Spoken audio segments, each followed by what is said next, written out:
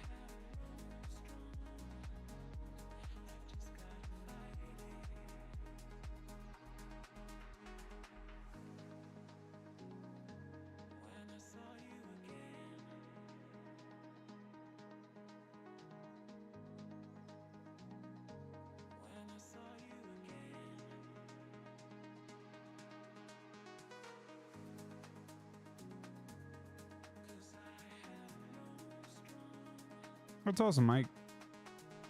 Now you're really good at Voca. Next season you'll have a lot of fun on it, I think. And by next season I mean tomorrow. 2 hours and 15 minutes, okay.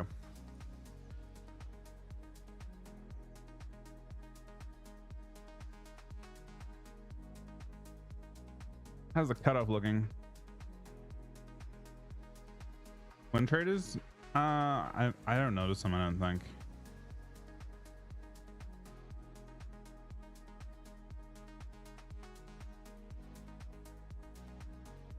Looks like we're safe rank 1 at this point. I would say. I don't think I'm planning to play at this point in the season.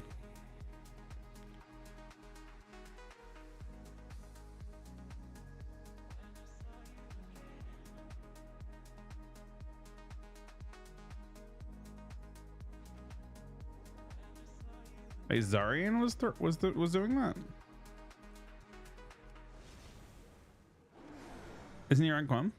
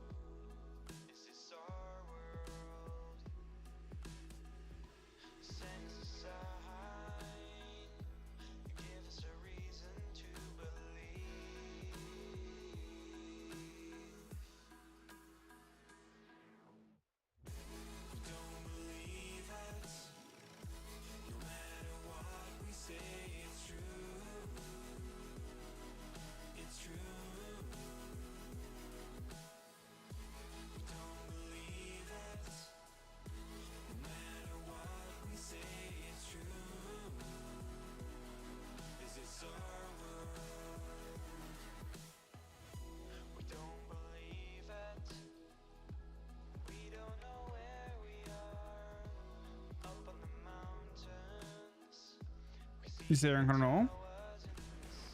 I think I'm rank 1 on DCAM DH. I don't think it looks like they're gonna miss out based on where they're at. Could be wrong, as always, but I think there's like 70 spots beneath me, or something.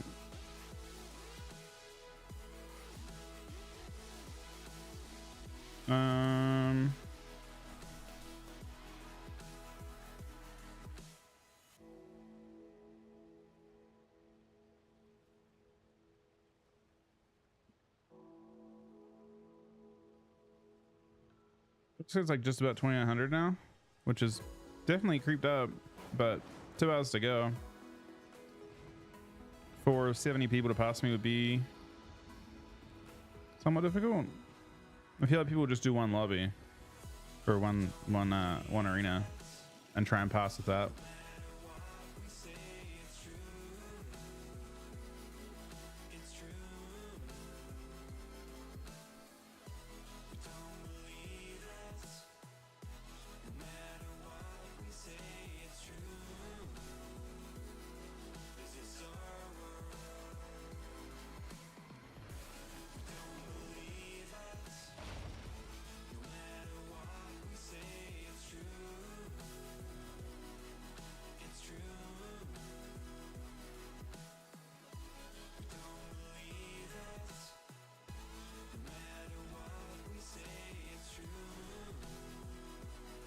Hey Sumi, how was the day of trading? Did you did everything green today again for the end?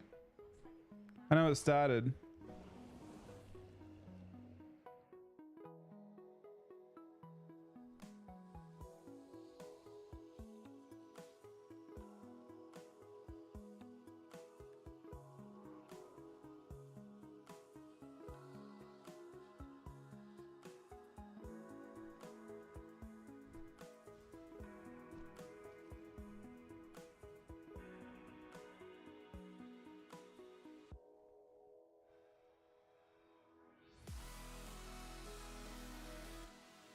Hey Goose.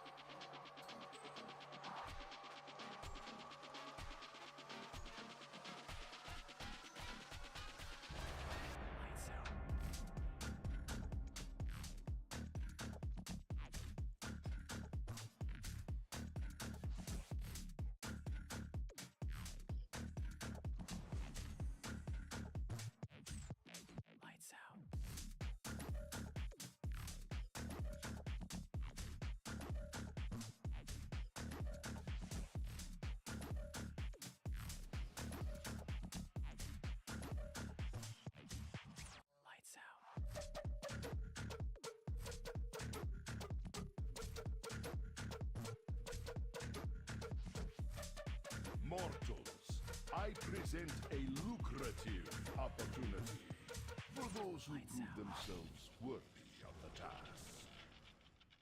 Many in the cartel are wagering on who are the greater combatants. Care to influence the outcome? All right, we got to shuffle. Time of the day, it's 9 p.m. for me. The cartel down. We expect a return. I thought for a second there I did the classic, like, you remember that Chuck played a lobby and the Paladin didn't have Bop Spec? I thought I did that for a second.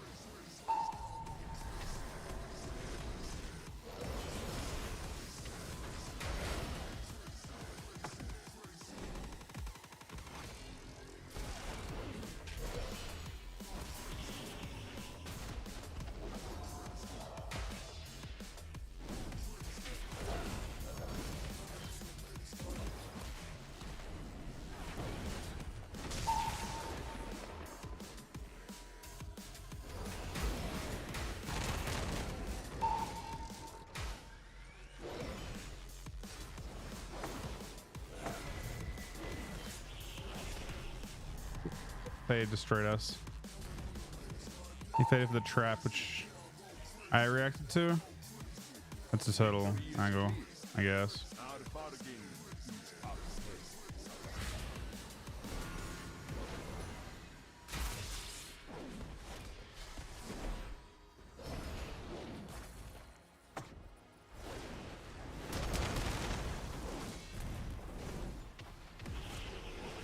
What the?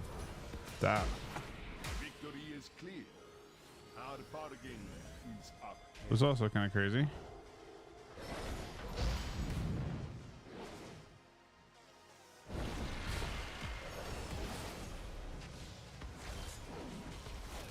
Victory is clear.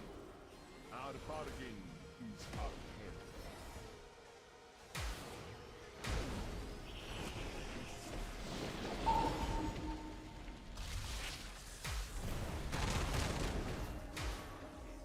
No matter who wins, we profit. No matter who wins, we profit.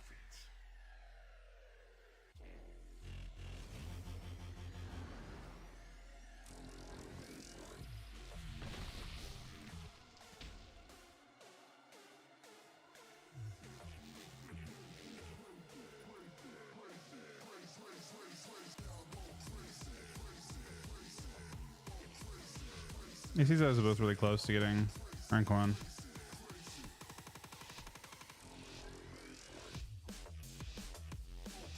Do not let the cartel down. We expect a return on our investment.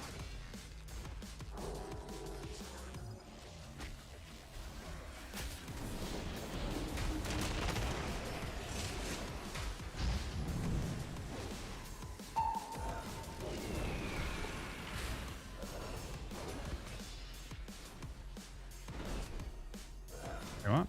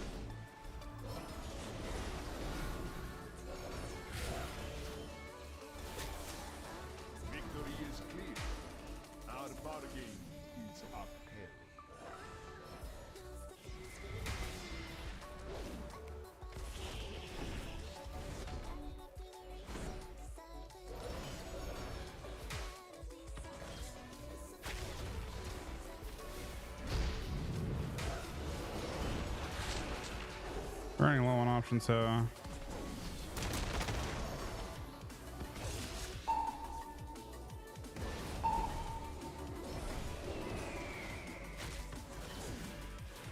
Victory is clear. Our bargain is up.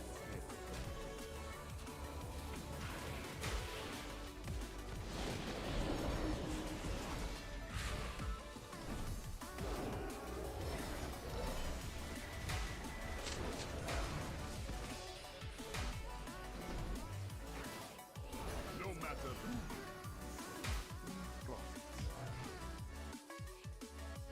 that matchup didn't feel good, but we have no MS for that matchup.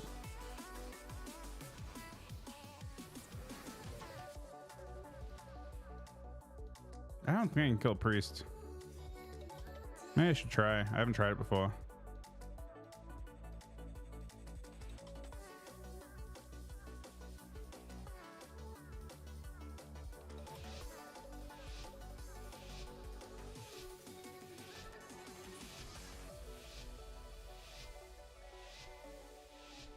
Do not let the cartel down. Notably, I don't think they. Expect a return Mm, on our investment. I mean, Brett's just really, I don't think, crazy good at killing them.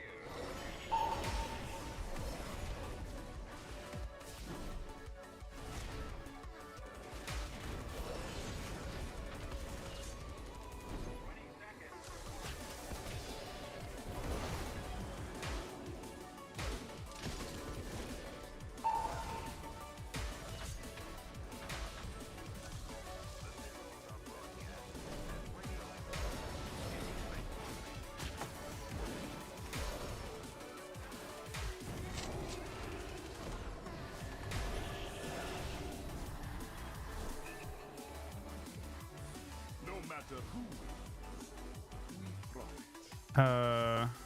Wow. That was, he immediately hexed my trinket. And then the warrior died.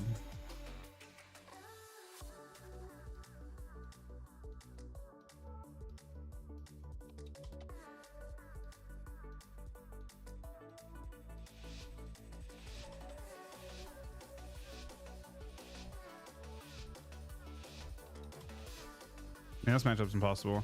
I think we're in trouble. Because we should have won that last matchup. The warrior just kind of died.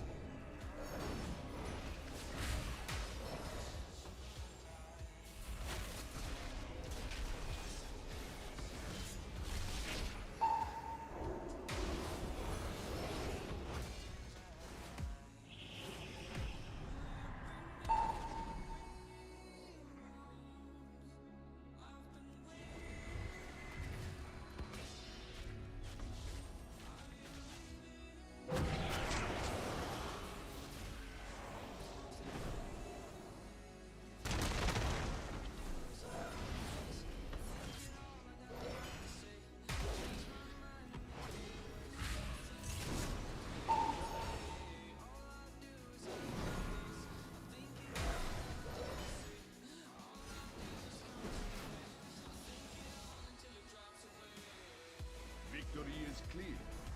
Our bargain is up.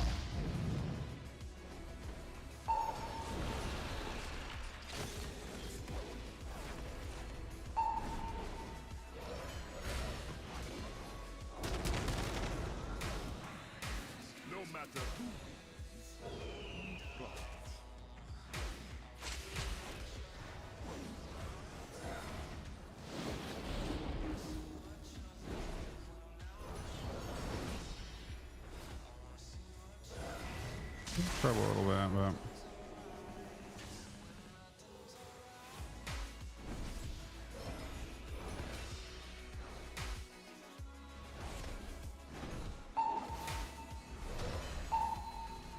no, that fair's gonna kill us. It's a very good fair. Victory is clear. Our bargain. They're even part of the game still. Victory is clear. Our bargain Ow. is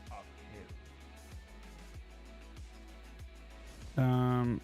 One of the priests only has one. I mean, And that felt here we easier. see some exquisite film on display for all to see by the mighty beef ducks.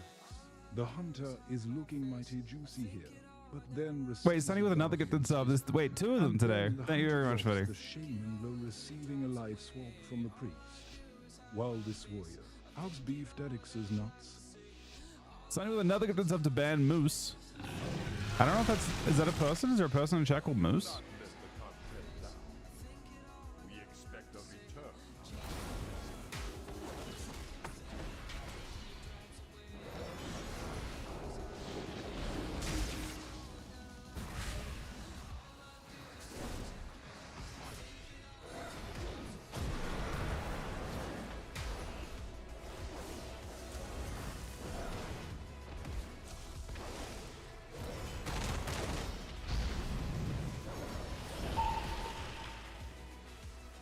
Yeah, I guess I have to try and hurt this priest. I don't know. I haven't successfully killed any DPS, which is weird.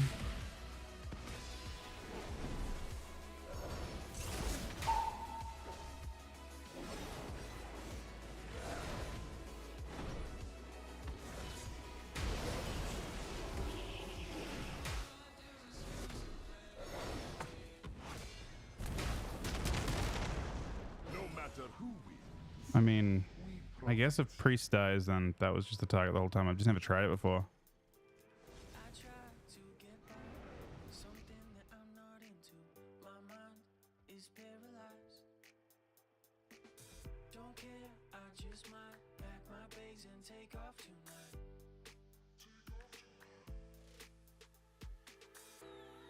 The priests actually flop though? I feel like they shouldn't. Unless they're playing ridiculously low verse. But they're not, right? Do not let the content die. We expect a return on our investment.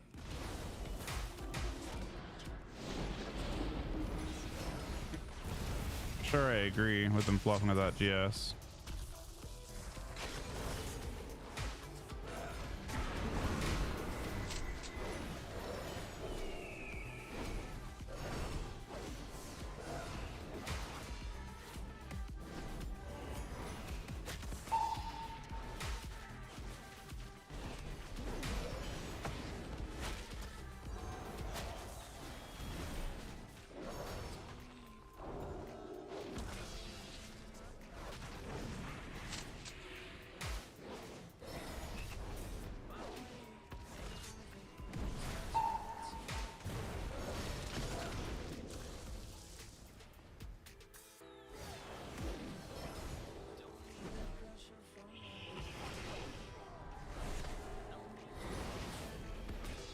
No matter who wins, we profit.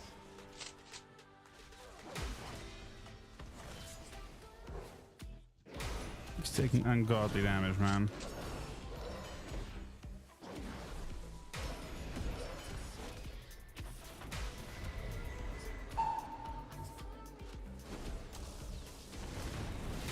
No matter who.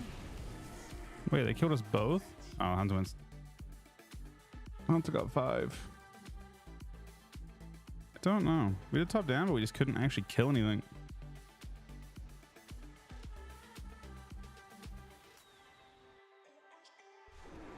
The Hunter actually still did more damage than the Shaman there while being trained.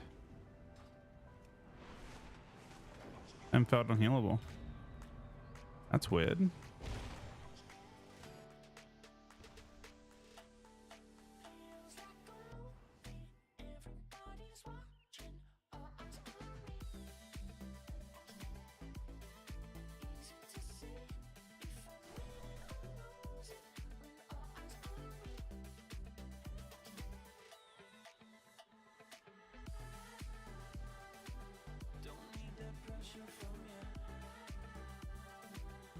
Kill shut off?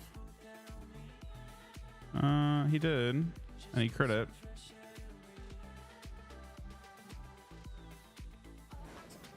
I would have thought with two of us attacking him, he'd actually be in danger.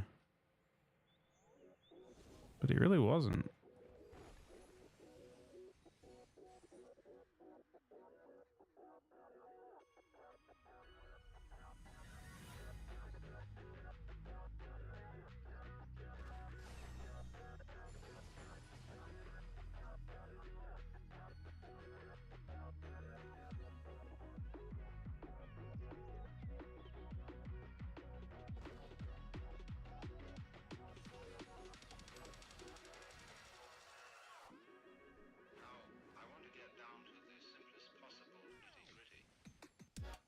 I don't feel that untanky in shuffle, but that's a hunt that has 2 in rank 1 range.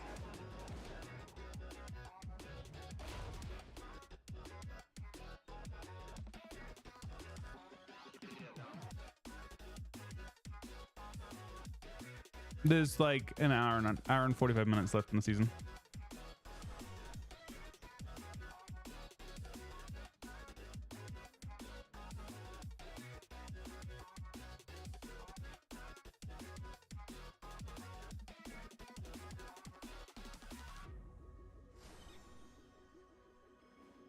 GG, buddy.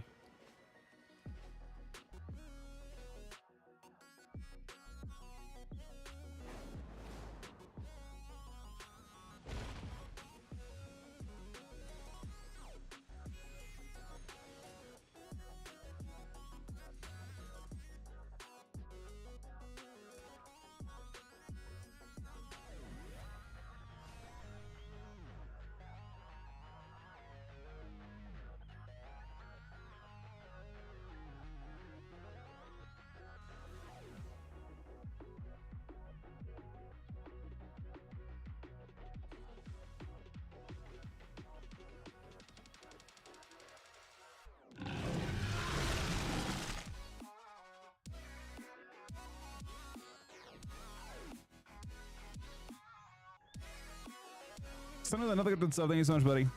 GG, man. I saw that you're the hunter.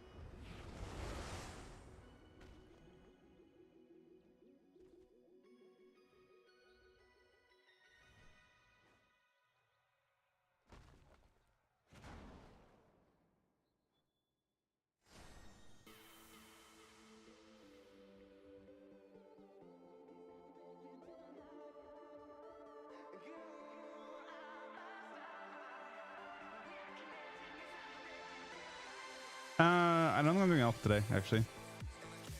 Maybe a teeny bit, but probably not. There's nothing to test in alpha unless they've deployed a new patch. I don't think I'm interested in it too much. There's not really much to do in alpha. You can look at different classes, but that's it. There's no actual, the actual playtesting's done. New BGR? Not that I know of. They just like do the Wowhead post that like announces it, but it doesn't actually yet. There was no actual content to it yet. Depends if there's a deployment or not. But I haven't heard of one. On Wednesday they'll have a new patch, I think, on alpha, and on Wednesday you can do some more. Like every Wednesday you can do new stuff. Enjoy the 64-month reset, buddy.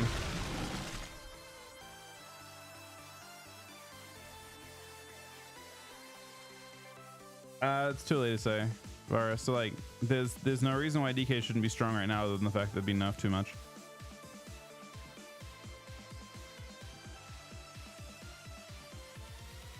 So like, there's not much I would see in War Within that would like really. You can only look at design.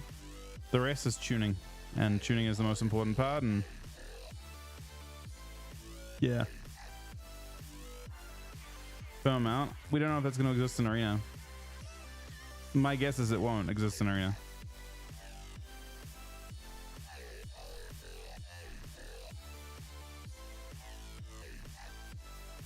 Sunny with a 3-month gifted sub. He's topping me with 9 subs. Thank you very much, buddy. But yeah, we don't look at, there's nothing you can speculate on really, because they all, a lot of the stuff on DKs have that look really crazy. That's like, you know, I would be excited about Will and Acropolis, but got 50%ed. I'd be excited about, you know, any of the District talents, but I got 50%ed. Or, you know, Festamite got 50%ed. So like all the stuff you get excited about can get very, very nerfed in PvP.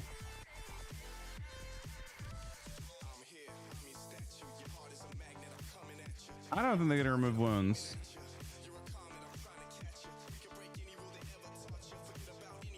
The only rework I would hope for if they were gonna do something with wounds, to be honest, Dread, would be have them stack on the Death Knight themselves. Like you use, I don't know, like you just change the name of it so it actually makes sense. Just so you have more freedom in it.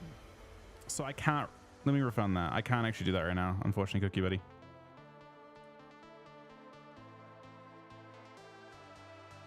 Not when I'm doing shuffles.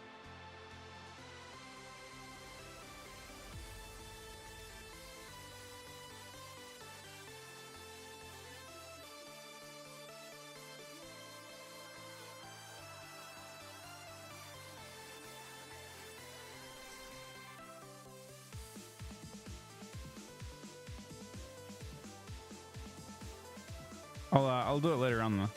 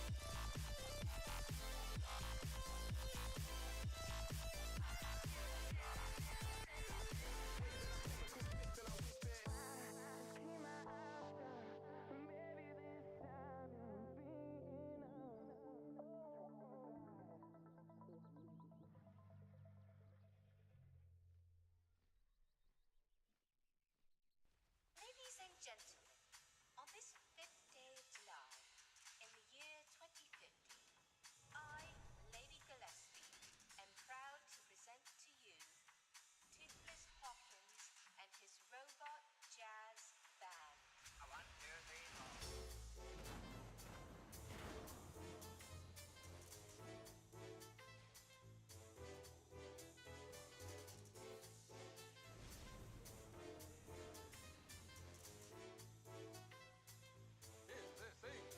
Nothing's locked in, but I mean, I think DH and DK get it.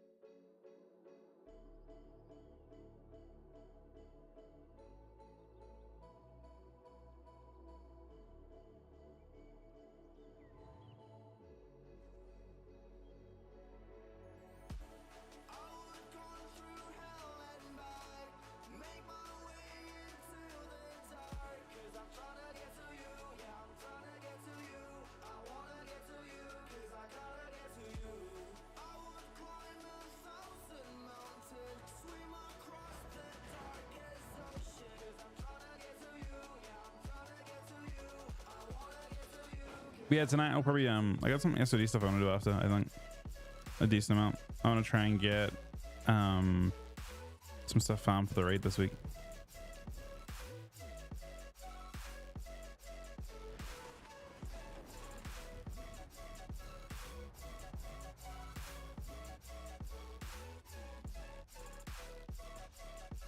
Queues are back to normal. They're like 5 minutes yesterday. Hey, Vigi.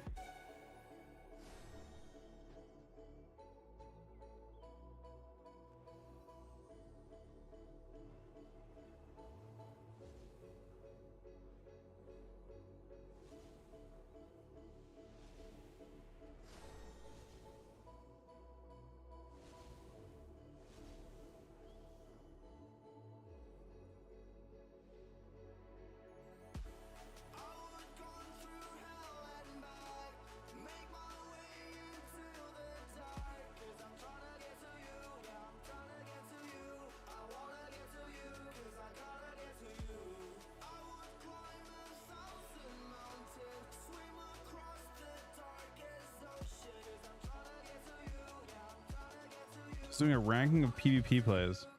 What the fuck? That's awesome.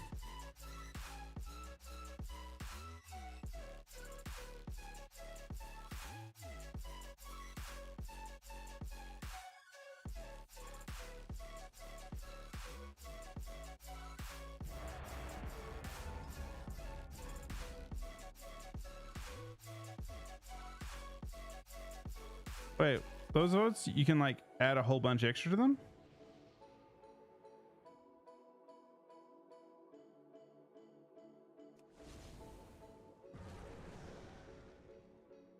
Oh, you can like multi-vote with points?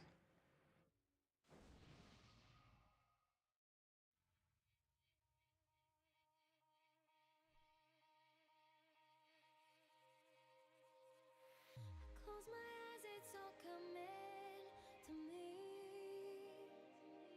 Mortals, I present a lucrative opportunity for those who prove themselves worthy of the task. Many in the cartel are wagering on who are the greater combatants. Care to influence the outcome?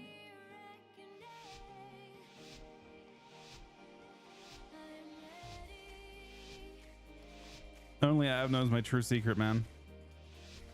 Do not let the cartel down. We expect a return on our investment.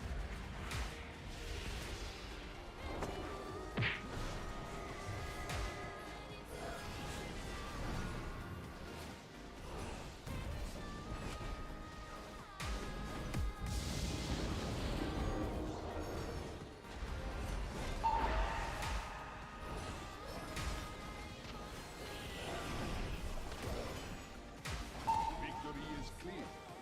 Our bargain is upheld.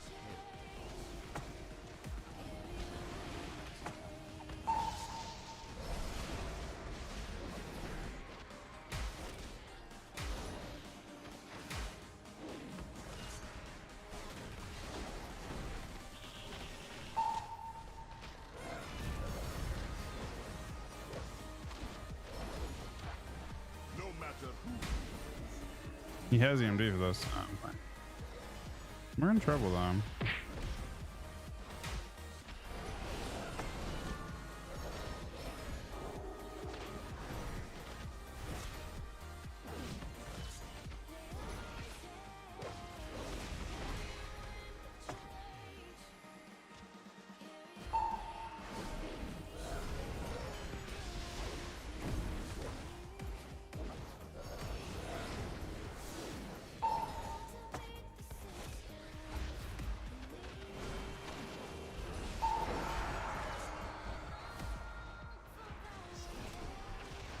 Victory is clear.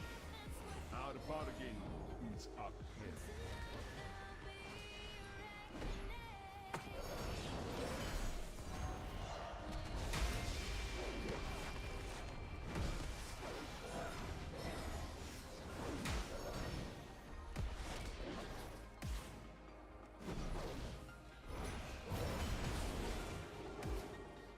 It's just Mike is waiting for his tunic ones every time.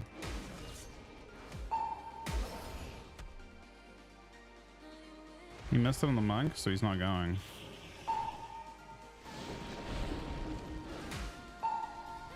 I mean, I sanked all this. You sank it all. Victory is clear. Our bargain is upheld.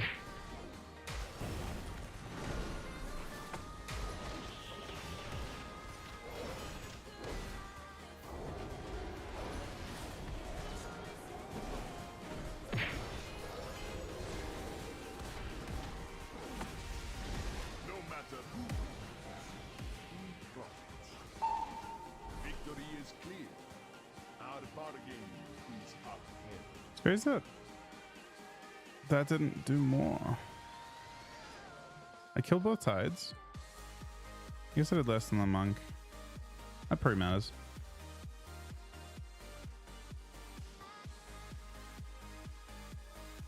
Guy had the buff when I did. Do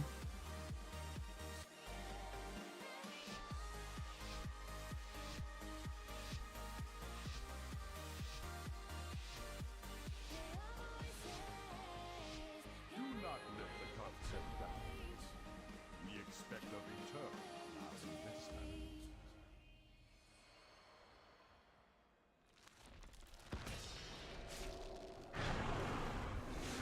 Well, the Incan.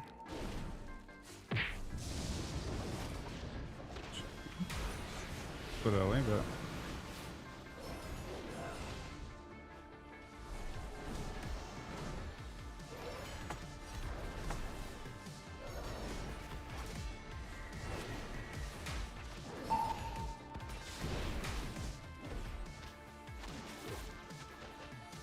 Victory is clear. Our bargain is upheld. oh shit! I actually this one we're playing right now is not good. I don't think. Our bargain is upheld. It's weird because he was not going clone crazy before. Like this.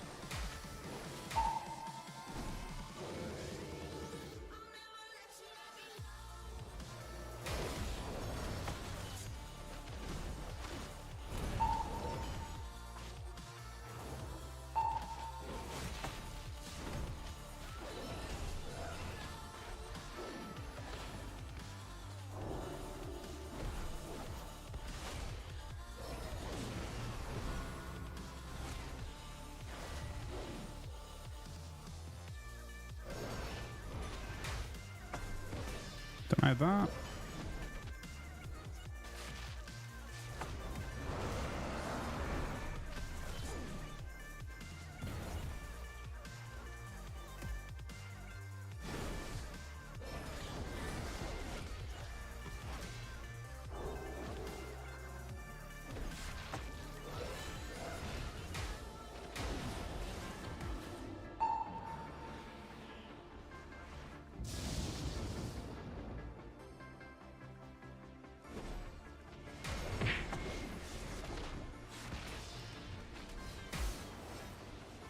Victory is clear.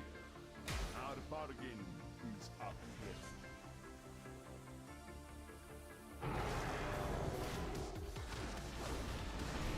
No matter who, we profit. Did he clone out the first round? He did. 5. Second round. 12. These are much more aggressive clones.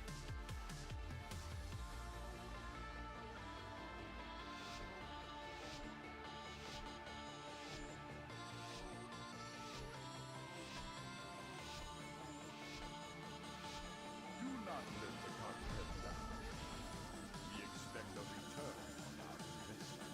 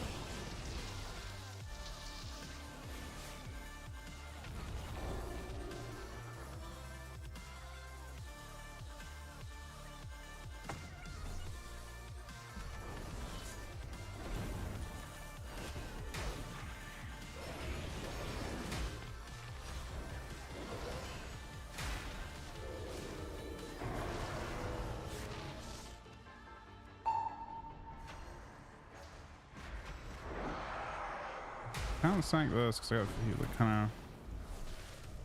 That's bubble.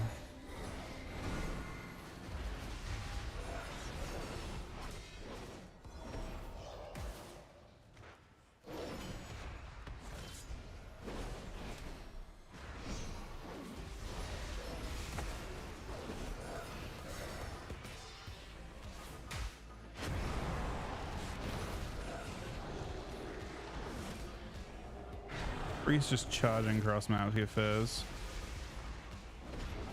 So unless you see this, we can probably wait. As long as when he tanks it, it's not close to me, I think it's fine. I can't get close enough to him.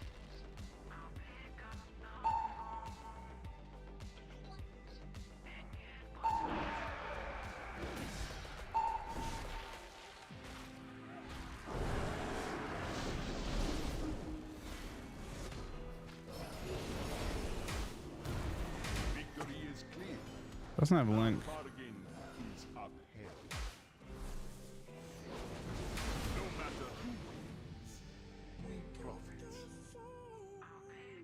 So far the Pharaoh's just losing every round. Hey Chef.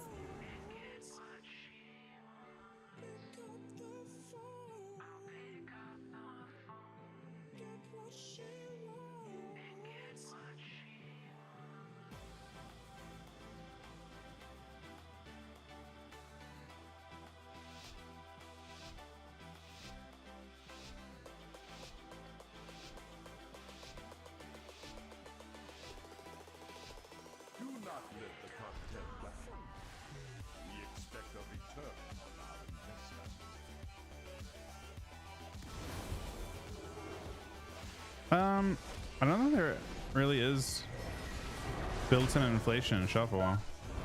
There was suppression in Shuffle, but I don't think there's inflation.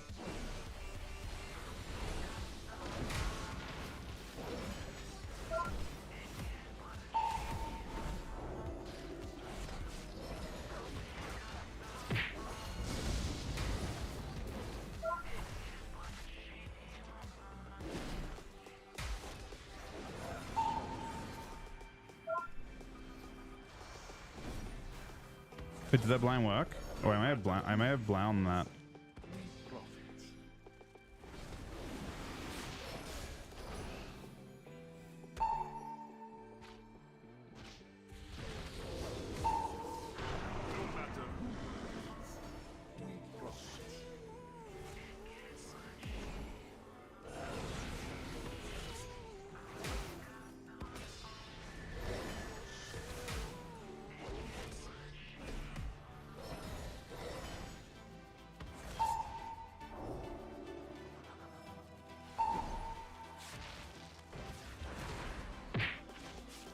Of him at least.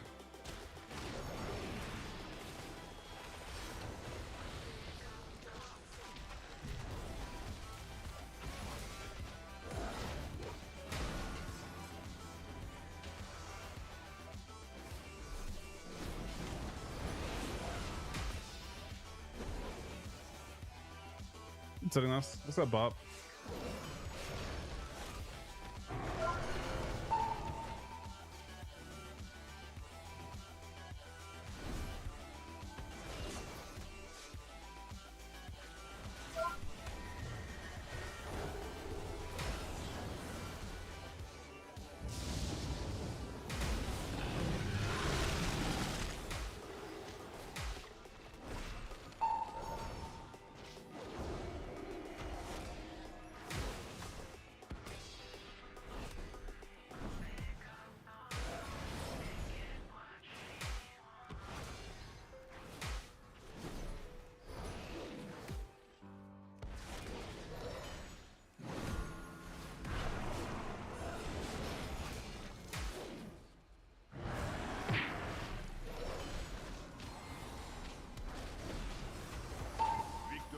Clear. Now the bargain is up ahead.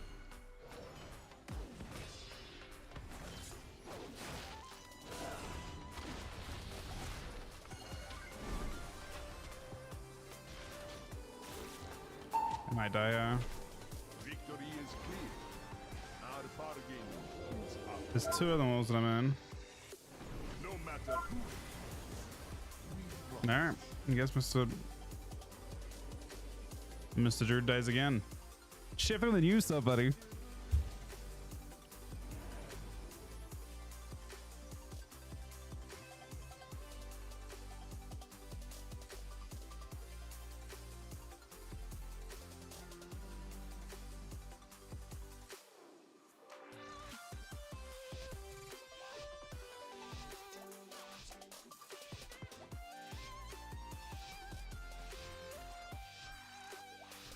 Do not let the contest down.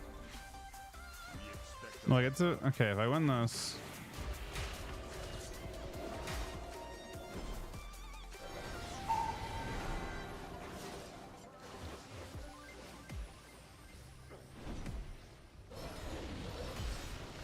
no matter Oh! profit. Almost in the open, man. Victory is clear. Our bargain is upheld.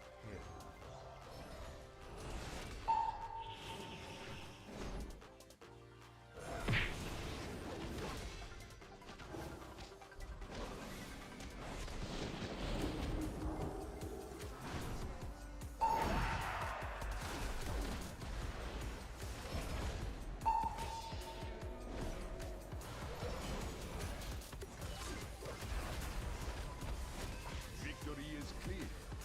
Our bargain I got. is upheld. That spike was sort of random, to be honest. I mean, that's a huge mind spike. Holy fuck. I was healthy on the ROP, and then we just got fucking destroyed. But that priest actually did.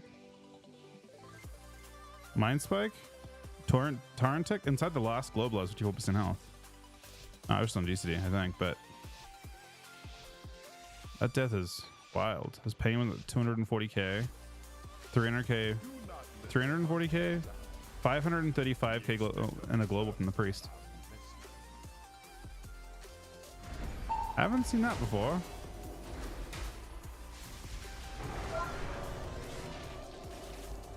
That's just a thing. On the ROP too, like at the same time as he ROPed.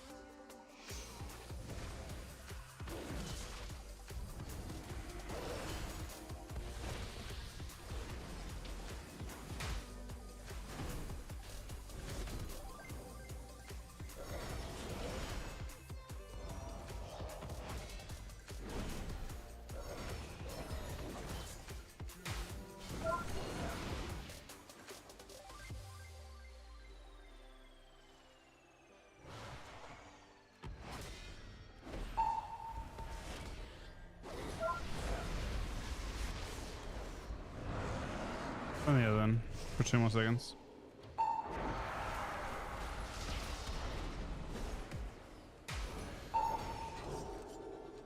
Victory is clear. Our bargain is upheld. All right. Lay saved us. How much did I go for? I was actually pretty late, I think. 350k still.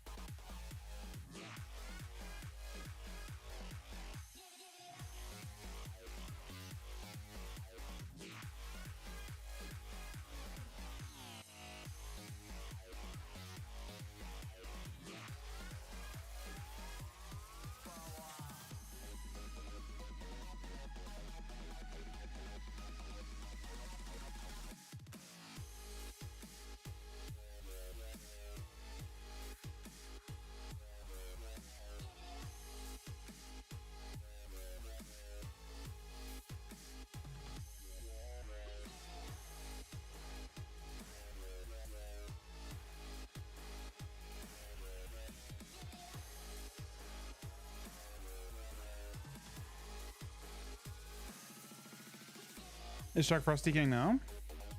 No, he's Holy Priesting. Wait, is Holy Priesting for fun? Wait, pushing Holy Priest.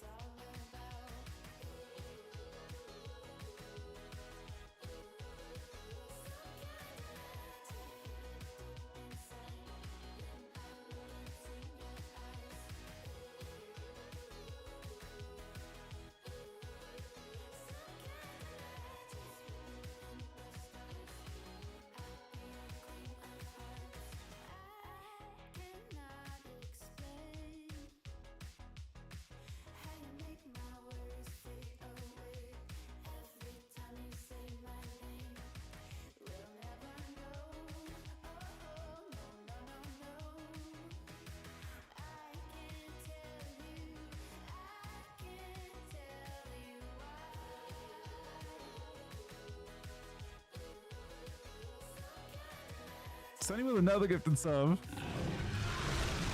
Thank you, Sunny buddy. You're top of the week by literally 10 at this point.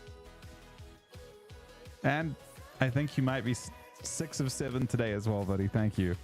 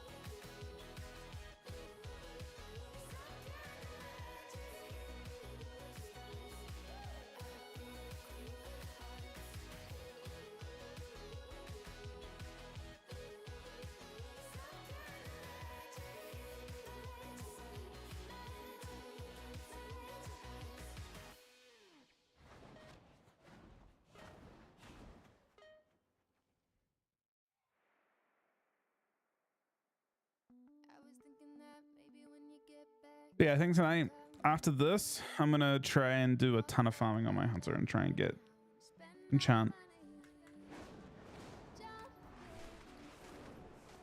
Which I think I can do with just farming the ears if I can be good at them. If I can farm, I think 8 are required to get that enchant.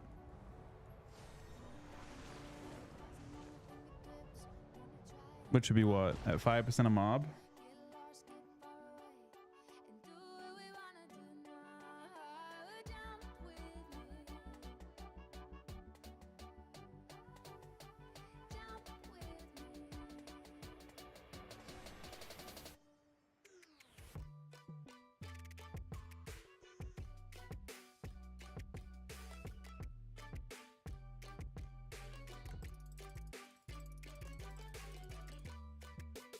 $160 Ellies. Nah, I mean I should be fine. I was pretty. Those are. I was doing with level 48 pet, level 47 pet. And I didn't have any of the gear I have now. I'm way stronger. Way stronger.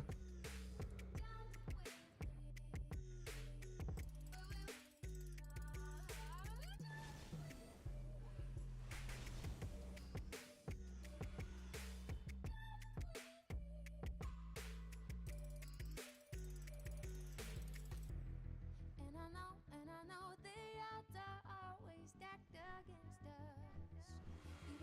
Even though we're young and trying to die, baby, don't get lost. And I know, da da da da da.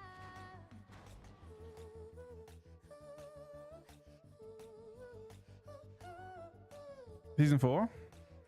Well, my plan with season 4 is to play for the first 20 days and then maybe the last couple days, but to largely play Kata. So season 4 I'll be playing like DH. I'll do DH Red, DK Warrior at the start, something like that, and then after ADVC and when Kata comes out, probably just DK and Kata. That's the plan, at least. I think Kata will be fun. And there probably will be competitive stuff in Kata too, for a little bit.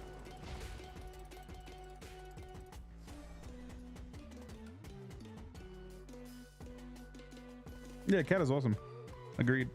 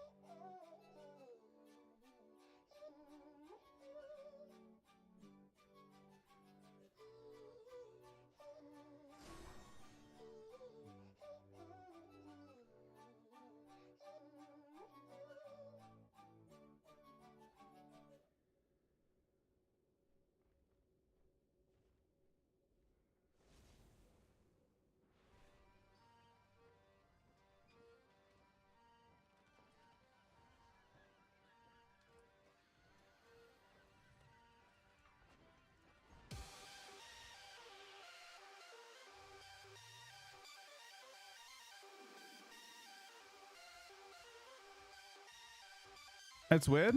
Kata pre-patch? It's gotta be really soon, maybe like the next like kind of like week or so. But do you see the Kata remix is coming out before Kata is? Or sorry, the Mop remix is coming out before Kata. That's weird to me. Like, that's genuinely very surprising to me.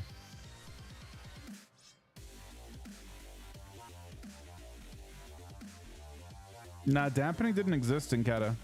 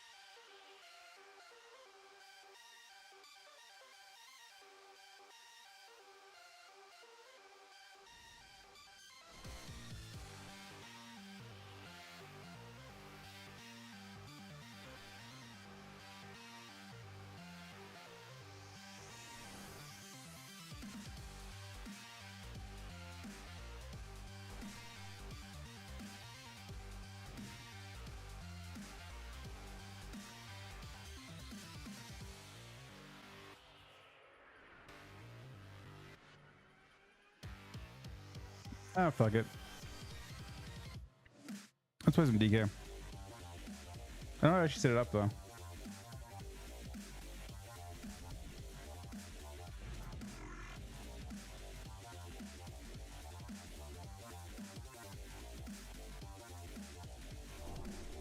I'm not sure where mine will be.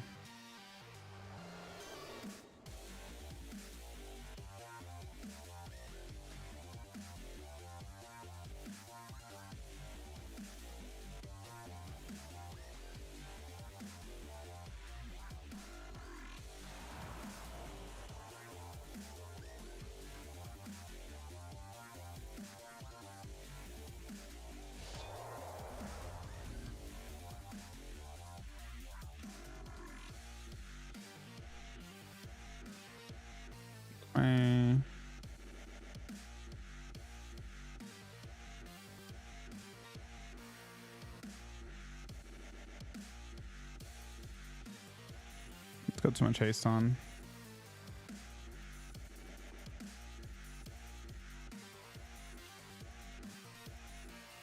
It's probably better.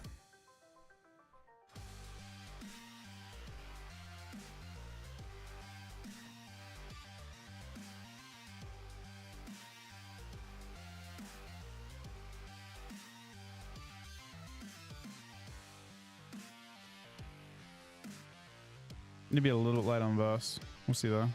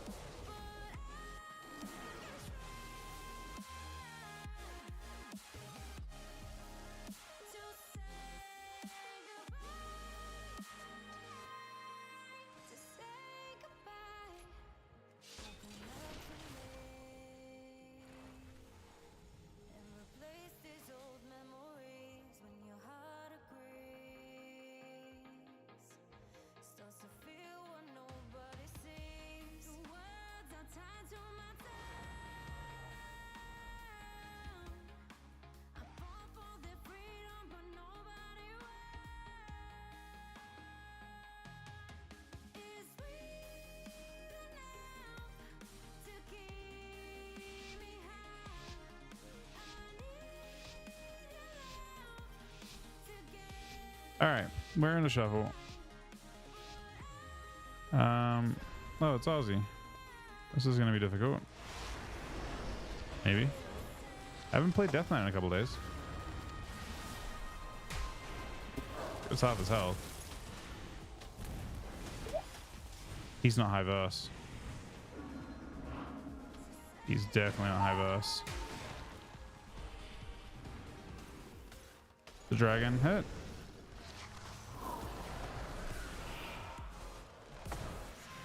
It seems kind of unhealable.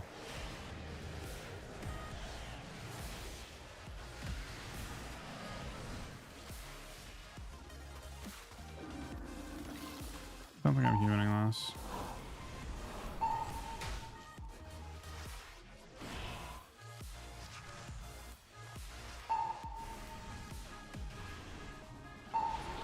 Whoa! What the fuck kind of verse is he in, man?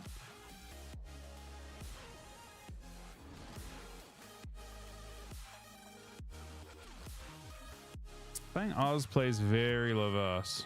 Or at least in previous seasons. I don't know. It could just be like I hit Shaman's head.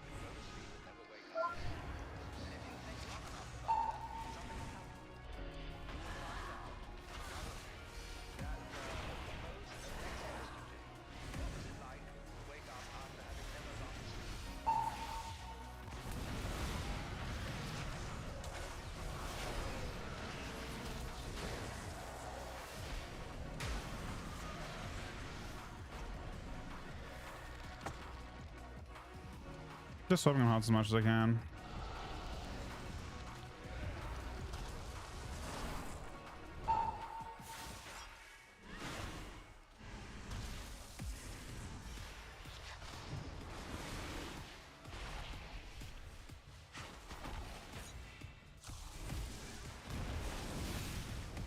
Let's say a kleptoed.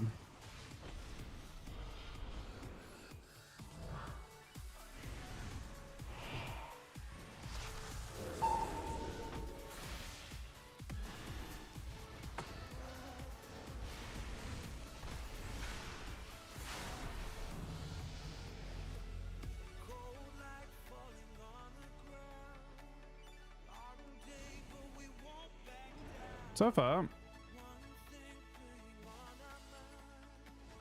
my damage seems pretty good. How much of us using? I feel like he's very killable by me. There's tons of us. He's full of us. Why is he dying so hard? Just unlucky, I guess, with a Druid? Could be the Druid getting crushed by the prayers. Could be a 3-3 lobby.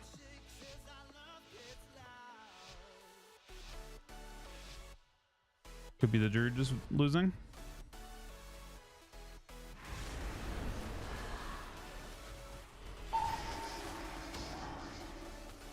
Give him a chance to purge that.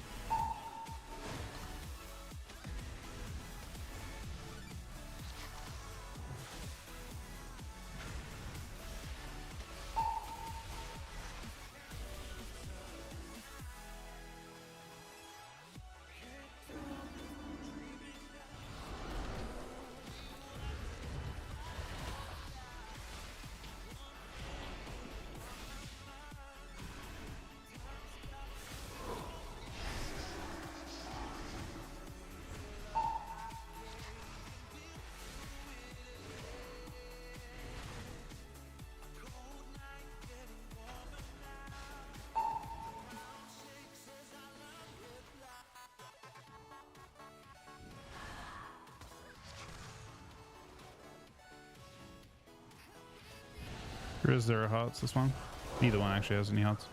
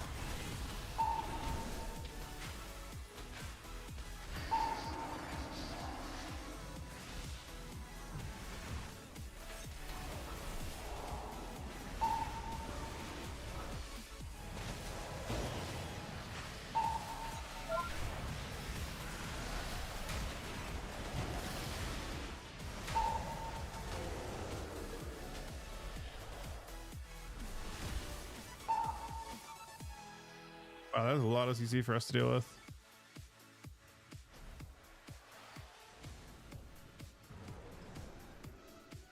He left, man. That's kind of brutal.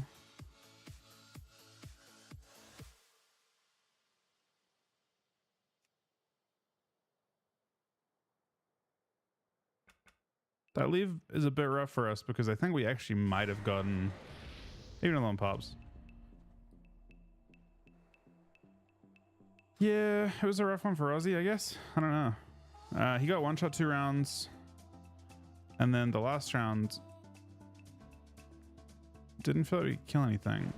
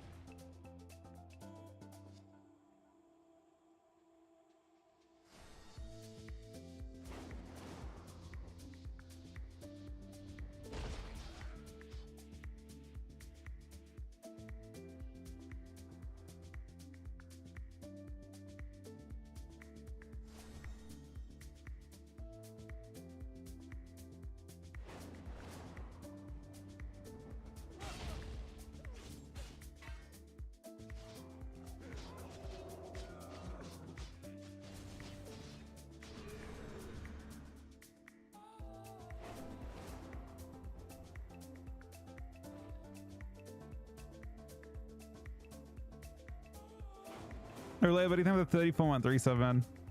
Thanks for being here, buddy. Is everything going better, hopefully? A little better?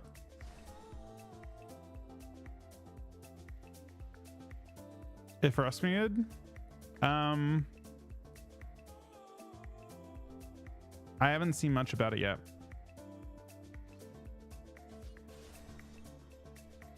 Yeah, no, I appreciate it earlier, buddy. I totally get it, man. Again, I'm just hoping things are going better for you.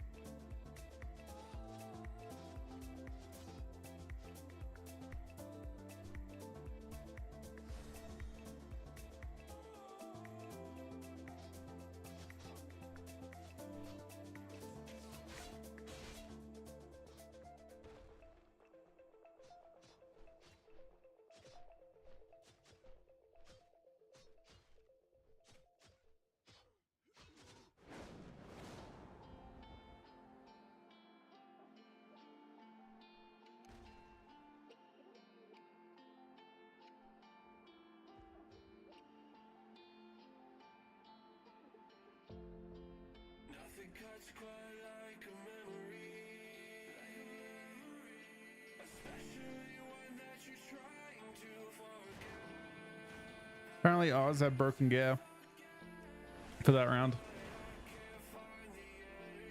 Or for all those rounds.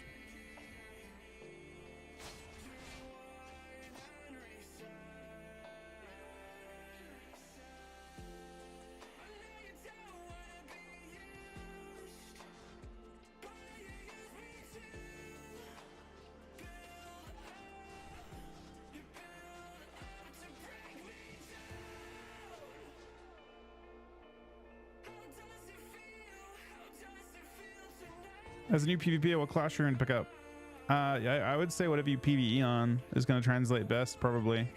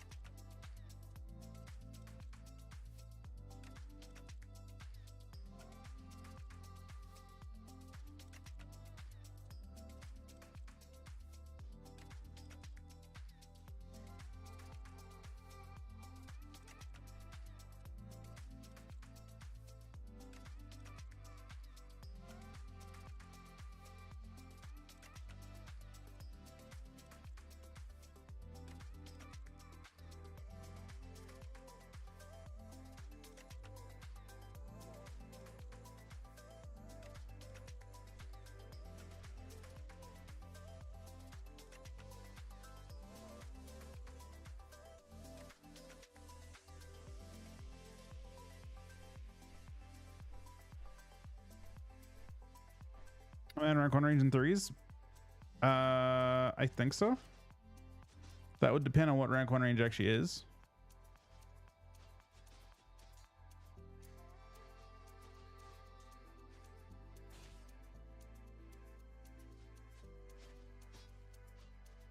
I mean, according to Armory itself, it looks like rank 1 range is like 2900-ish, and I'm 2930, so I think so. On both characters. But maybe things have changed a lot, I'm not sure. It's been a slower than usual end of season, I think.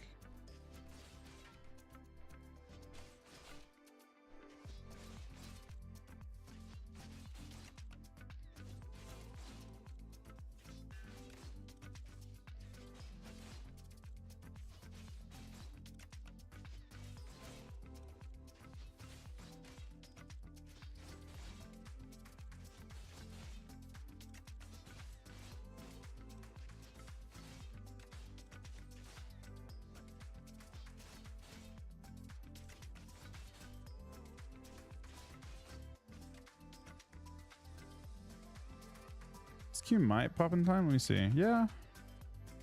I would say odds are with me that this Q pops.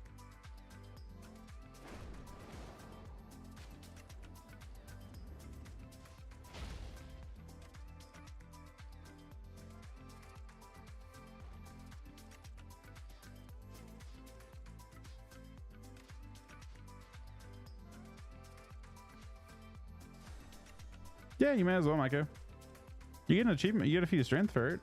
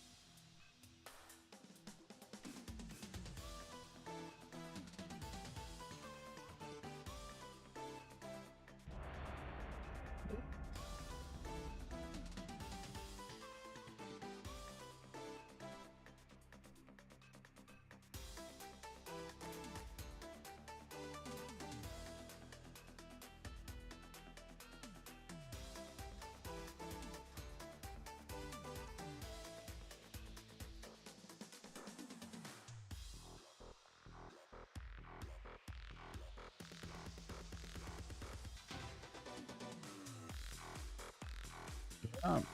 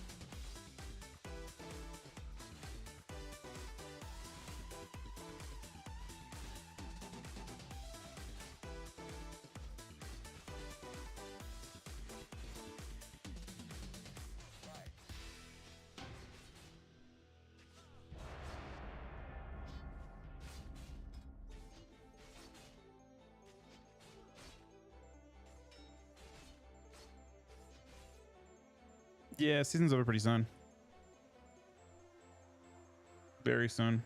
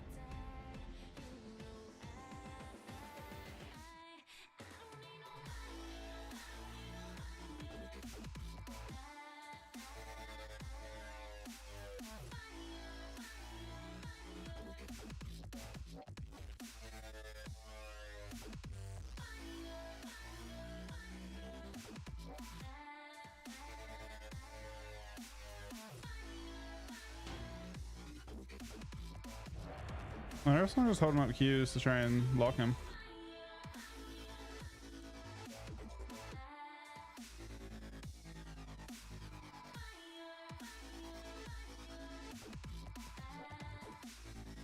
Guess that'd be smart.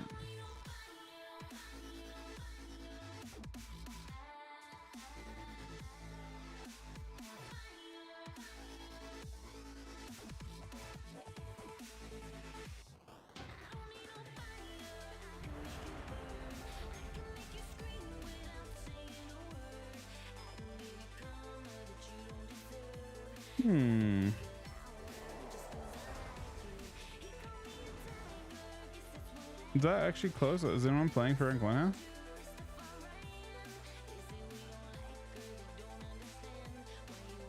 Oh, he actually is. Oh my god. Hansel is playing for his rank 1 spot right now. Comboy. I don't think Comboy's playing for his one.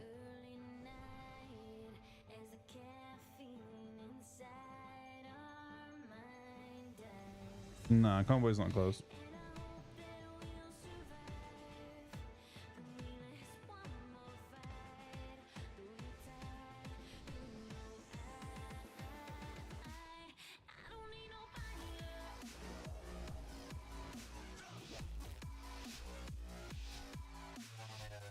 No, Unholy's in a terrible spot, but it's actually, I mean, yeah, it's very bad.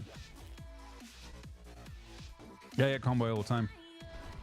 On all 3 specs, actually.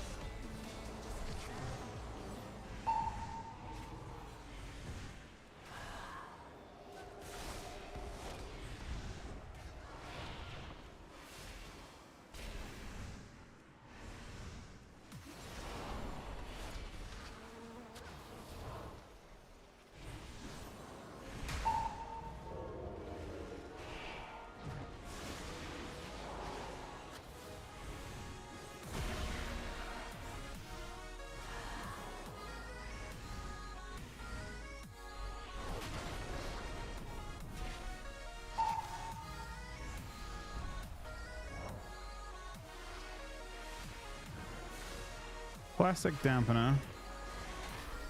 Kinda.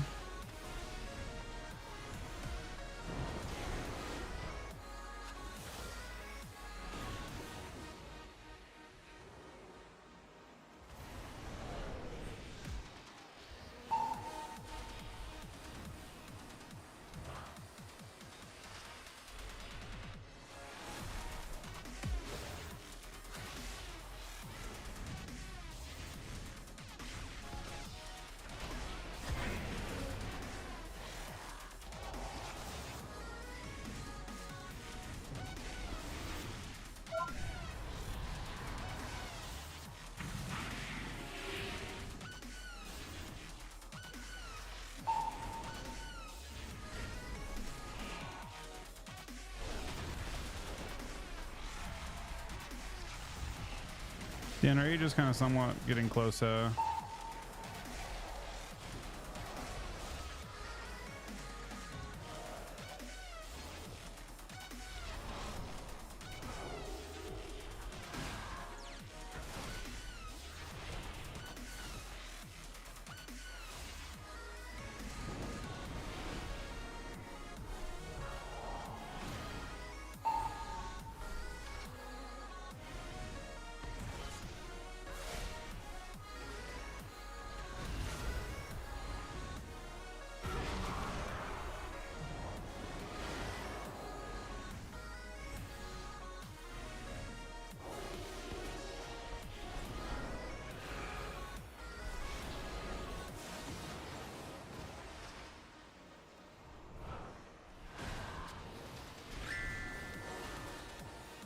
I'm dead unless he's a bot for me, which I don't think he does.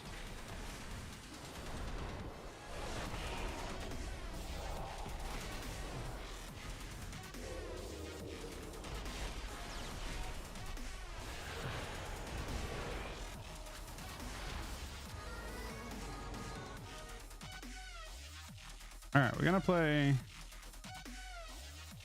I guess, 2 PvE trinkets.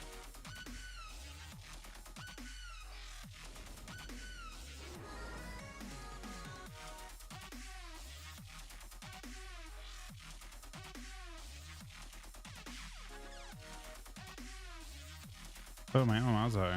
Interesting. I think I actually get rating if I go 2.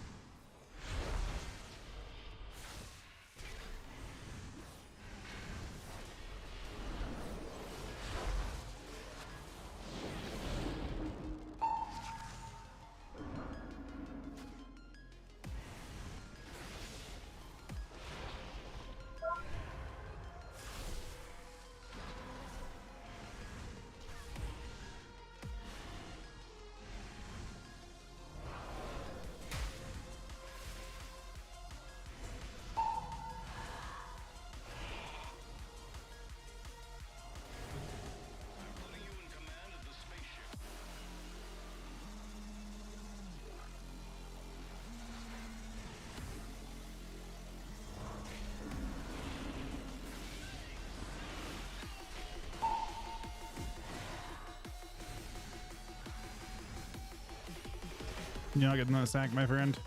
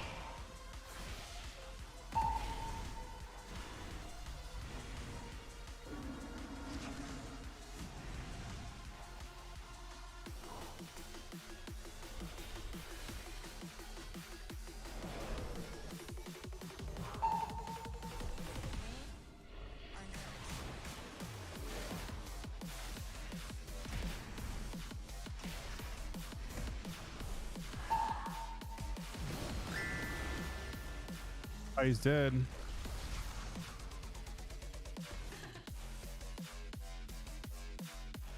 There room to.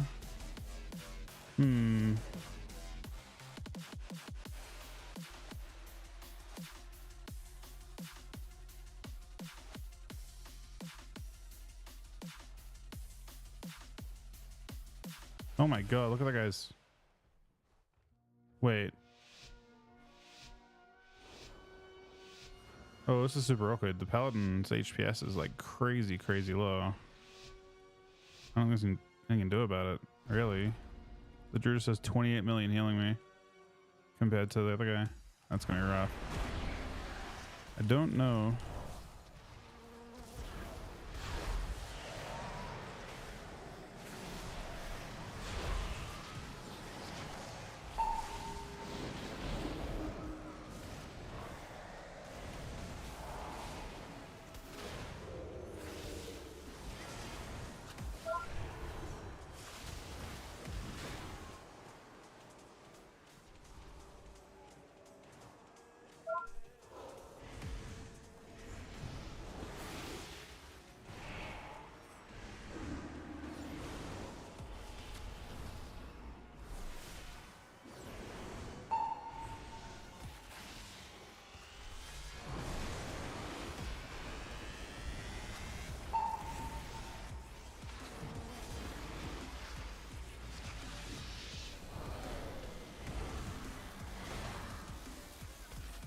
My god, I'm getting deleted.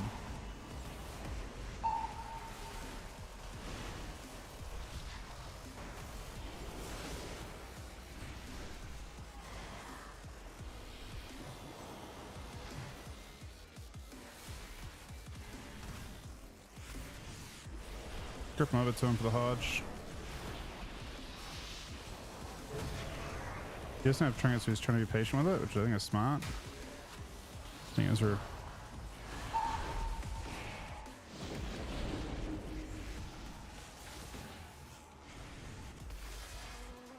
welcome back.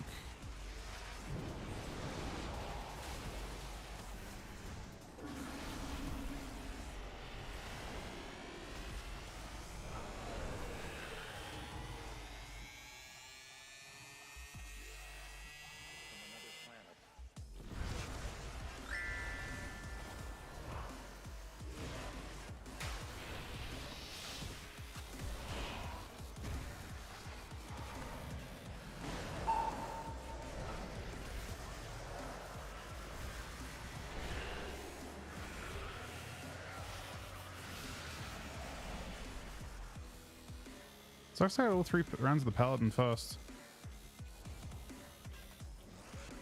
It might be really bad for me. That obviously felt terrible. I don't know if Mr. That's actually like so tragic for the Paladin. Maybe, I mean, I'm actually happy for him to do well than me.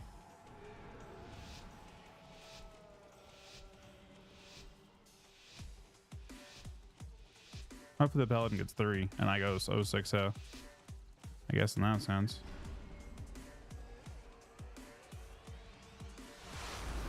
But it does seem like an incredibly stacked lobby towards him.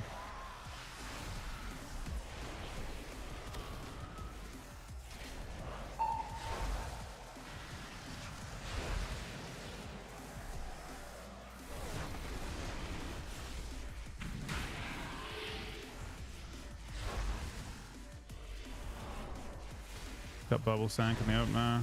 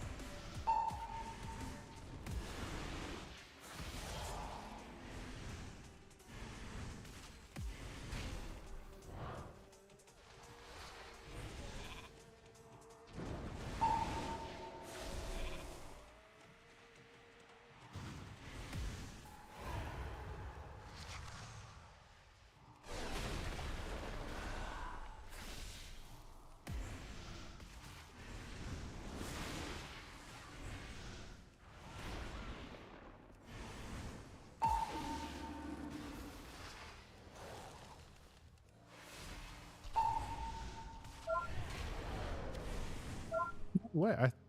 They didn't actually have any damage until he's half health. I thought he was chilling. He was mostly until the half hodge.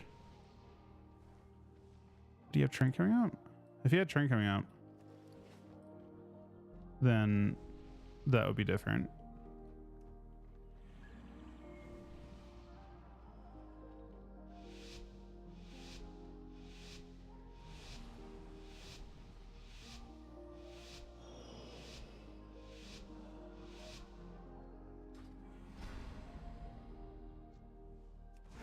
I don't know if Luck can actually die, I guess.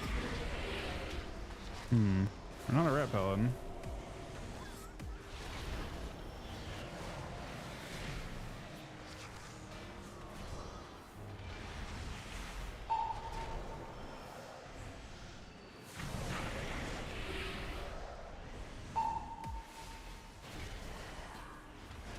I know the rat's gonna trade my healer every round.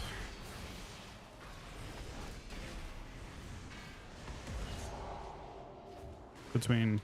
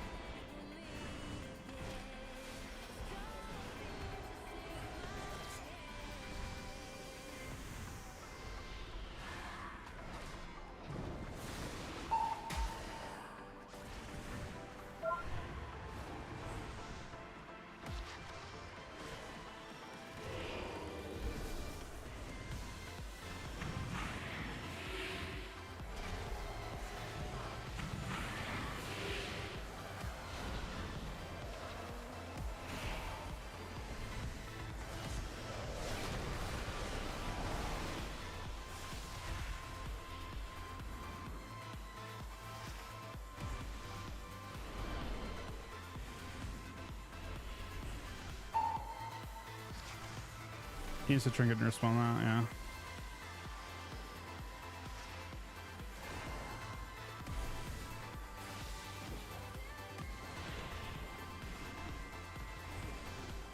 He's in execute range.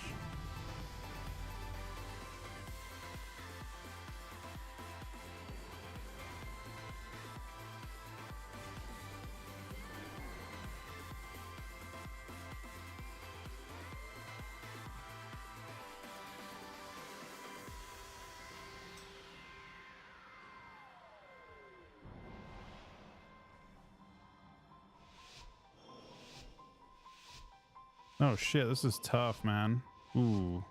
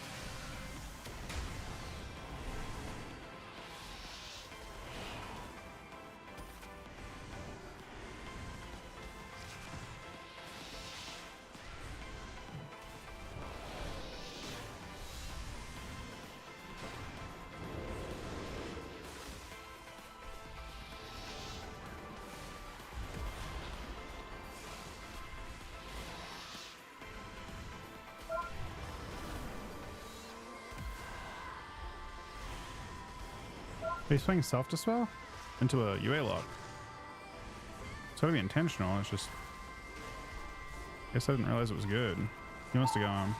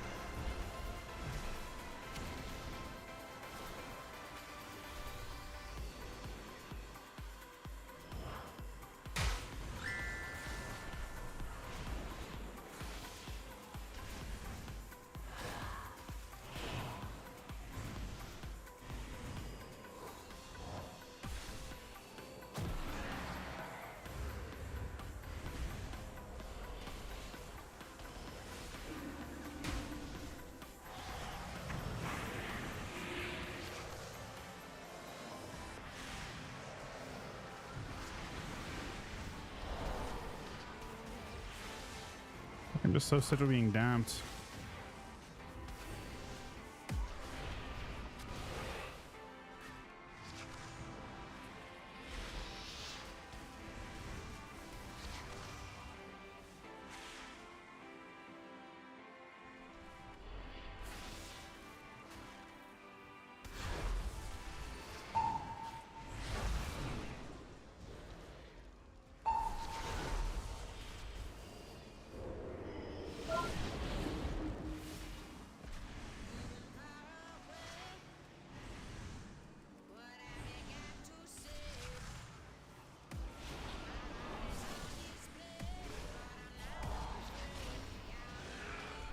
Wow. We actually got dampened in the end. I guess Hansa went 5. Hansa goes rank 1 from that. We lost the first round. I guess we should have got 2, maybe. That's unfortunate. It didn't actually feel that bad. But I'm not sure what we needed to kill. Maybe that was actually a good lobby for Strang.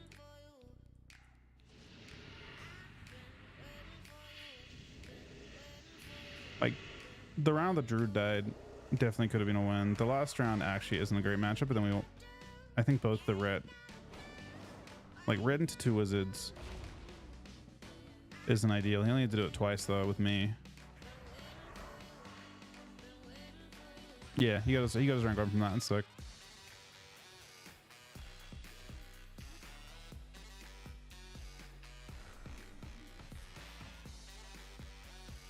It's possible we could have dampened that by going. Actually, I don't know. I don't think killing Lock's good with it, right? And I don't think killing Holy Paladin is practical.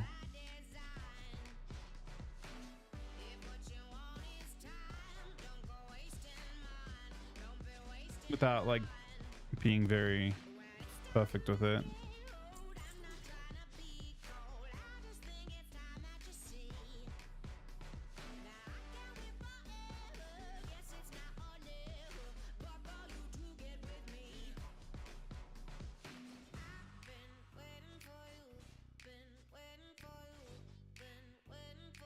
Sort of unfortunate in the last one, my last lobby though. So I think the season's over now, yeah? Yeah, season's over now. He actually got it with like a minute to spare. I guess he'd get it anyway. Not a bad season either way. Doesn't actually change any results.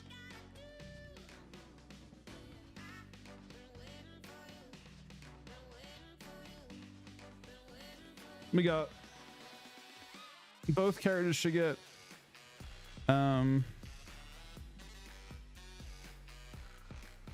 that's crazy how little stuff moves. Both my characters should get Crimson Legend or whatever it is. I got Legend on both, and I got 2 rank 1s on Death Knight and DH. I think. Actually, I don't know. I guess I should look and see, right?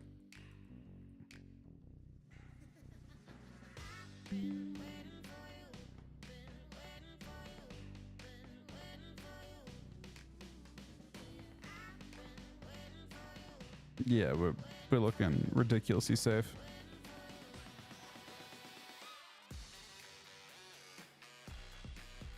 I'm there, and I'm there.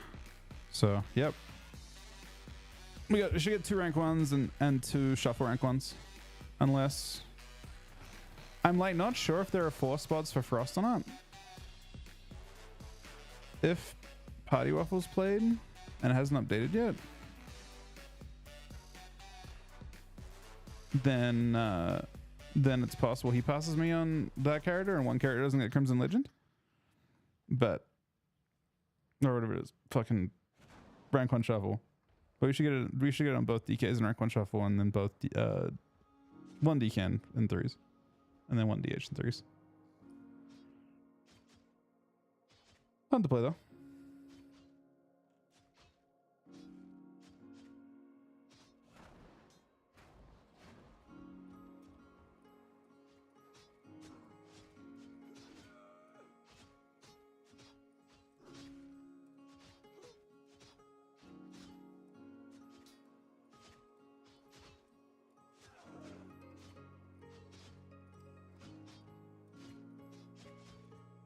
Well, I think people leaving the last lobby is actually fairly likely as they fall out of range, you know?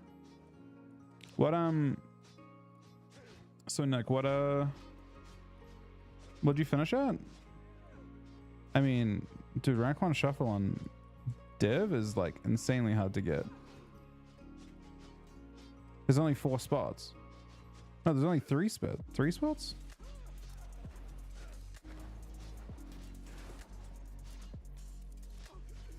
It's like one of the most competitive classes to be pushing on.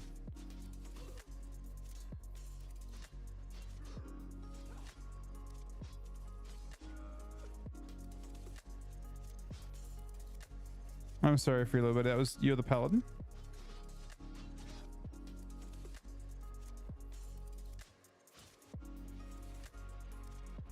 It seemed like a bit of a disaster. Like, I don't really want to play against Naflock. I don't want to play with no MS, and I can't play with a rat. Because when I play the rat, I play into 2 wizards that I can't kill with no mortal strike. It's a pretty unfun combo, I think, for me, unfortunately, and I'm sure very unfun for you with no mortal strike to pair with. Plus, you're pairing with a rat paladin, but it was really just, I guess. I'm trying to understand why it's good for Hansel. Really, like why that's a good lobby for Arcane-Mage. I don't think he's spell stealing a ton. Just I guess they're just burstier and like the games go to damp and the Arcane-Mage burst pushes over the edge. Like his damage is like better at finishing.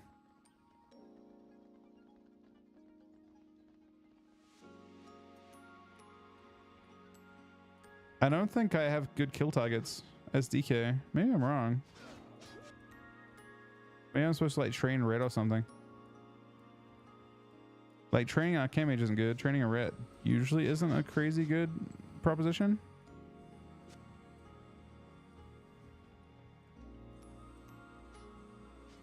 I think if there's like a different class in there that I actually can use to get damage, like to get my damage rolling. But it wasn't even like that good for the affliction, which is kind of surprising. It was actually best just for mage because I guess he was uncontested. There was no one to.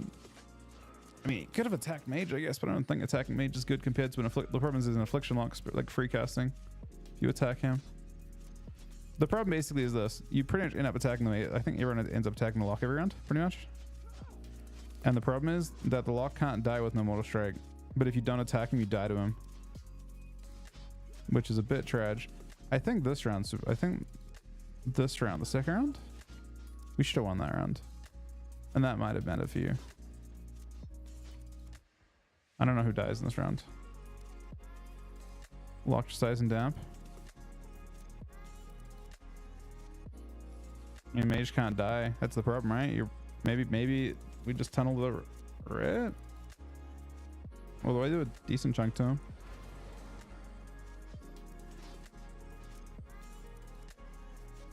This was probably the most important round for you, I think.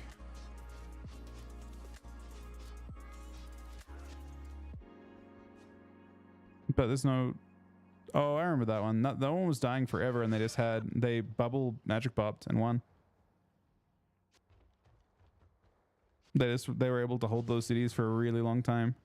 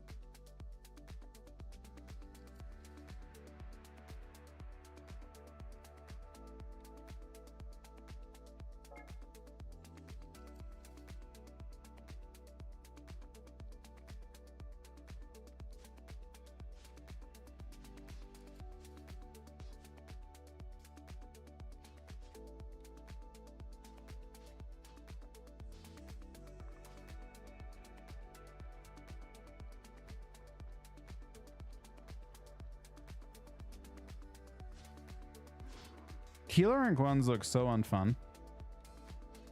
Like, ridiculously unfun.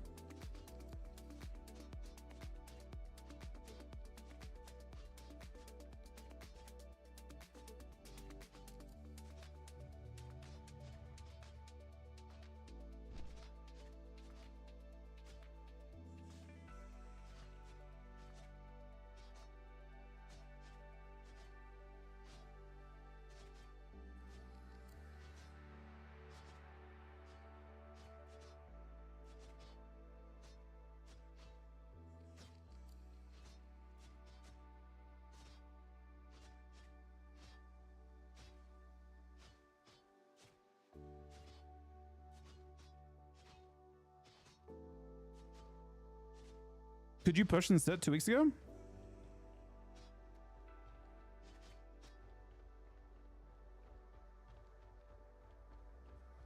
Like, is it possible to push instead as a healer like weeks? Oh, I guess some of them did. Like, I bet Danny didn't have to play. Actually, I wonder if he did. Let me see. I know Danny was like 27 on Druid at the very start of the season. Did he not even make it? Hold up. Danny didn't even play. Oh, he made it though. Maybe made it. Yeah, I know. That was an insane lobby.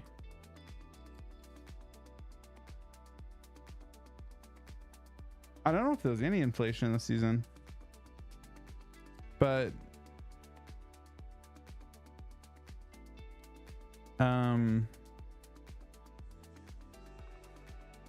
does that count as safe? I feel like healers all have like a ridiculously difficult time.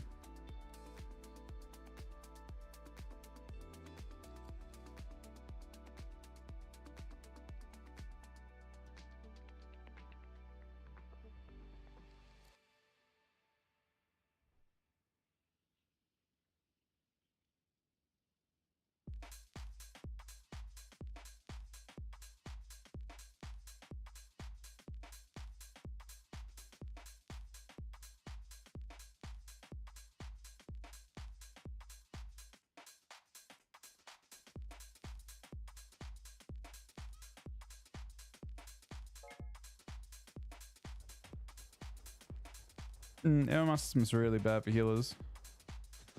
Healers have to deal with a lot of 3/3s and stuff. Nah, glad mounts, everything's disabled at this point.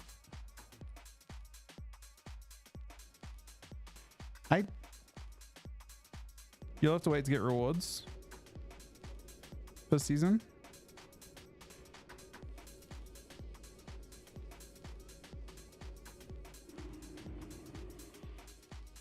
Owner of did Chrome push today?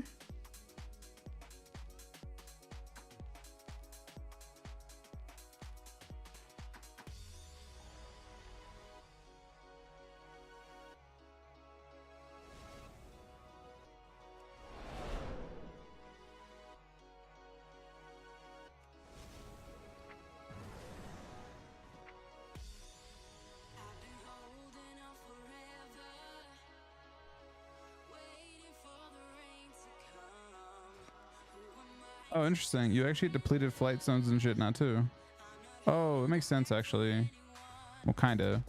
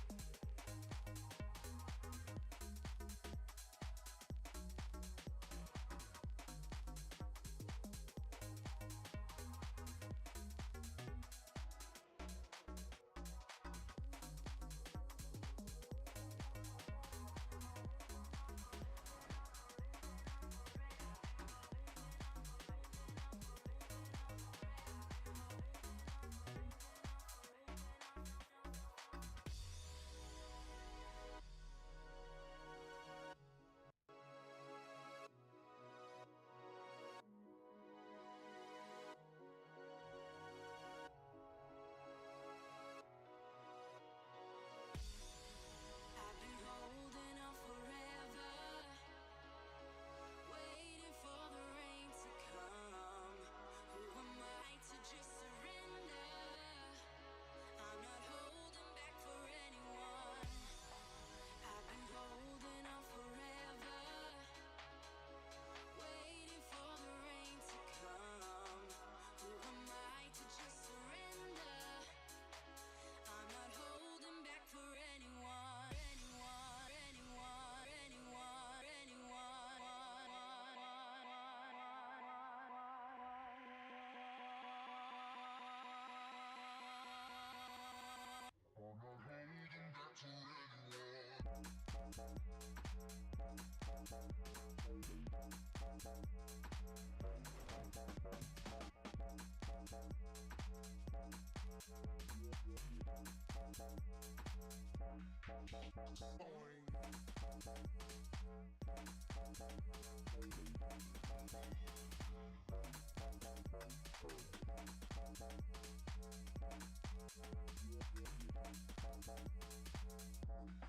Flip 'em like a pancake.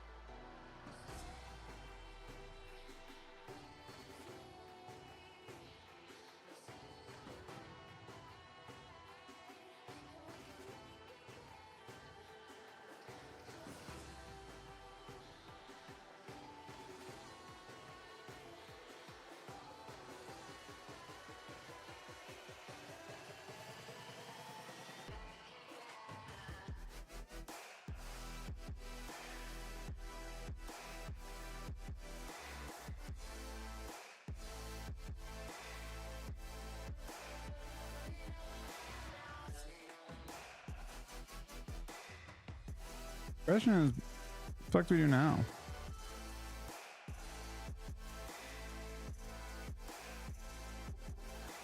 With service now or the season down.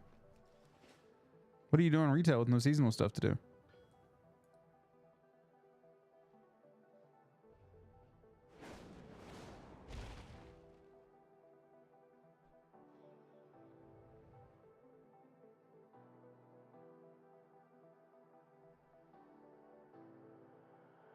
Nothing?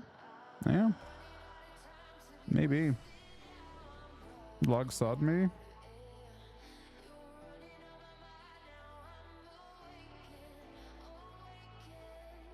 Alpha?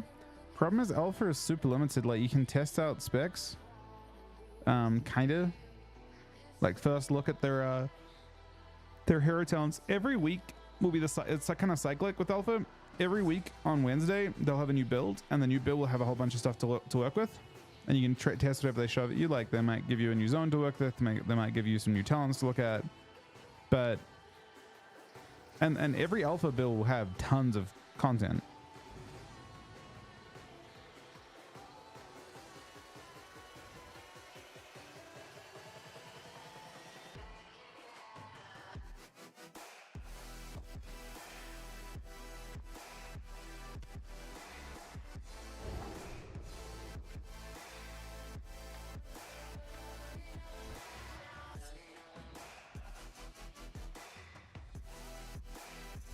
I guarantee this bank's security with my own blood. Is that good enough for you?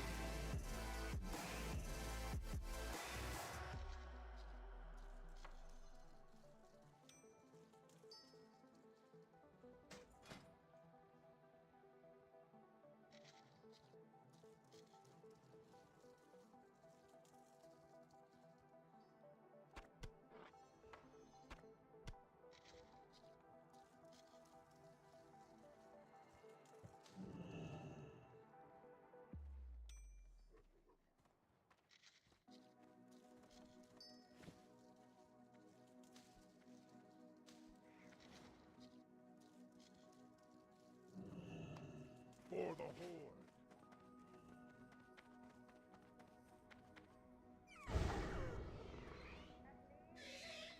So do for now.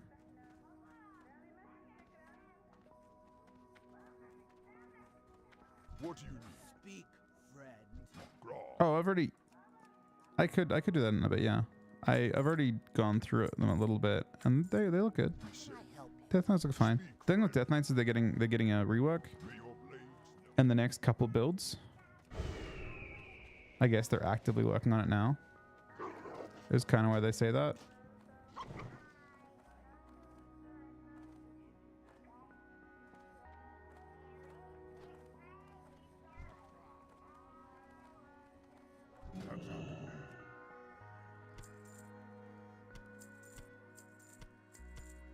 Alright, lots of food. Because Craig gets kind of fun by this stuff. Guys, fly down. I gotta bear it back as well.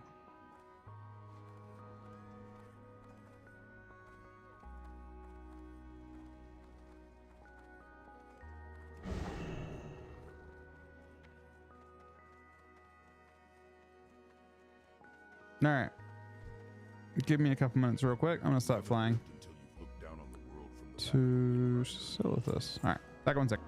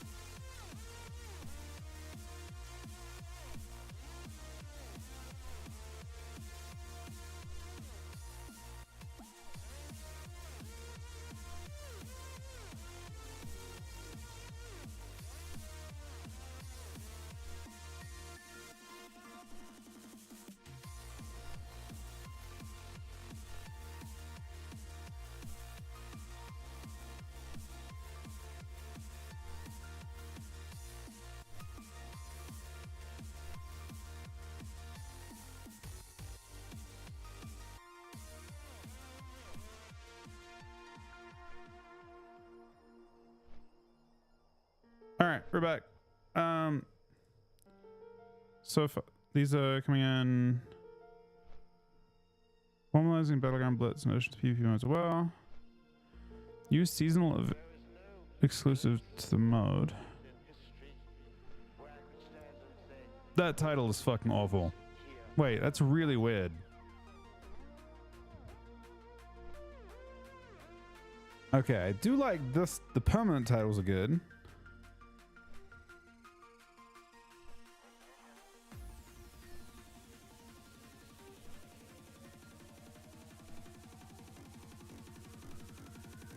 On Horde side, Forged Warlord sounds cool. But Strategist sounds so bad.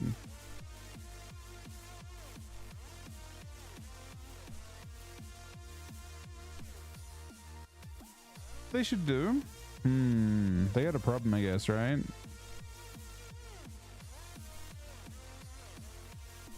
I think they need to legacy like high Warlord and Grand Marshal. Or put new ones in that are like that for each faction. Just a new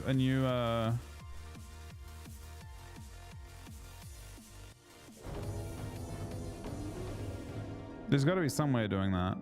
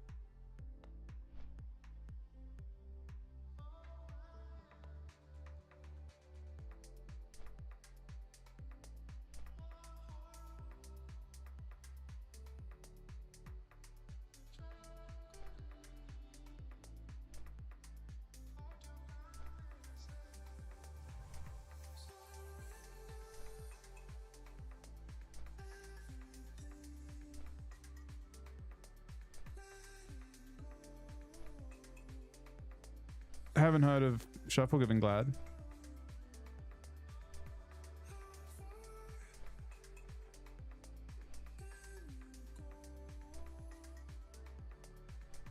I don't know about giving. War Chief is a little bit too, like, I don't know if when Thrall passes to Vol'jin, then Vol'jin died and the Sylvanas ran off, if they just like, okay, we just hand this shit out now, you know?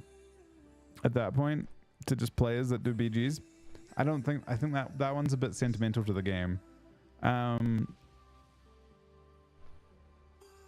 they could definitely figure out something with Kill Gods. Yeah, I mean, I think War Chief is a one faction type thing. They kind of have multiple War Chief.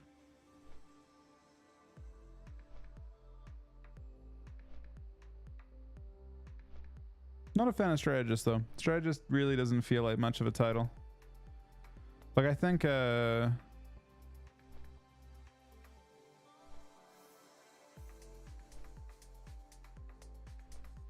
I don't know. It's weird. I think Legend's good. Legend was a good way of doing it. Just surprised it was Strategist.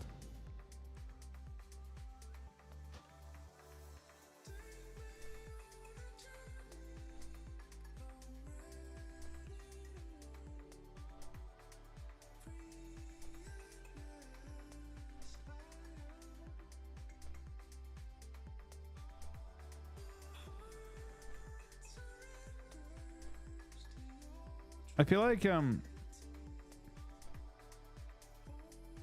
know. What can I put in?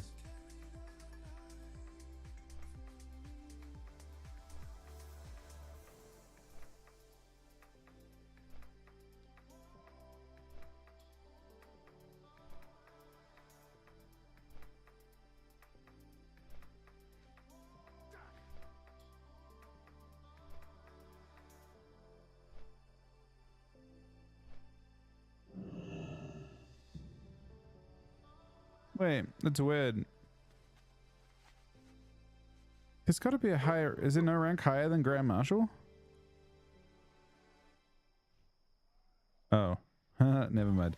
The Generalissimo is the military rank of the highest degree. Field Marshal's below that. Maybe that's what they should give us. We should be the Generalissimo.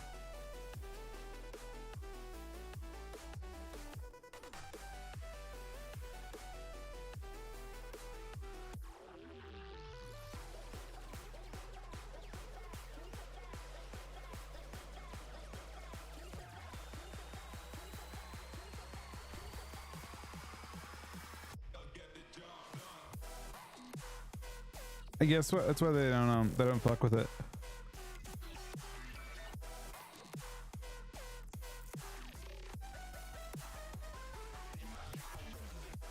Because it's to do with military rankings.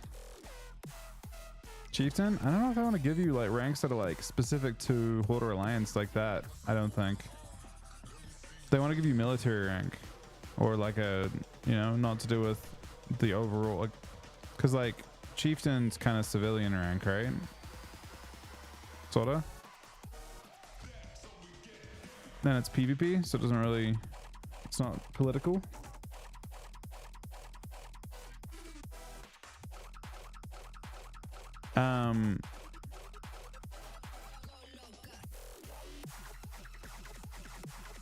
So you'd rank from PvP Prime Minister or fucking President. Doesn't seem as appropriate.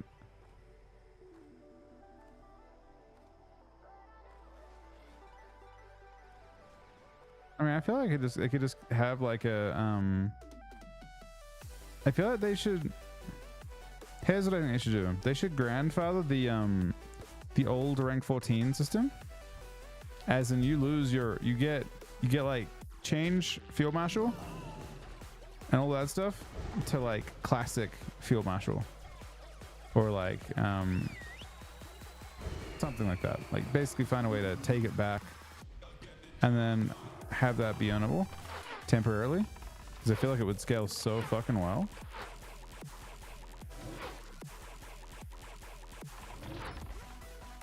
So tragically, these are immune to nature, which is a very big problem.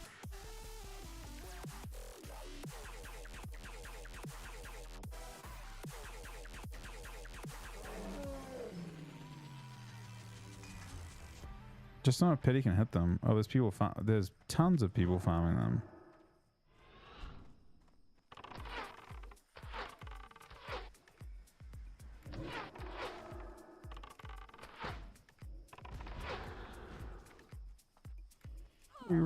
You running right past that, really?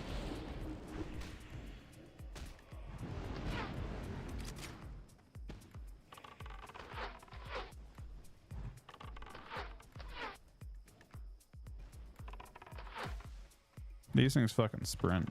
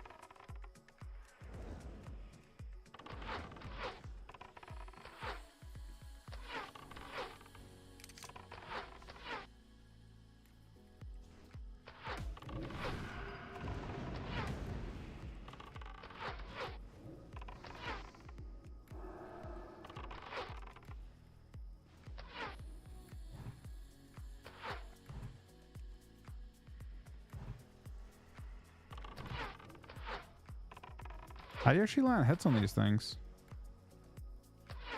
Surprised you can.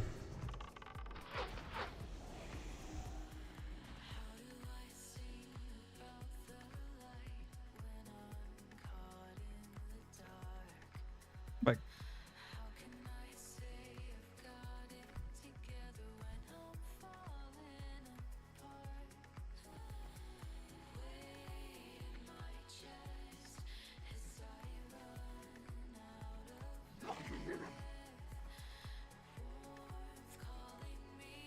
those. I need to kill roughly 400 of those.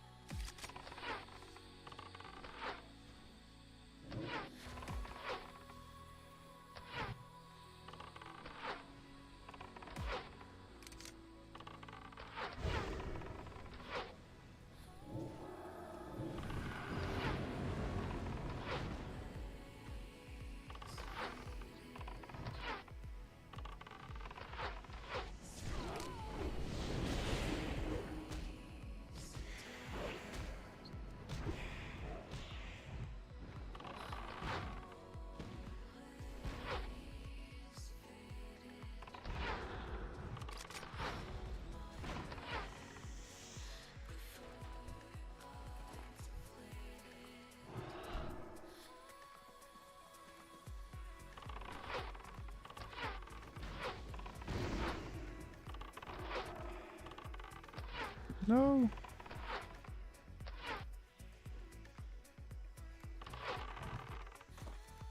I can't believe I've lived that. The fuck? It's kind of wild.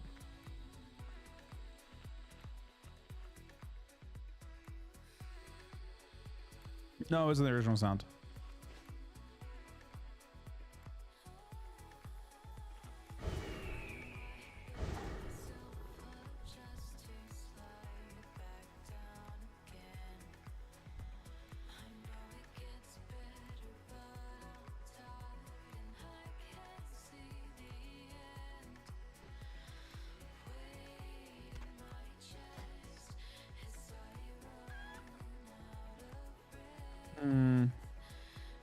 I'm guessing it's not super ideal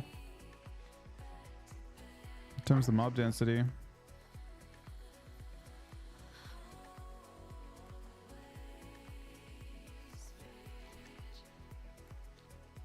Yep, I got rank 1 on 2 characters, DH and DK.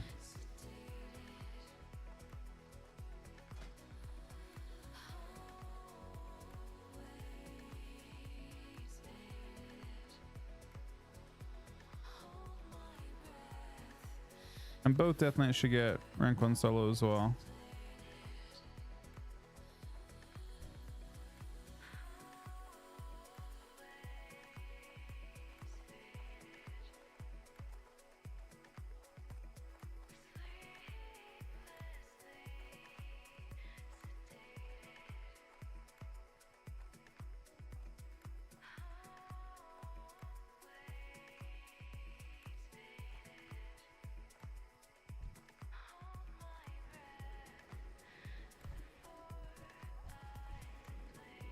So it's like the Alliance area?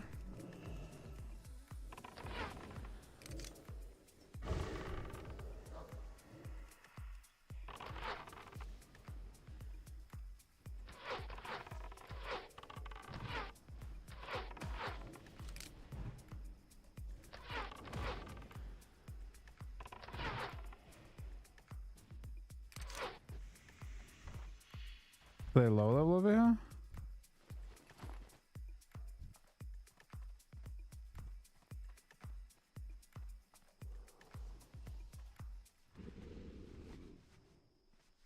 They're low level over here by a lot. 57's on the other side.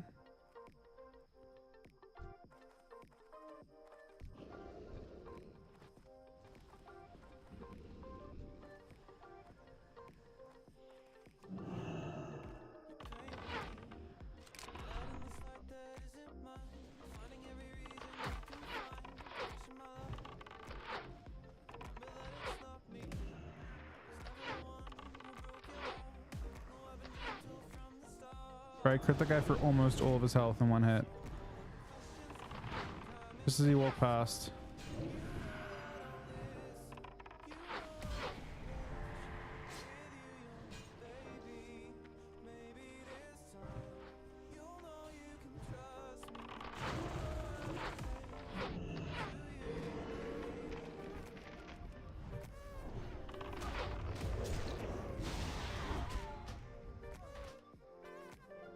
Alright, I guess we're not fine with this place. Apparently there's a lot more Alliance than Horde nowadays. The server's like run by Alliance, right?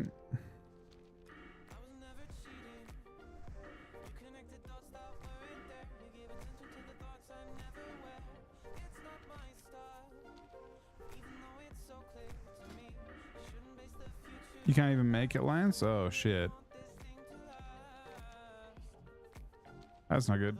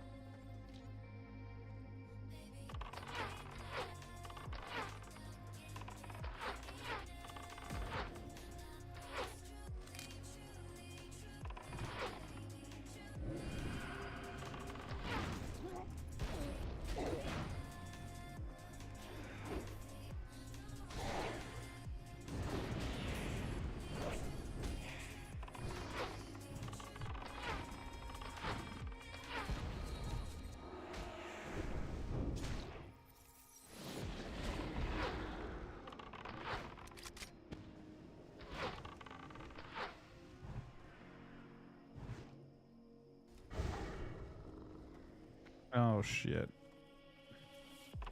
Once they're in melee at me, they just take so long. I'm like...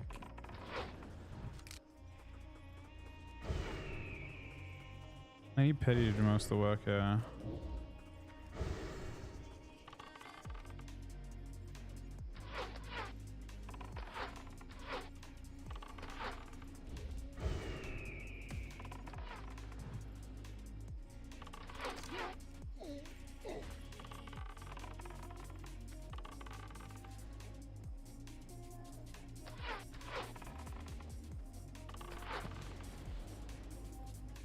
Or the area runners are respawning.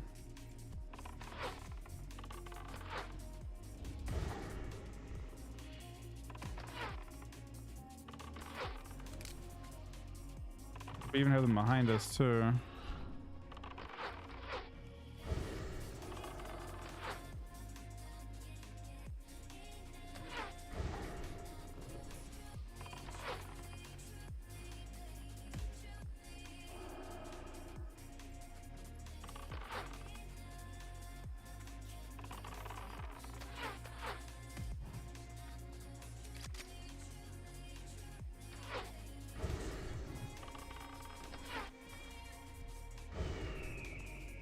All right, we lost Petty.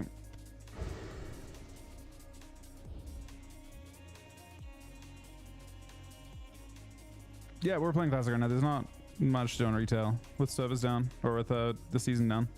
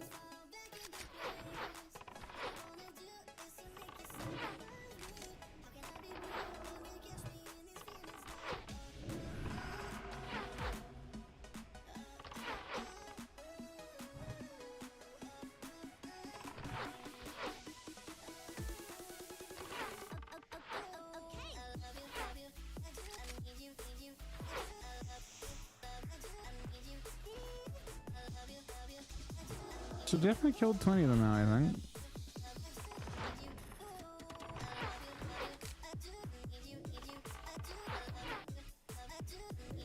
Because it died kind of fast to us.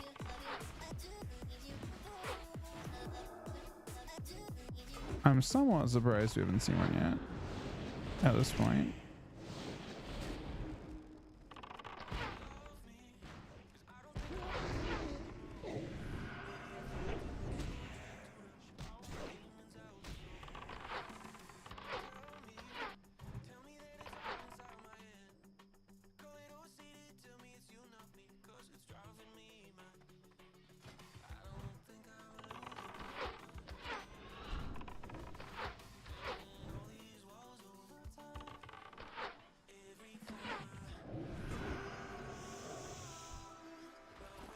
Basically, I'm so hit capped.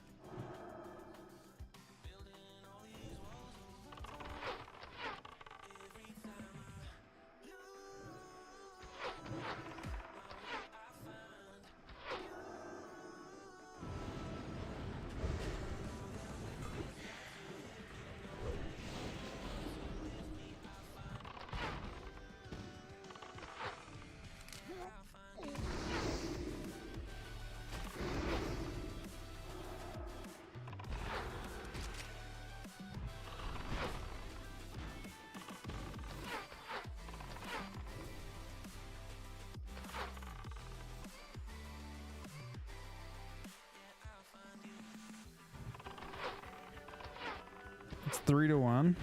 That's kind of grim.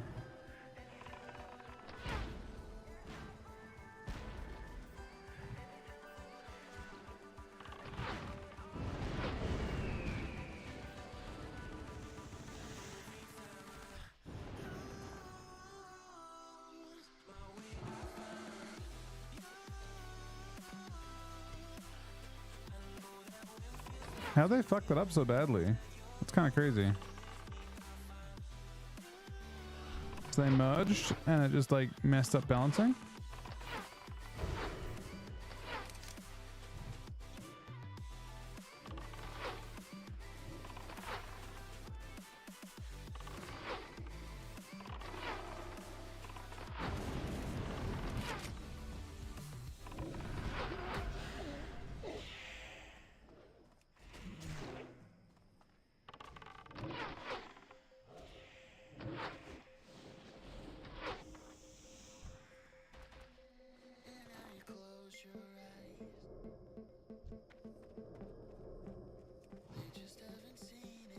So the alliance just transfer.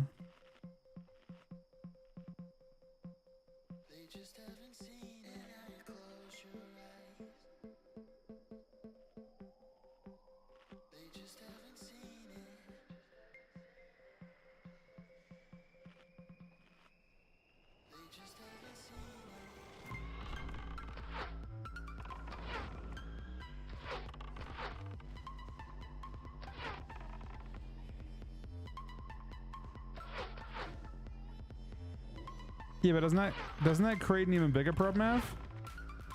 That seems like a mistake to me as well, because now all the Horde are going to transfer off, making the problem even worse. The Alliance are going to transfer off, they don't have the problem of the PvP server.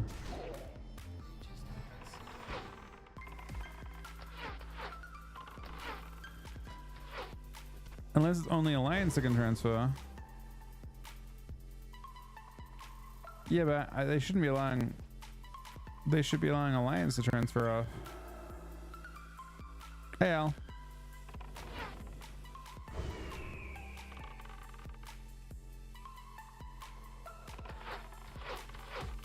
I'm just doing a bit of farming.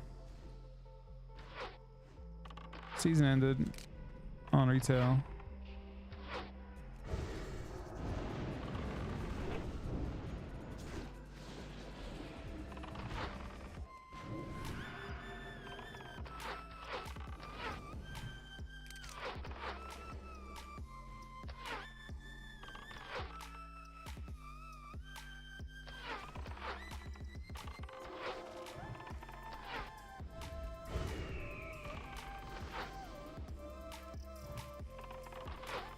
Next season starts tomorrow. When servers come up. the new season starts. It's just an immediate thing.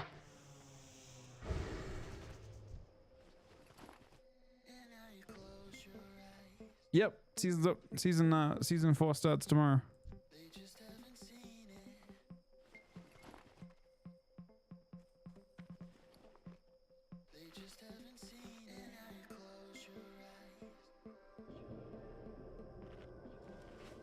Yeah, no, it's really good timing. It's really condensed.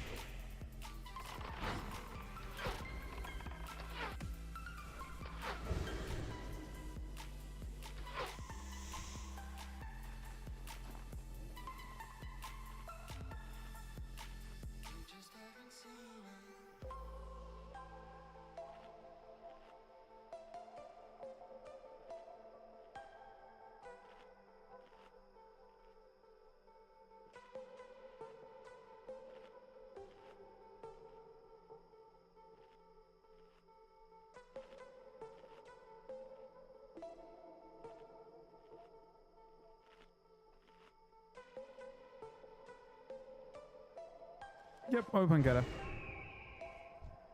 Supposed to you wanted 20. So you should have gotten one by now. Should be 400 mobs total that I need to farm to get 8 to buy both pots the enchant.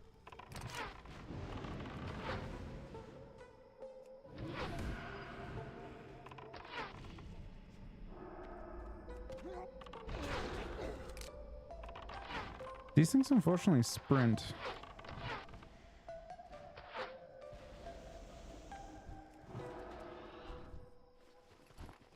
Still 0. They must have didn't drop anything, but...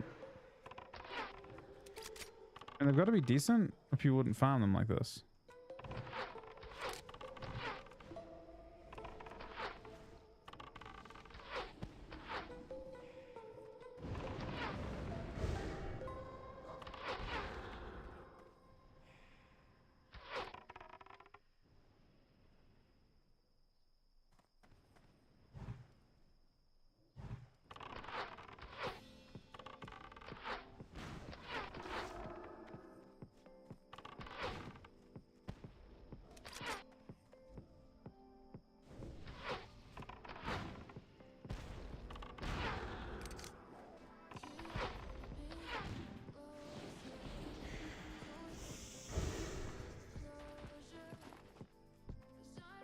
I wonder if I can rock kite them.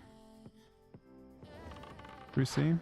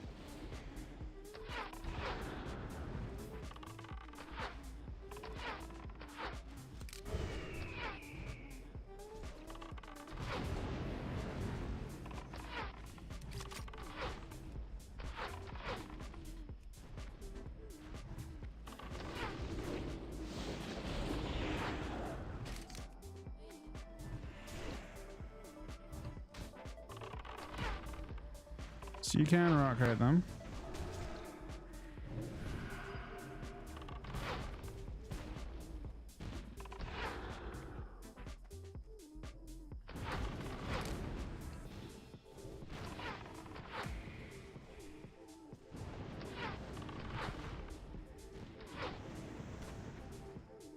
Just need to have an AoE that makes you take more damage, but you probably kill them way faster on the rocks.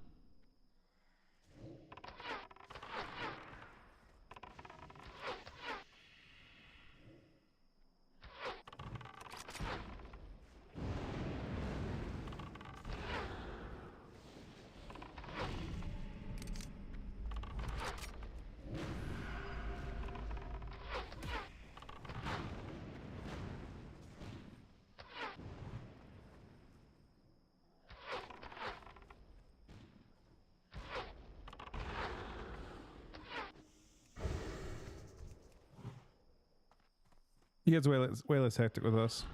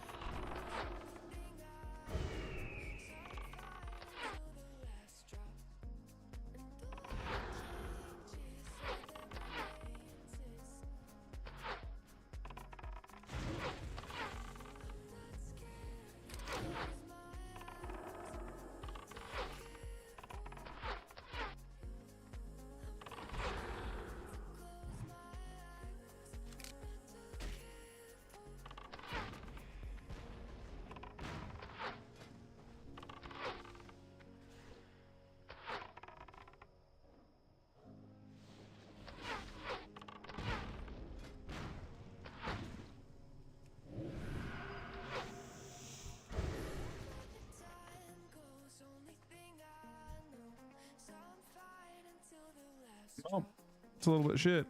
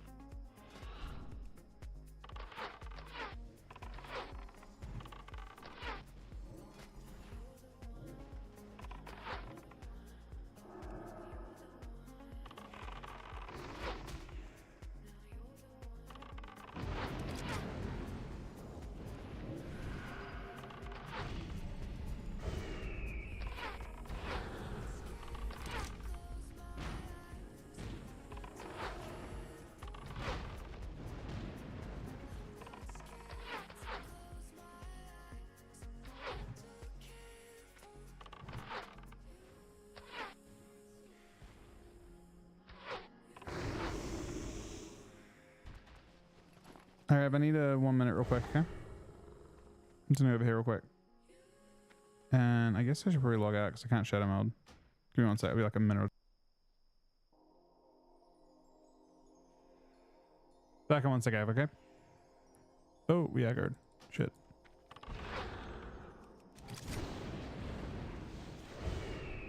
After this, I need to AFK. Time for cat eye. I don't know if we'll see. There's not much to prepare for Catter, is there? I think I'm pretty much ready for leveling and stuff. Leveling should be pretty chill though.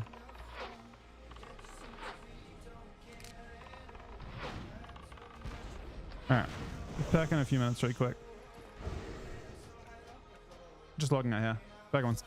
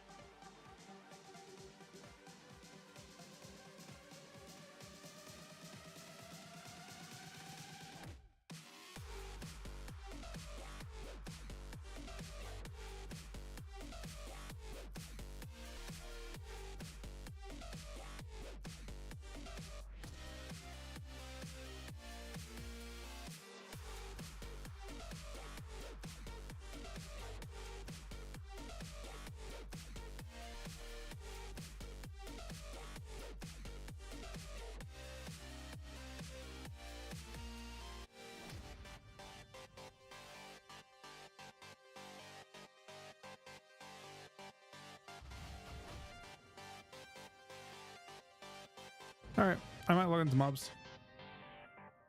Yeah, PvP or PvE on Kata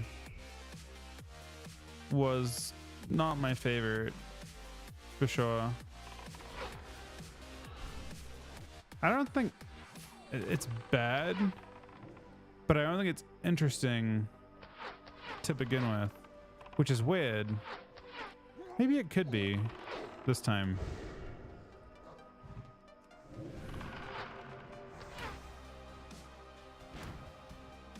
At the same time, like,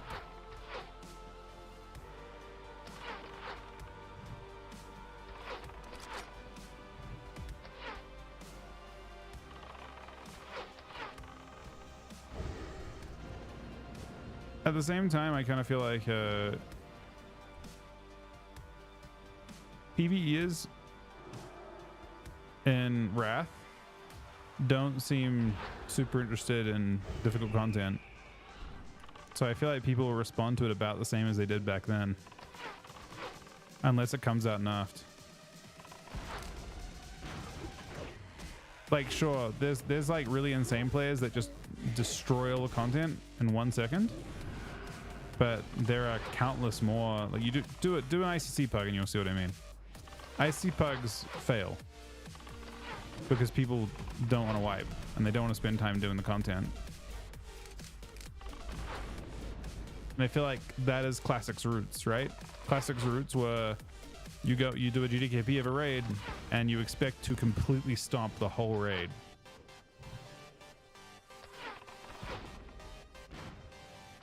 Did it evade? It's evading on this. Why is it evading the stun? Shouldn't evade in the stun.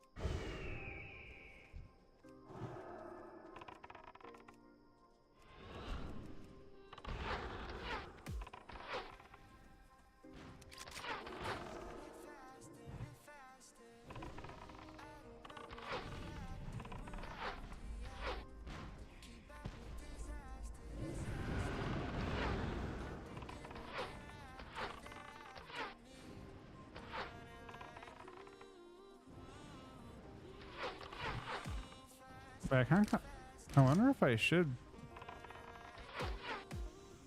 Can Craig do real down? Like, I'm curious if I should just be like buffing my pet, let my pet do all the work.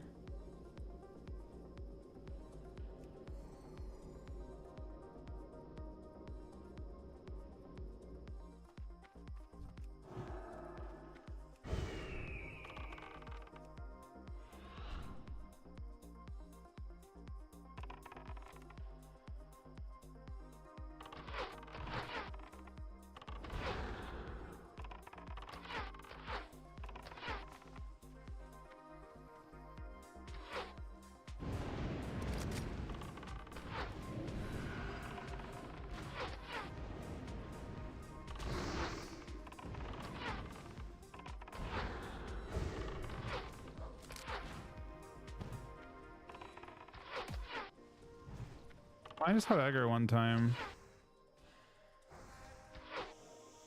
He's not. It's mostly his auto shots, which aren't affected by level at all. Does not seem very good for drops.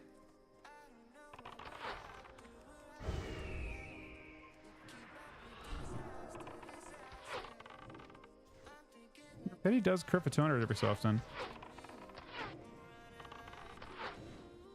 He actually held on this guy. Maybe 57s are impossible for him, but 56s and 55s are doable.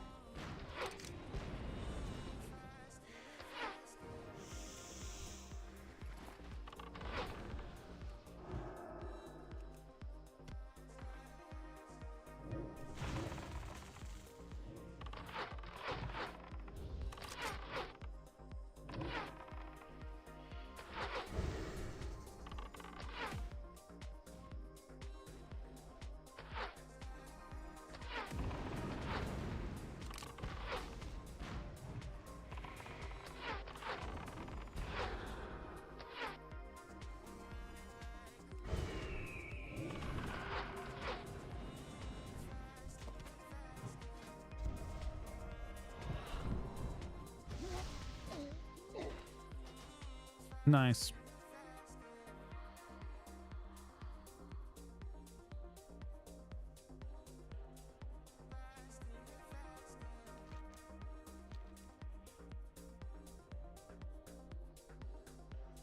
Yeah, she dotted me, but it ticked one time. I just got one shot by death.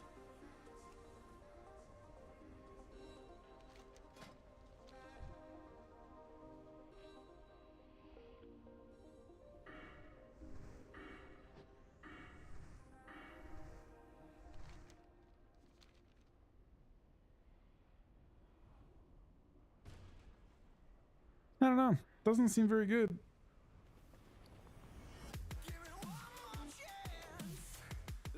I think if I had gotten AL, yeah, so like at this point, I'd be more inclined to. But it's RNG. I mean, it's super RNG.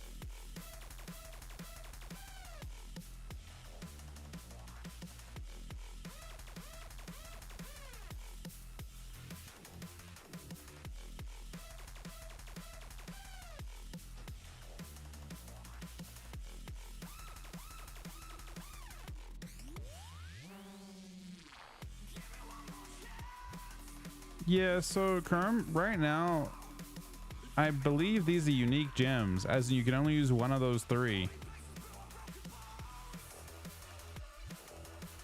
Do you not see that as being pretty crazy? I think it's hard to play precog.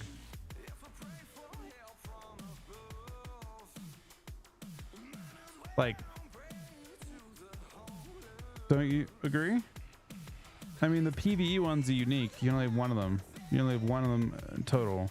So you have to choose between damage or precog or 15% DI when affected by crowd control. And I'm gonna be honest, playing precog seems risky in that situation. So precog is obviously OP if they're good at it, but yeah, 15% less damage taken when you're in coil and fair, and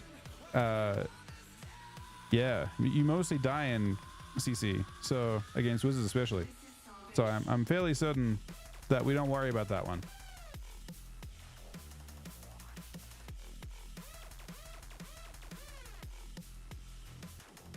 Yeah, I'm pretty sure it's pick one.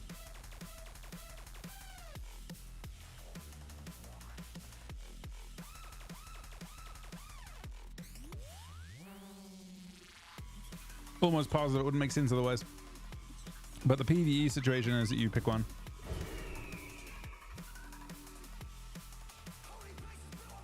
There's like a Wired post that talks about it. I mean, I don't think it matters. It's actually, it looks like it could be a melee meta with that. Like, it looks hard for, it looks really difficult and risky to play precog.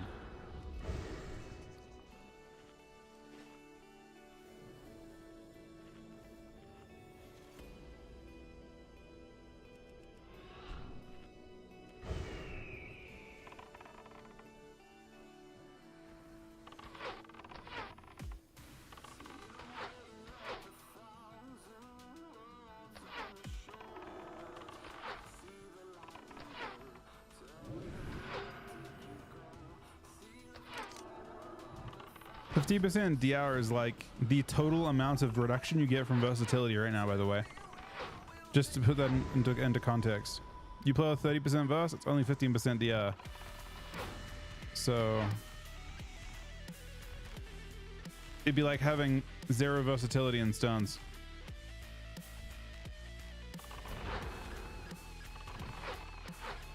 Like you would feel that every time. It's like an iron bark every stun.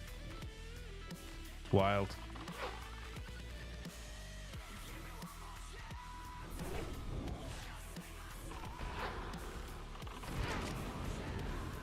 Like I don't know how you could ever justify playing. Maybe casters need precog, but if casters need precog, then I don't know how they deal with that deficit. The melee is going to be so tanky.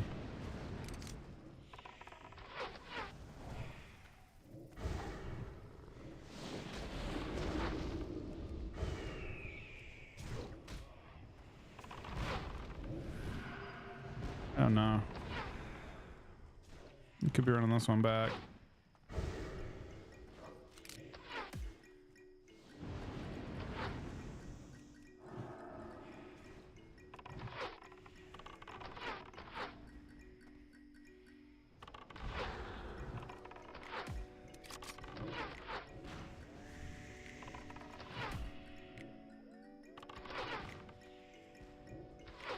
Playing boomies?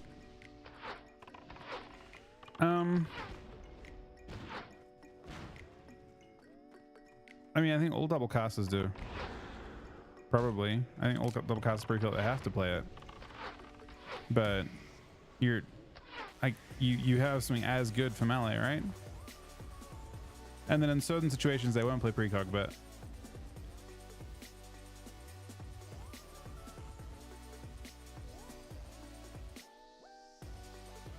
I don't think Athblocks need it. They only have one tree.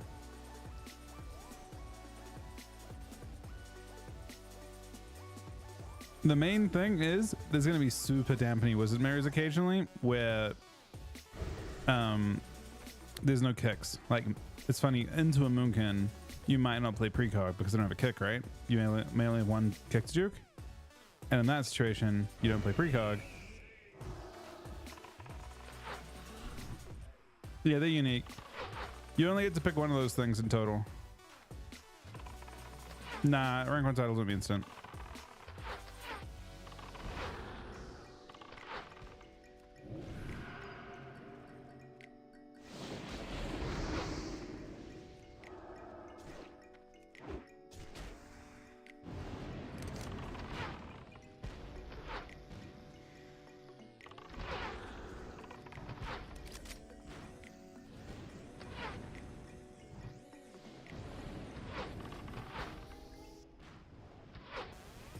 Probably 2 weeks until rank 1 titles go out. If I had to guess.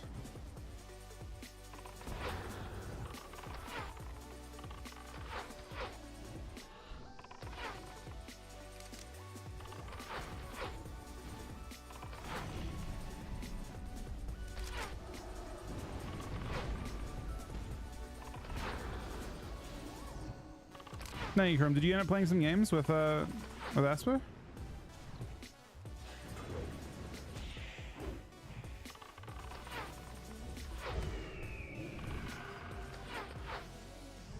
Didn't?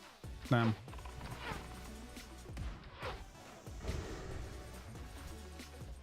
I mean, this season wasn't... It wasn't like a terrible Warriors season, but it wasn't the greatest by any means. So Certainly, I don't think we had any comps that were other than Ret Warrior. I actually played a different build on Ret that I found quite good. Like, did a lot more damage, like way more spiky.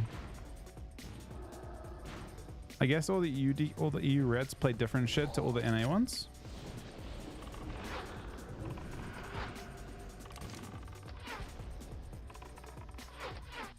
Which I found, oh, I see what you're saying. Yeah, I mean that's what a lot of teams will do. I mean that's like Melik leaves to do that. I don't know. It's hard to fit. You know, we don't know what PvP talent's coming in and stuff as well. Game could be quite different. I mean, games should be quite different. I mean, if you were thinking about how Dragonflight would play out relative to Shadowlands, things got very, very different from that, right?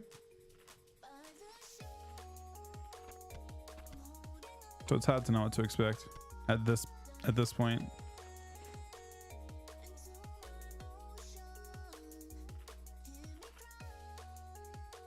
I think the other thing that kind of sucks, Kerm, is that you definitely would have got rank 1.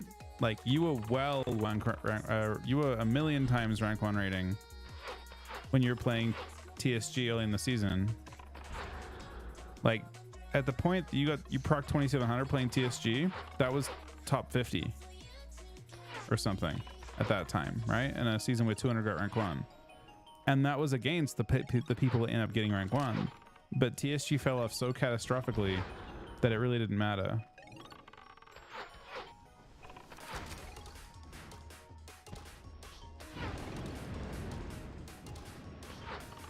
Well, they weren't. So outside of that, you needed very specialist healers. Very few you need very specialist healers and very specialist Rets to play Ret Warrior, and then play it quite carefully. Probably. You basically need, I mean, the only Ret Warriors that got it playing Fistweavers. And you need you need to have good synergy. I mean, I don't know, people did sort of spam Q, but I just mean more carefully, as in you avoid, at the very least, if you get bad Qs, you immediately stop. But yeah, only Fistweaver Warriors I think got rank 1 for, I think, other than Red Hunter. But yeah, for Warrior, if you're playing that. And then if you're playing other Warrior comps, they were, yeah, I mean, it'd be like Moonkin Warrior or something like that, I guess. Maybe. Like the little, like, the occasional Thunder. Not necessarily, there's different ways. Not necessarily Q and snipe, or not even necessarily Q and dodge, but at the very least be aware that you can't spam Q that comp into everyone, unless the Qs allow that. Basically, you Q, and you maybe Q every night, maybe even just randomly. But if you get something that you don't like, you just have to stop queuing and then go again the next night, or wait until queues change.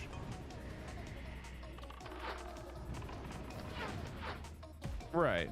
I mean, you have, yeah.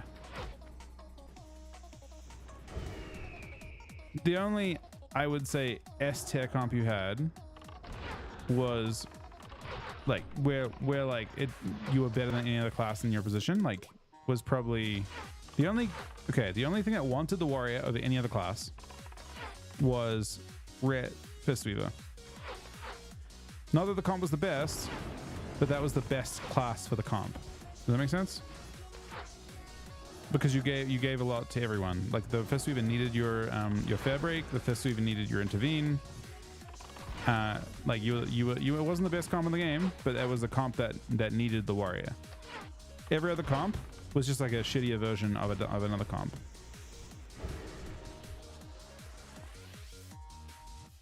Actually, arguably enhance as well, although I don't think so.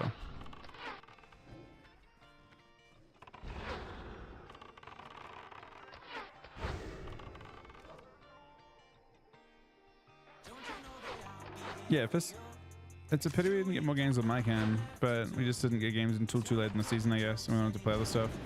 But the problem with Fistweaver Warriors, you have to spend a lot of time getting comfortable with how you want cooldowns to look, and to get to the point you aren't ever overlapping, because you get trusted. It's cocoon in the situation. It's, you know, everyone's just using everything.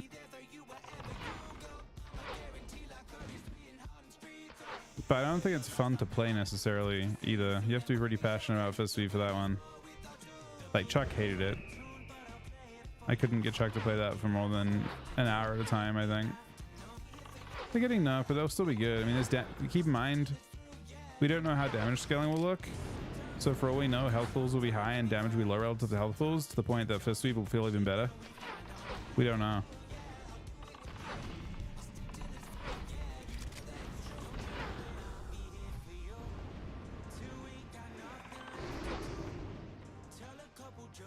I mean, I was trying to get games with you and Mike as well for his Glad, because I feel like that comp is pretty free.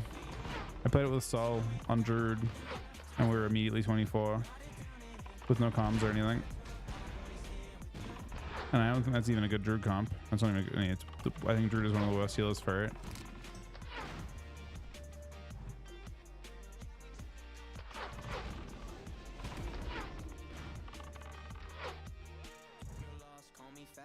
Yeah, you have to. The thing is, for fist sweep to be good with Threat Warrior, you have to be like used to the chaos of it all. You have to get good at just dealing with chaos.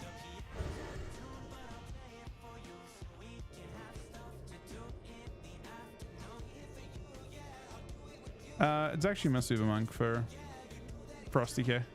Normal Masuba Monk, because the Masuba Monk can solo triple CC a healer. Farming Essence of Air slowly. Yeah, I think the only Holy Priest can also do 2 of the 3, but Fist Sweep, you can't even trinket against unless you have a CC. Really, they just have all 3, right? You trinket the incap, you get swept. You trinket the sweep, you get slept. Like you can literally set up unsurvivable situations with Masuva that you can't with any other healer. If you play Dragon DK with other healers, you have to get the healer involved and goes as a priority. Whereas if you play it with a Mistweaver, you really don't. Just get DPS involved and let the rest get done by the healer.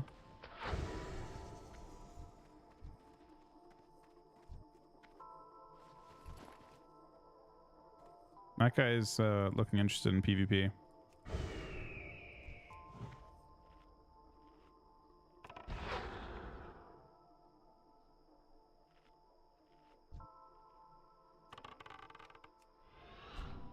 Yeah, I've got none of them so far. I'll probably give up pretty soon.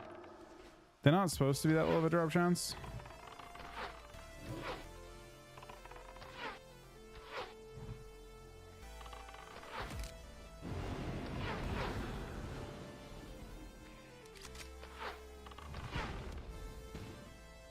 Price is fine. You just don't have CC.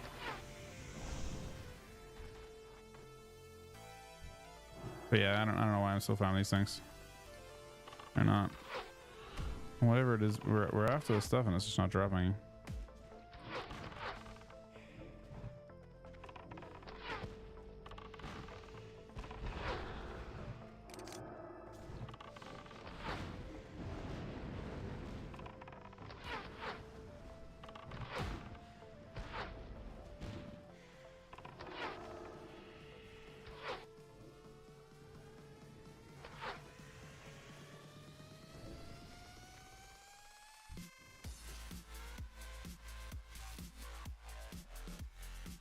These are the right mobs, right?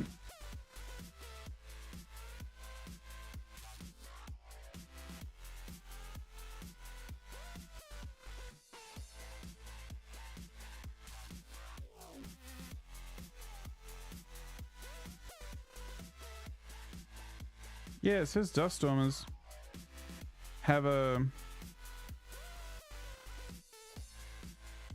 Wait, no, let me see.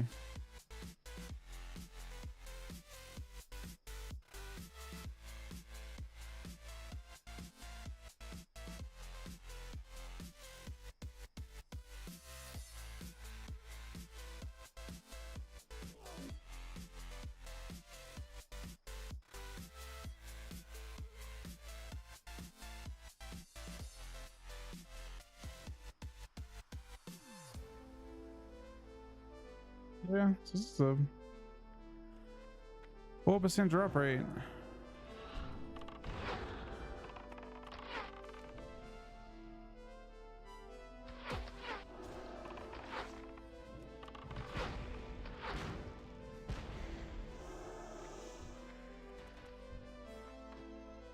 Maybe on this one only maybe on this version though only the cyclone warriors drop it or something. I don't know. There are cyclone warriors on the other side, right?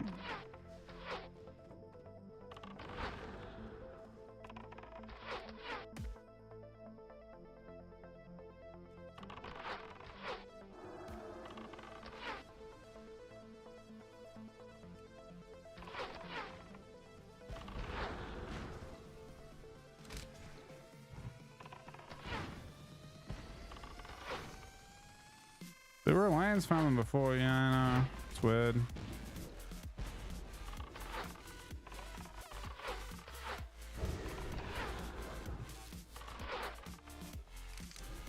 Does seem pretty uncommon.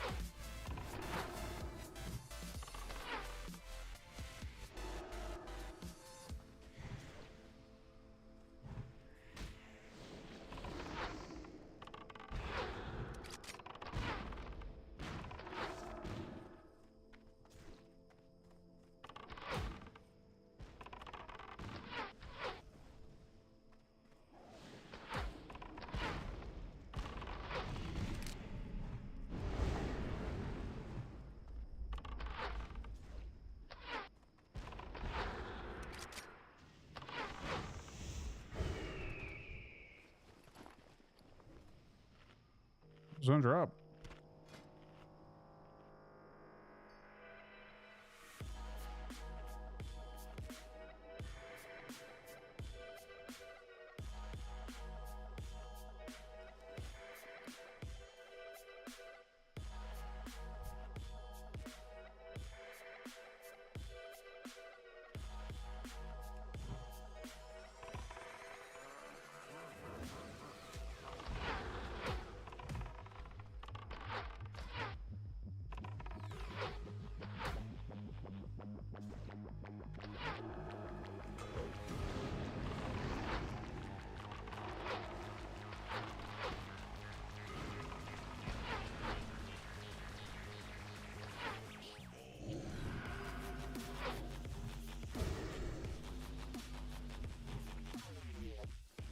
Night, Kerm. Sorry about the season, buddy.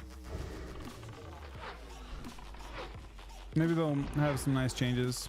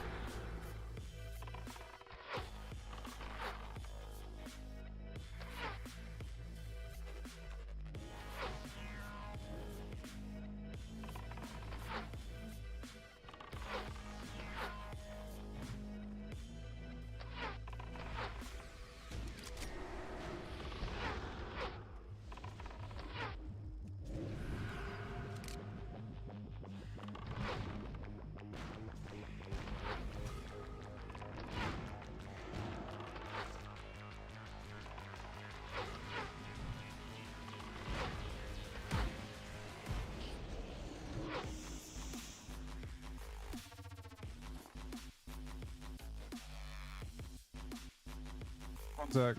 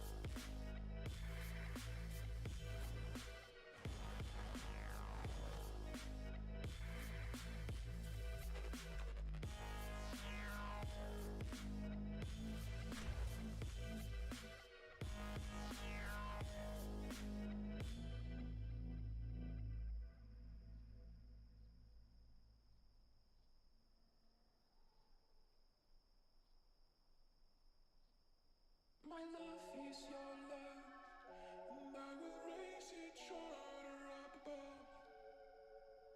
My love is your love, and I will raise each other up above. My love is your love, and I will raise each other up above. My love is your love, and I will raise each other up above.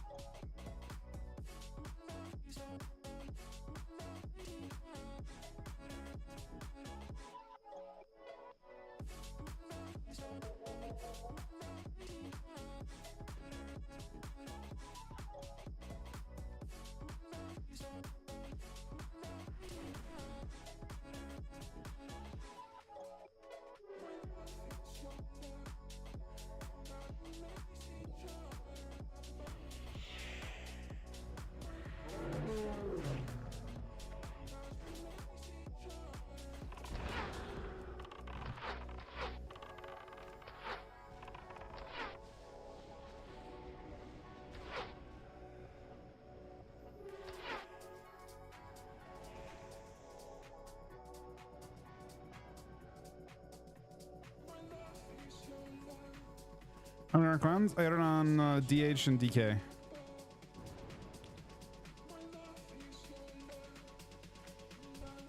Which I'm pretty happy about.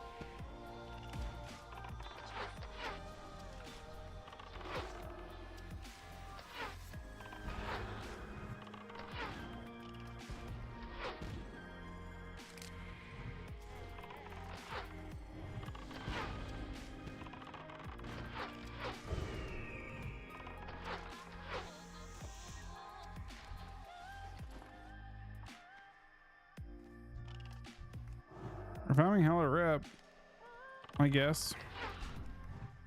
We can be our dows, isn't it? Maybe you know what? People might be farming it just for dows rep. Next phase, Av. That's what you found these things for in Classic.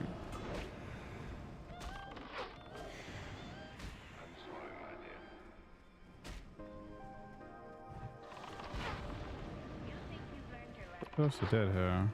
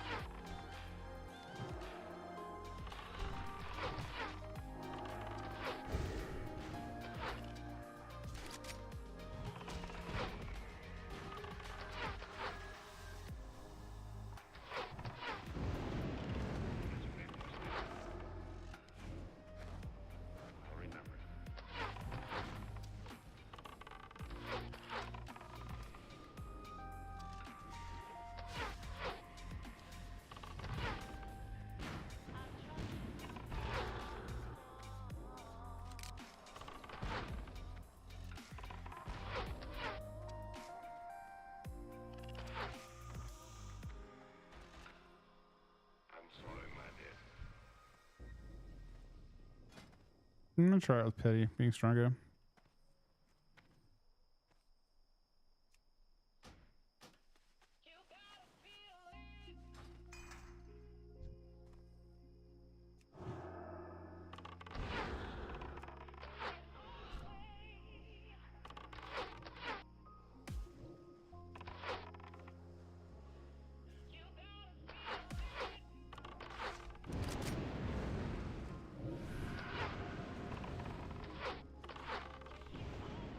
Pity has taunt now.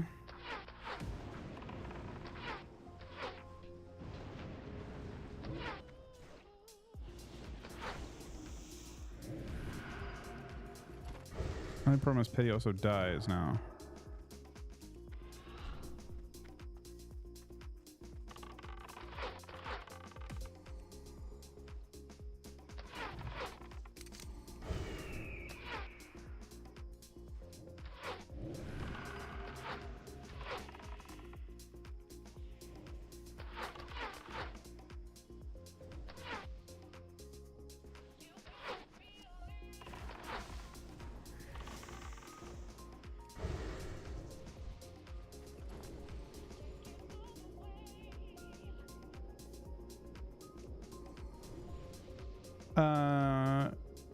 I don't actually know on that Landry. I assume so. They'll go in pre-patch, yeah. I would imagine.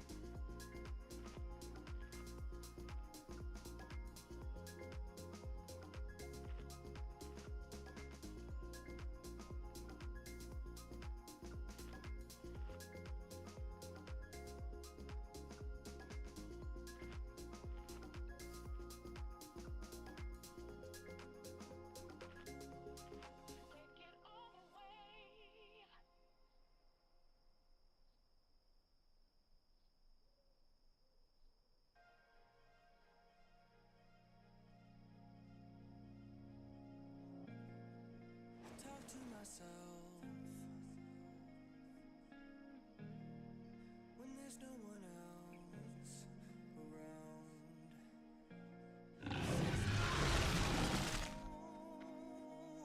Hey everybody, thank you for the 7-month resub. That is my 9th sub today as well. Thank you very much, buddy.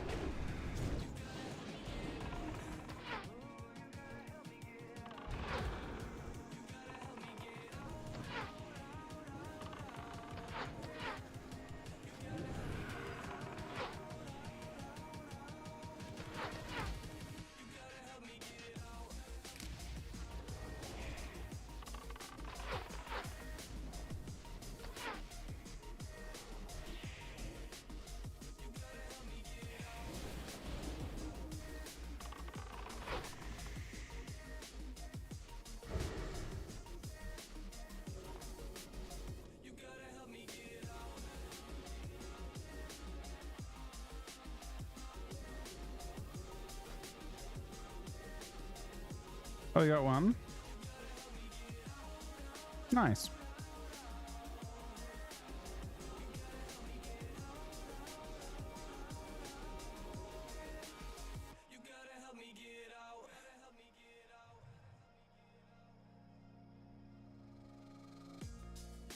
Sick when I'm home. I find myself kicking the stones around. When silence gets loud, you gotta find a way out. You gotta help me get out. You gotta help me get out. You gotta help me get out. You gotta help me get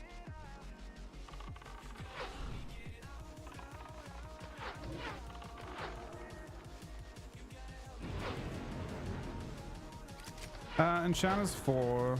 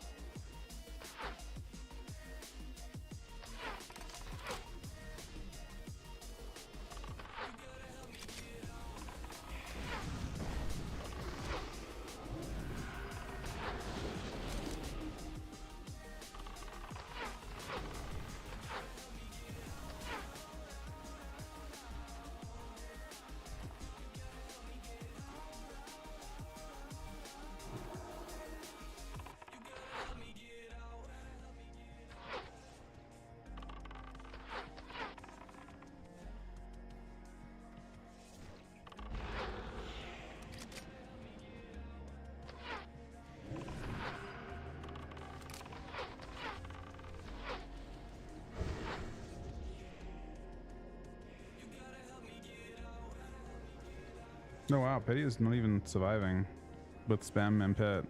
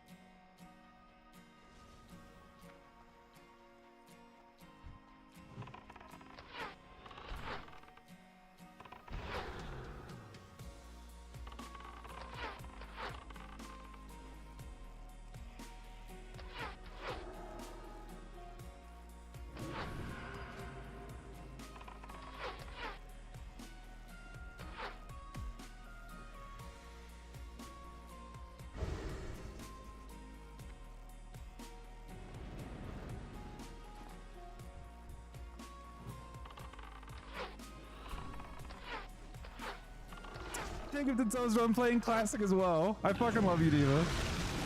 Thank you so much, buddy. Are you excited about next season, Diva?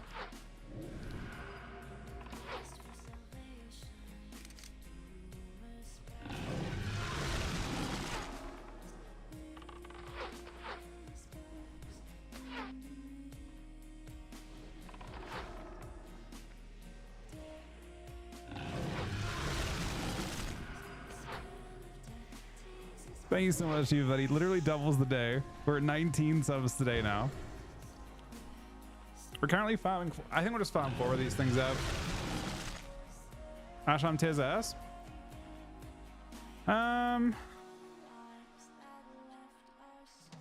So I will say this: they nerf Asham healing by 5% next patch, but not in PvP. So relatively speaking, maybe you're the same.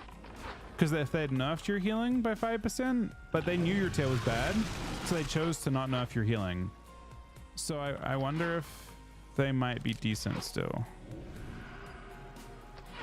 And you just play more stats or something. No wait, Asham healing, the tear isn't terrible, right? I think it's usable. I swear Ashams were good in that season. It's season 1. Yeah, it's okay. No, it's not. Asham tear isn't that ass. Ashams were OP in season 1. It's season 2 tier that was terrible, right? Yeah, season 2 was healing tide. You haven't got that one. Season 1 tier functions. Yeah, high crit chance. It doesn't. I mean, okay, you weren't nerfed with healing, and you have a functional bonus still. Not the best bonus, but a functional bonus. It was a good season for Asham season 1. Season 1 shamans used tier, and were good.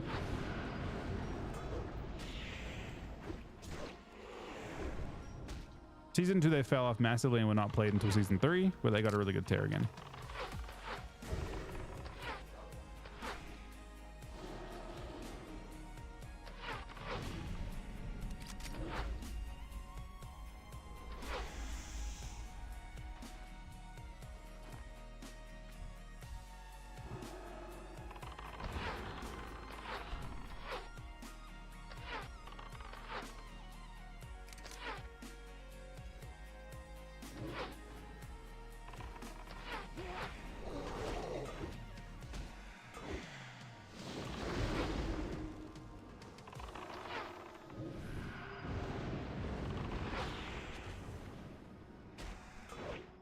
Oh, I'm dead. I just couldn't get the thing off me.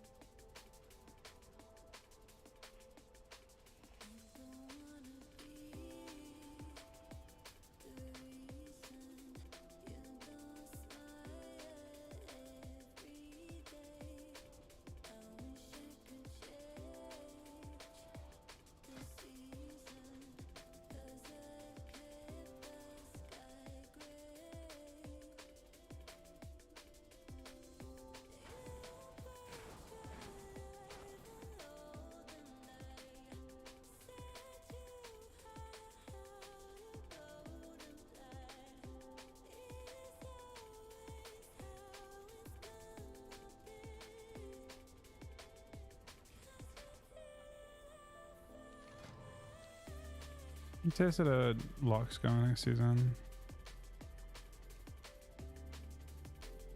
Same one. Same one.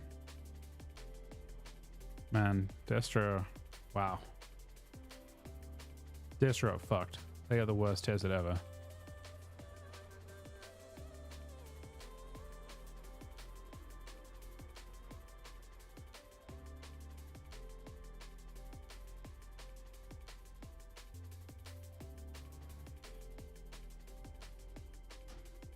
Not yet. You can see what they picked already.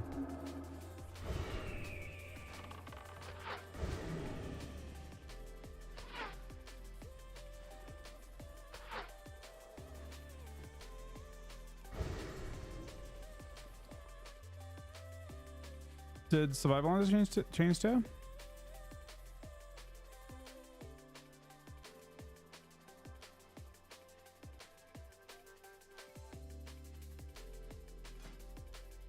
Well, they did. Oh, that's fun. That's looking very fun. They changed tier to like a really, really good one.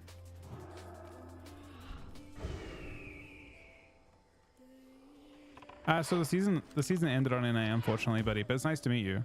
NA, you can still do stuff, but not too much.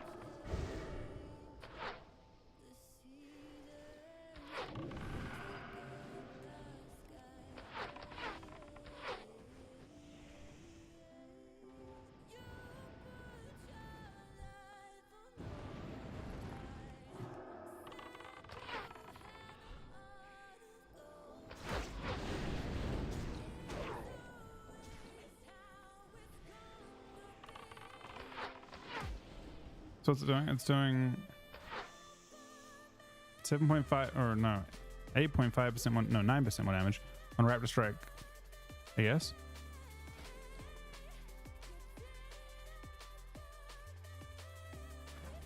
It's not that crazy. You had a second one?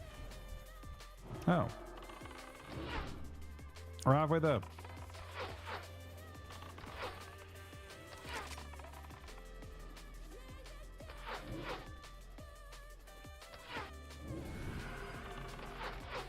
We're probably about on par now. You're pretty good up. 50 or 60. Oh shit. It's Essence of Air now, everywhere. Okay, now we're above par.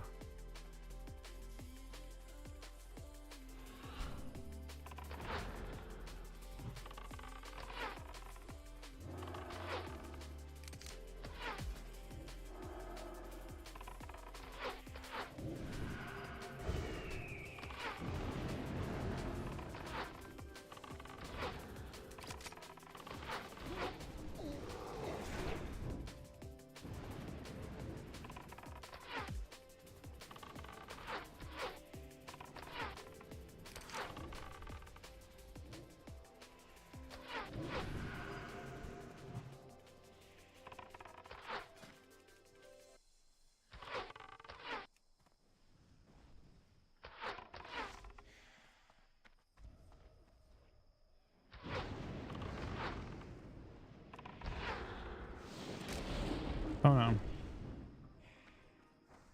Not again. My pet died, so.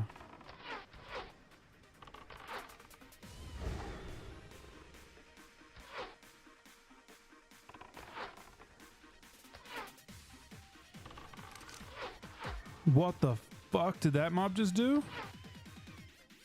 The Earth Shock?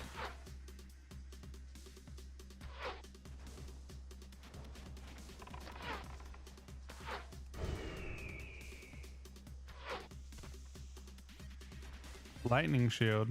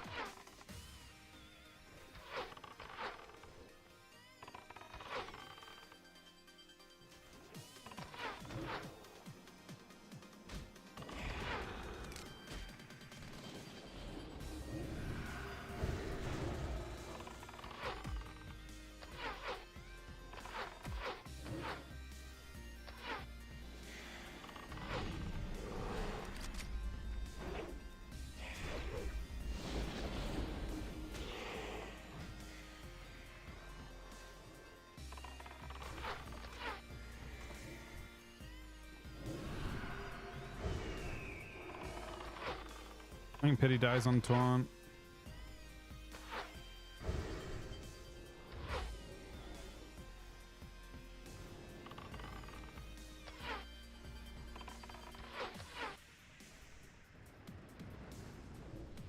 Pity is getting fucking farm, man.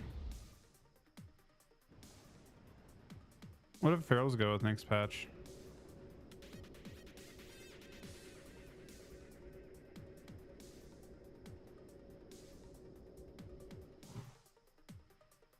Same one.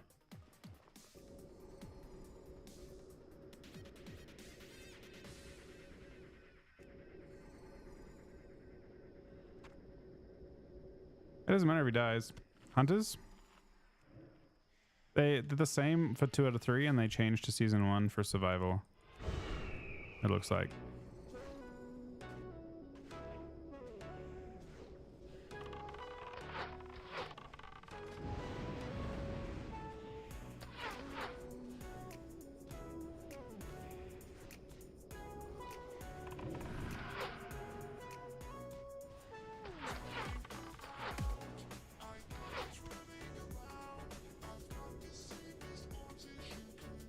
Stevie, buddy, thank you for the 10 gifted subs, man. You are tied for top on the week as well.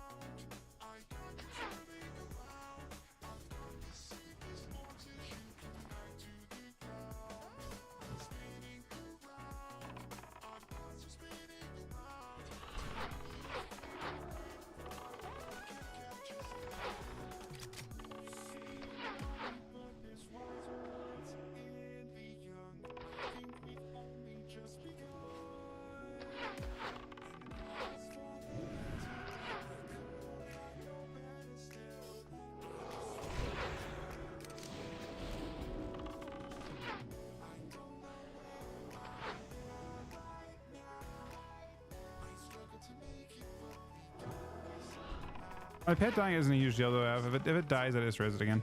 Doesn't really matter. Yeah, survival does look solid actually. I'm really curious what the meta is going to be.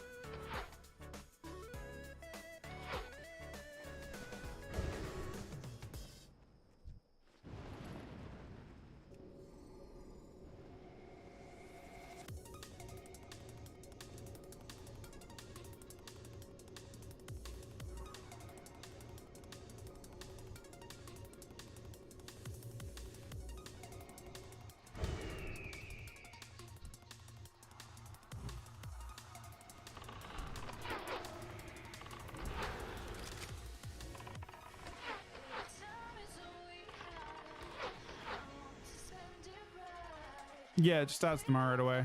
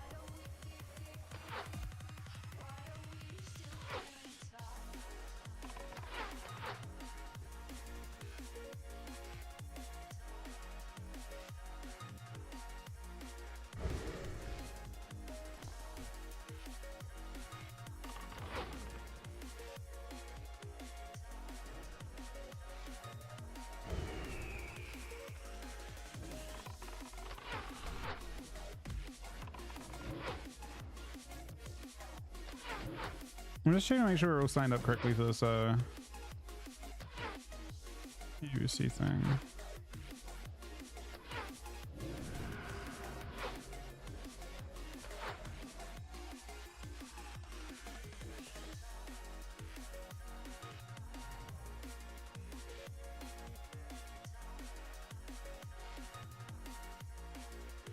Station closes in 3 days.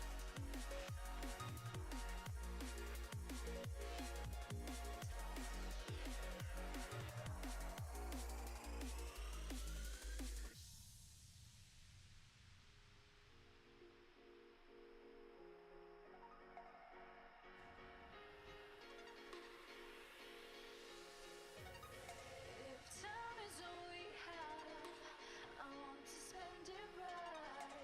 No fear of what's to come.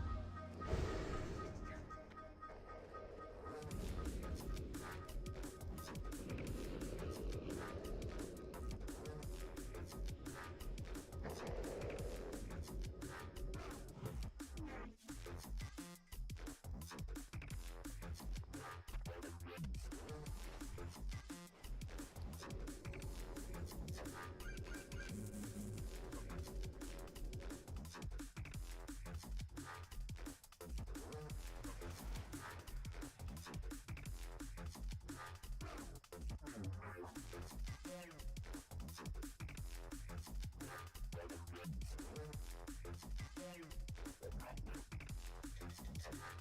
Let's play pinball.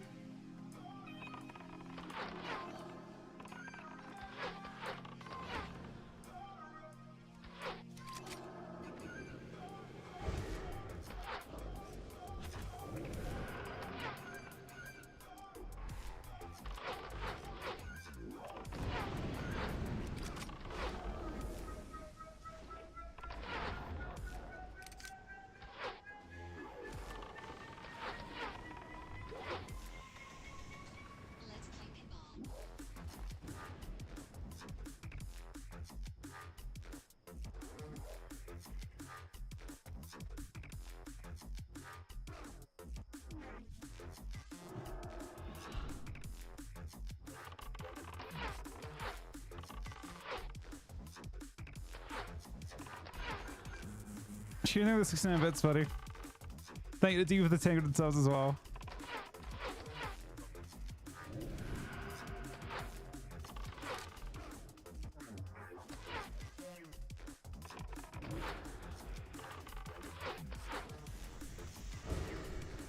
Yeah, maybe we should turn off on this guy.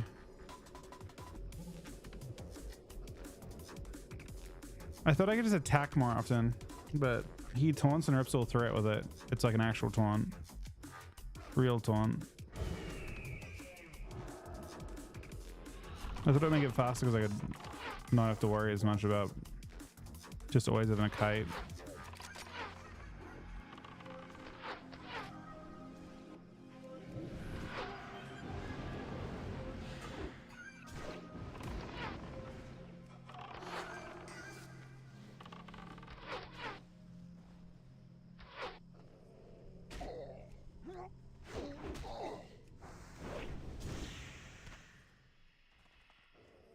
There's no shuffle party right now because no one's queuing up after the season ended. Is my guess.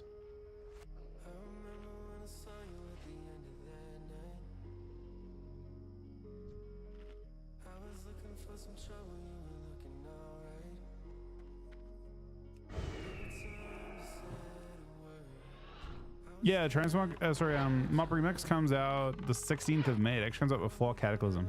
I was really surprised by that. I didn't expect that at all.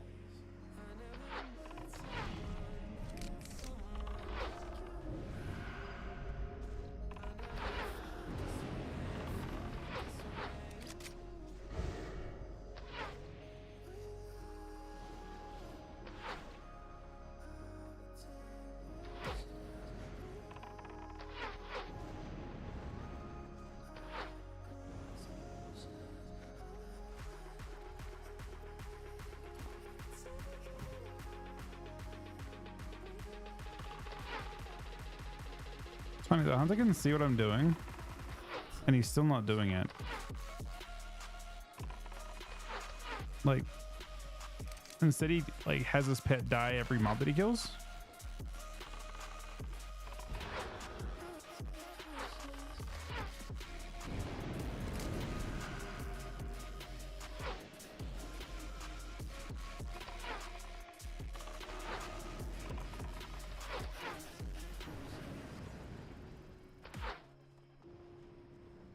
You think it's a robot? That's fucked up that you actually use him as, like, use Zane.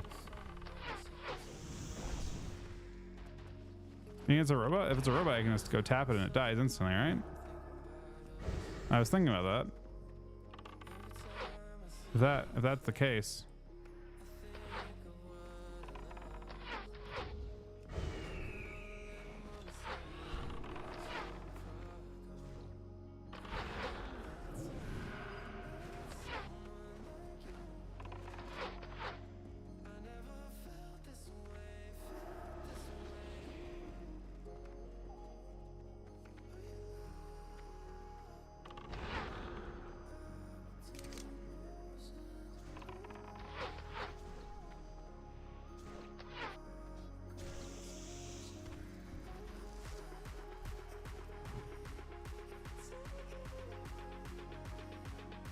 Is he aware? Does he know? Whoop.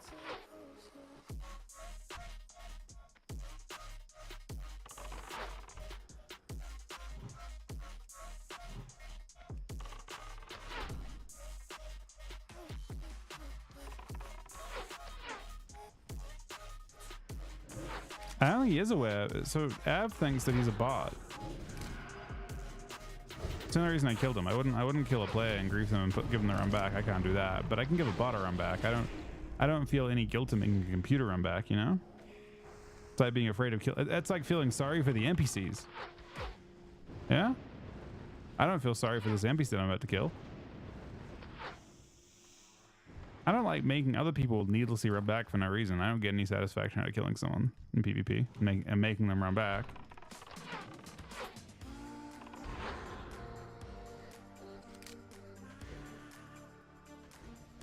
Families for I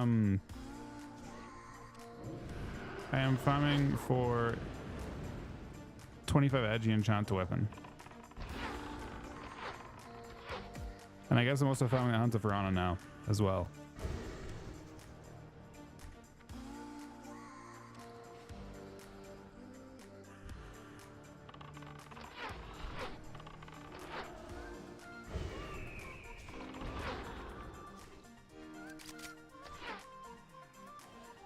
I'm just surprised the bot can efficiently farm these things. Am I a bot? Because I can't efficiently farm these things?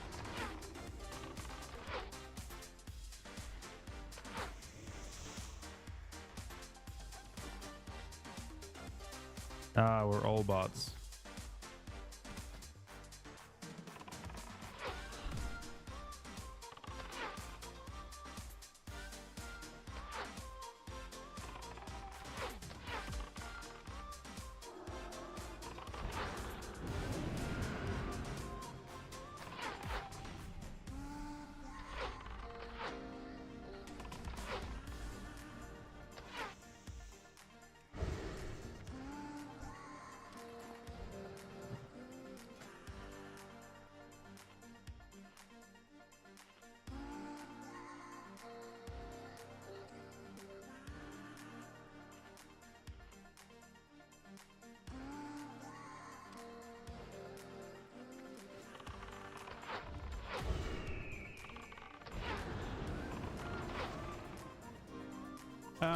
Yeah, same as I would imagine same as season 3. I can't see a whole bunch happening for us that look particularly good at the moment.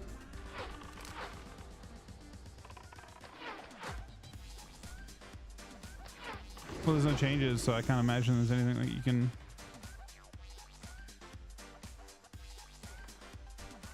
I assume that we're gonna be the same as before. There's like a small possibility of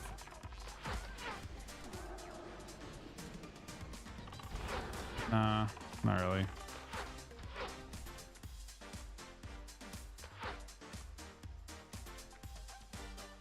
Here's my prediction. I think you will feel a little bit better tomorrow because everyone loses their tier sets. And the thing is, we don't, like, our tier set sucks in PvP. To the point that, you know, if it weren't for the fact that the stats on the tier sets actually aren't bad, like, basically what I mean is, like, for DKs, the tier set sucks, but you lose virtually nothing to have it on, so you may as well have it on. You just lose verse to have it on, that's it.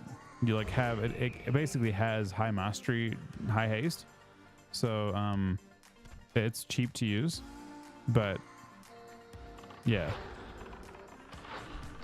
it doesn't actually do anything. What that means though is that, like, there are some classes that have really good tier sets, and in fact most classes have really good tier sets, to be honest.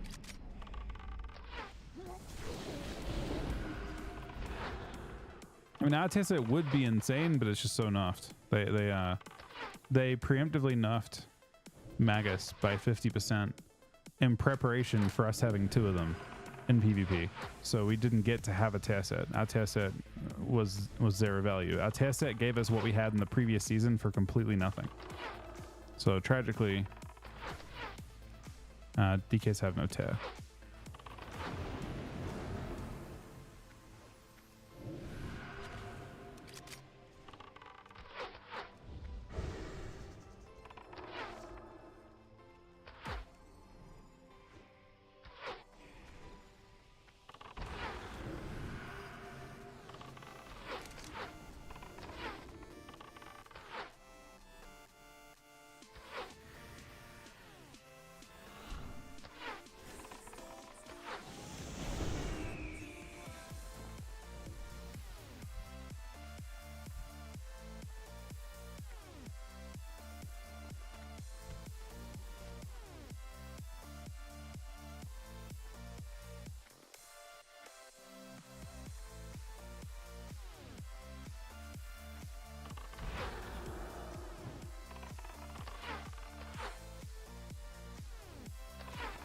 Now that you brought it up, do you think Blizzard's favorite children are DHs and rogues?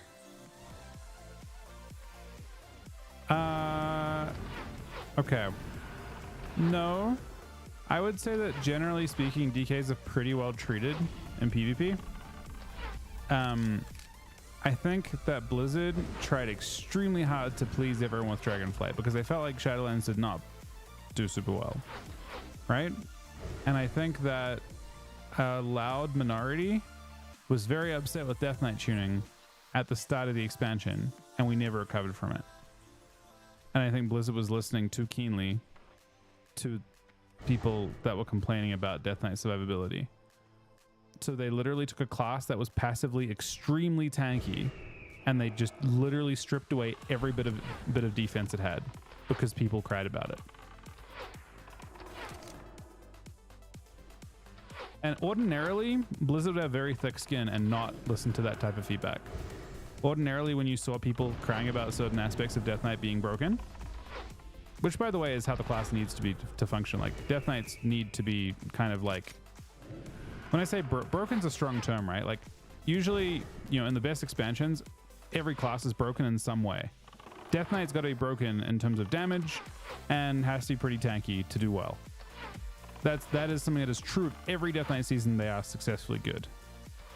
It's actually like even when you are broken in terms of damage and survivability, you can still be bad. Look at Warlords of Draenor, right? And Warlords of Draenor, DKs had Unholy DKs had highest damage, and they were extremely tanky, and they still sucked. Believe it or not. But the whole expansion got fucked by them listening to that kind of smaller minority of players that were very, very like vocal about Death Knight sucking. And I think the reason for them listening was actually quite smart. They just had a strong desire to deliver an experience that players wanted, and unfortunately that was like directly at the cost of our ability to play the class successfully. I would say the state that we were in at the start of last season prior to the nerfs that came in, I don't actually think you would have seen Death Knights.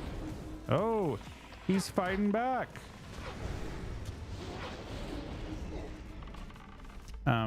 Kinda.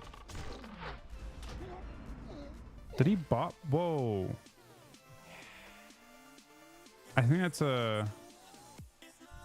That guy is not a bot, Av. That guy's different. He's in a party.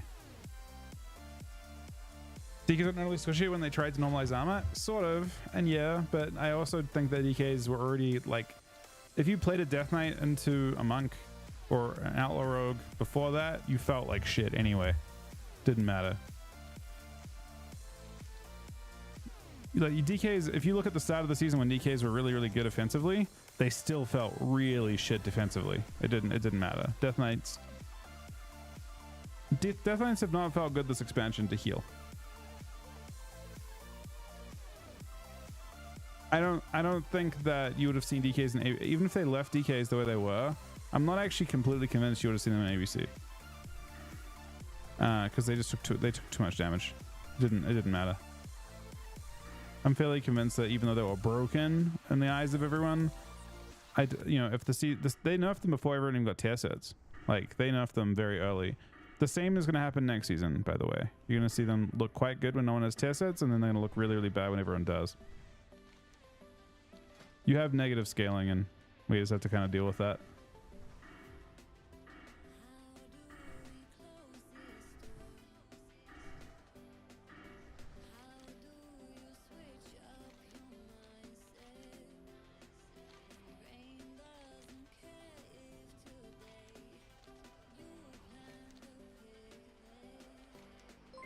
Chuck, thanks, those buddy.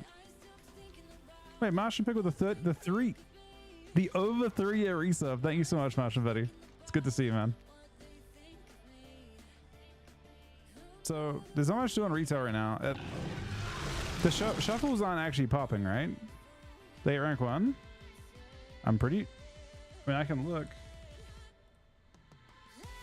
I think so.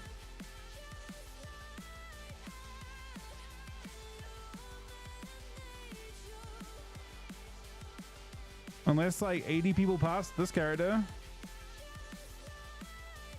and like 70 people pass this character. So I assume both characters got rank 1. It was kind of fun too. Actually, I'm really happy I got to play with Sam and Ryan for both of mine, which is nice.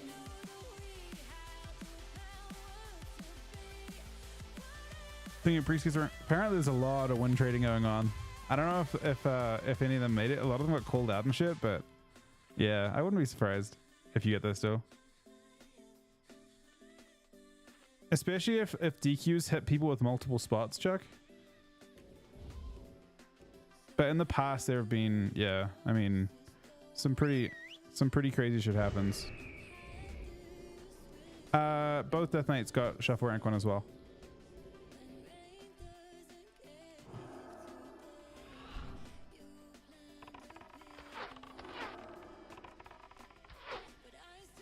Or at least should.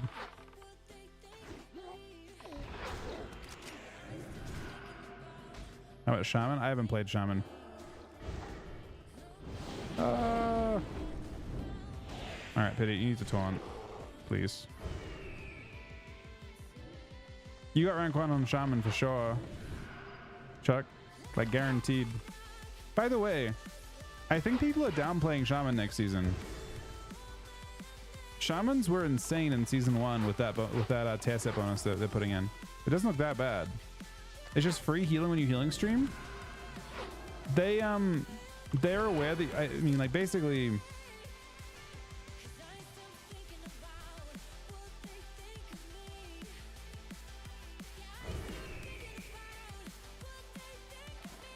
I stupid? What do you mean?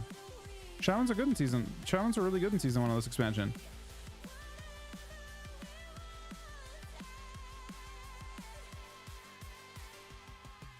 But they basically were going to nerf Shamans by 5% on healing. And instead of nerfing them, they didn't nerf them in PvP. Yeah, Death Knight's got rank 1. And in Shuffle too.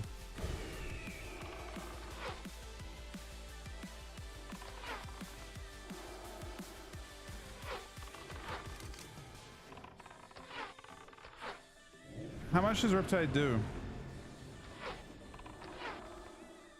Yeah, I already looked at Shaman. You definitely have rank 1 on Shaman. I think there's like 10 spots below you or something.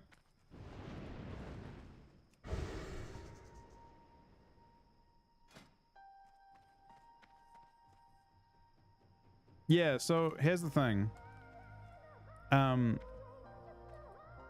Your bonus you're getting. You said you lose 15% on your main heal, right? You're not. It's not quite that simple, right? This is 7.5%, effectively 7.5% throughput from the 2 set, depending on uptime on healing stream, which I think is close to 100%. So if you buff everything by 7.5% instead of just buffing one thing by your top heal by, let's say 15%, it's actually not that far off. And then you're getting crit. You get actually you get additional 10% on crits, which is worth, depending on your crit chances, I suppose, on that one. But it's not as neutral as it's not as negative as you think. Like that, the season 1 bonus, like Shamans were insane in season 1. I think on both regions. No, maybe on EU. I guess on EU they played Holy Priest in season 1, but yeah.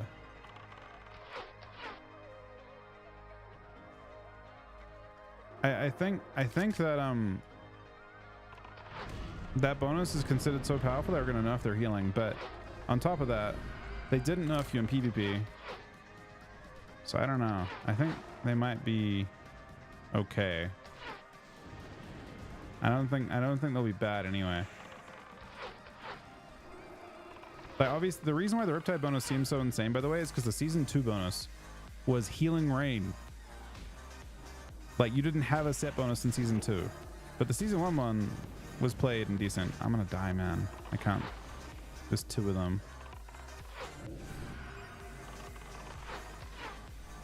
I wonder if they'll feel less bad randomly.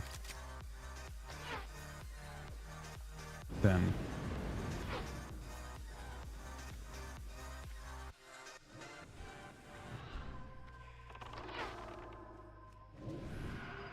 Because your actual heals might heal for something. Nah, apparently people are saying that season 1 was nerfed by half. Actually, check. So it should just be season 1 Shaman. Just, yeah. Nah, I'm almost positive it was. In the end. Was season 1 not nerfed by half? For any of them? Any tier sets? It wasn't? Were a lot of them? I don't remember Warriors having, or I don't remember Windwalkers having their one not nerfed, right? It was after season 1? Look at the Windwalker one. You're telling me they had 40% more damage on RSK from their 2 set? And they weren't completely broken?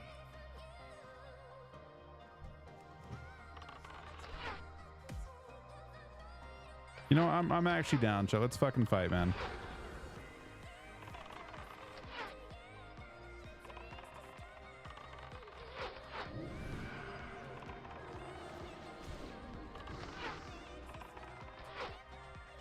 Some of them do seem really dog shit, like Destro, Destrolog tier. Destro and 5H got pretty tragic tier set bonuses. Or look at Destro. Look at the downgrade Destros have to deal with. Look how giant this fucking L is, man. It is like actually fucking massive. They go from this nice Dimensional Rift one with resets and shit. Just the 2 set, the chance to get charges back.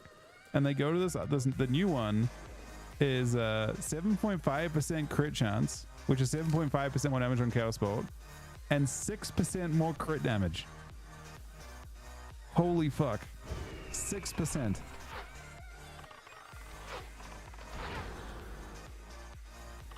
And they're the 18-month resub, man. They actually hit, I guess, Mage and Lock kind of hard. I also heard, I don't know if you guys heard this as well, people are saying on TI you have 2.6 million health. I'll allow that.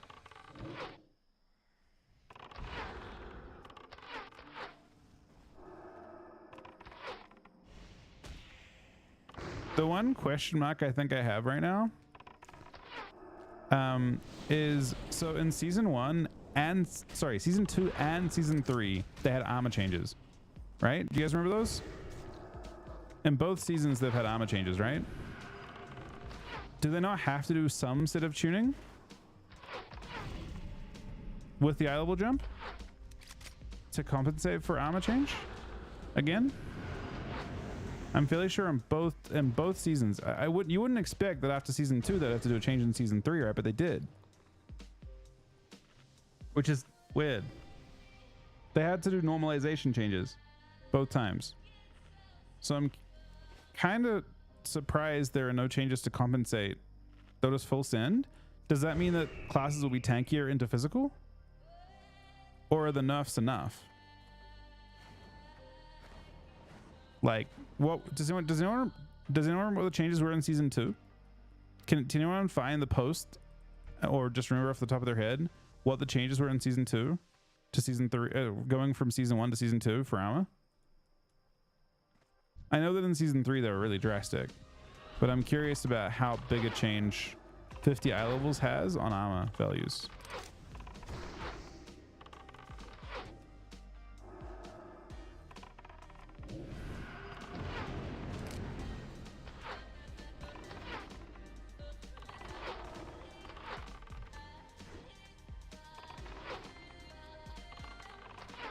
Nah, it was more than just those, I think. They did an armor change too.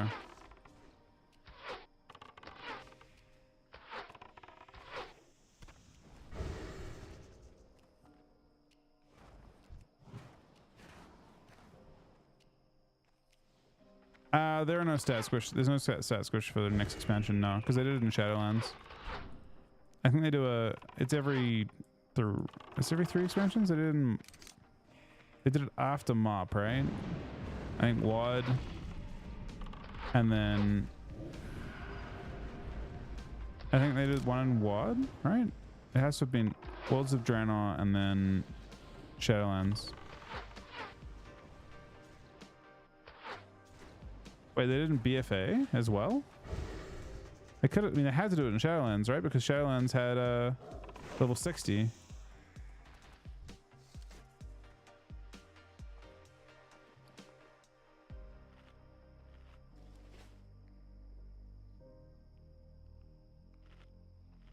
Oh, okay. Gotcha. Yeah, I mean, they'll... Yep, health pools will be massive, I'm sure. It doesn't really matter though. It's something, as a player, it generally feels better to hit harder. I don't think we're getting to a point where we're heading for like, look at your if you want to see something, look at the size of your hits in Legion. Like I remember I was looking at like an really old VOD, and yeah, and in Legion you got fucking, you just like randomly walk up to someone and hit them for 1,000,000, and it wasn't even a thing. You just got used to it.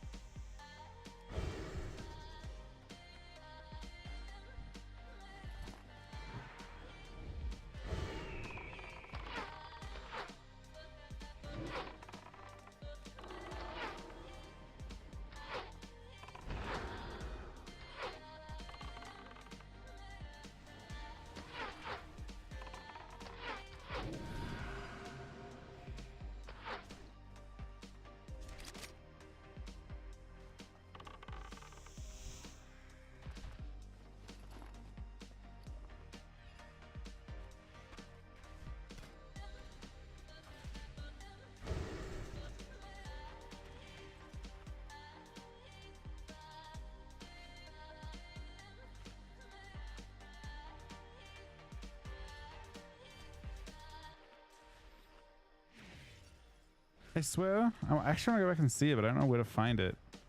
Finding stuff from season 2 seems so difficult to do. Like you have to go back so long, right?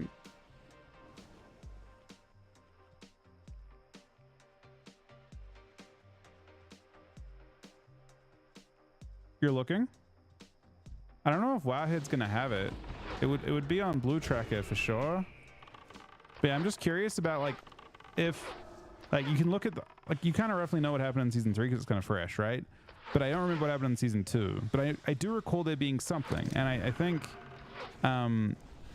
you can kind of anticipate how fucked up tankiness might be based on that. But there's more to it than that too, I suppose. They also reduced everyone's health. The bonus was only offensive in season 2.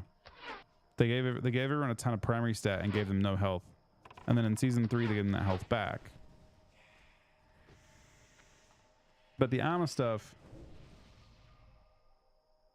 little changes. I don't know if that has the armor change came in later. I'm pretty sure. Unless you can see them there, it would be under general PvP. Like you'll see the change to trinkets. Basically, I'm trying to anticipate changes in scaling, if there are any. Because those are the only things that, you know, for example, if you're a Death Knight, you might notice that it's different.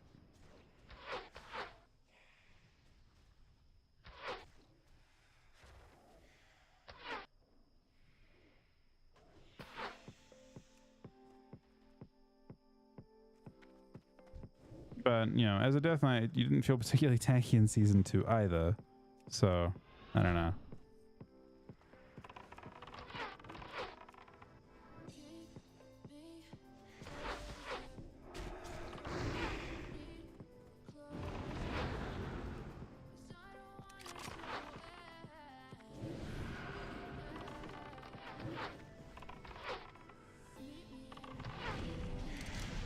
Basically, from my point of view at least, the only thing that would probably save DK is if they actually felt tanky into Battle Rogues, but I don't think they will.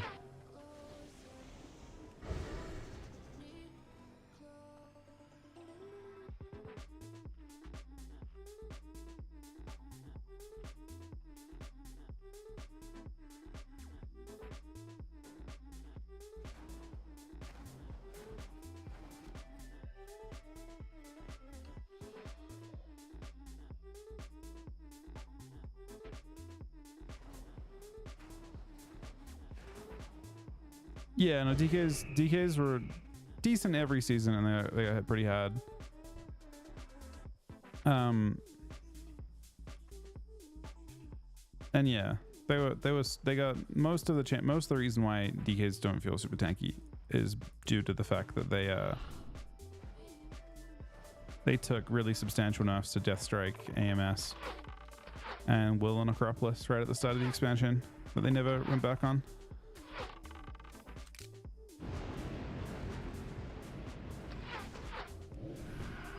I say they just 50%ed all three of those. 50%ed two of those, and then I think it's like 30% AMS, and then like 30%. No, 50% one of the talents for improved Deathstrike actually as well. And yeah, Will and Acropolis is coded as healing, so I'm fairly certain. I haven't tested it because really it doesn't matter, to be honest. But because it's not going to change anything whether I test it or not, but it is healing. It's classified as healing. It's an absorb. So my instinct is to assume that unless they've coded it otherwise, it probably is affected by dampening, but I haven't tested it.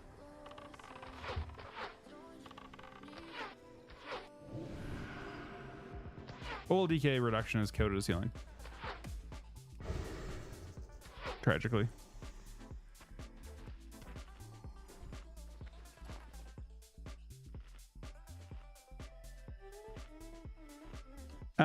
Cleaves have not had a season where they've really dominated, I don't think, yet. In quite some time, really. I guess Red Warrior and Shadowlands for different reasons. Largely to do with Covenant abilities, to be honest.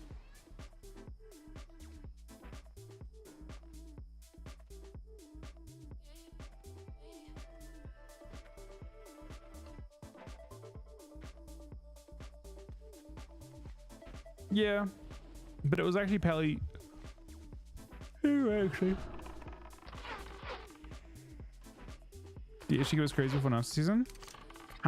Kinda. Weirdly enough, that might be a teeny bit overblown. I don't actually know how that was going to play out. It never got to. We never saw it play out. You know what I mean? Like, they got nerfed before everyone had crazy gear. Kind of. No, actually, people had tear and stuff. I don't know. I don't actually think. Oh right, I remember now. It was when sub was really strong, and they nerfed.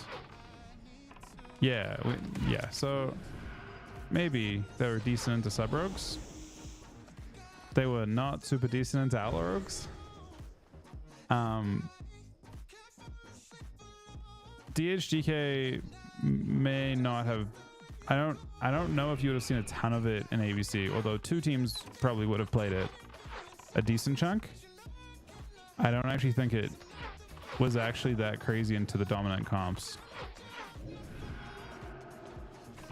but we never got to see it. Like Death Knight's had their survivability issues already. I think into the Outlaw comps. I don't know if you would have seen it that much. Like it was doing well and it did a lot of damage, but it wasn't tanky, and I think durability is kind of almost more valuable for ABC comps.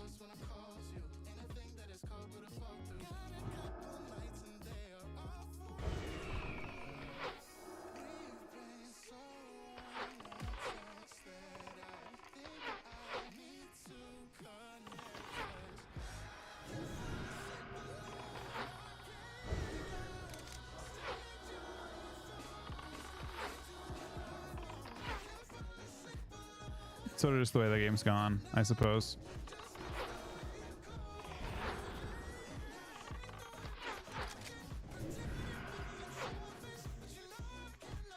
Everyone plays some variant of attack comp. I mean, you aren't durable, and every comp that plays. I guess, yeah, it's kind of sad, really, because you would have been durable, but yeah. The durable specs wanted to be able to kill you, but you aren't allowed to kill them. That's the important thing.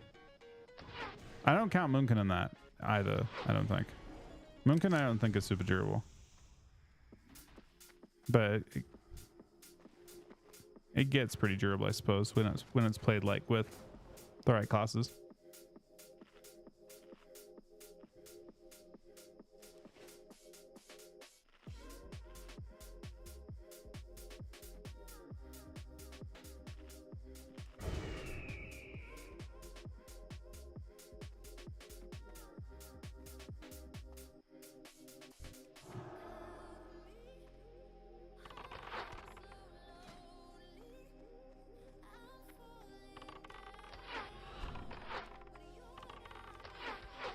Yeah, I've heard the like population's kind of out of whack now, right?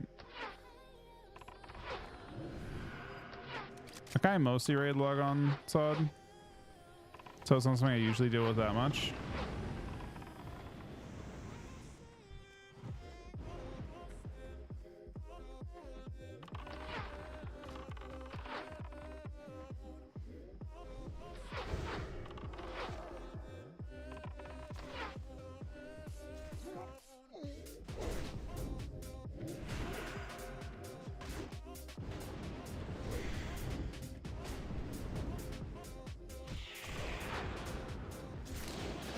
She did to that.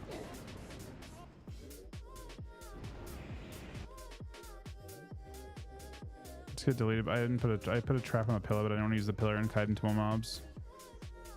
And Vayne resisted. I didn't even hit the mob. I guess I did.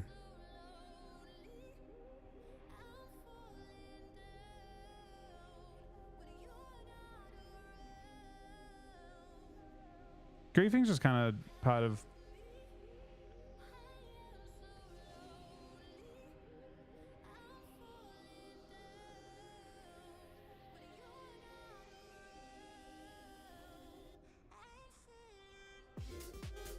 them doing the whole mop classic mop remix thing for retail makes me worried they might not do a classic mop. Wouldn't worry about that. They definitely will do a classic mop. It's in their best interest to do that. They're speed running Kata to try and get to Mop Classic. They're doing the classic. So the team that is doing the Kata remix or the Mop remix is not the team. They have no. I bet the team that works on Classic is like annoyed about it. There is a team at Blizzard that does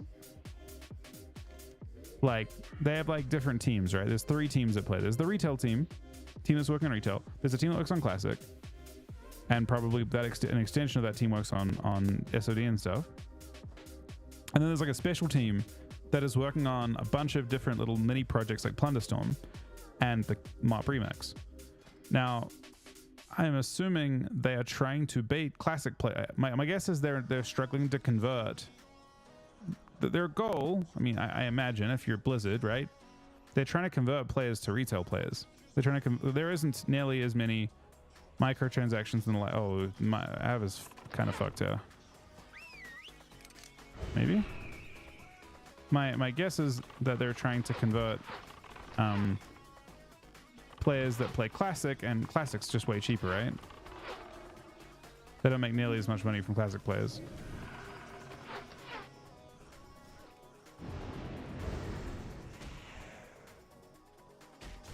I can love this either.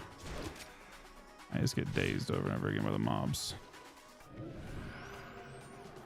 Nah, I'm fucked. Unless doesn't pay one time? Resist every time. I'm gonna aggro everything here. There's no way. Can escape. I have so many mobs in front of me. Just take the run back. It's unfortunate.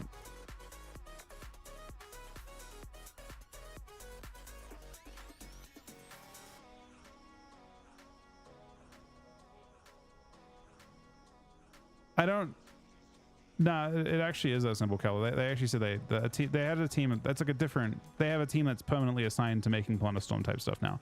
They had a fragment. They split a team off of the retail team.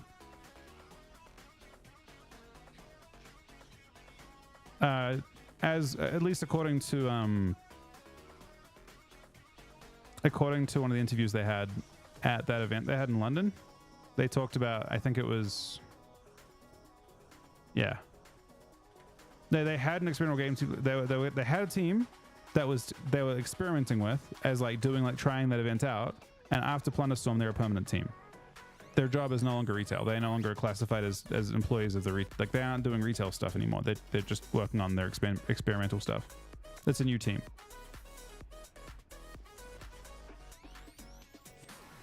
So they aren't competing for resources anymore. Yeah, that was confirmed by what's the name in the most recent thing. So originally it was going to be yeah, it was like it was just the retail team working on it, but they split that team off, and now they're doing their permanent thing. I just know that I have to believe all that I see. But yeah, I mean, I think the classic team is pretty separate, like very separate. I don't know if I may have to AFK in a sec. Hopefully not.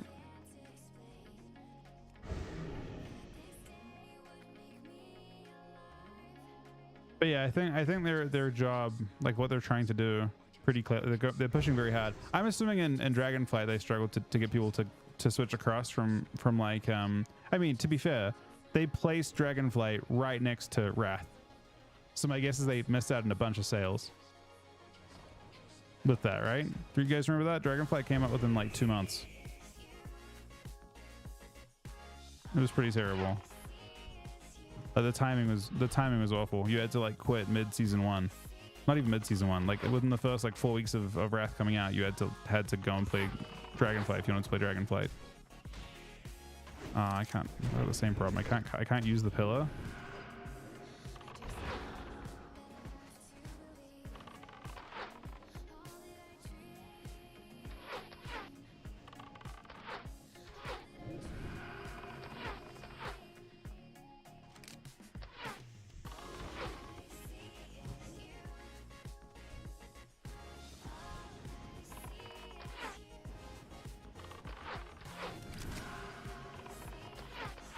I gotta be right back, Av. Unfortunate times right after we just died twice. Maybe it's 3 times. Instant days into days. Hey, can you please land your taunt? I did. These things are so hard to kill when you can't kite them. Alright. I'm gonna log out of here. I'll be back, okay? Give me a couple minutes, guys. Thank you guys for watching. Thank you to Chuck for the host. Thank you to Martian for the resub. Thank you to Shino for the 69 bits. At for the 18-month resub. And Diva for 10 gifted subs. Back in a couple minutes, guys.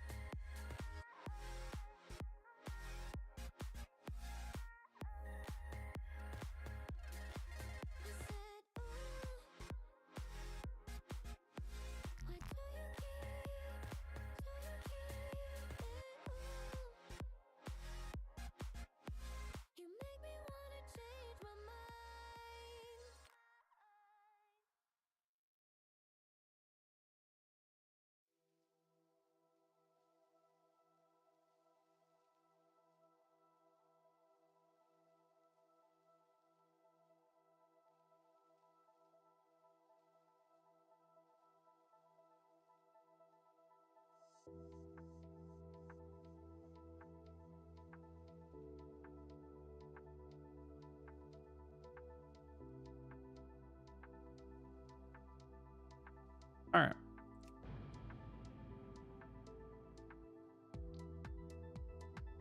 I want 1 HP though.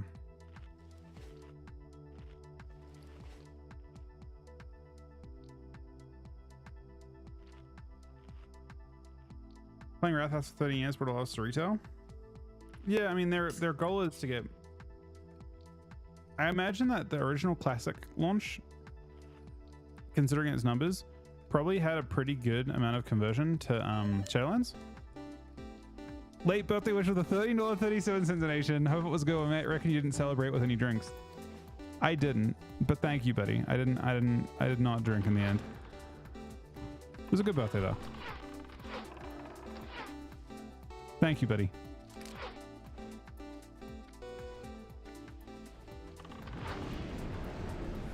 Did I really pull 2 of these things instantly? You can wrap your own souls, can you? They're very stacked, which makes this possible, I suppose.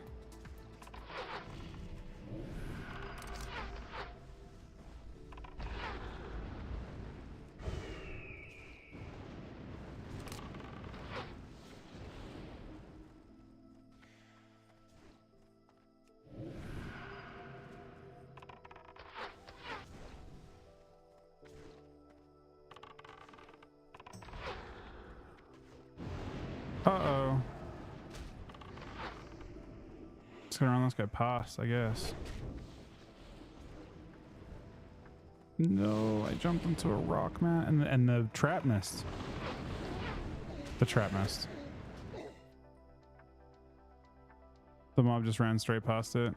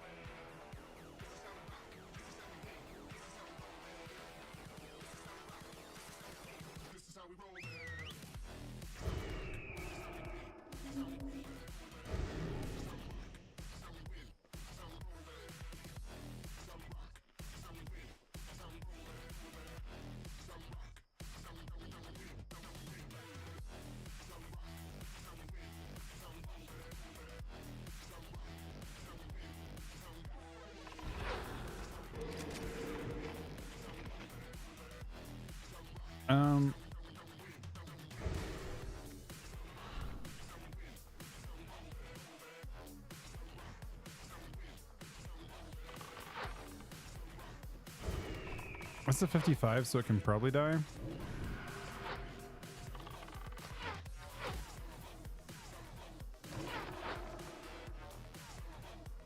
I don't know how that trap misses, man.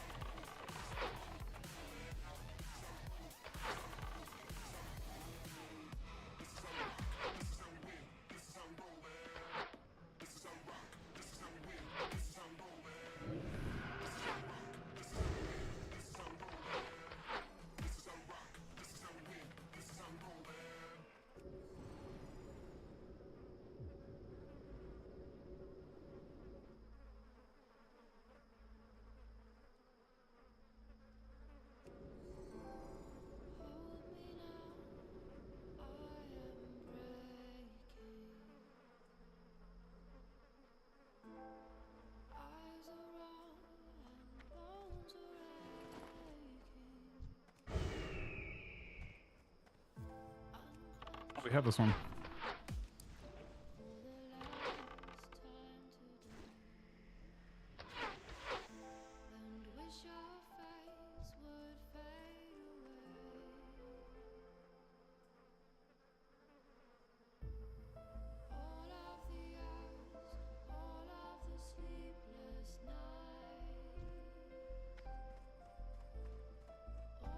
These guys are pulling a lot of mobs.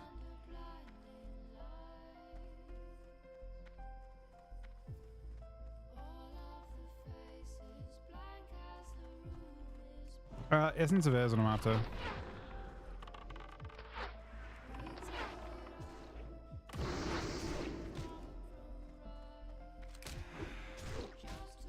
Holy Priest? I wouldn't think so. Yeah, everything just missed. My fan worked at least.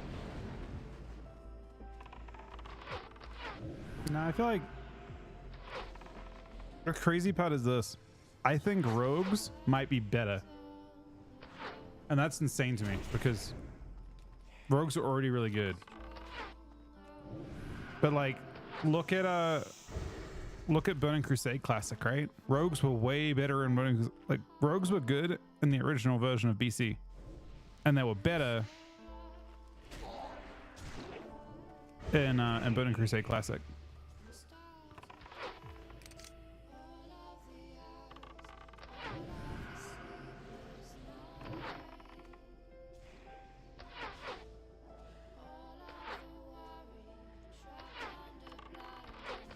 I mean, it certainly literally is an animal.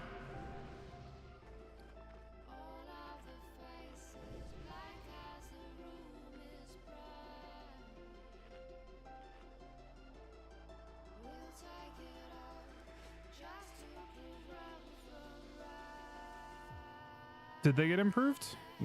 Was there a lot of Kata classic stuff?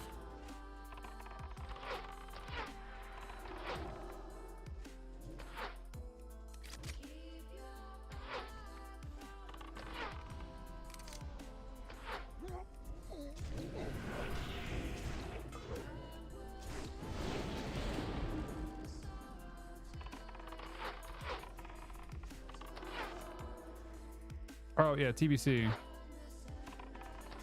Well, honestly, the meta didn't actually change, at least from what I saw. The meta was the exact same. Just RMP was better. Were there any new comps in TBC that went around back in the day? I feel like it was the same exact thing. Yeah.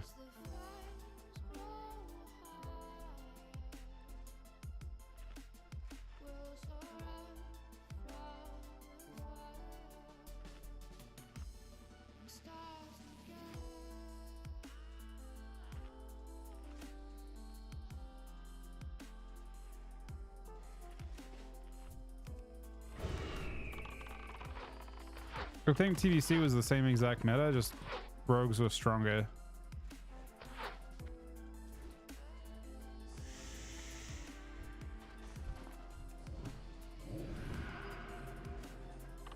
And I kind of feel like Kata will be the same. Although rogues were really good in Kata as well. I think they'll be more perfect.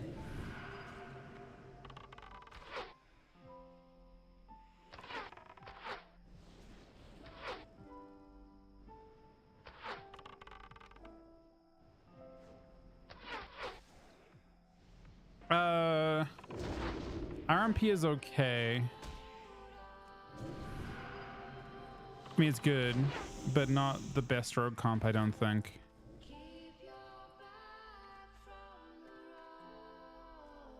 I think you've got like Thug Cleave that's really good, and you've got RLS that's really good. I'm not farming rep, I'm trying to farm Essence of Airs. We need one more. We have 3 of them so far. I guess I indirectly am farming rep, but not at a very fast rate. Actually, I guess you have to farm friendly, right, for douses? Is it friendly or is it honored?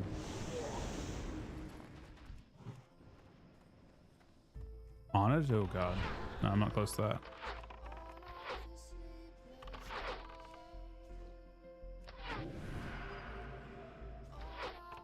Disc? I think people at the Shaman. That was I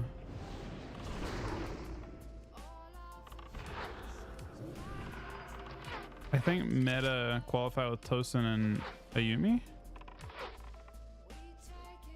in season 9 in the last, like in the final patch of the expansion. But I think Meta didn't go and they had Kav as their healer instead.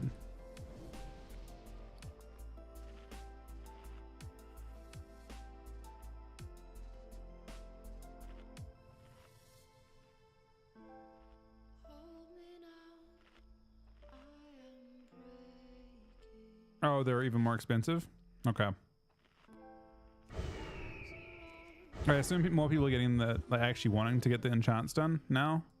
Do you need it for the one-hander enchant too, Ev? Or just the two-hander? Thundercleave? Don't think Ellie's that crazy.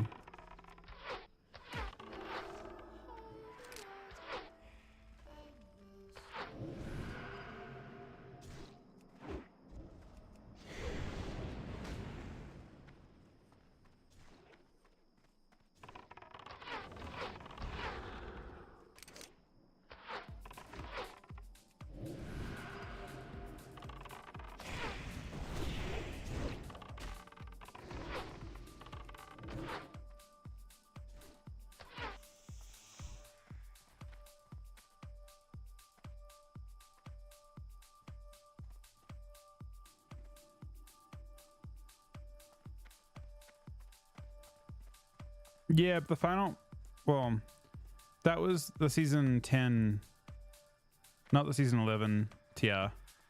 That was season 10 tuning and season 9 gear.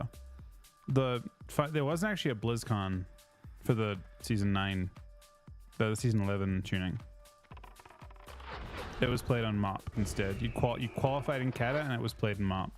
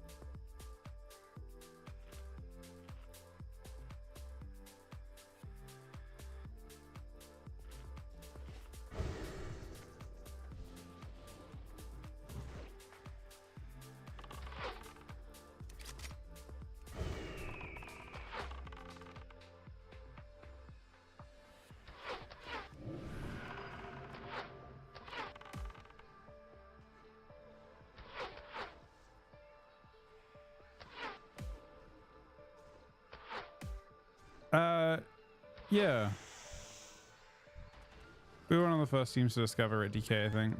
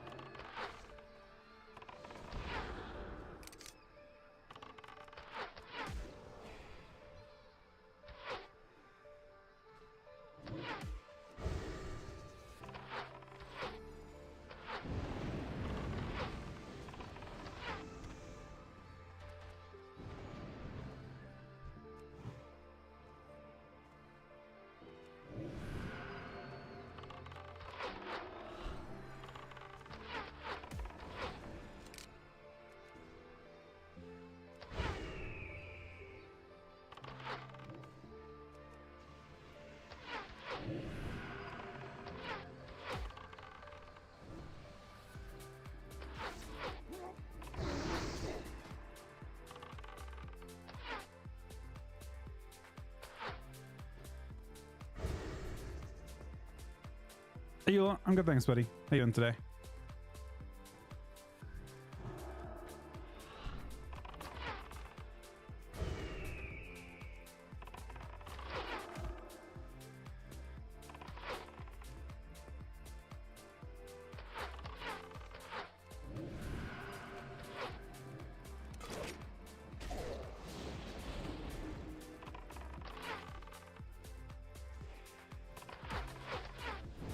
So let me look at KFC. Yeah.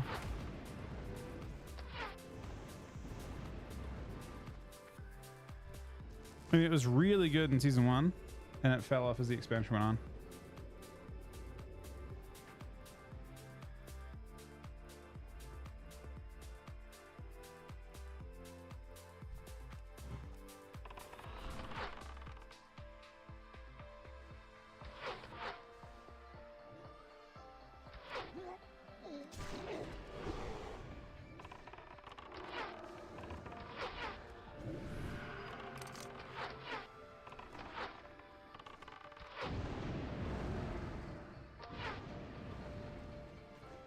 It was a good hunter expansion, for sure.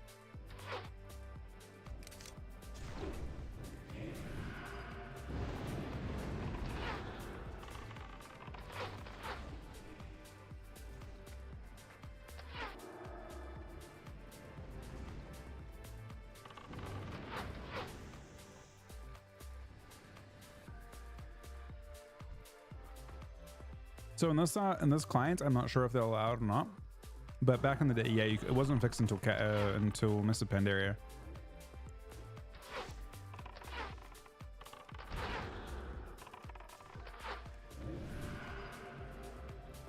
So hunters just park and continually they continually get new pets, right? I think it's in ZG or something, or an STV, and just grab tons of pets. There was some place that was like you could queue from, and it was close to where you would get your like new monkey pets from. Hopefully it's not allowed. I mean, it's part of the game. That's how the game worked.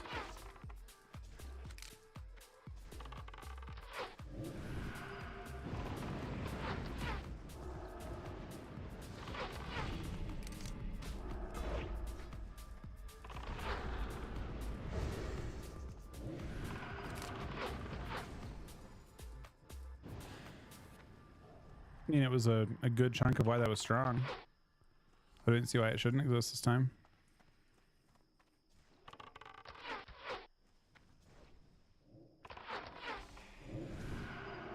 I guess on some level it was kind of like a warlock farming soul shards or something, but like you could, but yeah, I mean, obviously more annoying farming new monkeys to use.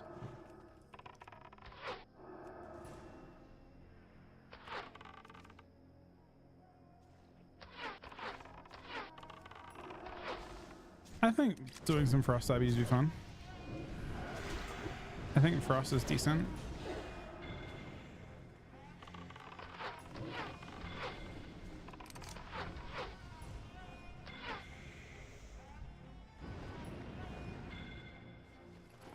So last one doesn't really want to drop, does it?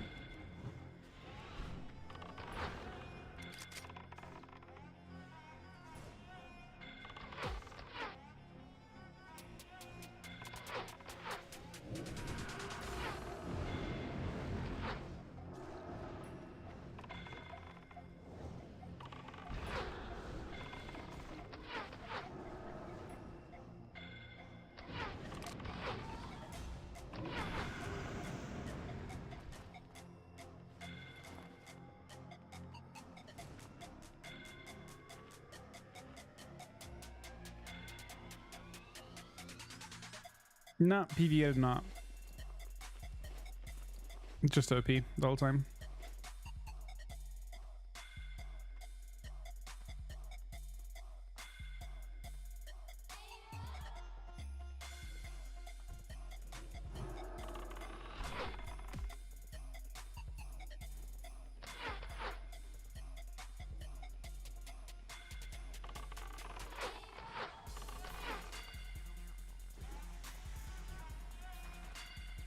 Oh, he got it.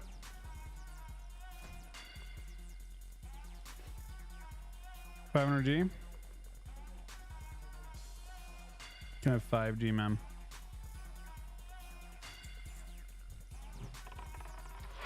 How do you loot all those? And I have to see one drop.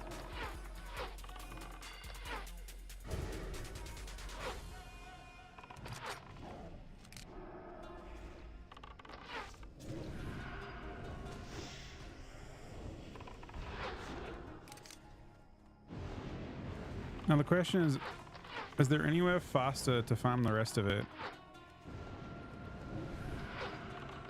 Or am I just supposed to sit here and farm these?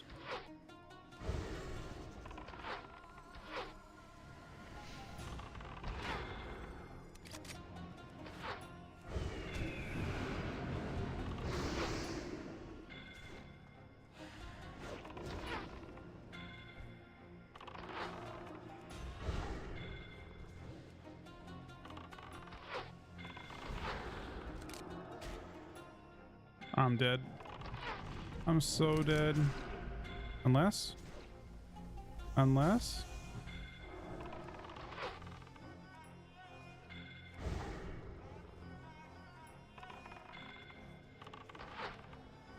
Oh wait. Have. Does he have soul stone? He does. Oh no. Oh no. Miss. Let's drop another one. No. We killed 3 though.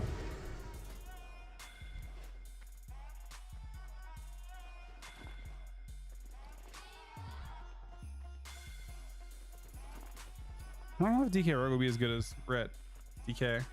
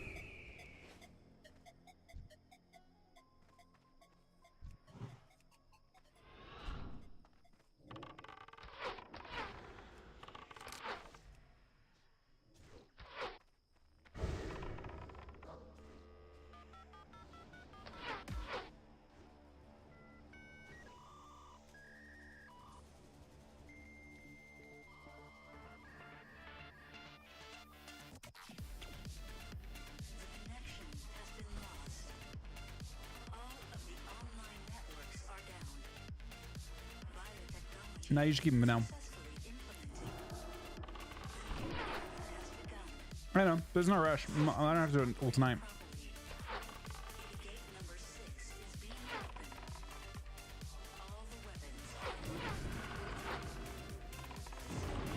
I got the whole phase to get the enchant.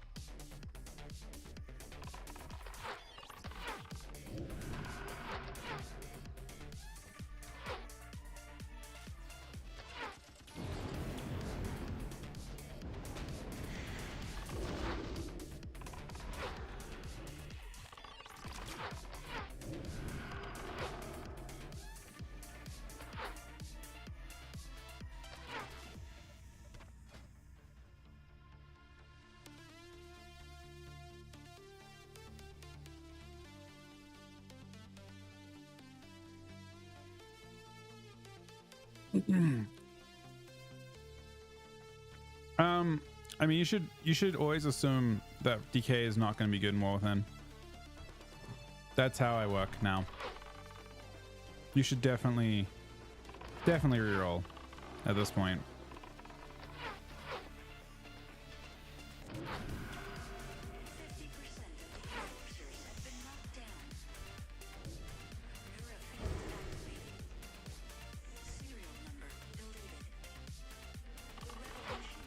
Bro, I swear, if you had seen my beta testing from BFA until now, actually, to be honest, from Legion until now,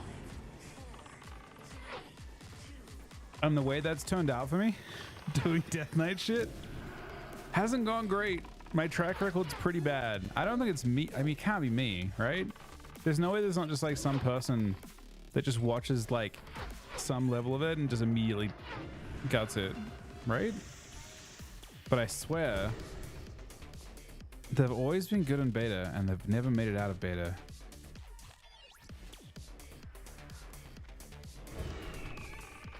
And I feel like they weren't tested by that many people. Am I the issue? Was it just always me like that would actually test DKs a lot and get them shit on?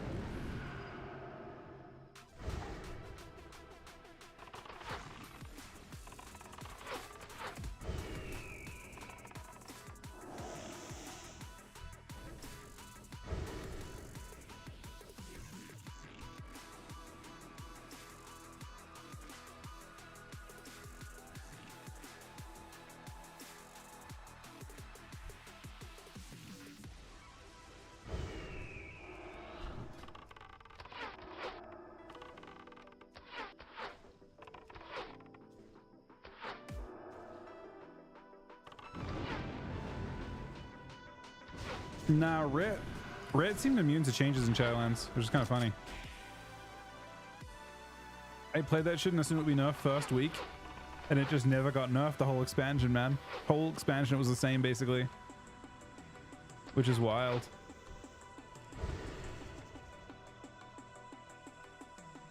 Oh, we're actually lucky now, I think. We'll just grind until I get my arrows done. Once I run out of arrows, I'll huff.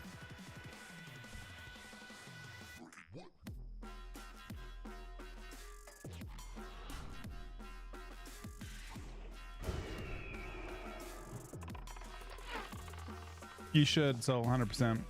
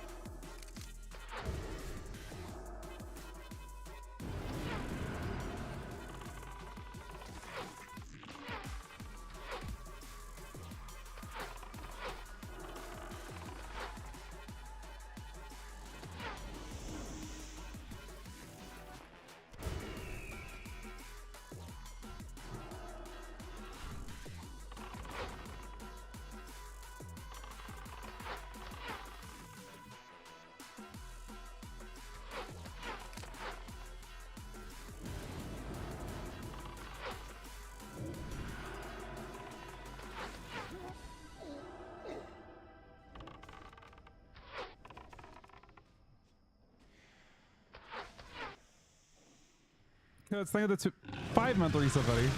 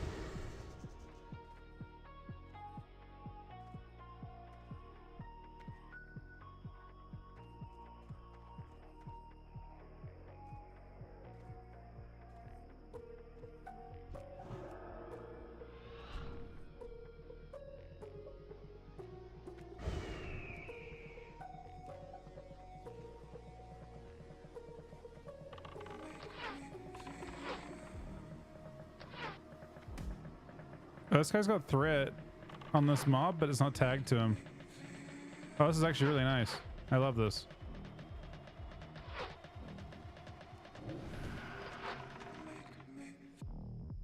He's just tanking it while I kill it off him. Is he a bot, Ev? I feel like he's not, right? Nah, he's up PvP rank and shit. Oh my god, and it dropped in air as well? That's kind of fucked up, if I'm being real.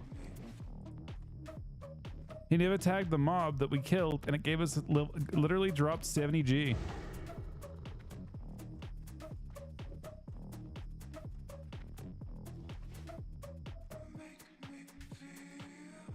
Do we have 8 of them now? Or 7 of them?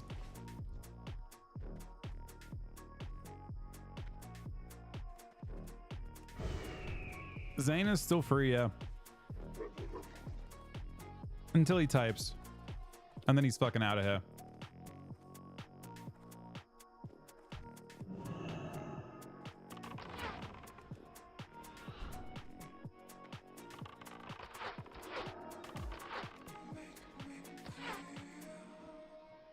It was a rigged vote, though. It doesn't really count, right? It wasn't exactly democratic. When I said people to vote no, they voted yes.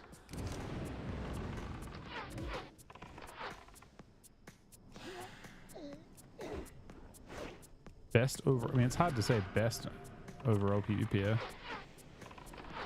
It was a big group. It was very, very good, I think.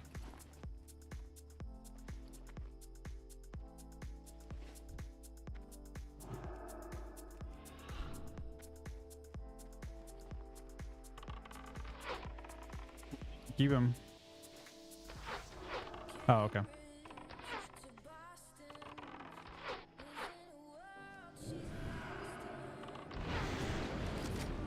Who I fight in the least?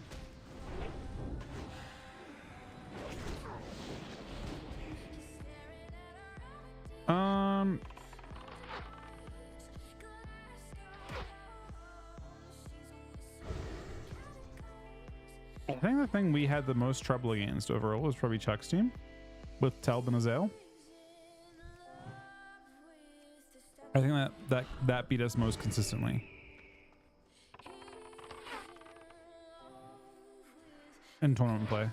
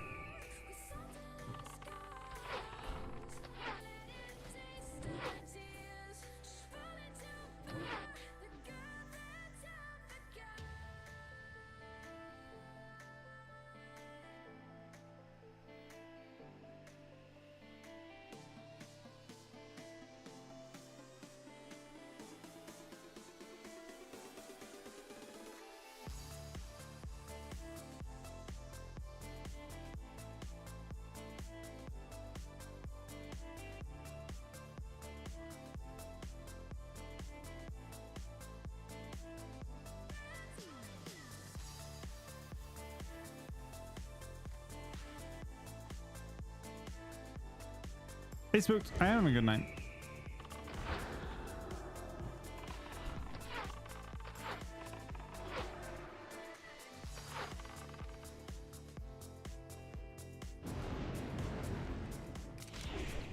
How about you, buddy? I am ready for season 4. Yeah, I'm excited for it. I don't know what I'm gonna do, like how I'm gonna start capping stuff tomorrow. I guess I have some prep stuff to do tonight. I'm sorry, dude. We can work on the next season if you want. If it's, hopefully it's, I'm curious about what changes I've got. I feel like there'll be, I'm wondering if they'll start the season kind of inflated or not.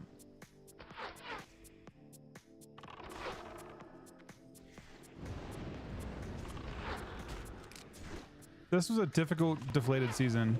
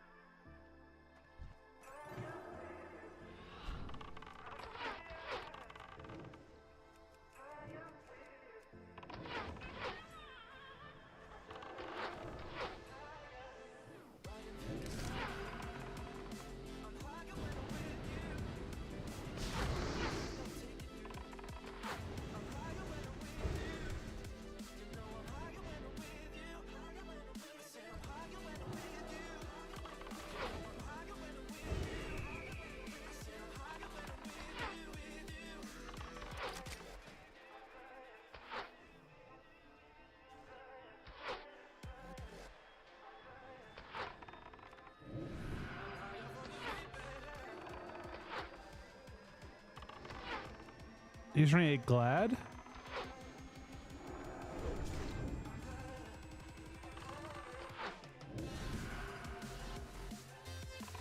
Oh, you mean he was like tanking his MMR to make it so like he would play? That's kind of fucked up.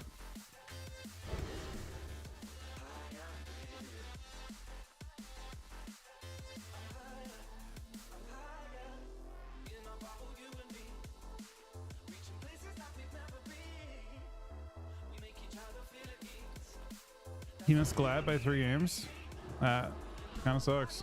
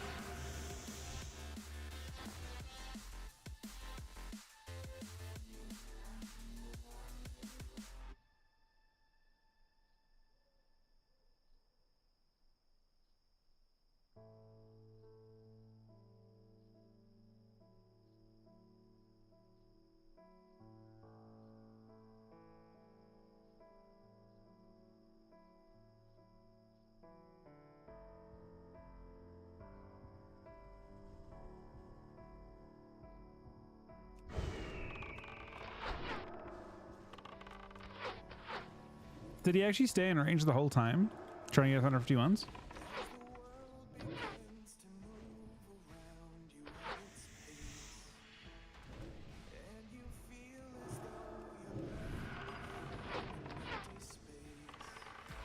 Or did he eventually drop out of range? What was his plan, to get really close and then farm his points up, his rating up at the end?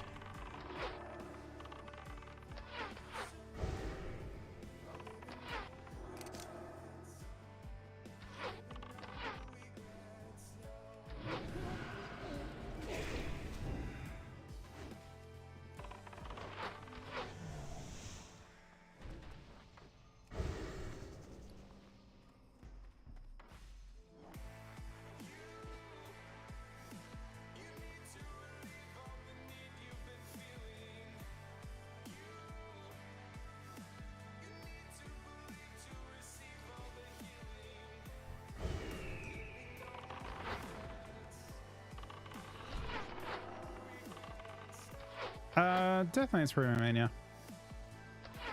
Haven't got to really main it as much the last couple seasons, unfortunately. Don't think it's been maybe as good as it could have been.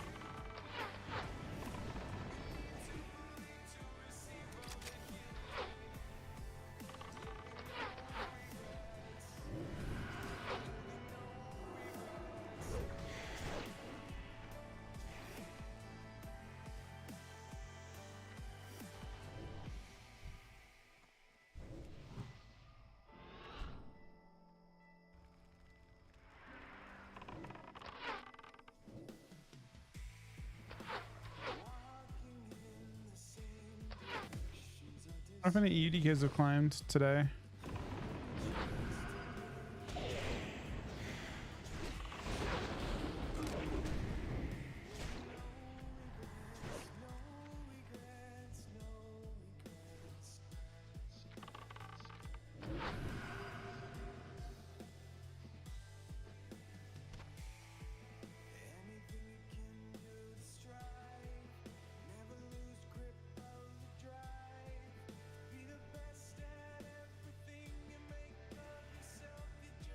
The highest DK on EU that queued in the last 2 days went 14 and 12 at 2600.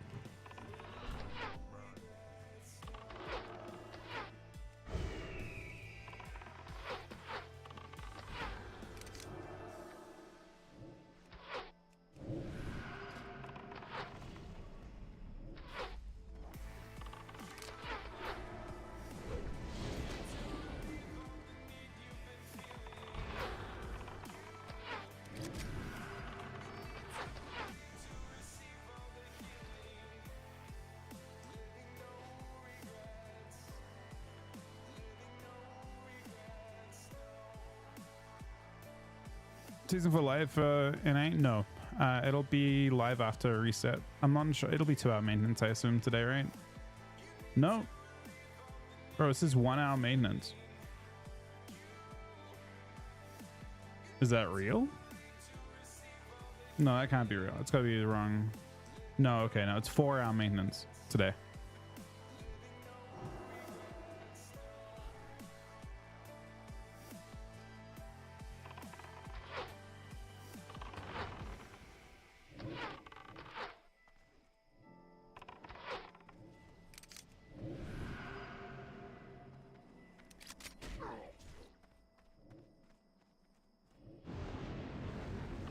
I mean, for what within, maybe. I don't think there's anything they can do right. I mean, there's nothing they'll be able to do in an immediate sense, I think. I mean, they should have a mid-season gear grind, I think, too. It should be like, you should be able to get continued upgrades as the season goes on, I think. There should be an incentive to play the mid-season. I think you should, like, it feels kind of bad. Arena and even Shuffle. It feels kind of bad that you gear in like 4 weeks and then you just are full geared the rest of the season. That kind of sucks. I feel like having no incentive to, like, no, like, power-based incentive to play in an MMO just feels kind of weird.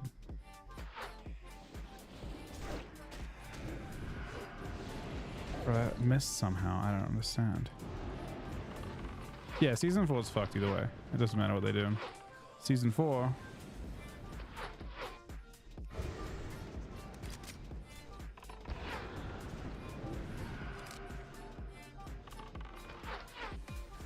Those issues are gonna be issues either way.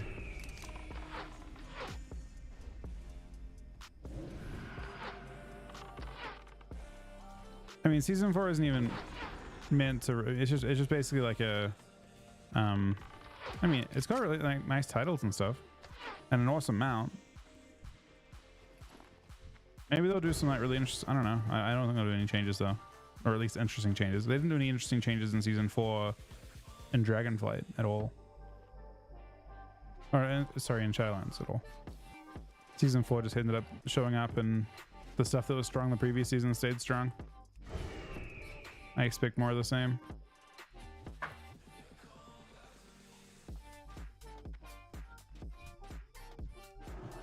I think Outlaw was even more disgusting in season 4 after being disgusting in season 3.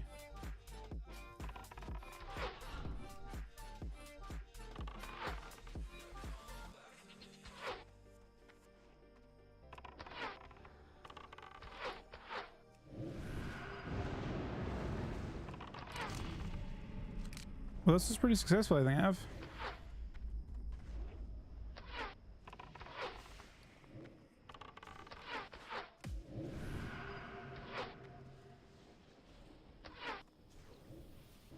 Yeah, I mean, the first hour, I think we got nothing, and then we ended up making pretty good gold from it all.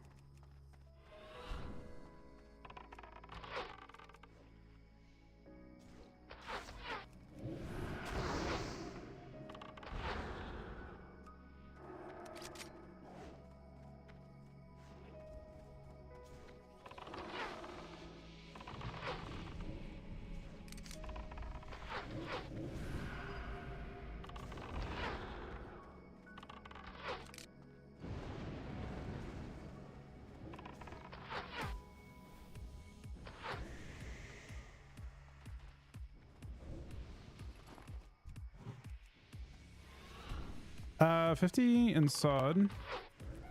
For this phase, it was really quick because you used incursion farming. I don't know if it's as fast now. I don't. So if there's any specific stuff I could help you with, but I get such mixed feedback on my UI that I'm not really sure.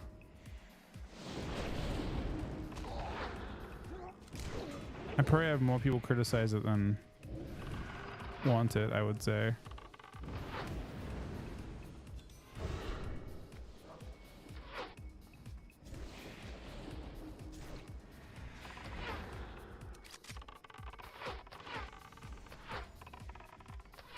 It's looking kind of grim for us. I both died.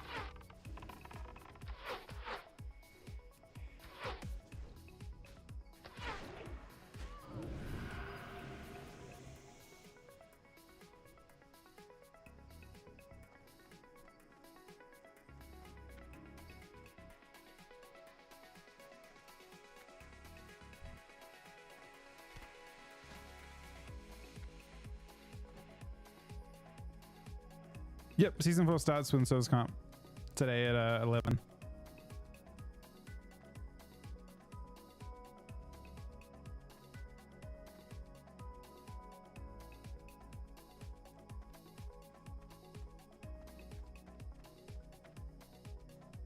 It should be pretty interesting.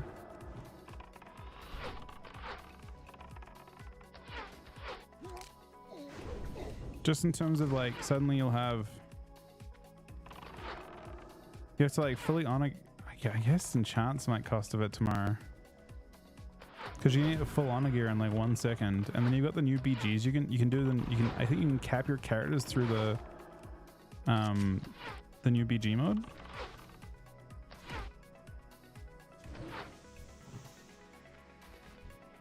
What I'm not sure about that I want to get comfortable, like I want to understand is like, how does upgrades and stuff work? Like, how quickly can I upgrade my legendary weapon?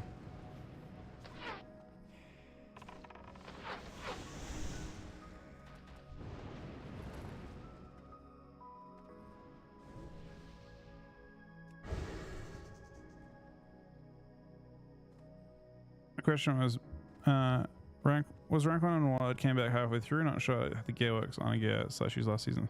So at the start of a new season, your previous season's gear doesn't really matter. They put honor gear in that in PvP is just higher level than the previous season, and you don't have to do much work to get it at all. Like less than 15,000 honor buys you the full set. So you basically, you're gonna be doing BGs or just have honor left over from last season. You buy full greens, you enchant it, and you're good to go for the new season. That's it. That's your whole grind. You can also buy some craftable stuff from the new season if you want to get gear that's equivalent to the last season's eye level, or maybe I think it's like a tiny bit higher. I think last season it was like 476 for honor gear compared to 450. It's 26 eye levels better than your current gear. So like right now we're in 490 gear, right? Or no, 489. So it'll be 489 plus 26. So 515 PvP honor gear probably is my guess.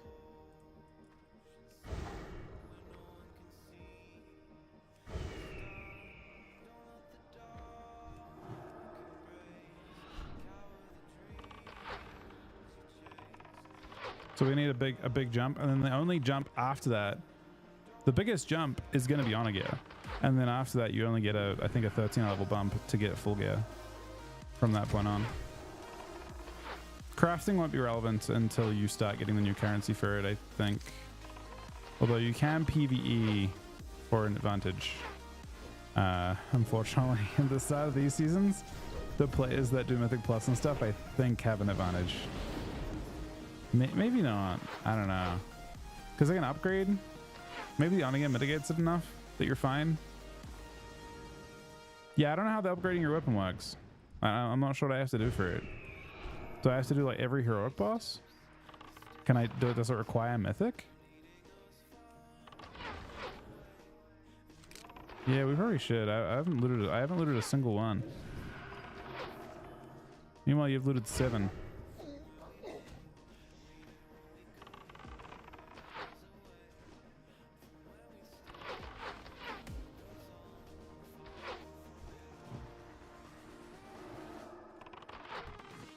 Ah, there we go. All right. Now we got 4 each.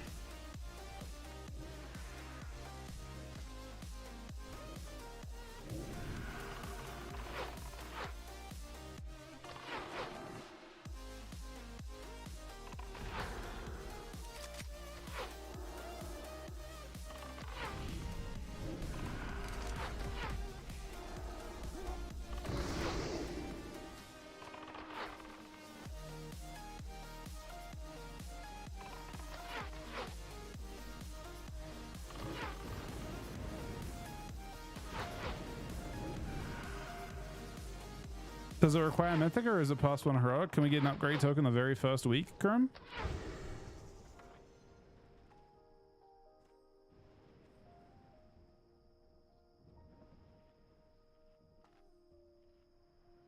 There's a section on legendaries.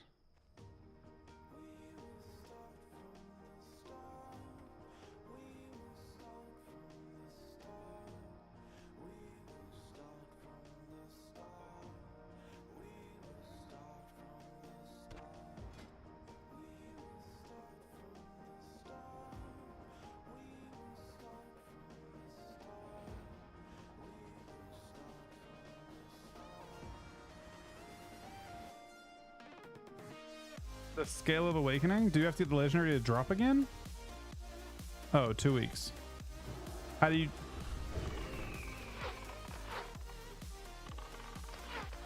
Wait, where does the token drop from? Is it 2 Farak kills?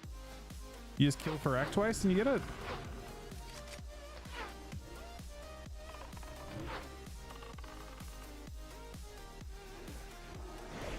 Is that all we have to do? Just kill Farak again? What is Scale of Awakening from?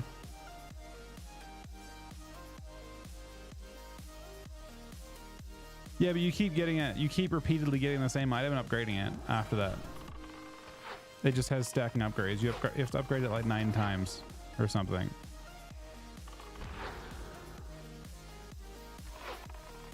So it sounds like it might be worse than Onigame for the first couple, like for a first while, and then eventually it becomes good again.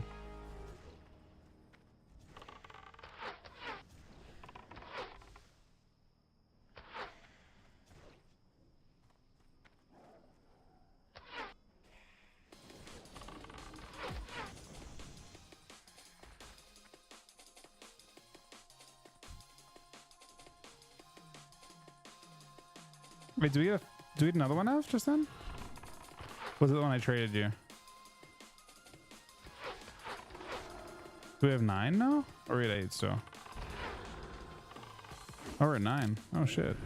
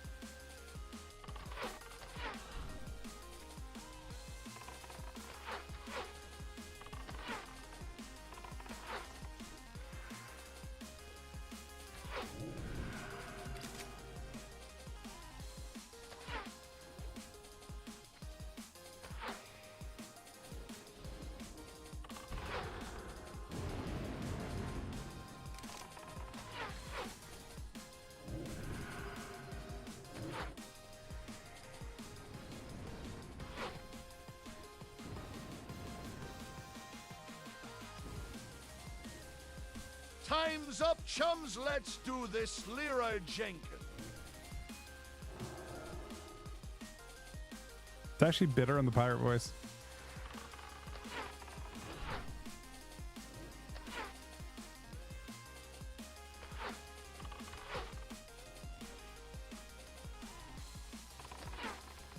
I'm hoping it does, Ken. I assume it does, though. The thing I'm really curious about, though, is what if you create the legendary this season, does it start at 496 or does it start at some higher level thing? Is it already awakened? Because, like, would you be, like, lucky you get it this season and then you have it at super high level?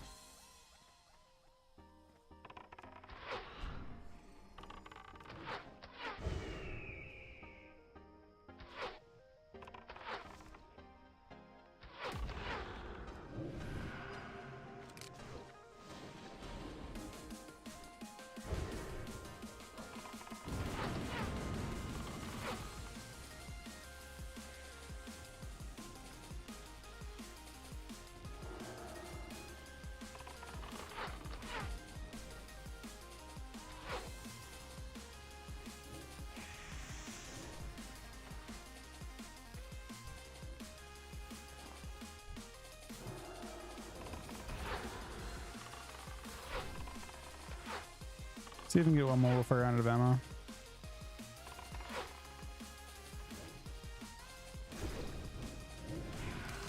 Does it just need... I thought it required like the other upgrade item. You just need flight stones and stuff? That's easy. Because we can just do... So we have to do like a little bit of Mythic Plus after 2 weeks and we upgrade it fully.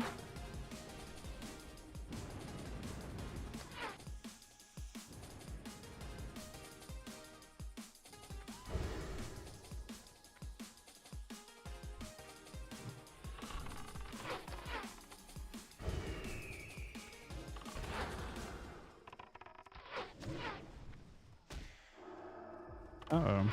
You just ran straight over that thing. Please don't do that again.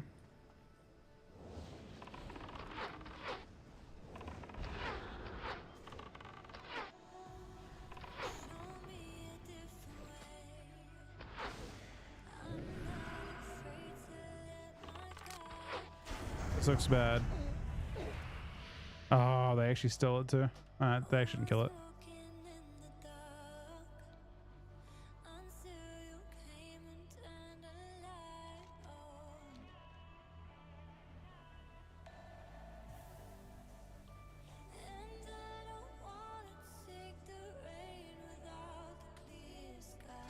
You can get the other season's sets from the legacy vendor, I think, for Ana. Not the elite set, but I think the base sets are in the game still.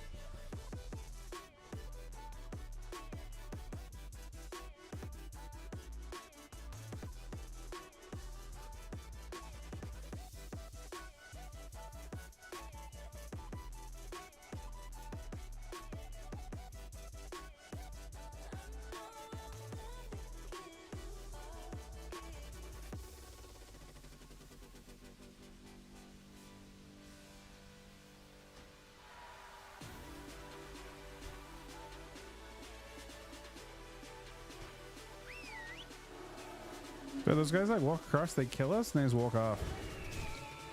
Ah, no, they don't. They're camping us. All right.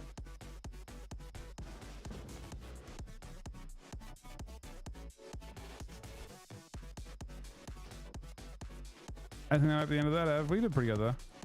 I only have 95 arrows anyway. It's not even worth it.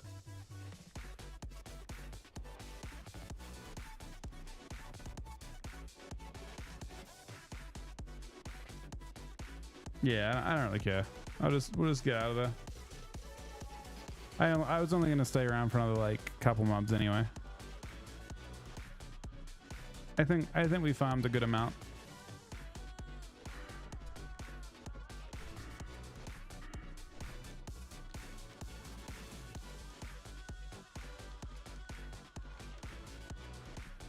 I mean, I'll kill him to avenge Steve.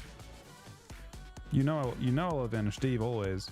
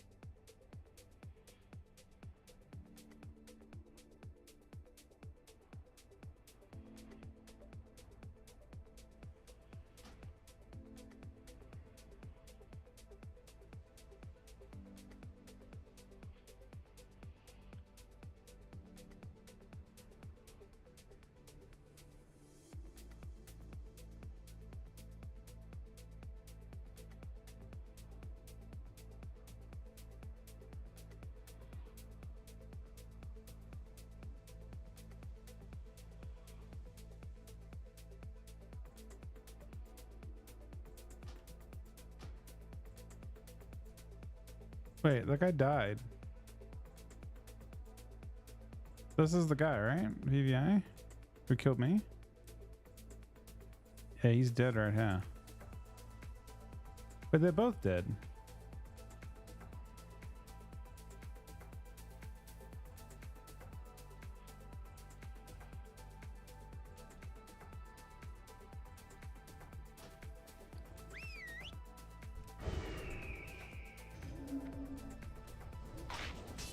Oh, there's another one. Okay.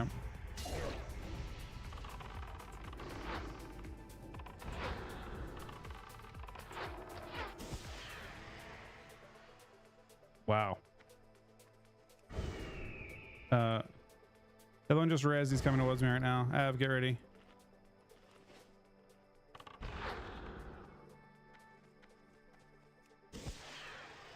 The other one's coming straight for me.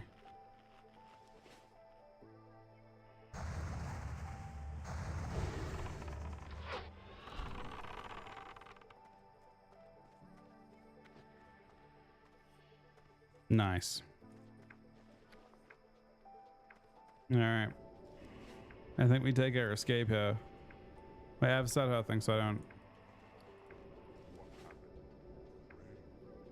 Oh, here he comes.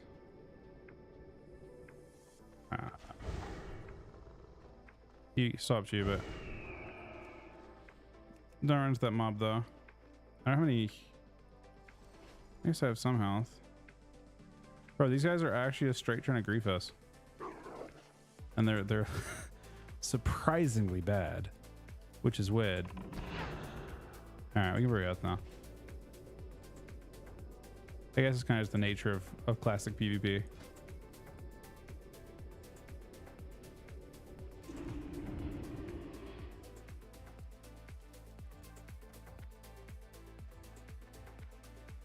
So the guy died again to mobs? They're just trying to get to us, right? The mobs sprint though. I have just the thing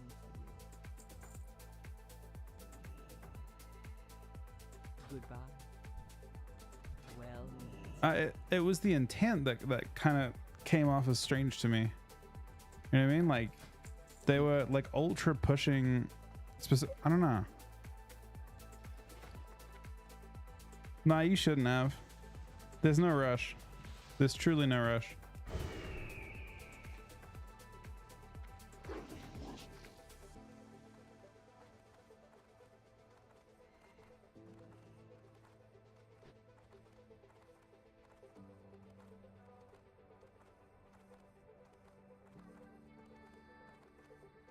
What are you looking for?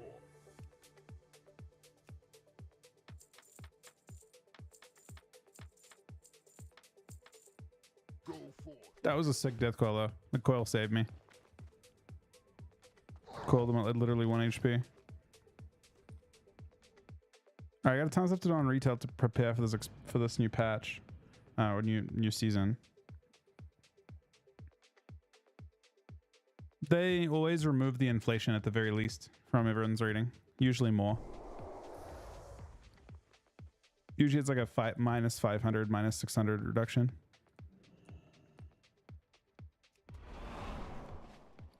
Yeah, the question is, do we only have to get 2 tokens, Chrome, then farm flight stones, and we upgrade it fully? And that's all we have to do?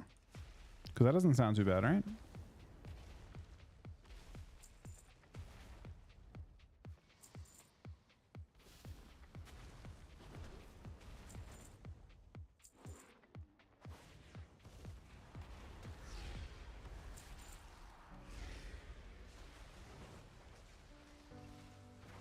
So now that the season's over, what do we think?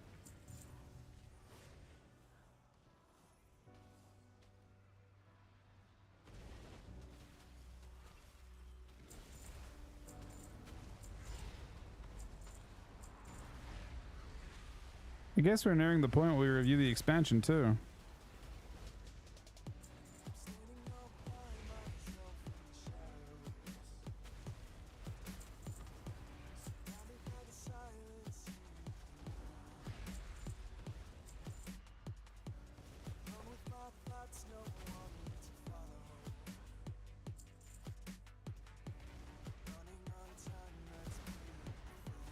Max in 2 weeks, that's crazy.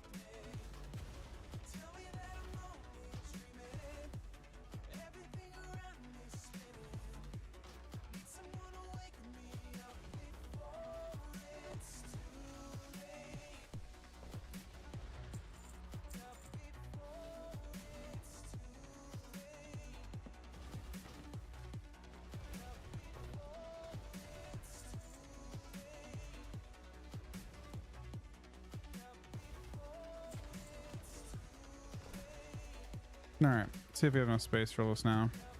So what you're gonna do now is you make a macro,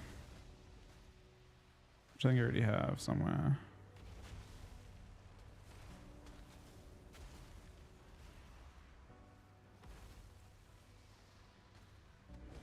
Do I not have one?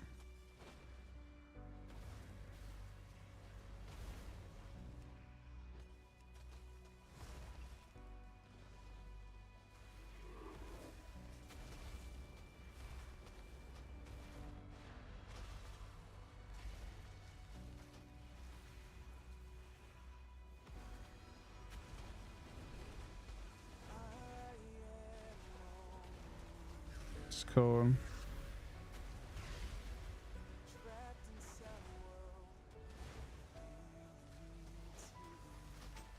Yeah, that's what we needed.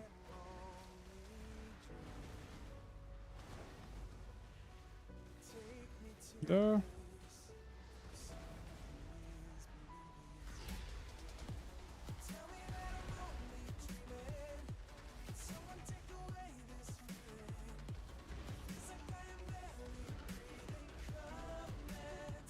one way is you do this the whole time, but it takes a while. Or we could do this.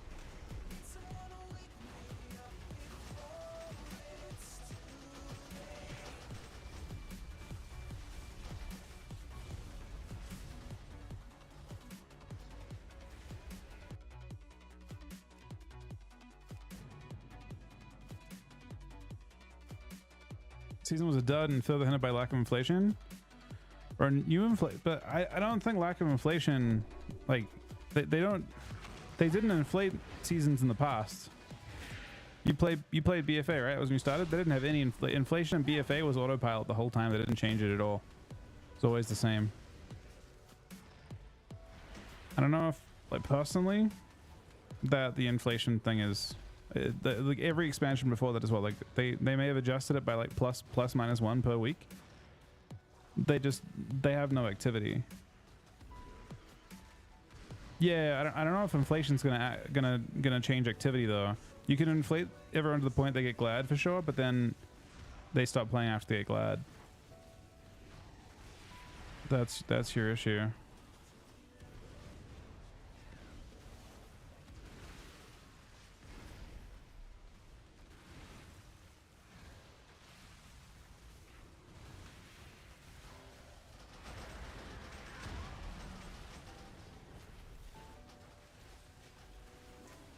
Open wounds and closing doors. Been here before, not again. We cannot hide our nasty scars. Yeah, no, I'm with you. What would happen now if you say you won't know if you The Red Paladin patch was weird, but I can actually empathize why the Red Paladin patch happened. They're paid as designers to like release seasons that are like, if their job is to redesign a spec, it better be a good spec, right? You can't redesign it and still have it be dog shit. They probably went a bit too far with it. But in terms of like, you know, the patch of the guts of a patch was that rework, and their job is to show, hey, do people play my class after I reworked it? And they did. They sure fucking did. They definitely played Red Paladins. So, you know, from their point of view, their job was pretty well done, right? But yeah, I mean, that's pretty more corporate, right? If they did a bad rework and no one played, they have to show like a return, and in that case the return is people playing the spec. It's a tough one. So you need axe for DK? You don't need it, I don't think. Ion's already got stuff. Yeah, no, I agree. Dynamic inflation would be good. I still aren't sure it's the best way of doing things. I wonder if the game shouldn't have rating. I wonder if the game should be more like you just get a rank.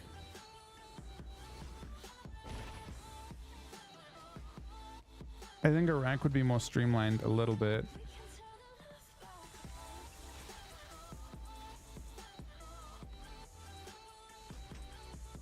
Yeah, I think redesigning the rank system would probably be more efficient than their current way of doing things. It's really competitive MOBA system. I mean, you can either go the league system where it just basically has an elo, but it's hidden behind your rank, and you like go between divisions. So like, you know, effectively diamond might be like 2.2k or something, right? If you go by like MOBA or like league system. But you also could just go full rank as well. So you just have like a thing that shows, oh, you're rank 3000, or maybe even better, and maybe even more relevant, to be honest. And they could maybe do this with less change, right? So imagine, let's say, you know, Death Knights suck, right? We know Death Knights suck. What if you throw a little thing next to them that shows your rank for that class and for that spec, so you can kind of see where you stand?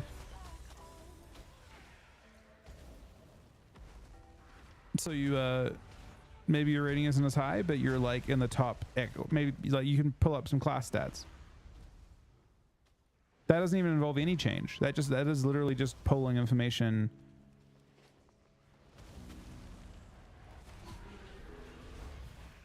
then you can kind of see, you know, like maybe, and also that grounds people more, right? Because in the really, really inflated seasons, you will see something along the lines of, oh, I got 3,000 rating, but 3,000 rating in that season might have been ranked 600, or maybe you were like actually not even that high rated for your class. Maybe you're in the 90th percentile for your class, but then somebody gets 2,400 in the, you know, next season, and the season doesn't have any, you know, there's not much activity, so it doesn't inflate much. And you're actually, you know, you're in the top 99th percentile for your class. And I feel like the game could probably put some context behind the actual rating, which would make you feel better about your achievements compared to like, oh, you just want to get 3K or you want to get 3.1K.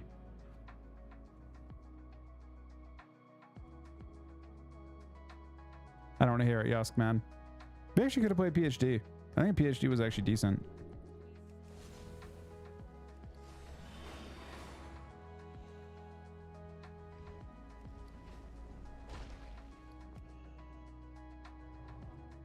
The boxes are just a way of getting gold. It doesn't have any. So you just wanna like buy it so you don't waste any gold. Because the conquest should go away right away. Devon Holy.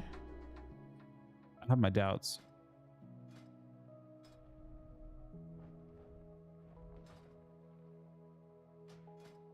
This guy's missing much.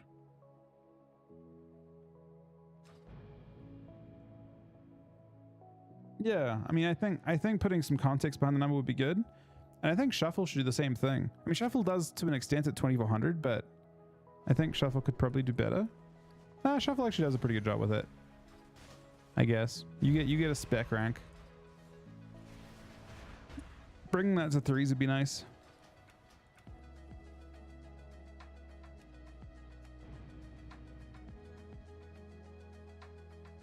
I think also brackets like bans would be good too.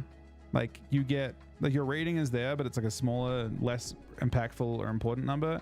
And what's important is your like division for your spec.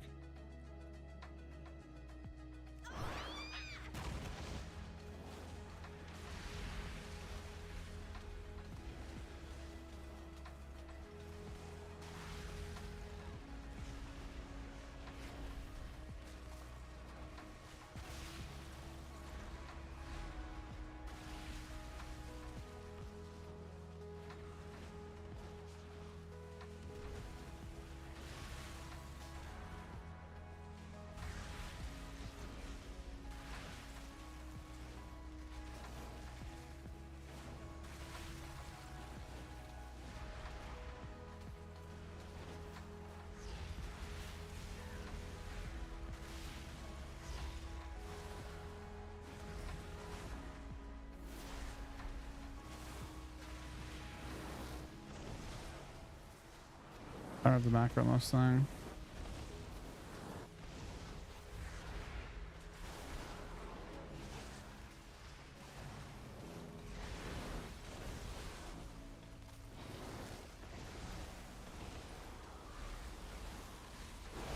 I mean, you can do it way better than that, Sumi.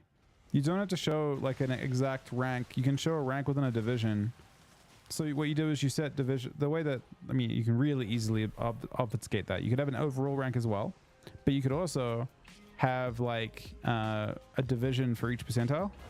So like the top 90th percentile is, let's say, Glad, and they will get a rank amongst the 90th percentile for their spec, and 80th percentile is Duelist and so on. So like you would get a rank amongst the people that are 1800 CR for your spec. Which maybe there's very few people that's 1800 CR for your spec. So you get like a really high rank in that division. Does that make sense? Oh, okay, I see what you're saying. Oh, I was responding more to Sumi. That was a response to Sumi.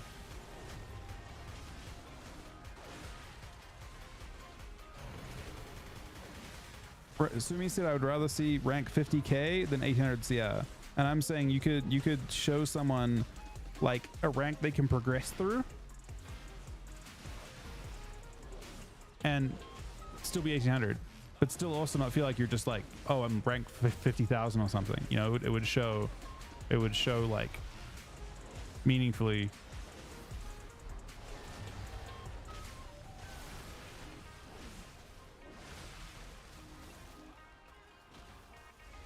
Sort of like League. League's one's a bit different because League has 0 inflation.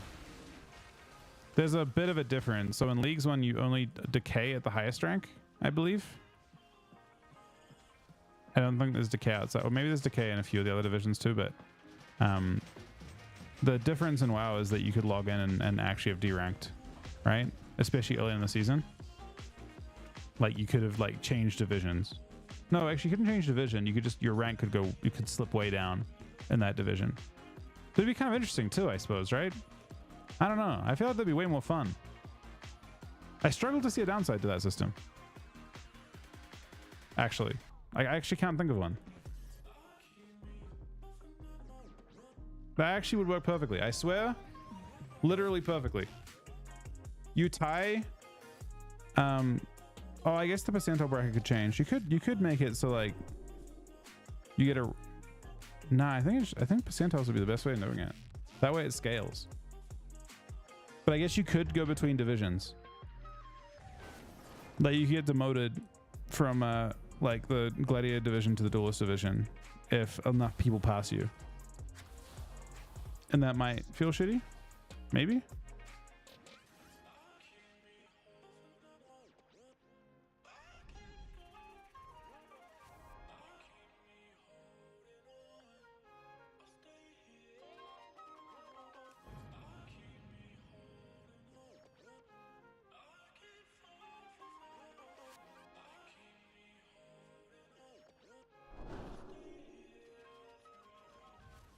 Yeah, no, I mean, it'd be better to show. I'm saying like if you tie it to percentile, like if you tie it to like 90th percentile or in one division, then you could drop to like a very high rank in the next division, which might feel kind of shitty. But obviously, a functional version of the system that doesn't have any downside whatsoever is you finish at rank 1 for the. Let's say you finish at rank 1 for the 80th percentile division, right? And then you just like log in and you're now rank 150th or something, but you haven't deranked in your mind at least. So maybe you have static brackets. So like rather than have it be percentile based, you just have it like in a literal sense. You go like maybe 2400 is the elite bracket, and then you go 2100 and then 1800, and you get a rank for people in that band. Would work. And then you go high, you add more divisions above it for like 2700, 3k, 3100, etc. It might work. I mean, players are the only problem with that is activity makes you feel like you want to get to like diamond or like whatever the highest possible bracket is. So maybe bracket D ranks better. It still kind of works. You just have a bad experience if you log in and see you've dropped a division as people pass you. No, I guess it makes sense. It's just based on the spec. You're elite. You're in the top possible bracket for your spec. Yeah, I think it works. It wouldn't be perfect, but it would work. Inflation, you just don't need inflation in a type of system like that at all. Your ratings are relevant. And then you just, oh my god, you just give a titles based on that too. That'd be sick. Holy fuck, that'd be amazing. That actually would work. You give titles based on your spec instead. It'd make it kind of weird for pushing. Maybe?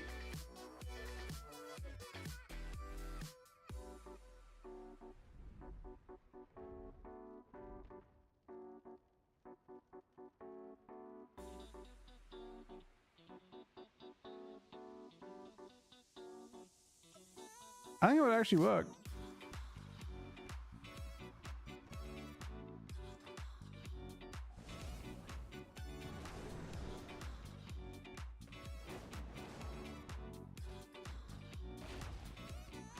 But yeah, either way, the goal is definitely to get people to not be married to a specific rating, like to aiming for some specific rating.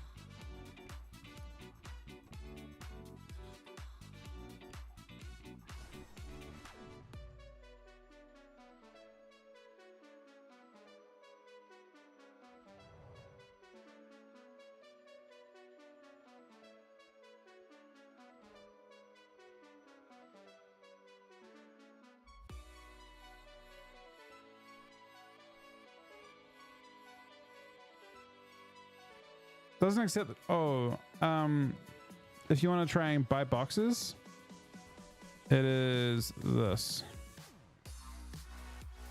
You can also use that for mailing to olds too. Makes it a bit faster.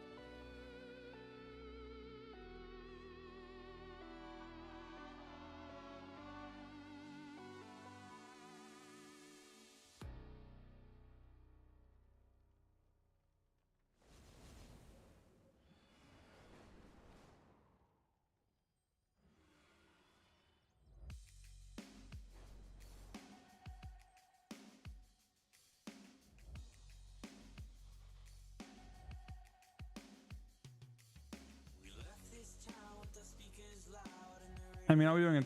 So we have to do every boss tomorrow, Chrome? We have to do 10 or something? Does it matter about difficulty? Does that have to be mythic?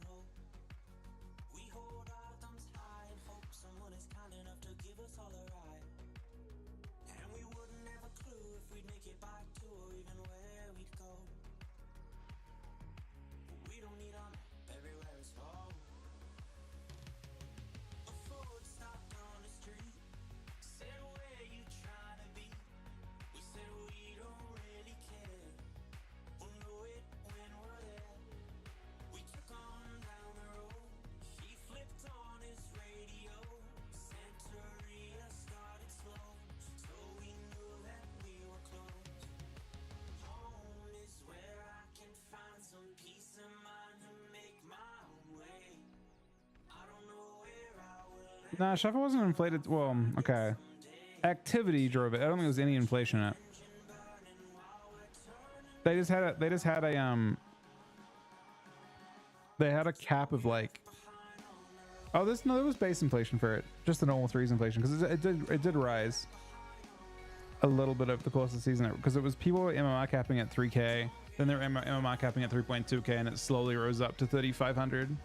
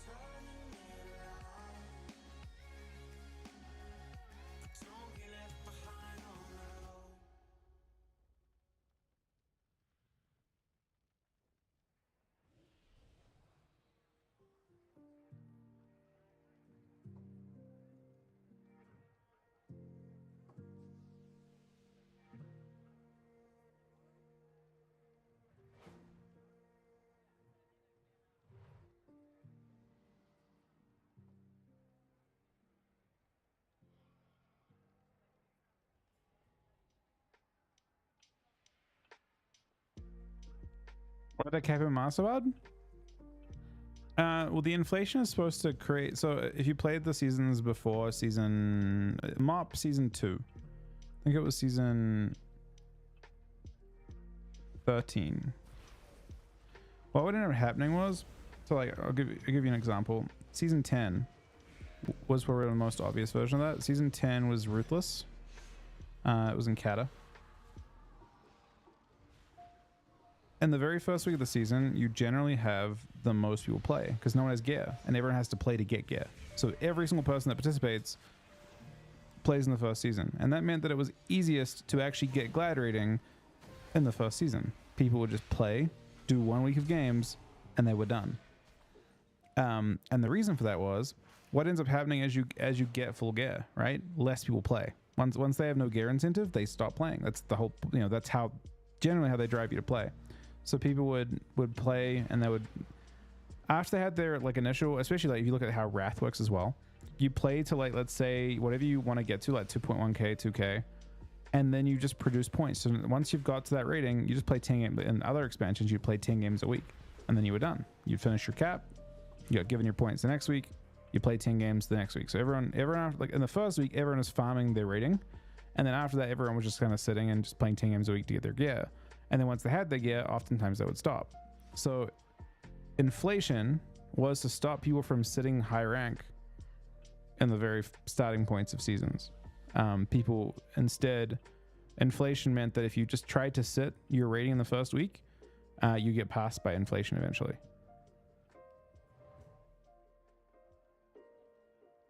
That's why inflation exists. That's the problem it's there to tackle. It's not there to tackle activity. It was never about incentivizing activity. The incentive isn't there. It's just to stop you from sitting. Because you'll never have that kind of activity until the end of the season, where everyone's pushing for it.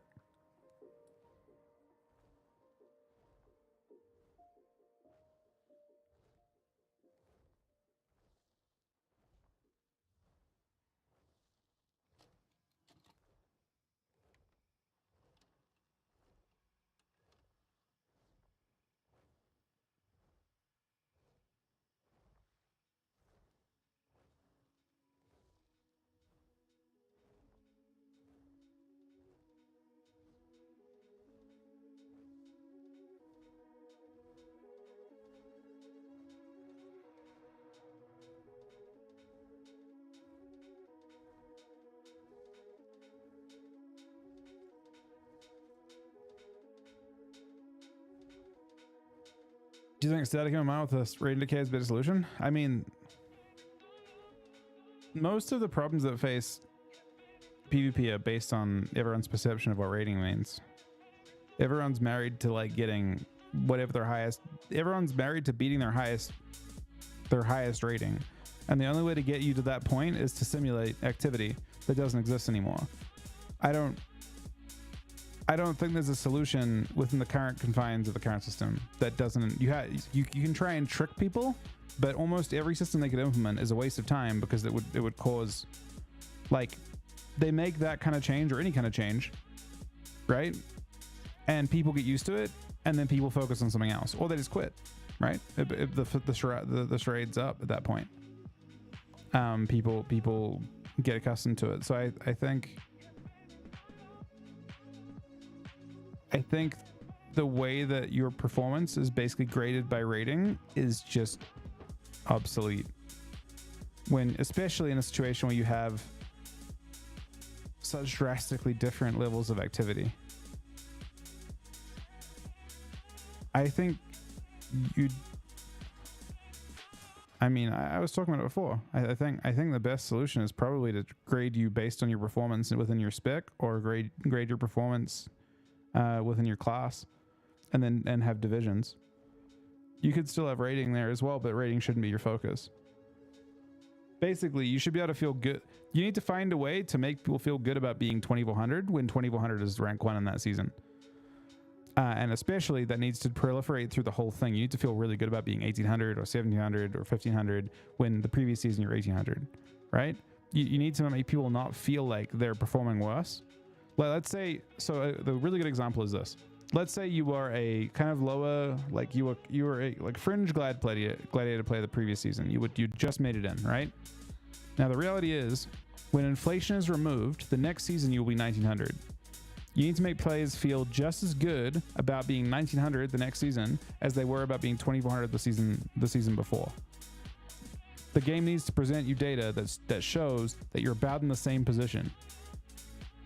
But it doesn't right now. Right now, you just look like you're 500 rating worse, right? So the game needs to make it look like you're performing as well. That's the tough part.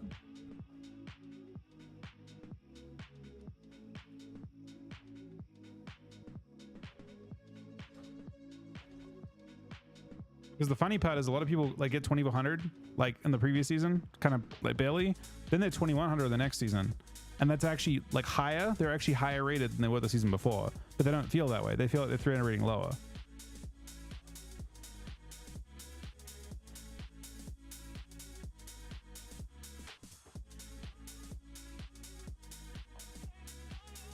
In terms of making it fun though, I mean, I would say they need to do a combination of things. Activity is probably mostly based on like threes probably should have a different progression path to shuffle and RBGs probably. I'm not completely sold on the idea of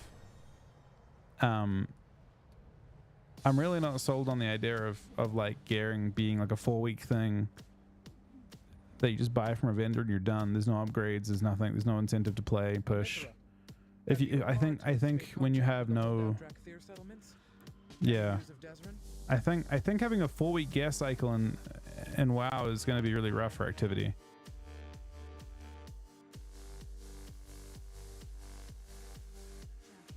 I mean, there's many ways of presenting it, Kurum. The most elegant I can think of is being given a grade based on the percent, given a rank and then a grading based on the percentile. So a rank within the percentile you're in every 10%. Probably. So you could be in theory rank 1, like not literally rank 1, but like the highest 1800, like the highest like 80th percentile or 70th percentile player, which might be like 1700 for some specs, right? But you could be like, yeah, you just get like real data that actually matters compared to like just a rating, right? Especially, which by the way, rating is especially bad because oftentimes, and if you look at the current ladder, you might feel, actually, you know, a good one is if you go to shuffle. I mean, I guess Pekic's probably a good example of it, right? This guy's rank 2, but you have to remove all of Pekic's ones. Actually, that's not Pekic's one. But basically, you could like go. It'd be like 1, 2, 3. Maybe it's better another one. 5. And then you have to go, this is actually rank 6 here, because that one doesn't count. This one's not part of it. Like, I think ults can make you feel, like alt teams, that kind of thing, can make you feel like you're not performing as well. People push, it looks like unholy, quite a bit. You have to remove all the, but like, you know what I mean? Like, especially when you get down to like, once you get through all of these different ones, like you can see that these people, they're actually much higher ranked than it looks.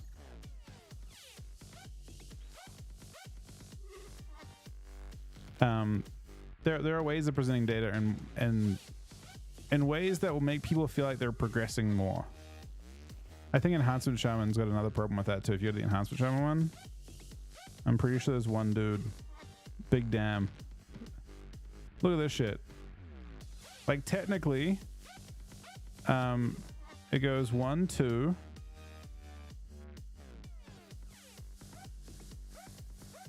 This guy's 3rd. I think this is the same person.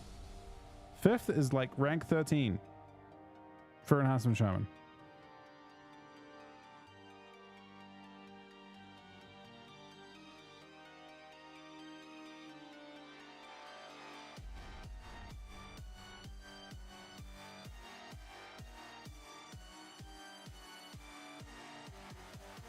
Oh my god, man, it's still going. It's an even more obvious thing once you get down to this dude, right? Who is actually in reality like rank 10 when you get rid of every single other big dam. It shows him as rank 31, but he's actually literally, oh my god.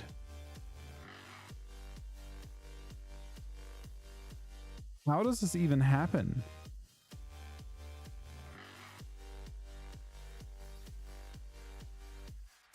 Bro, this is...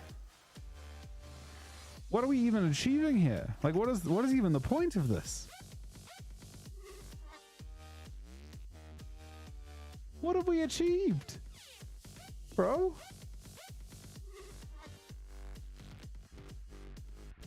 "21 copies of the same thing."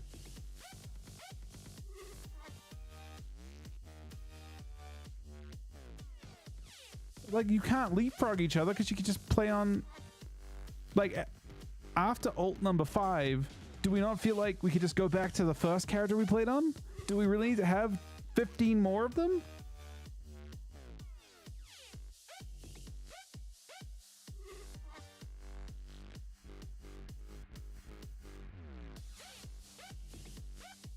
Rank 1 warrior.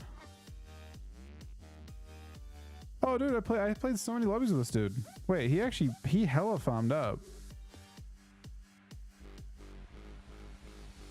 He must have streaked like crazy at the end. Wait a second. Is this really the same dude?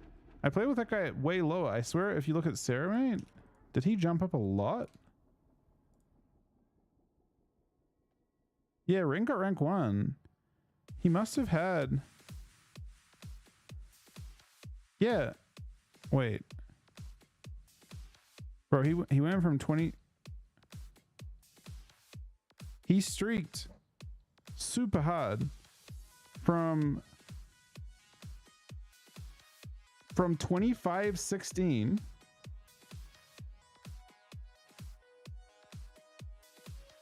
that's honestly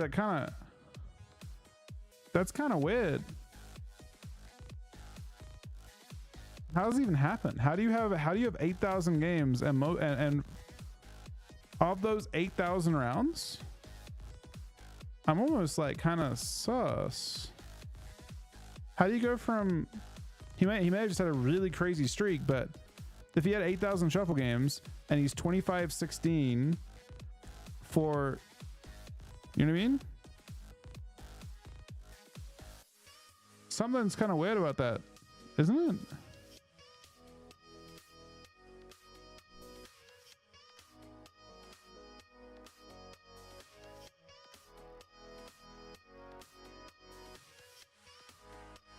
I saw that guy way lower, and then he managed to, in the space of just a couple lobbies, he went from... I mean, no, he's climbing. I don't know how many lobbies it is. No. These are just rounds, right? In the last, like...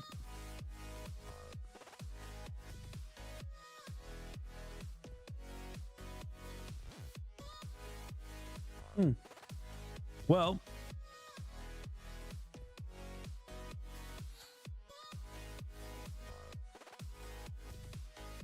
He went up, oh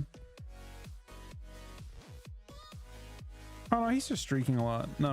He's just streaking a ton. Look, you go, the first page looks weird because it looks like it kind of like streaks a lot, but if you go back one page, he's here at 2,700, and then he's at 2,700 here, and then he's at, this is just the nature of shuffle, I guess, right? He's at 2,700, the back 2 pages, so he just streaks a bit. Warrior lobbies must just be like that. Nah, it's not sketch at all. He has many days of it. It's just the nature of the volatile nature of shuffle, I guess. He had a bit of a, like, he was very close and probably very high ranked for warrior, and then it's actually a good ending for it, right? Like, I feel like he put in the effort and he got the reward for it. exactly what I'll see.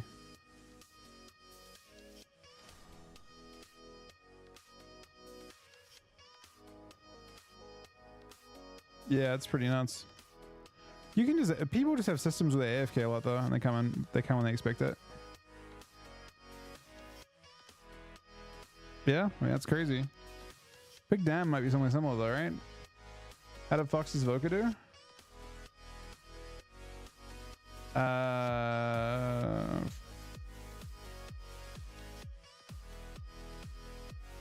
Prez Voca? I'm looking.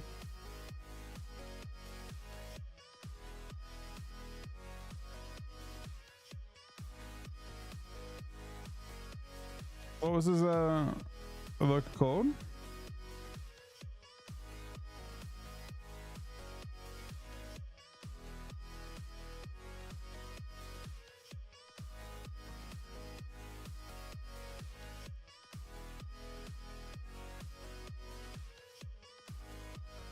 Did you not make it?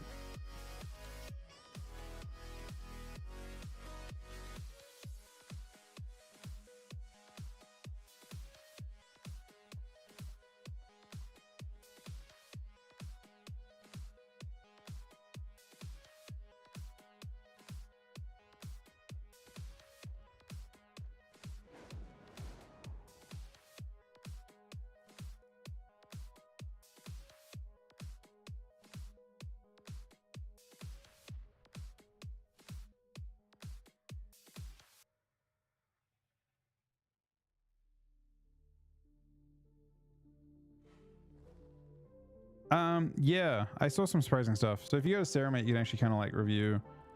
So the thing that's interesting here, if you go to 24 hours, especially, you can start to see basically.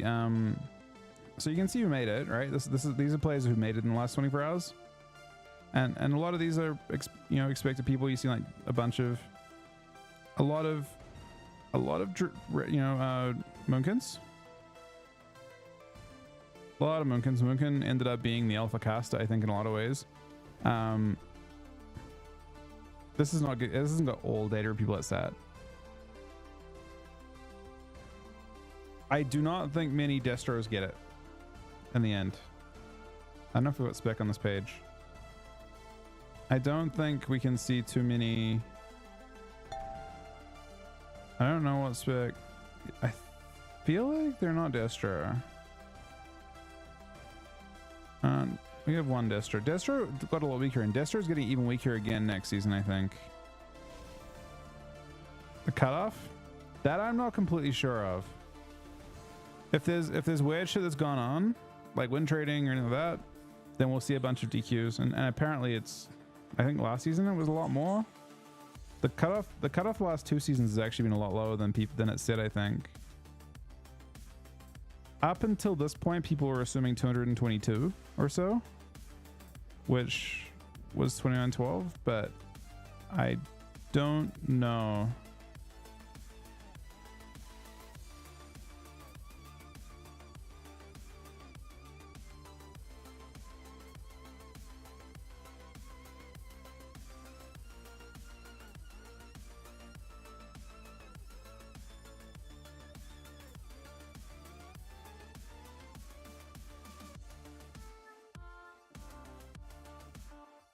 I mean, a bunch of you got caught and then maybe didn't follow through with it, right? What did you get, you ask? Oh, you're definitely safe.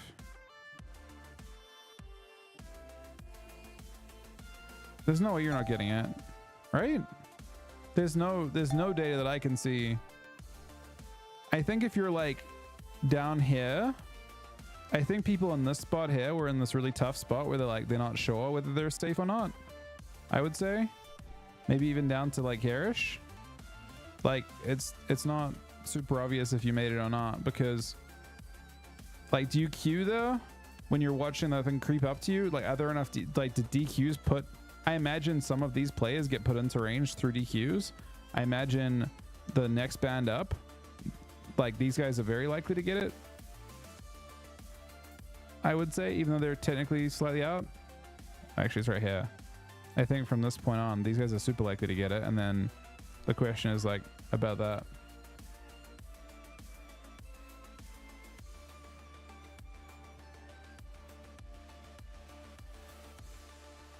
What was this side of the story, Kurum? That was the team that played against themselves, right? Wasn't it like them into their ults or something? How do you play? It was like 1-7 and it was like the same names into 1-7 of the same names, or 7-1 of the same names. What was this story?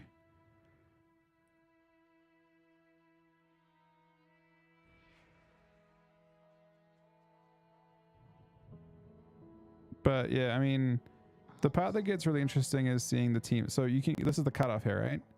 You can see that this is your theoretical cutoff. And anyone beneath this? Oh, Casca's riding the fucking edge, man. I don't know. Casca's in a sketchy spot. Hopefully he's all good. But it's the bit where you get to this and you can start to see the players that miss, that kind of like play and miss. Shard's got very close. Shards and Bowbody and stuff, that I don't know if they've been rank 1 before. They haven't. They have put in like insane effort.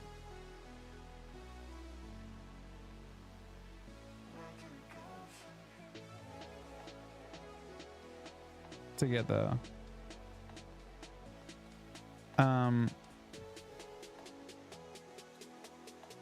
As we go further down here, you can see the people that miss.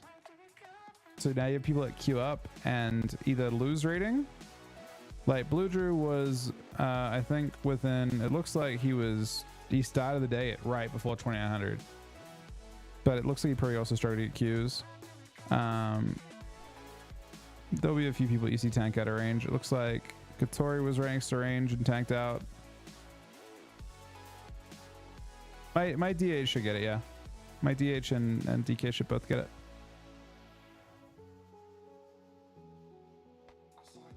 This is the bit that's like the people that go for pushes. Like in this case, I don't know if Sleepy's got one in safe range or not, but this one was in safe range or like very close. He was in that tough spot we're talking about, right? Like he was 29. No, he was safe. He was safe. He was 29-20. He has one at 3K.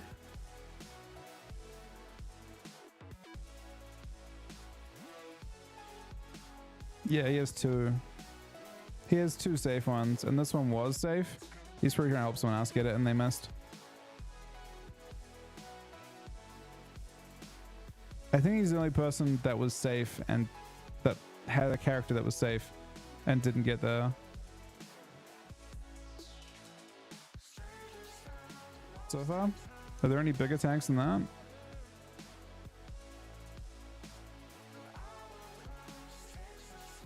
Doesn't look like it was very active today.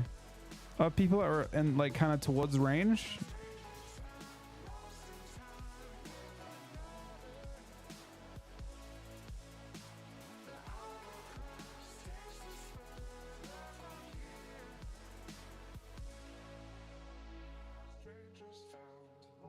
Wait, who's that? Winter Pony? Are you sure? I played against him yesterday. He wasn't at 2900. Oh, it may have shown. Okay, never mind. He may have it. Okay, hang on a second. If I go 12 hour, I may get different result. I may get different data. Because you may play over both days. Hang on. We'll get different results now. Because it'll take out a bunch of the games for people.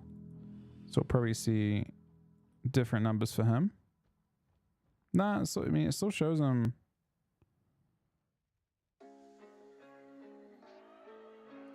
Gaining rating.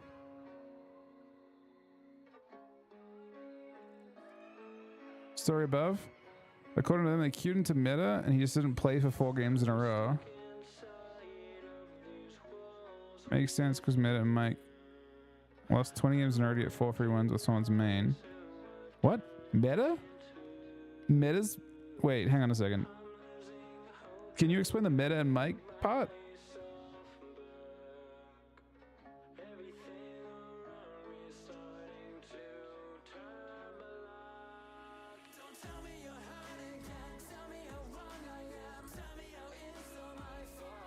How'd they go 1 and 7 to characters of the same name though?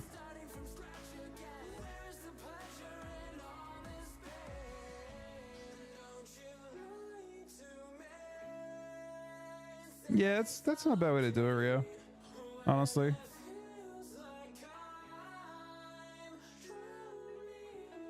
That is interesting.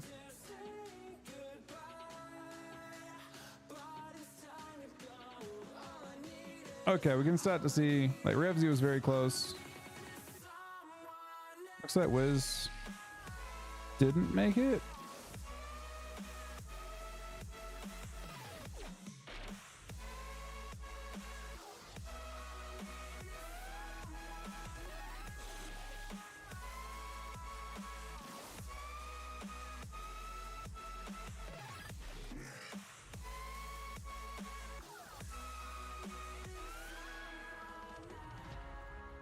I mean, this is not perfect. You can't see exactly. Again, it's still showing only like really one. Maybe 12 hours is too much. But 3 hours wouldn't. That last update wouldn't be enough. Did Maldiva get it? I can just look at the actual threes thing for that, I guess.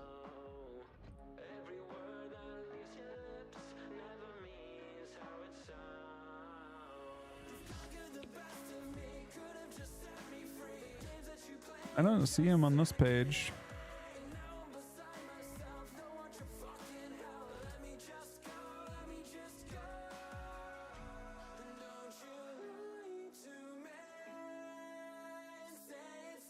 I don't think Mike got it.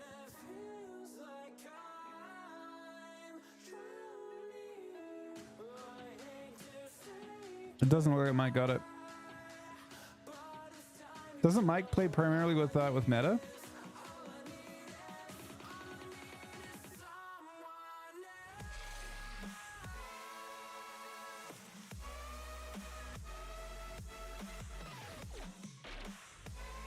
Wait, in threes, he just went 0-20. But it wasn't to one team, right?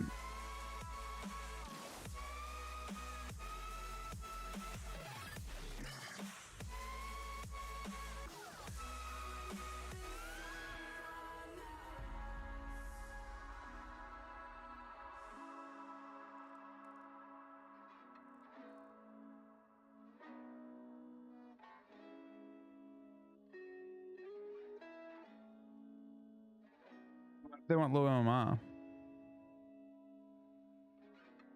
Oh, wait. Oh. Wait, that's not actually that sus. You're saying to get 4 wins to get 150 wins total for the season? They just wanted to do it as a team instead of doing it with randoms. That doesn't strike me as sus at all. That's smart. That's just being intelligent. I don't see that as sus, really. You're saying they banned for IBGs? What do you mean? People have been doing that for Glad the whole. I mean, fucking Sturge was doing that today. He was tanking his MMR to play his last couple games. MMR manipulation?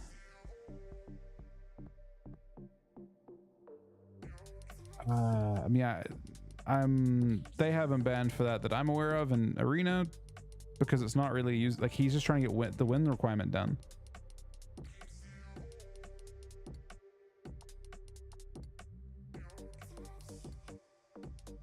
He's not trying to like, yeah, I don't know. Maybe. I don't see it as that. Personally, I don't see that as that weird. Because I think the 150 wins thing is stupid anyway. To be honest, it made the reason why the 150 win requirement exists in threes. The only reason why you tank your MMR in threes is for 150 MMR or to get 40 glad ones. They haven't banned for the glad ones thing, but the 150 MMR thing exists because they didn't. So previously in Legion, they put a thing where they split rank 1 down the middle for Alliance and Horde, and the idea was to balance it between Alliance and Horde, so people would be incentivized to faction change. And they made it so you couldn't just like faction change and get rank 1 for free. If you were in range on Alliance, for example, but not in range on Horde. So they put this requirement, you had to get 150 wins in. It doesn't make sense to exist anymore. There is zero reason for that to exist anymore. The 150 win thing is completely stupid. There's literally no reason why that should exist anymore. The reason they put it in there is no longer relevant because now rank 1 is cross faction. It just doesn't make sense. Whereas in RBGs, you're doing it to get queues into lower teams, right? You're trying to get fast queues into lower teams because there's no one queuing. Not quite the same reason, right? It's a very different reason. I think losing 20 games is, I mean, if they're trying to tank their MMR to play with mains, they're just doing what Abstos did by inviting lower people from LFG. Unless the other thing, like the other situation where MMR manipulation matters is there used to be exploits with that type of thing, and maybe one exists still. I don't know. There used to be ways to invite people that were much lower than you, or people that had like really weird MMRs, like they were like 0 rated with like negative MMR. They were like literally 200 MMR or something, and they would somehow get rating. That was one of the exploits from back in Kata people used when they first started showing that kind of thing. I don't know if any of those things exist anymore, but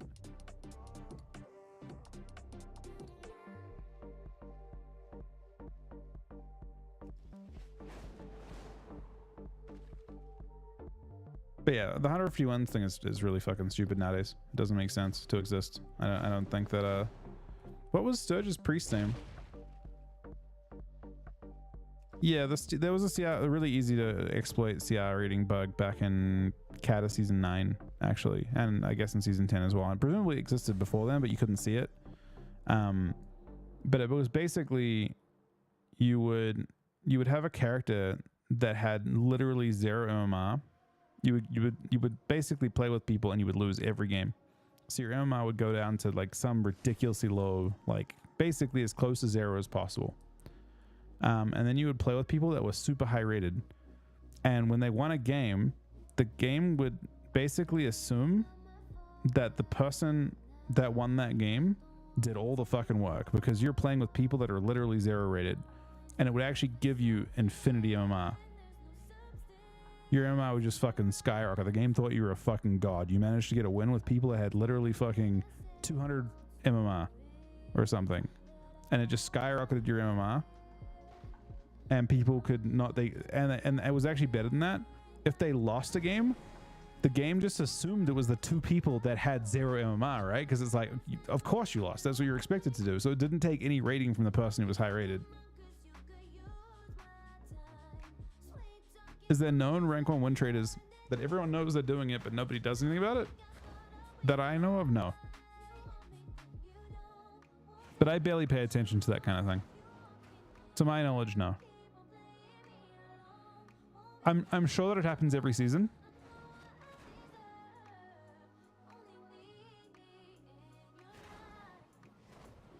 They do it every season on EU?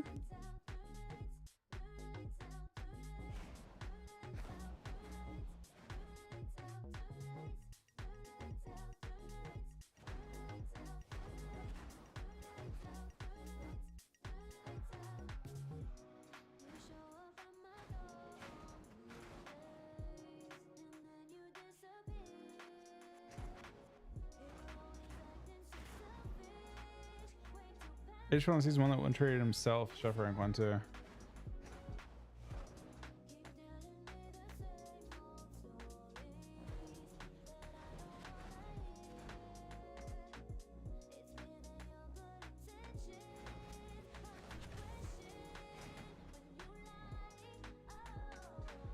They had a few weird bugs to go through. As far as the bug thing.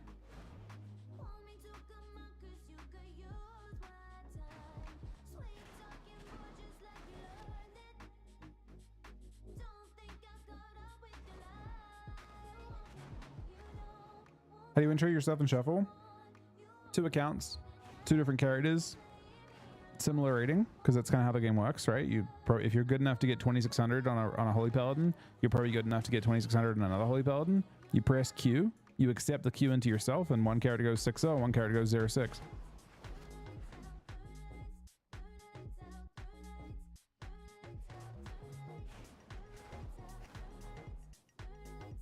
It's actually very, very easy to win trade yourself in Shovel.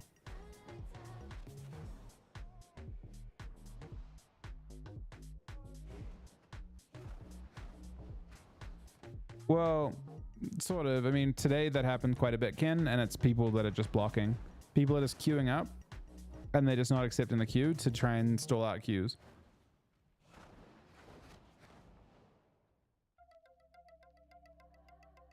People are blocking. Healers can actually hold queues hostage. I imagine today a decent amount it was healers stalling. So like if you're like in rank 1 range on a healing spec, you can just keep queuing, getting a queue pop, not accept the queue. Keep queuing, get a queue pop, not accept the queue, and it just stalls the bracket. In a particularly inactive time of night, so like around, let's say if you were trying to queue right, like let's say like when queues are starting to slow down, one healer could stall a bracket on their own for 30 minutes if they wanted to. But yeah, I don't think there's that many people trying to win trade. But stalling is a legitimate like currently it is a legitimate tactic.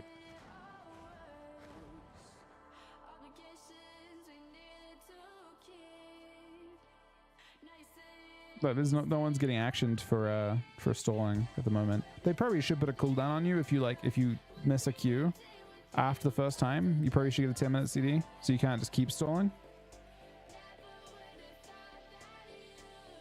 Blizzard can track stalling. I'm sure they could 100%. I just don't think I don't think Blizzard would have it within their, like, I don't think there's anything that they would action. They can't really action it. They have, like, it's something they should probably enforce before they get, you know, that kind of thing happening.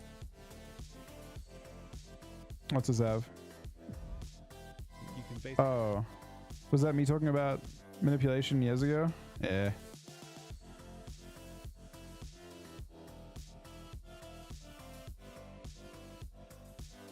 You looking forward to Battleground Blitz being rated? I mean, I enjoy BGs a lot.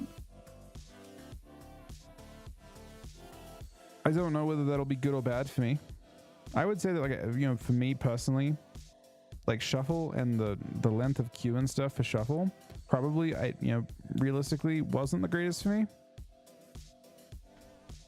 Personally, I don't know what shuffle will be like. It's hard to see how War Thin goes from my point of view. Hopefully it goes well.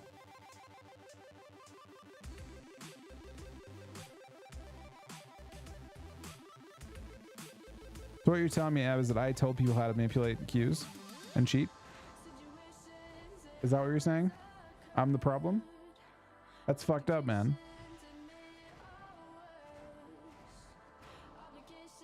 How to win trade?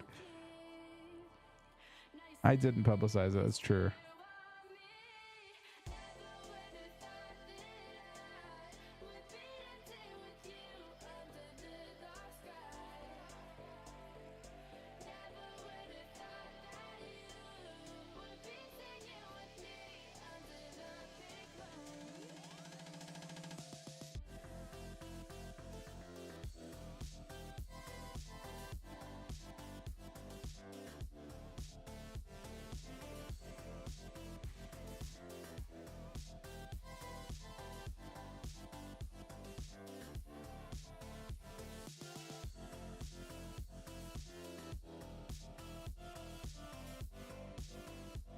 Do you play this tier list? I don't actually like to rank people. I would just put people into a big group of like good players, really good players, and it's a big list. There's a lot of good DKs. So no, I don't like that. I don't like the idea of that personally. That's a boring answer and stuff, but I'm not really like, to put someone at the top, it means I put someone at the bottom and I put someone down. I don't like that. I feel like the community is small enough that you're better off building people up than breaking them down.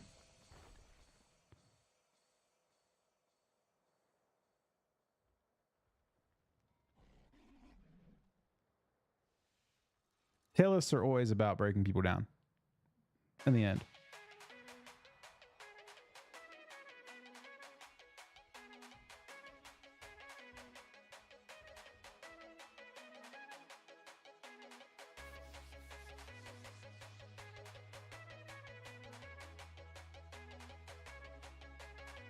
Where would you rank Dragonflight from the PvP of a PvP player compared to other expansions? Okay, for me personally, one of the most difficult expansions to stream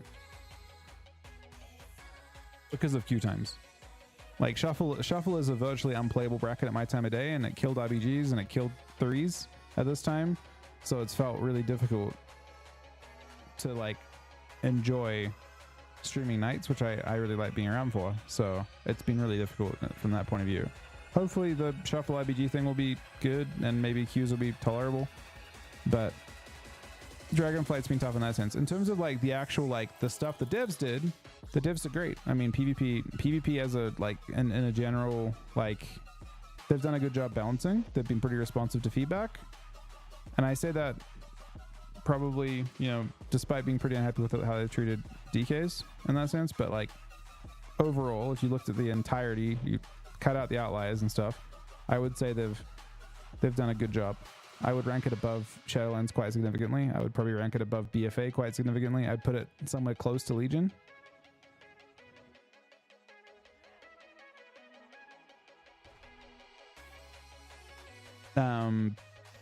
Which I would say puts it like top 3. Not in terms of popularity, but top 3 in terms of like how the devs have handled it. I would say, yeah, I would say it feels like if you have an issue, it gets dealt with pretty well. This expansion, where possible, probably a top 3 in terms of like how well each spec can do for the most part. How about just how fun the games have been to play?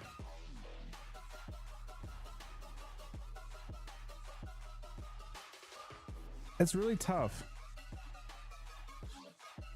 because you've got to like you got to be objective with balance, and then you have to be objective with like where you are as a person, because like fun, like are you enjoying the game as much? I would say the game as a whole didn't feel as active, and therefore yeah, it's just difficult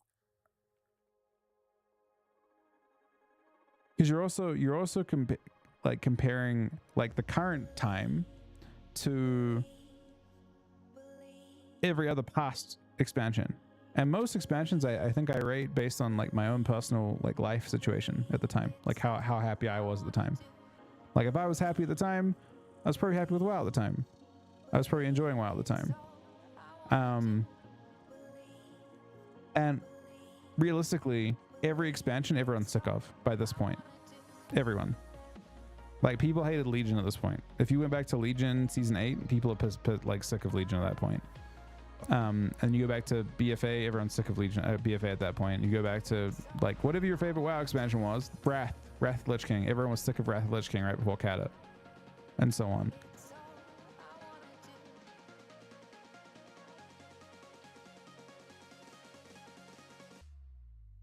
So I would say the games. I mean, it's a boring answer, but yeah, I would say this expansion they've done, like the people that are working on PvP have done an extremely good job.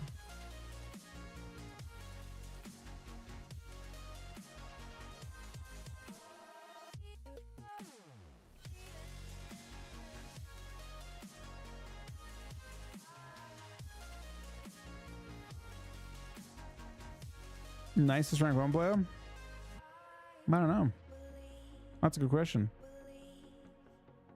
Not something I've thought about.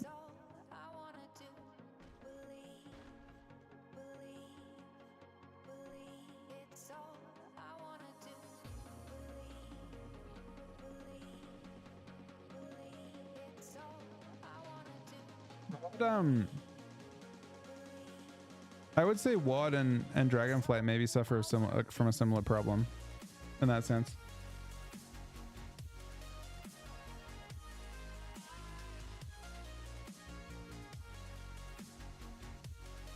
I did not, Crob.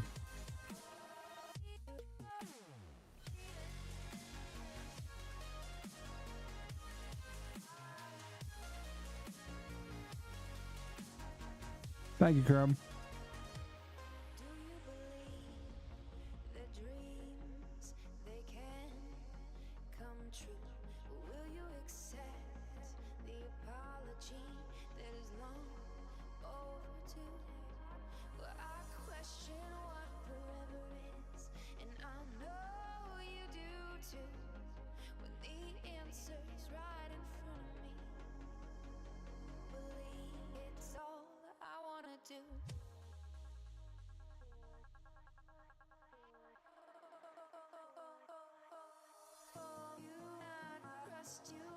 Only when I got freedom F.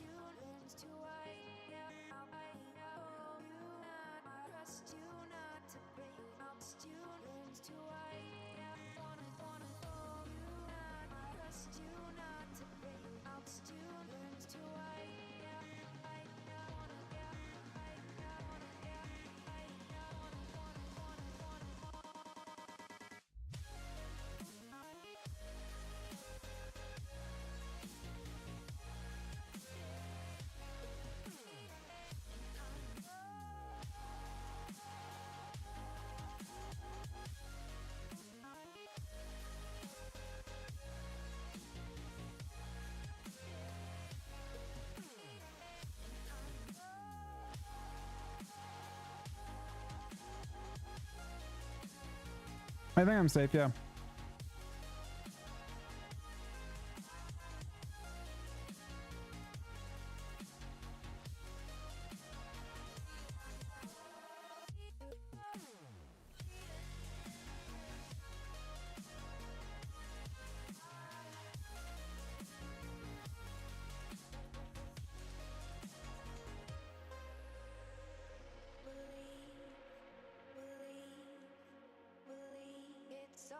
Me and Solo SFK at level 30? That I'm not sure about.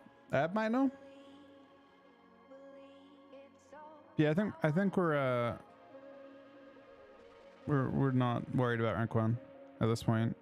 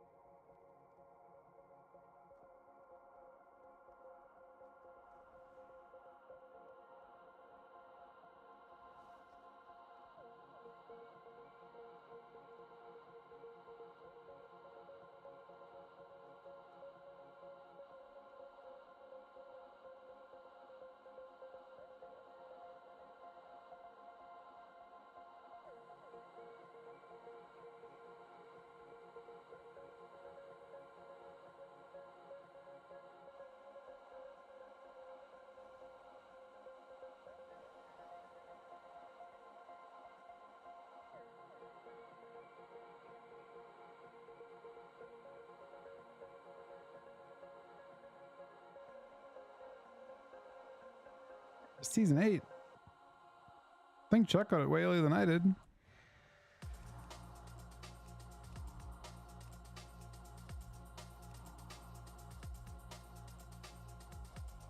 I'm pretty sure.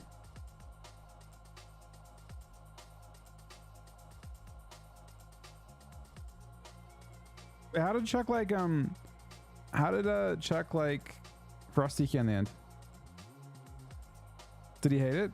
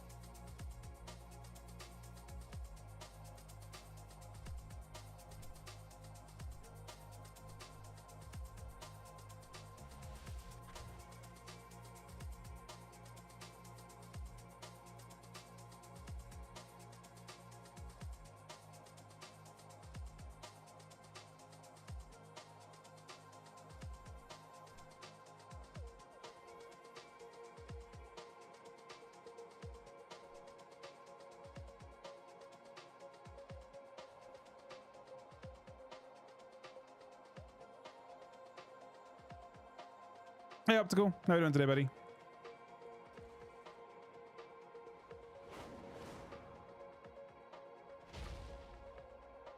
Dead loss and damage. He must be running a bit much. I don't think Frosty K Dam is actually that low if you play in. Like in Shuffle, I would usually be top, I think, but it just depends on how aggressively people are contesting your your goes. If you get disarmed at every go, then you obviously like have a really bad time. So that's most of the meta. I suppose. What's this even for? Secrets of Azeroth? Fuck is Secrets of Azeroth?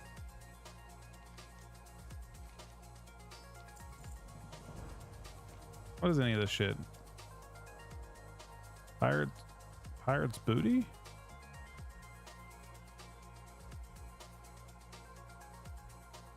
Wait, what? Fuck is this, man? For 18 silver, you can just buy random. Hold up. Oh.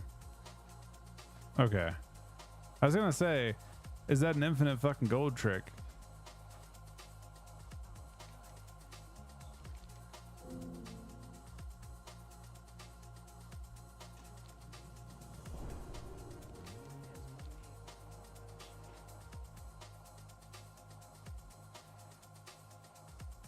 Besides rogue, I mean, it depends if there are class changes, right? I'm not sure.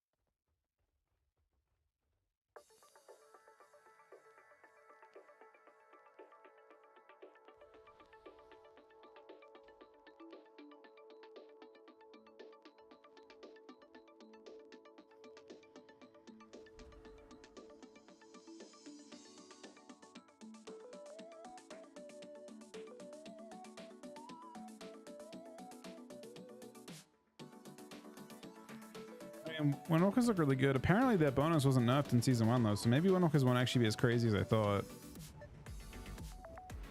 Maybe like for example, if you look at tier sets, I wonder if Outlaw Rogues just have the best tier still.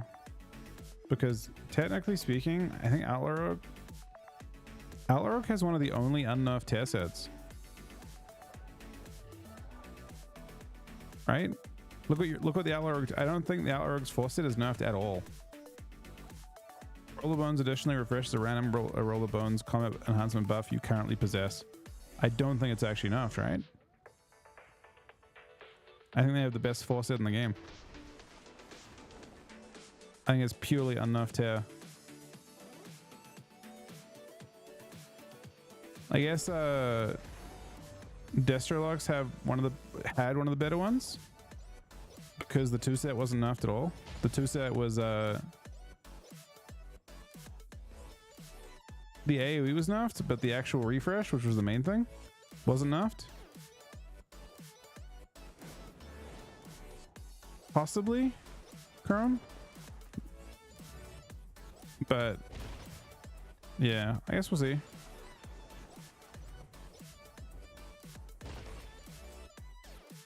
I think Paladins are getting a way better tier, aren't they?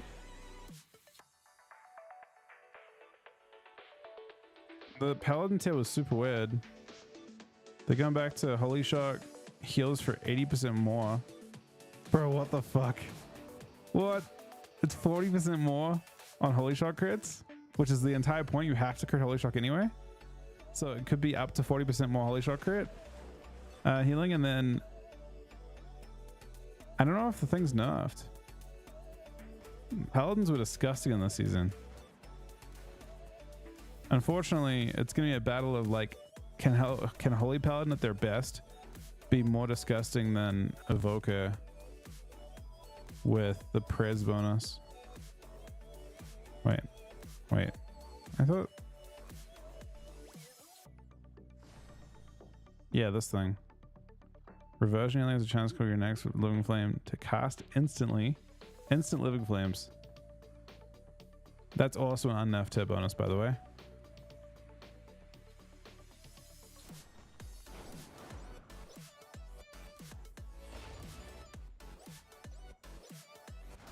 It wasn't nerfed in season 1. It's obviously like the 2 sets nerfed now by 50%. but it's still pretty substantial. And then it's the 50% increase healing damage. That'll be 25%, but it'll still be an instant living flame. They'll have instant living flames to work with, which is ridiculously good compared to. Oh, this new one's not that bad either. When they use in power spells, they got living flame hits.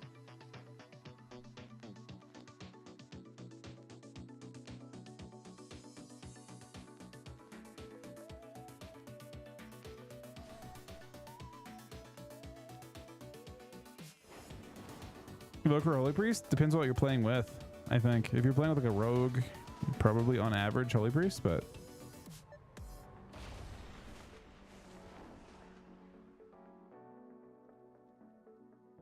yeah, I actually was looking at that before Yosk. The survival bonus is really good because they've buffed Raptor or they've buffed Mongoose Bite so much already.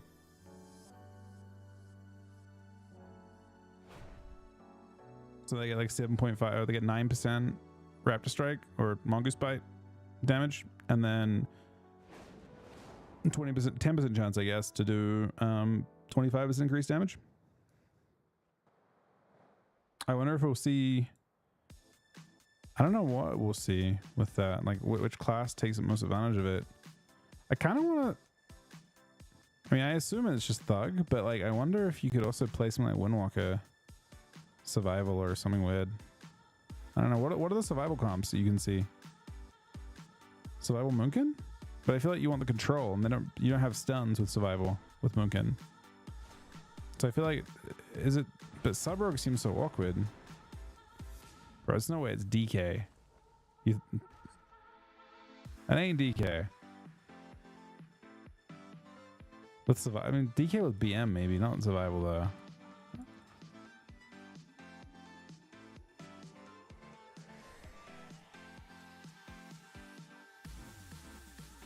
The balance changes currently, no, and to be honest, probably they won't have any.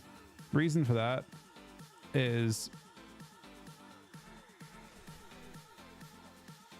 if you look at like the data you've got from season 4 of Shadowlands, they didn't do anything. They just let it happen. So I kind of expect the same.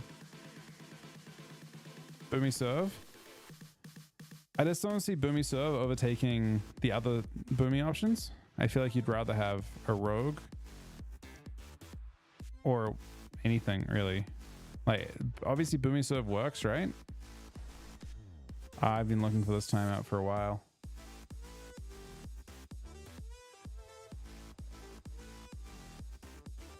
We have to give him a chance to talk though.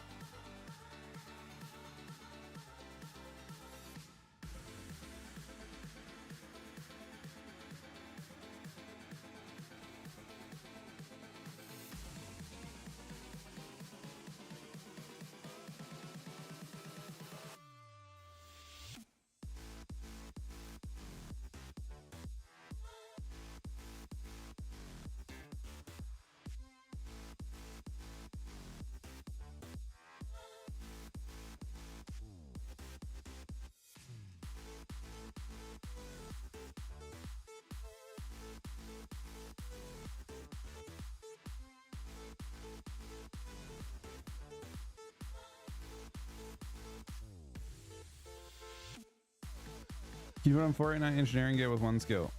Yep. 1 skill's you need. You don't think survival has a comp that can just be best for survival and can beat all the other S tier comps? You're always looking for that, right? Like, I imagine some version of Thug Cleave sounds pretty good. Holy Priest got buffed. Survival Hunters got buffed twice now because they got bit of tear as well. It might be with Outlaw. Maybe. Maybe it's not sub. Maybe it's Outlaw. Maybe it's sub, but sub's been nerfed previously. I mean, it was playable. They've been buffed twice since they played. They've actually, like, 2 of the 3 classes have been buffed twice since we saw Big Minx play it, right?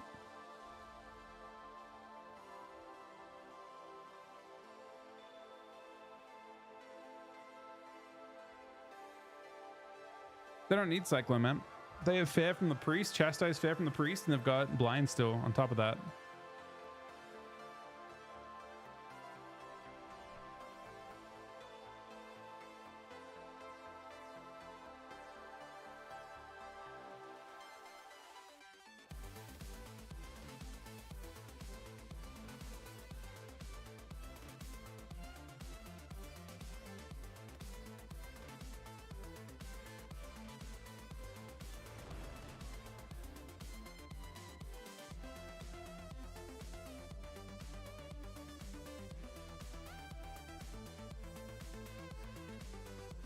Yeah, unfortunately, Moomkins don't have Cheap Shot, which is why they play with Cheap Shot. Yeah. One of Rogue? I could see one of Rogue being really good, yeah. You don't get 2-set first week, do you? Do you start with 2-set?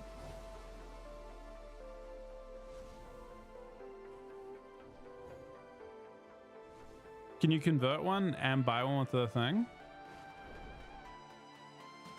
You don't need to. Well, you don't need rate RNG. You can just buy. You can buy a piece and then catalyst it right away, and then it's 600. Yeah, maybe you can get it right away.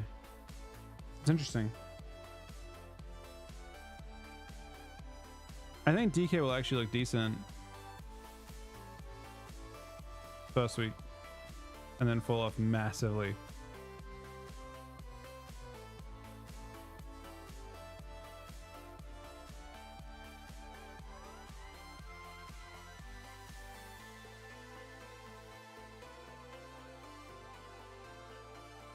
The tears like complete dog shit, but when you start with 2-set, you can start with like 2-set's the only actual good one. The 4-set's completely basically useless. It's the extra Magus, but just make sure Magus not be nerfed. Your 4-set you don't need. I don't even know if it's even that much of a damage increase. I was playing with that. I was playing with 2-set the last week, and I didn't even notice the damage difference really.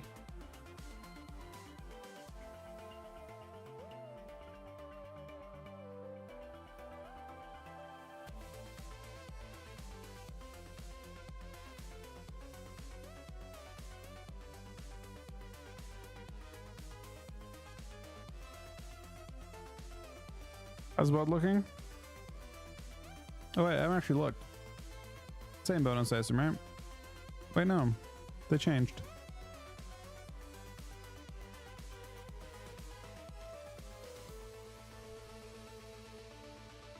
Hard Strike and Blood Bowl over 20% increased damage.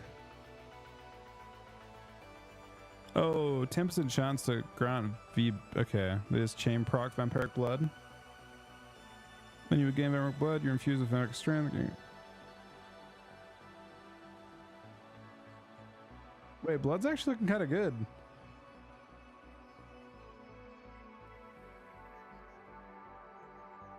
The bonus is actually like, kind of good. The current one kind of sucks, doesn't it? The current one is,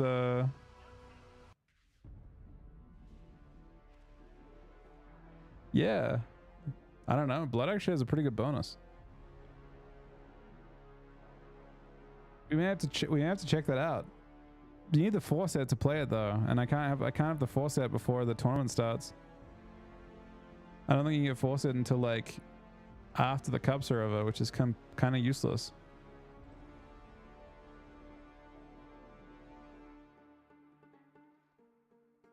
Frosty K's are back. And they have a good bonus. But PhD. I mean, why was Blood bad? Blood didn't get any changes going to season 3, did it? Did you get a ton of them?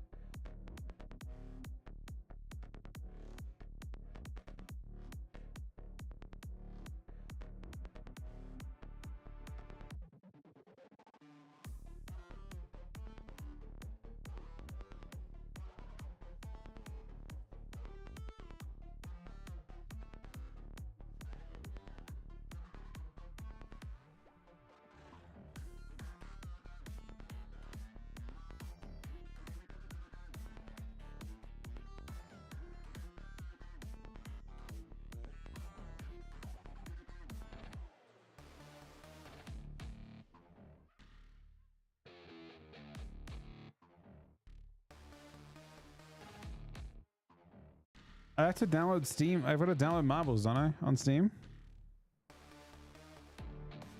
I only have Steam on this PC.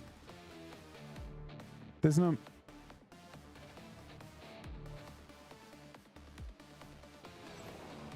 I'm pretty sure it's... Wait. Yeah.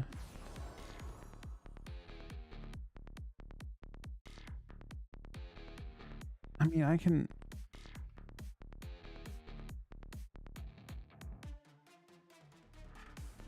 I gotta like figure out my login. Nah, I don't remember my login for it and stuff. And I have to get marbles and I have to set it up, and it's like, no, man, we're not doing marbles right now. That takes way too long.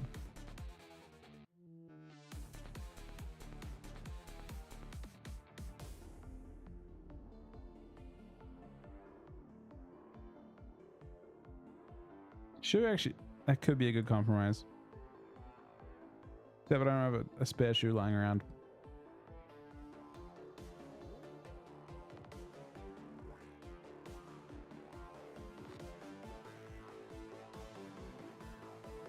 I don't know if Q's a Briggsy are an option now.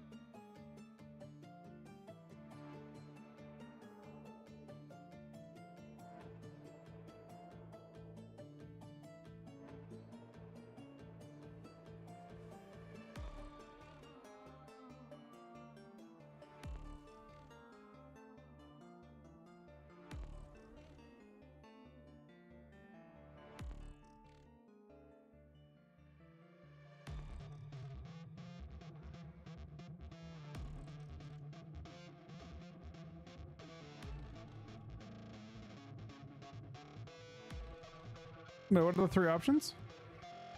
What's the third option?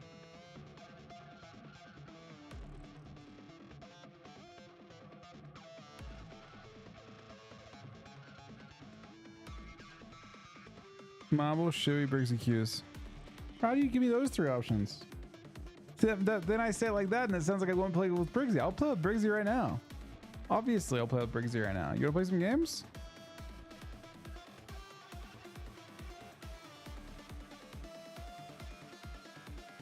I don't know if I'll actually get Q-Pops.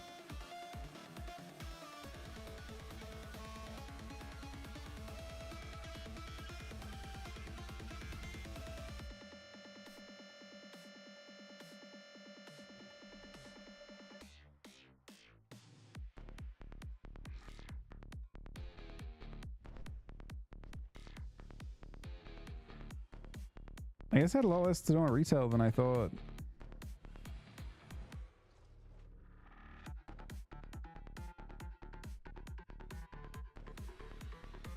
I don't know what I'm doing tonight. What am I doing tonight? Like the first time, like, do I just turn my stream off? There's not much to do without like the season did, and there's not much prep for the new season. And Alpha's kind of like not a whole bunch doing it.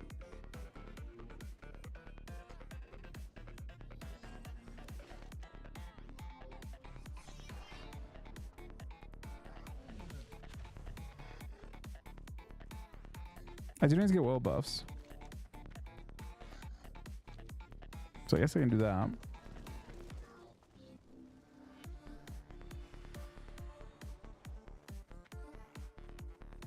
Well, they have to turn, like, the servers have to go down before they can do that. They do that, like, it's not like a thing. It's not like a button. I mean, maybe it's a button they press. They probably press the button and then double check that nothing's broken before they put it back up. I mean, you can more or less predict in season 4 it'll be the same as right now, but warriors are a bit stronger, windwalkers are a bit stronger, fire mages are a lot weaker. Fire mages got kind of boned. Oh, the new season starts today.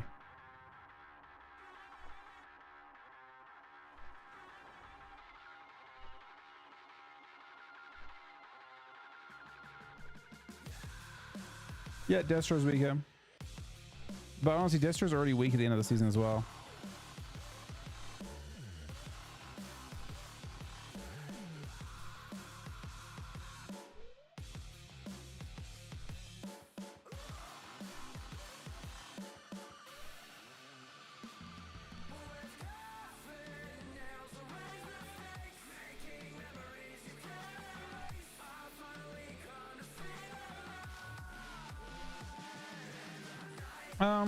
I know he's a little bit weaker.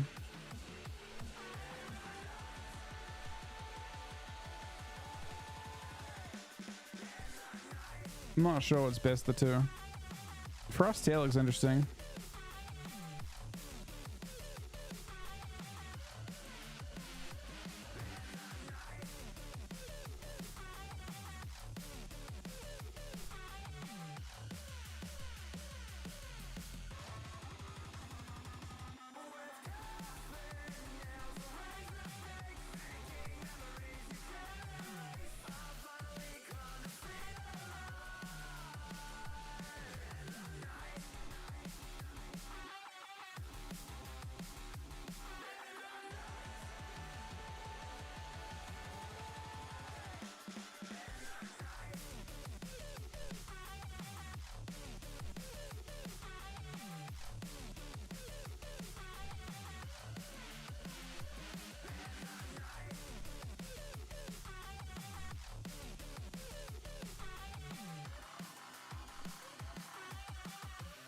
Is your tail list for season? Have a look.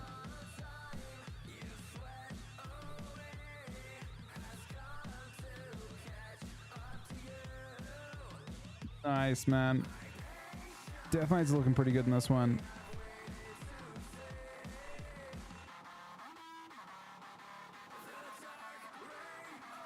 Honestly, it looks kind of brutal for... I would say it just looks brutal for melee based on that, right? It looks brutal for, like, if you're not rogue. I guess druids have 3 specs in there, and they're all good at the same time. Like, Feral's good, Resto's decent, Moonkin's exceptional. Surprised that Paladin is that popular.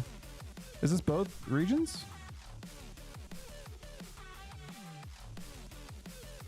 Death Knight's are tragically bad based on these numbers.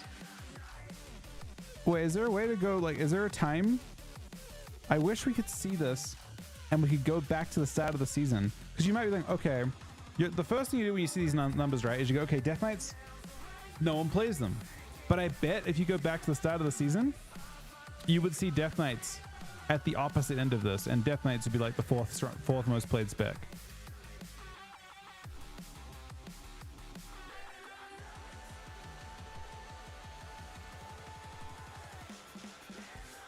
Hunters are also a tough one to explain, although I guess maybe survivable.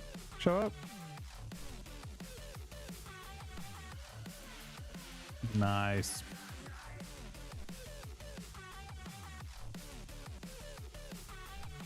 They're bottom. That's it. They're bottom everywhere, man. What the fuck? Oh, I found where the Death Knights are, man. I've found them. The Death Knights. There actually is a lot of them, but they're below 2200. They're all below 2200, man. Look at them. They're all just sitting there waiting. 24,000 of them are there.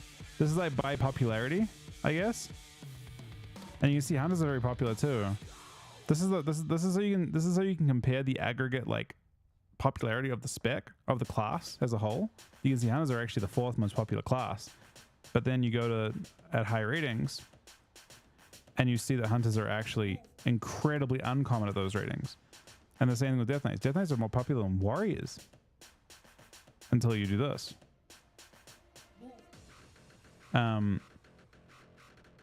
Yeah. Kind of fucked up.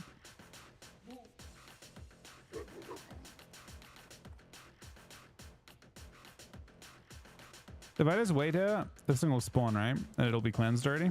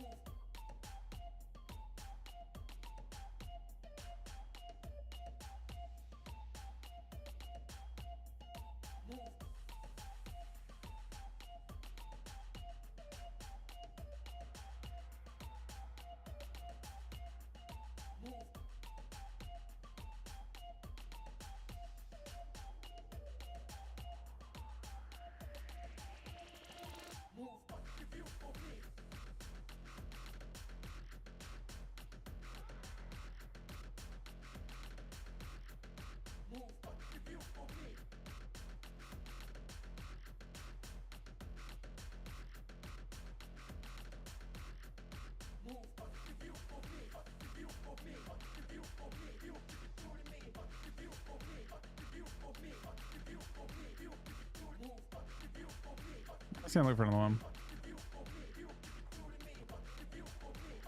But there's a timer on one. No timer at 9:15. No timer minus 2 minutes. Oh, there are timers. I was just getting them from those. It's a night, Grim.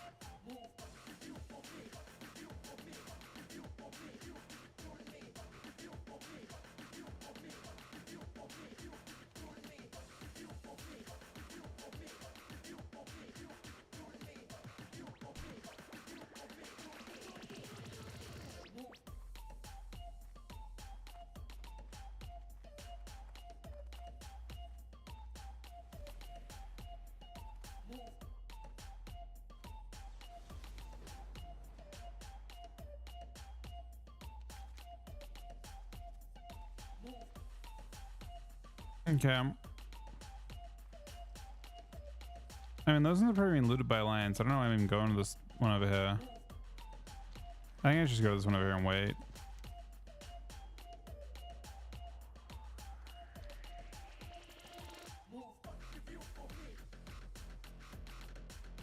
The one's minus, it won't show Alliance data, and I think it just means there's Alliance down there, which makes sense. The server is fucking 2-to-1 Alliance, whatever, 3-to-1 Alliance.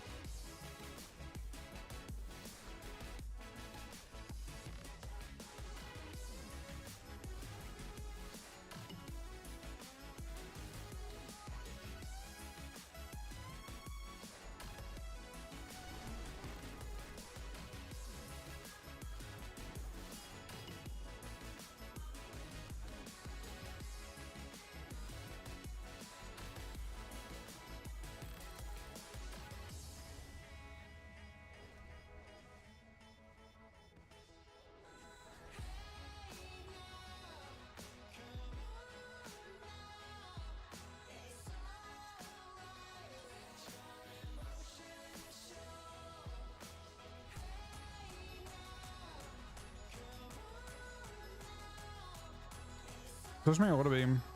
It's her vibe for this, I guess.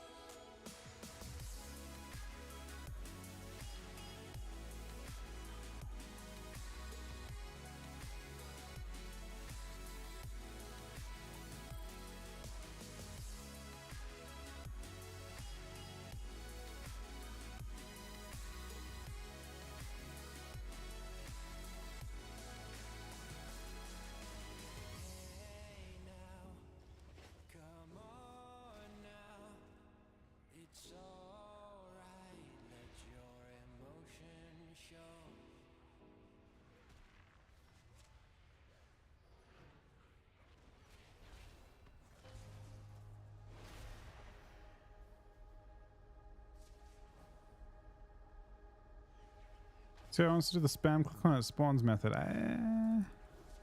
It works if we're like paying attention.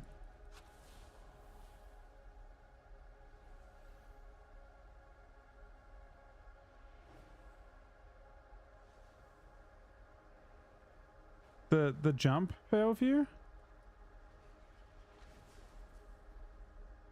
The thing with the jump is you can just click, but you get someone else to jump and you just kind of like, you can lead it, right? You can't lead the thing spawning. Oh yeah, the jump can't fail because you can just adjust your MS. If you understand that you've got 200 MS, you can just click 200 MS early and you're all good.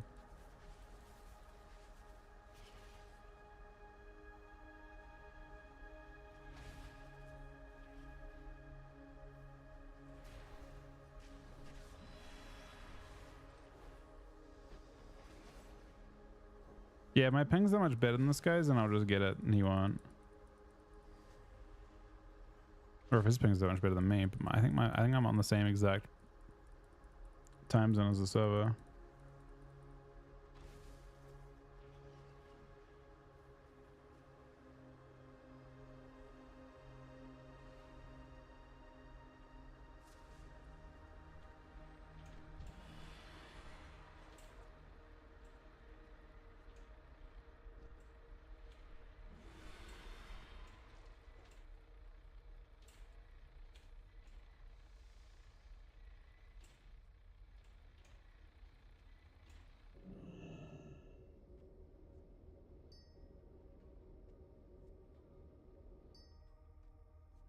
Why is it Alliance don't show up and kill everyone in this situation? You know what I mean?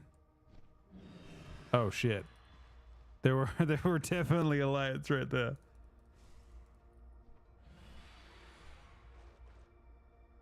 Thing is 41.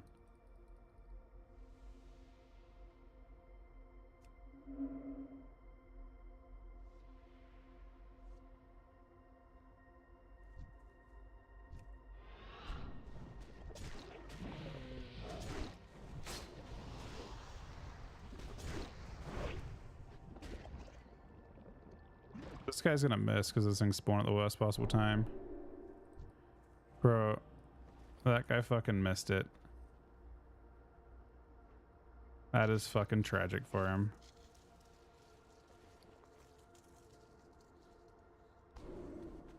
That thing spawned, like the mob spawned and attacked us at the worst possible time. Not for me. I kind of figured.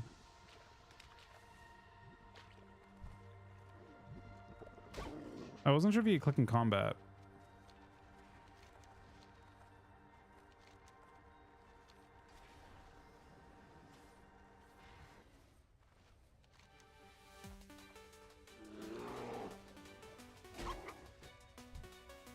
So I guess I gotta,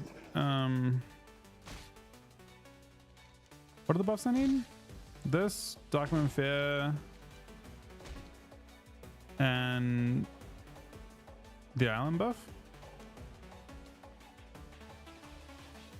This is Crusader Strike.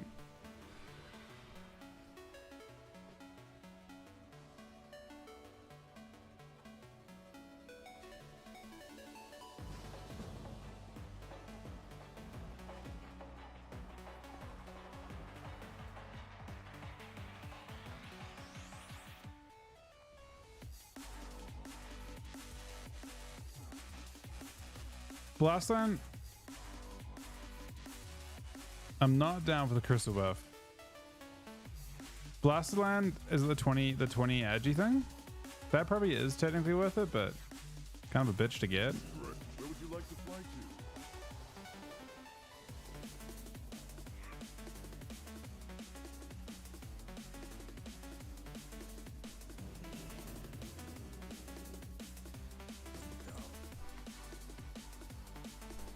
I mean, if Blastland stuff's in the game, it probably is.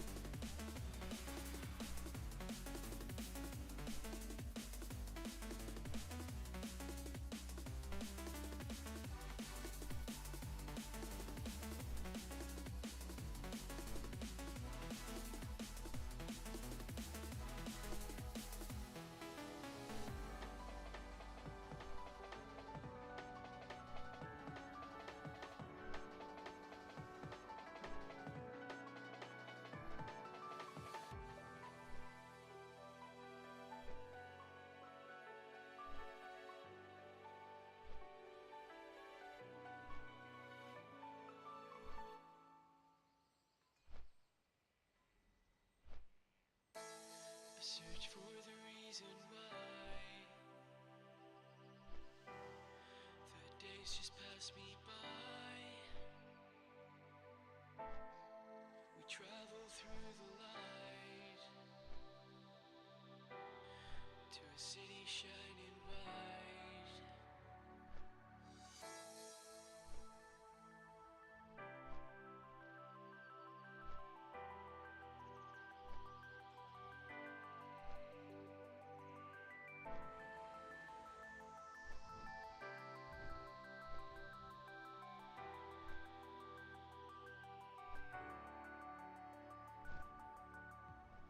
To a city shining white.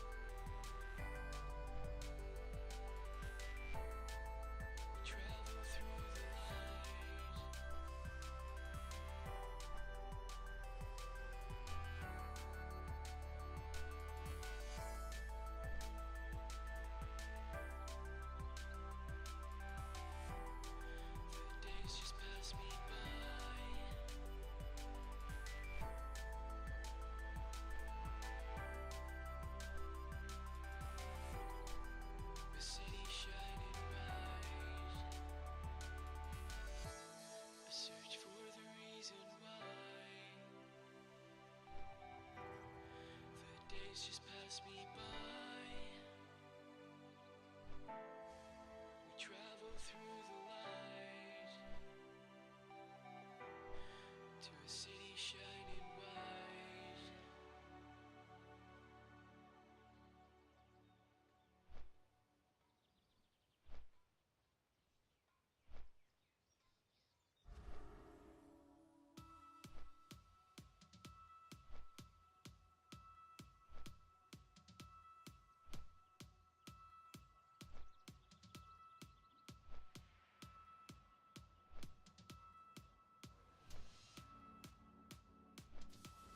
You can start getting ready tonight, yeah. Not locked.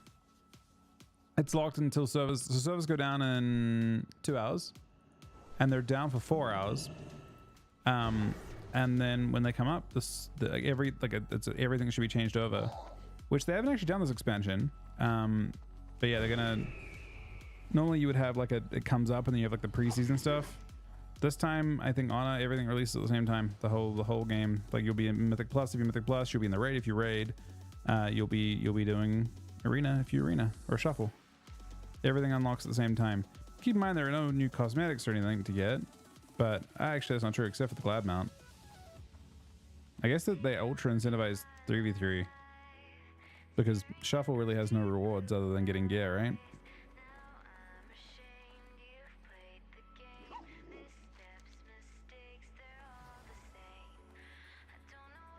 But yeah, it should be pretty crazy.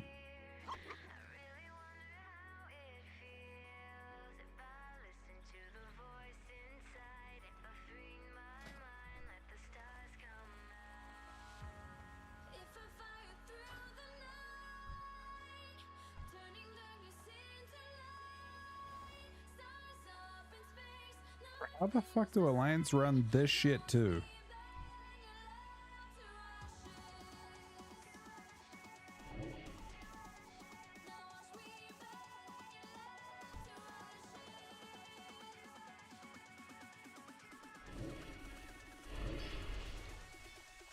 Like actually, this is fucking the Horde land. Oh, they can't attack us, I guess, right? Because they're not flagged.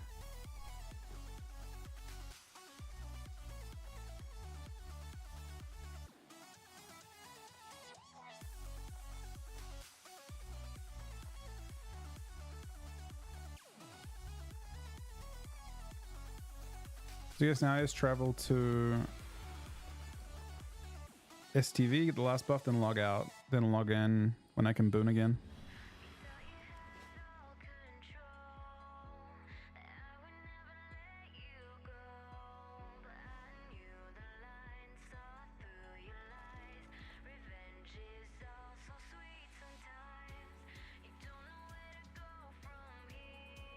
Wait, they're halfway down? Oh. But how do they get off? They have to die as well when they get summoned or something?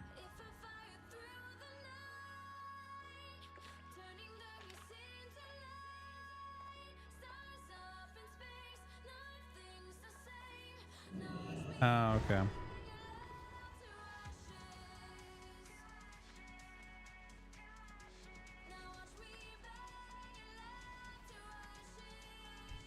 When mounted on the back of a wind rider, one sees that its reputation This guy can kind of safely get though. is well earned.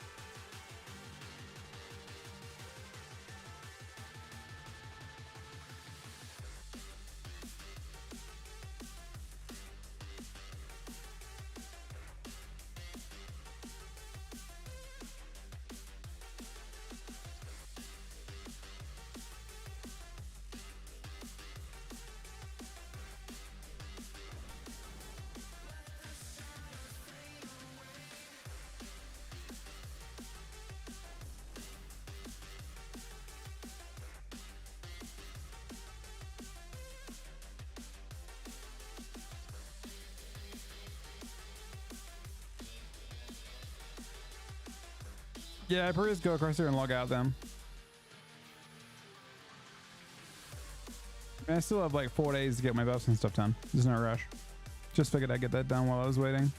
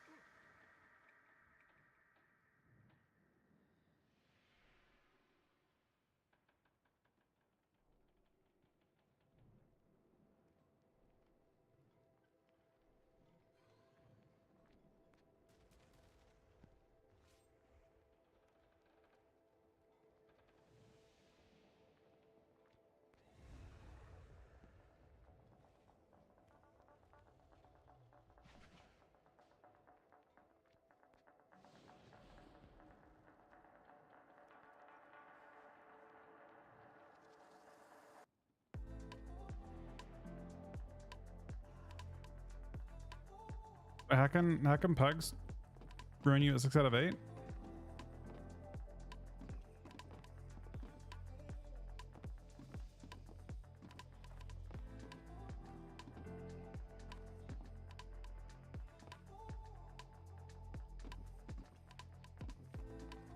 But how do they manage to just leave it 6 out of 8?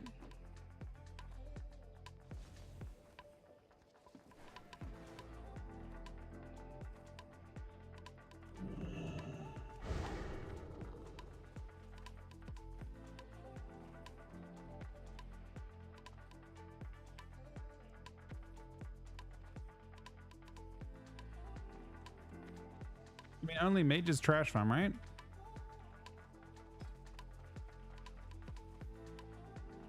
I guess hunters do. What if it's me? What if I do that?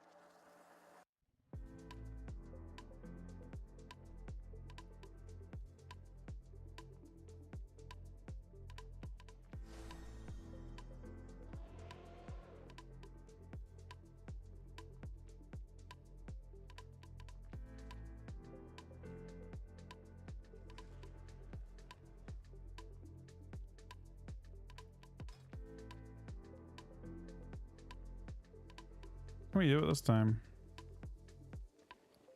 The server's going, I mean, I guess it's not supposed to do.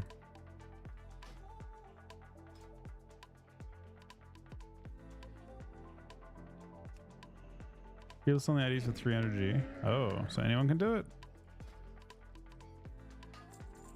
Can you not just join? Oh, you can. I guess they are pretty lucrative. You can spam reset the.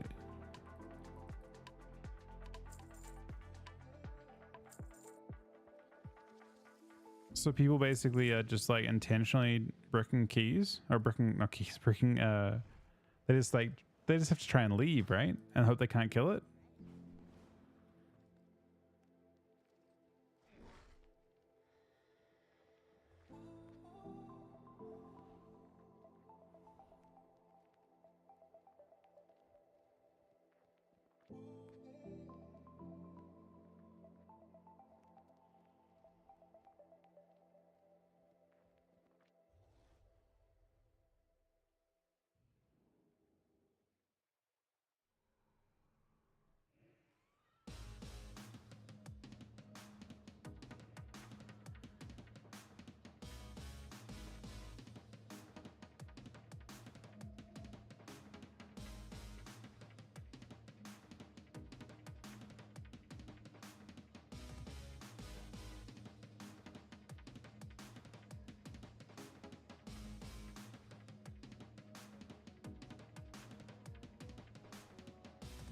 I mean, 300G, and you don't kill the last two bosses that are the most lucrative, the ones that drop epics.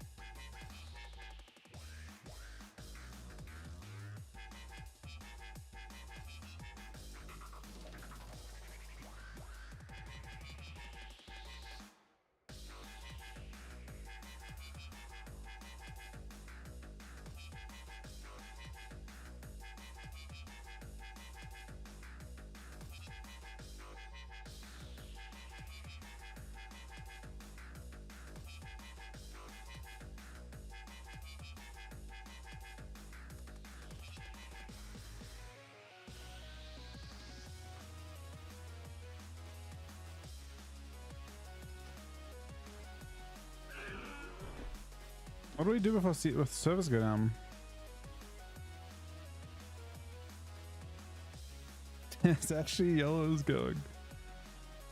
I mean, we could. Do we fuck around in IBGs? What do you even get from IBGs this time of day, though?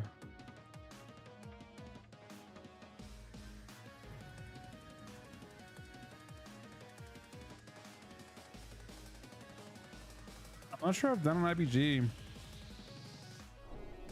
with Ret with Legendary.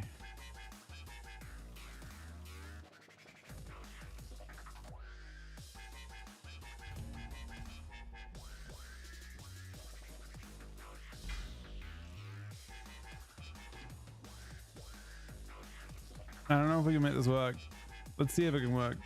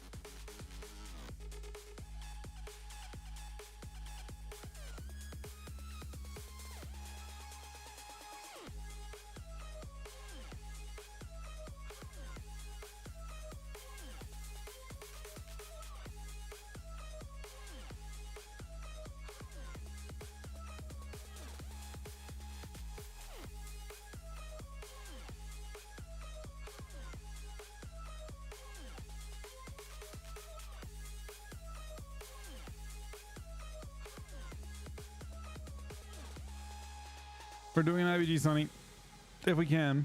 I mean, I'm not sure the incentive is other than fucking around. I guess we could also, you know what, Sonny? Let's do this. We can queue together into this. If you queue as healer. If you queue as not red paladin. For me.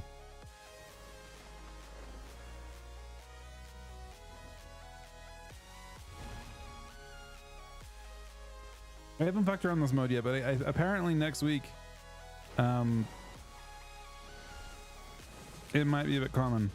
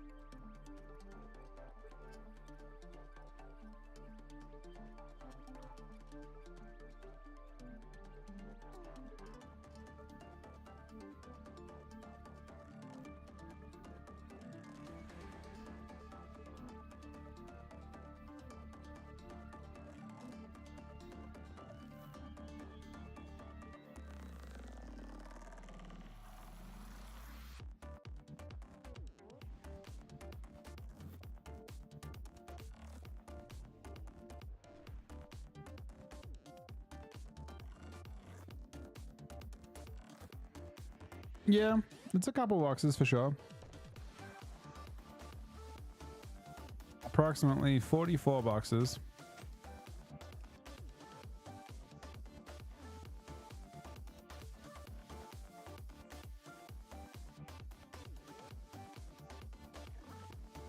$8,800 gold actually, Sonny. I think if it's 200 gold per box.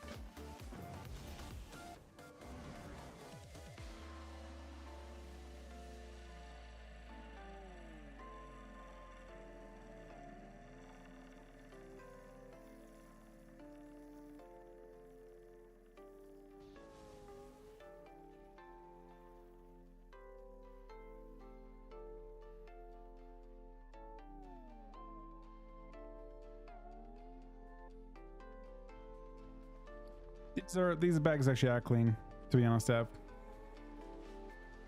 The best profession for arenas and cataclysm. I think there was a lot of options. It's actually a very relevant thing because you have to kind of like pivot to it now, right? Fuck, man. I feel like I was alchemy in something, but I don't think it was actually necessarily best.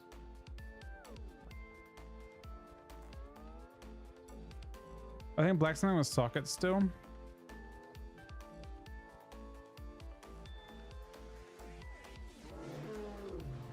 What do you get on engineering? What are the engineering gloves?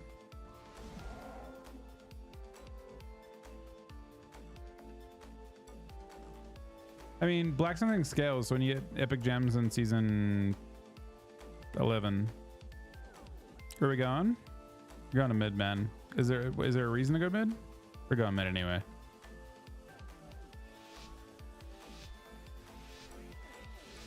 Oh, I actually remember the Snow Springs. Probably NG them.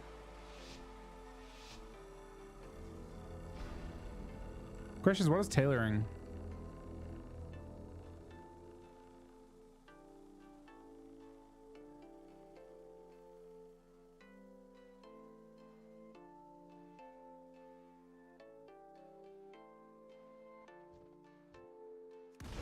We got Team Red here. They got Team Dragon.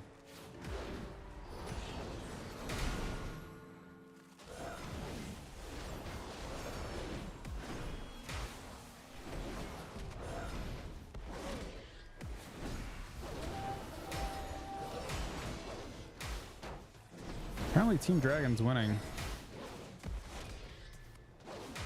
Or so it seems. No, it definitely seems like Team Dragon's winning.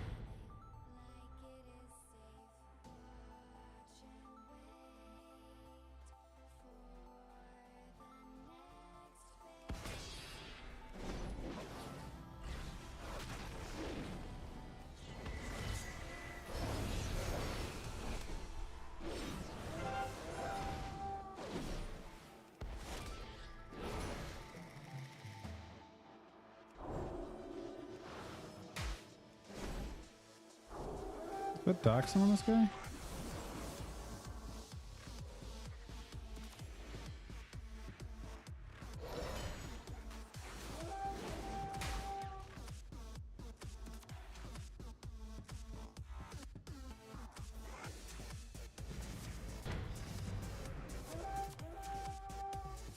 What's the alternative cloak enchant that you can have? I think that's the most important thing.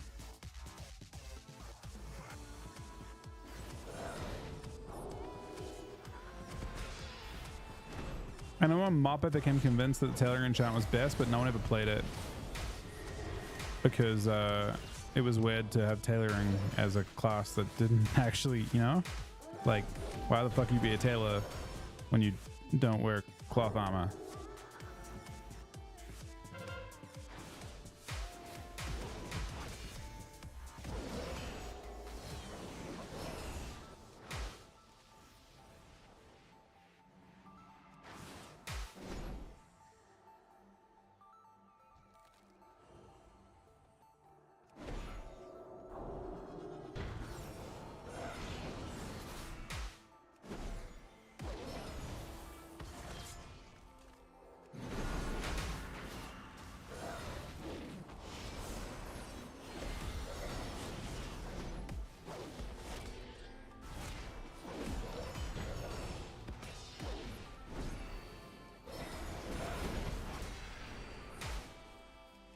We're getting stomped.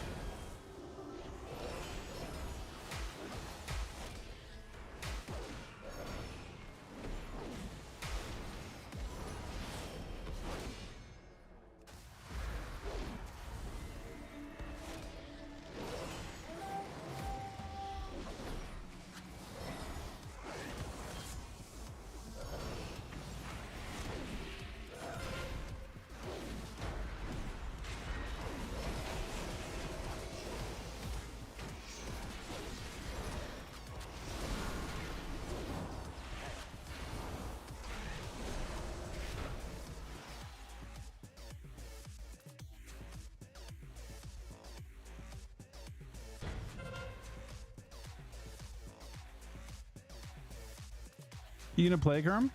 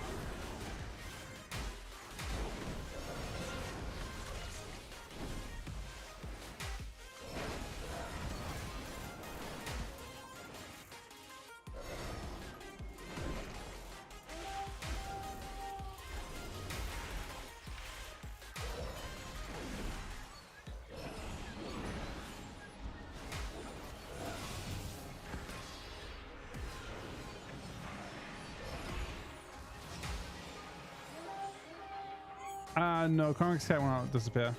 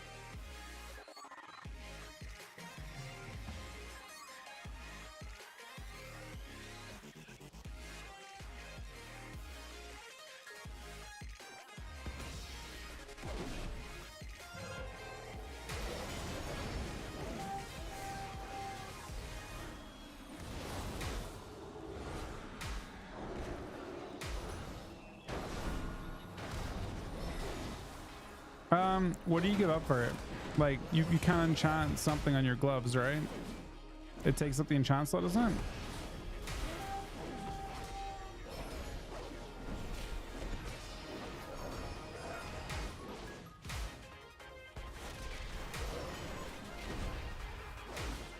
Are you gonna still enchant it as well? Oh, I think it's okay. Then yeah. I think is Dark Transformation 1 minute in this expansion?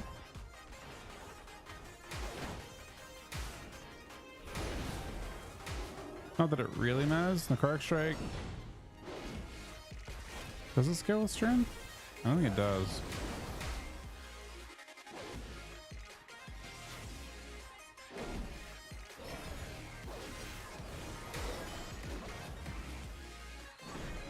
Maybe it's not though. I don't know. I don't know. The Necrotic Strike's going through some different versions. I don't know if that version scales with attack power or strength.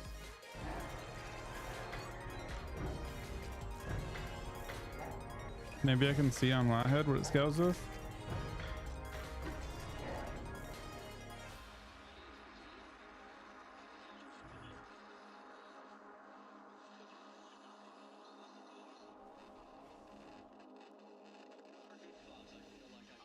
Essentially, you can't see Cata Classic on there right now.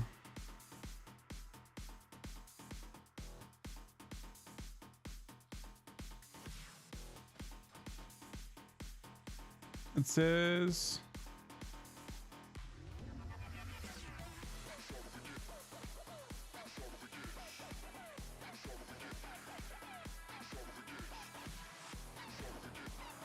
what is it scaling with?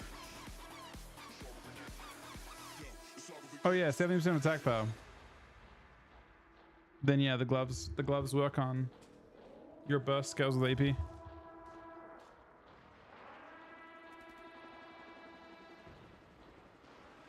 Seems pretty useful to me.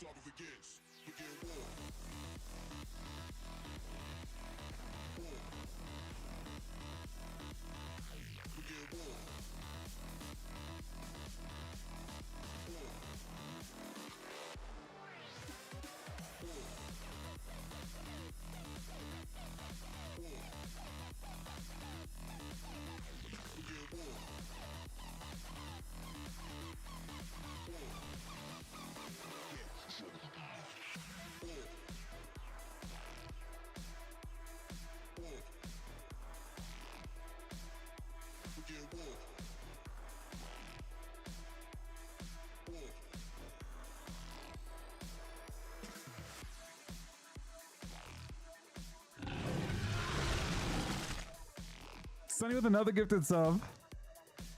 We'll go mines, yeah. Top on the week with 11 subs. Thank you very much, buddy.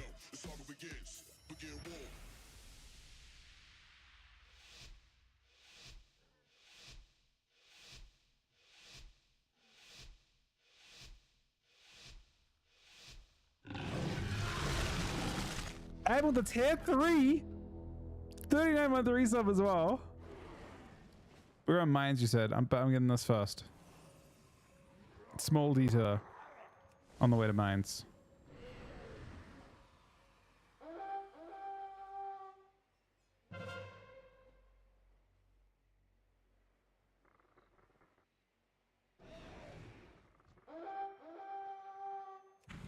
It's a Death Knight. Oh, it's a Death Knight and a Druid. It's a 2v2. Only thing is,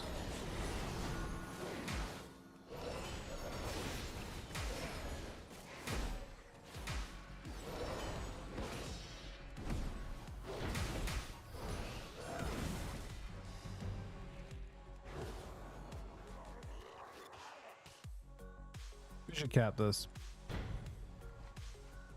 That's tragic. It's theirs now. We unfortunately missed the cap.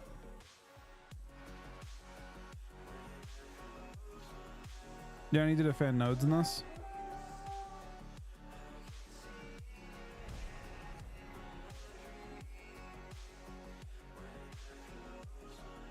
We should get a farm. What did I pick up?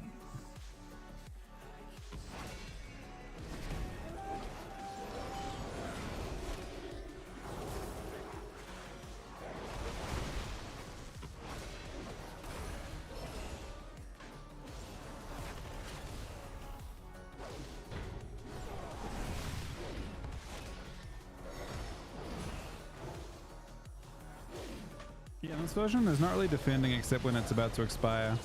You rotate to defend, but you don't need to all the time.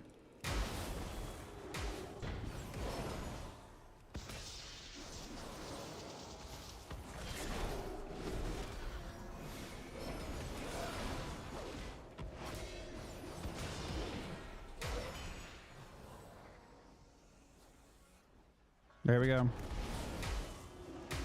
I have Zerking for a bit, so...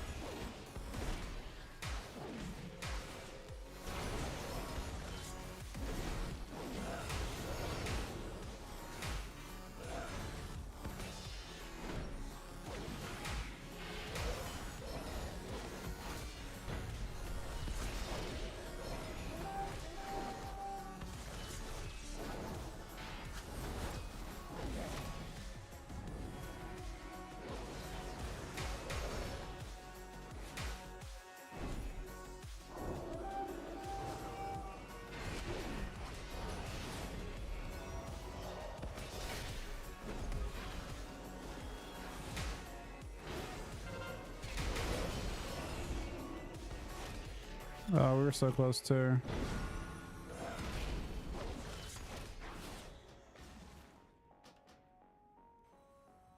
Thank you so much, Evan, buddy.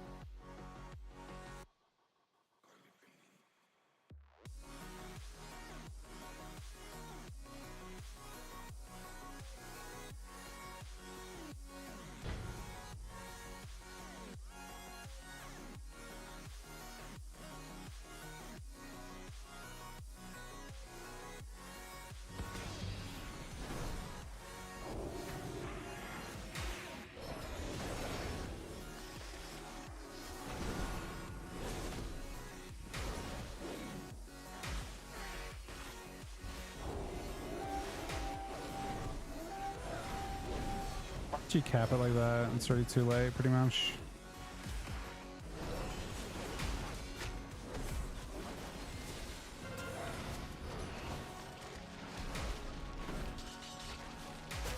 Getting crushed on this one too.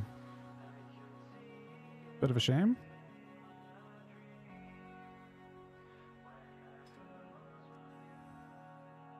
We're doing a lot of damage too. So if that doesn't seem to matter, I guess the start was kind of rough for us though. We definitely went and took that base, but they capped it anyway. And that ends up being 100 points or so.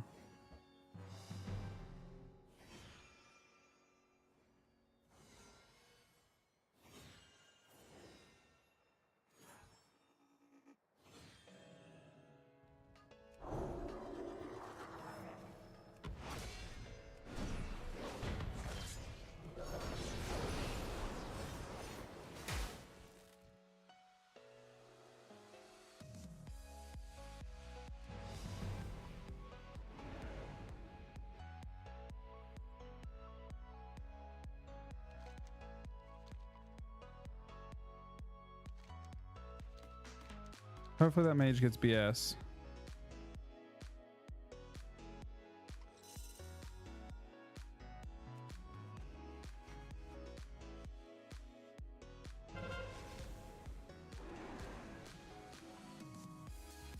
So how long you have to defend it for? Doesn't say how long you have to defend it for.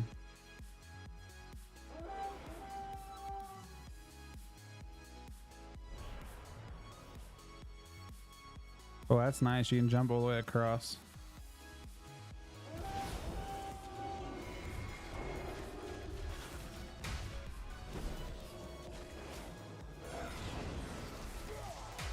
You capped that, Sunny? No, cap it, Sunny.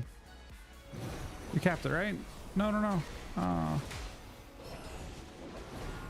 There, he like ditched the node. You wanna be like super proactive with capping, because they gave you a free cap there. The hunter actually completely ditched it. It doesn't matter. They're winning anyway. I can. We want to try and. It doesn't actually matter. We just go for kills.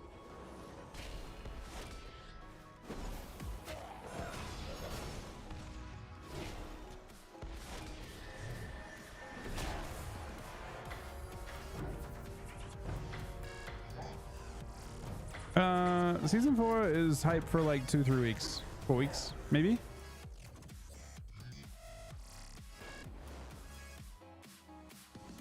I don't know. I mean, I expect they'll do some small tuning, but I don't expect much.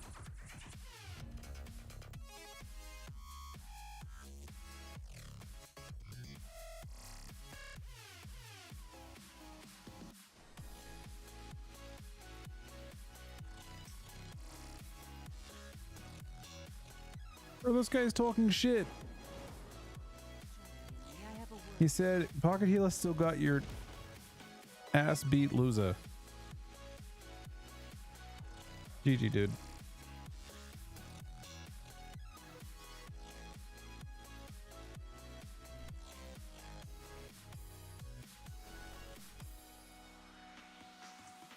He's talking shit, man. Good for him.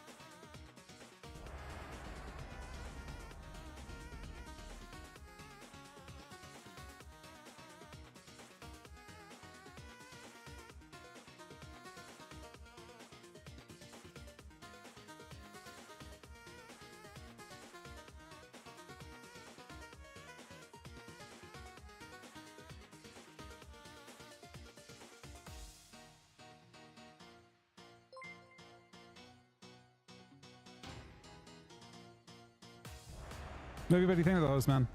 Hope you had an awesome stream, man.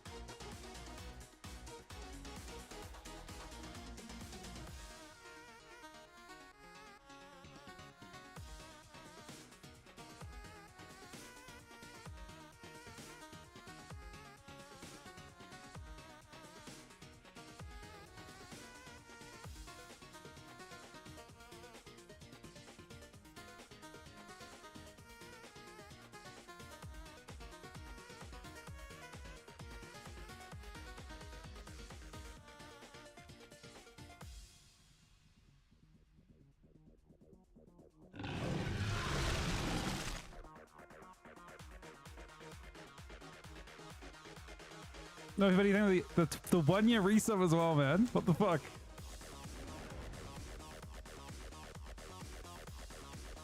Thanks, buddy. Enjoy the reset as well. Next season should be fun.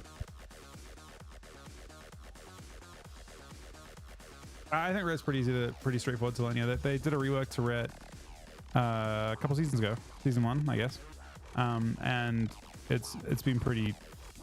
I would say like the class feels well designed.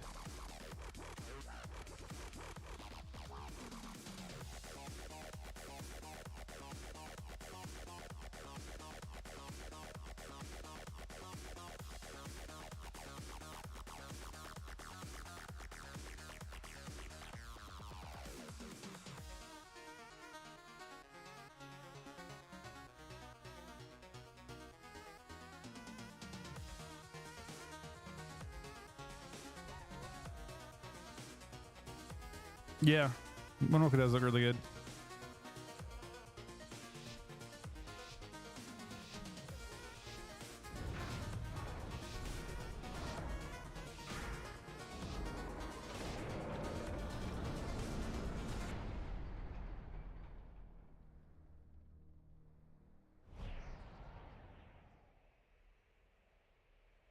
I think this is worth it if I can get Wings on CD fast. Well, I guess you can't get both.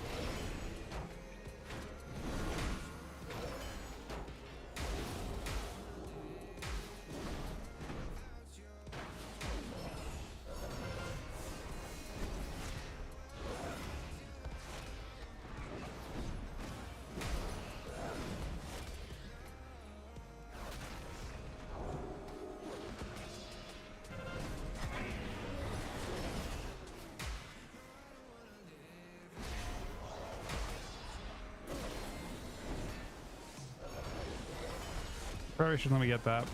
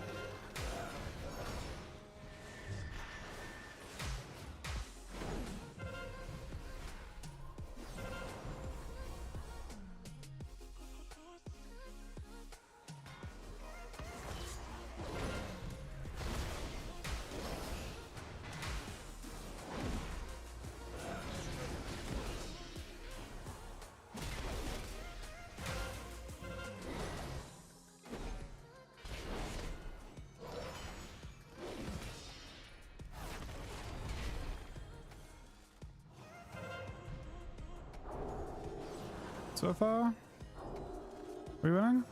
By a little bit. Whoa.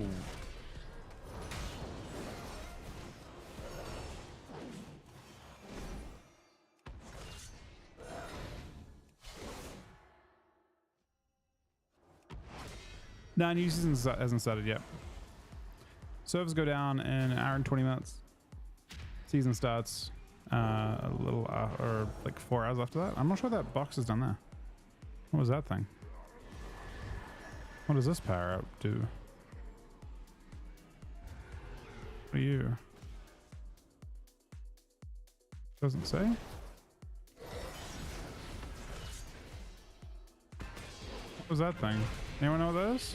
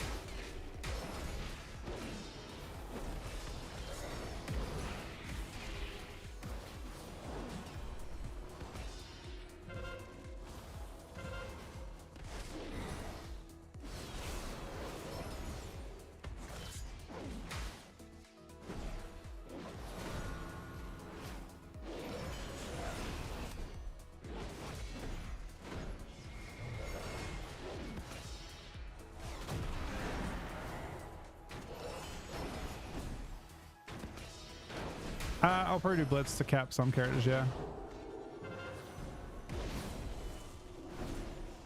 Should be fun.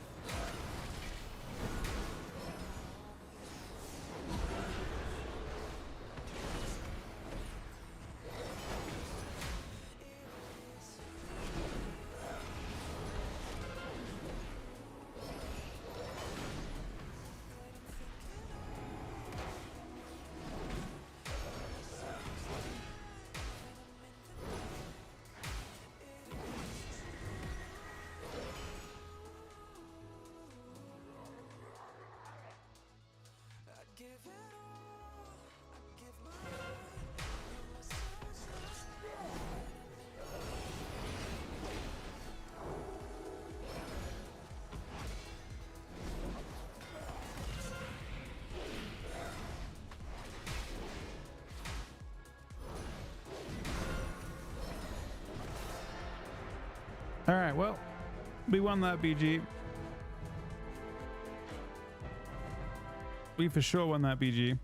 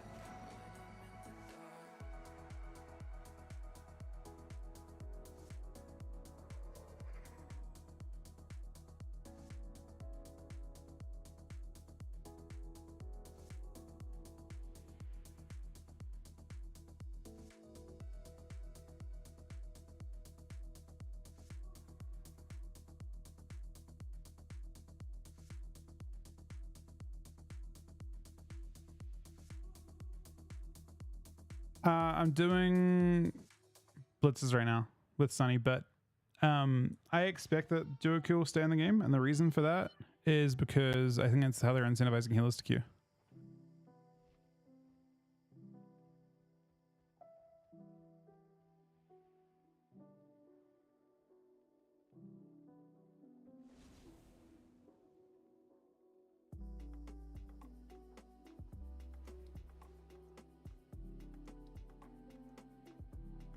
I will say though, it does have a boosting issue. Do you guys not see it? Bit of a boost issue, yeah?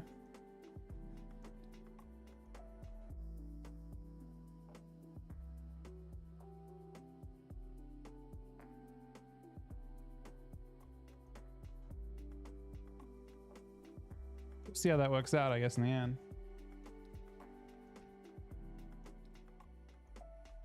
I mean, a big boost issue because you can basically, if you're a super high rated healer, you can just queue with DPS that are lower and boost them, and also give them fast queues. So I expect, look in your trade chat, like season 2 of next expansion, when people have had time to figure it out. It is a good solution to the queue issue, though. It just also leaves the window open, I suppose, to boost people.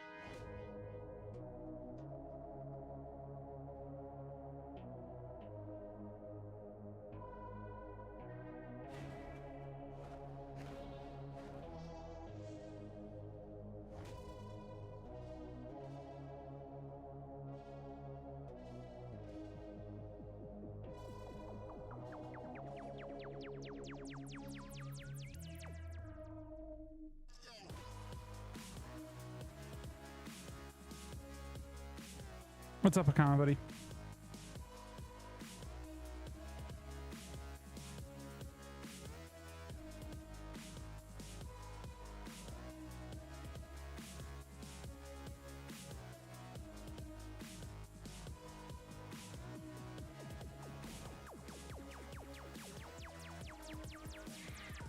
I think 4 hours maintenance today is what they've got announced right now.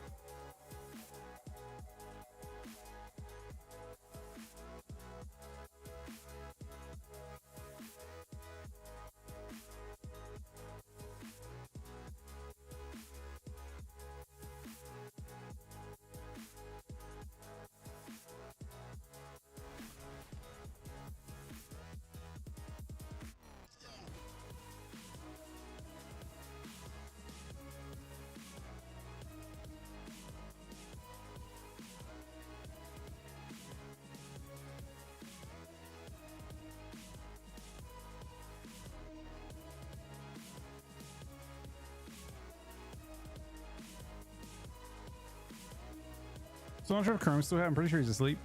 So I'm not an expert on like talking about like how arms are going to play.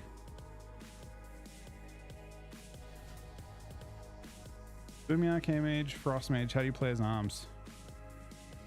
I mean, what's your win condition? Be your best bet. I mean, you can maybe sit on the Moonkin a little bit. I think the best thing you can do probably is figure out what your teammate wants and how you can best play around that. You're the target.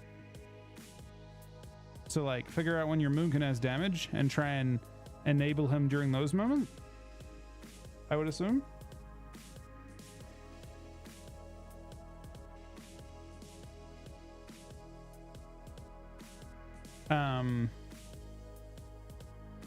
But it's just a bad lobby, right? You got no target. You have nothing you can actually hit. Except for the Moonkin. And maybe they struggle to kill your DPS as well. Like, understand that from their point of view, their only easy kill target is you. So the best thing you can probably do is not be a target. How many spots for rank 1-3s? I think 220 something was the last I saw. But yeah, I mean, you're the only easy thing that can die in that lobby. If you play behind the pillar, they have no target. So your job is to make yourself hard to kill, basically.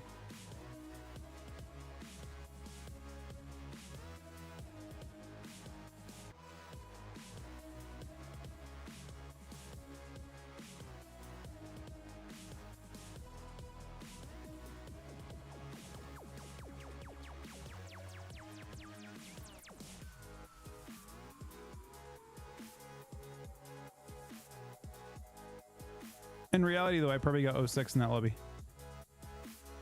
That's the reality, right? If they're all equally good as you, they probably win. Money Crush, I think with the 26-month reset, buddy. All the best to you as well, man. Thank you. That is my 26th sub today. Thank you, buddy.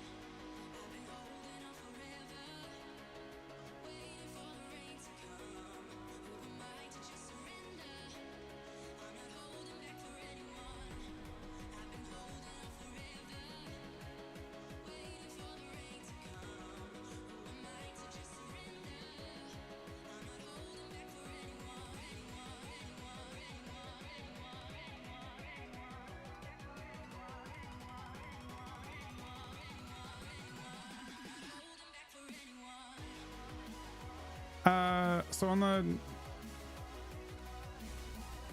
I use an add-on called Classic Castbars, and I changed the,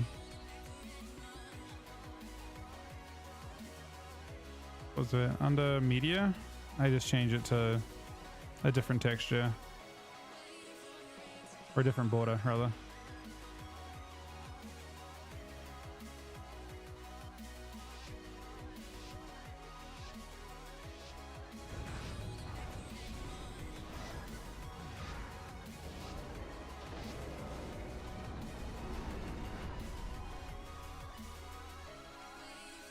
You're welcome, buddy.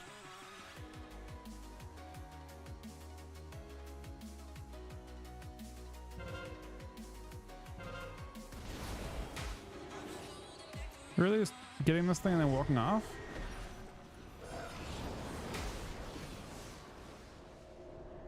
Oh, that fair was accidentally insane on my trinket. Cutoffs. So the thing that Ceramate can't take into account, I think that Blizzard's one does take into account, is ults. Spots that you have through ults. I believe Blizzard's one takes into account. So for example, the number of actual spots in the bracket, it may say on Blizzard's website is like 227, say, right? But that probably assumes there are a bunch of characters in there that are duplicates. Because they're on ult accounts and stuff. Or on, like, you know, ults of the same class and stuff. Which I think... I'm not sure if ults in general count, or if only ults of the same spec count. Anyway, the cutoff should update fairly soon, but keep in mind that if you're on a U, they are a little bit delayed. Like if you're trying to like you know, go off with like a live thing. If you're right towards the cutoff, there's, you know, the websites are never super accurate for those types of scenarios, so I wouldn't necessarily trust them. That probably doesn't help you at all.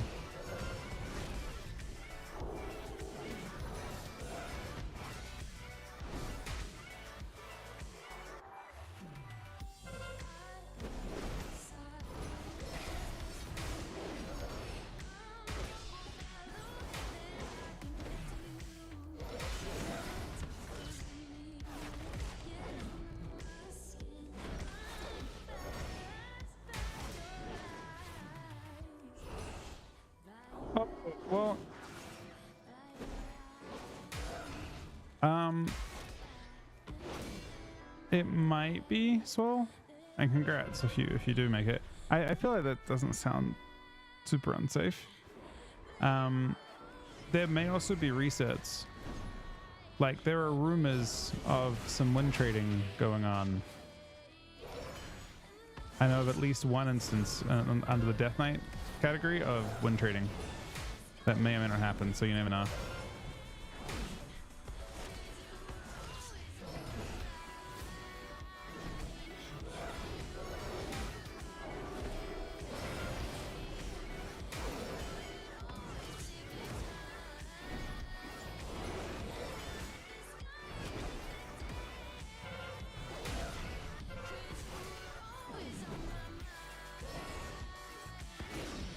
Yeah, it's very hard to believe that someone would actually trade wins for a title, but honestly, the title, what does this thing over here do? Is it a heal or something? Oh, it's this thing. Shield of protection. Okay.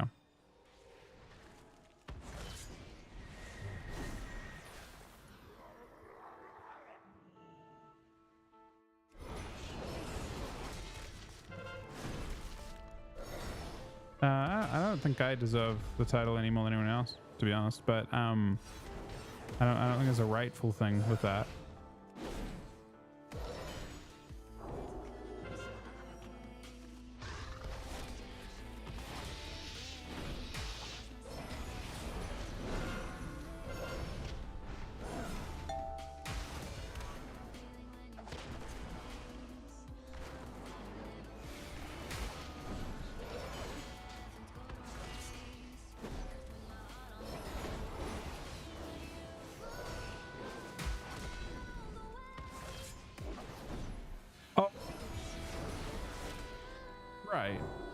you could pretty safely assume that those people didn't win trade, but yeah, I mean, I Blizzard finds those things out. Maybe not. Usually there's resets of some type.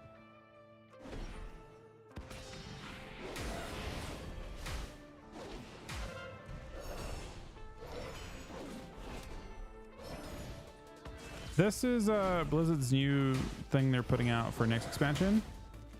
Instead of RPGs, allegedly. It's called Battleground Blitz. It is basically solo queue RPGs. But they also did like they refreshed the objectives are a bit different. Not this map actually. This map's kind of a bad example. There's more power-ups. Your mounts, you'll notice these are way faster mounts. You go at 75% faster on mount to try and encourage less just defending. On all the node maps, nodes are a bit different as well. Basically, you only defend. It's basically everyone's attacking actually, and defending is not really much of a thing, which is quite nice because I hate defending.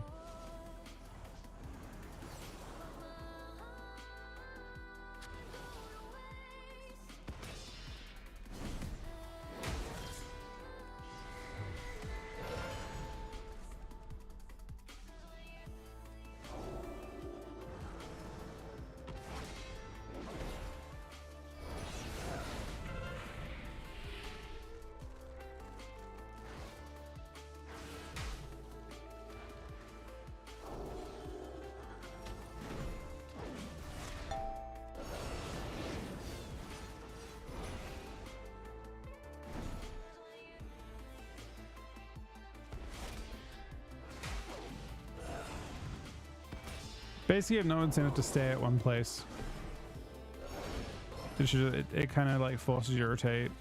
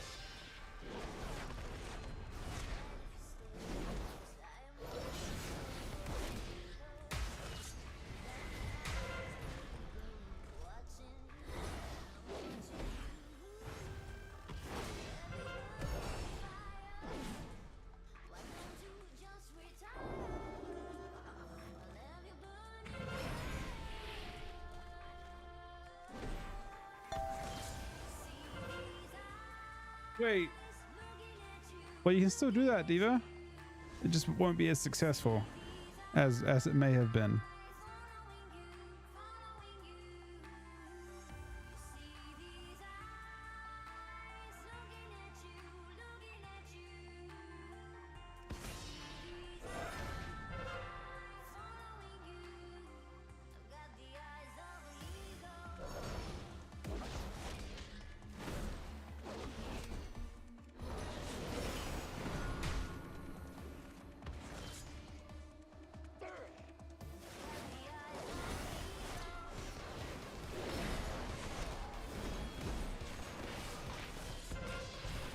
This year in season 4?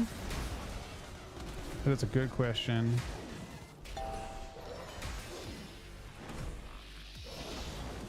I kind of feel like Prez, but we'll see. Prez or Holy Priest? At this stage? Are the most likely ones?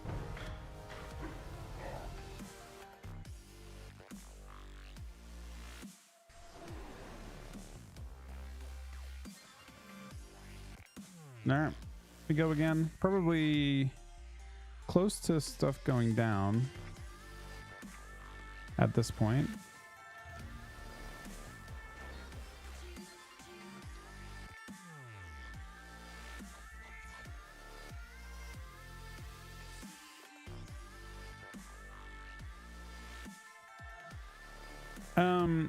From what I understand, I've heard rumors that 10v10 is still in the game.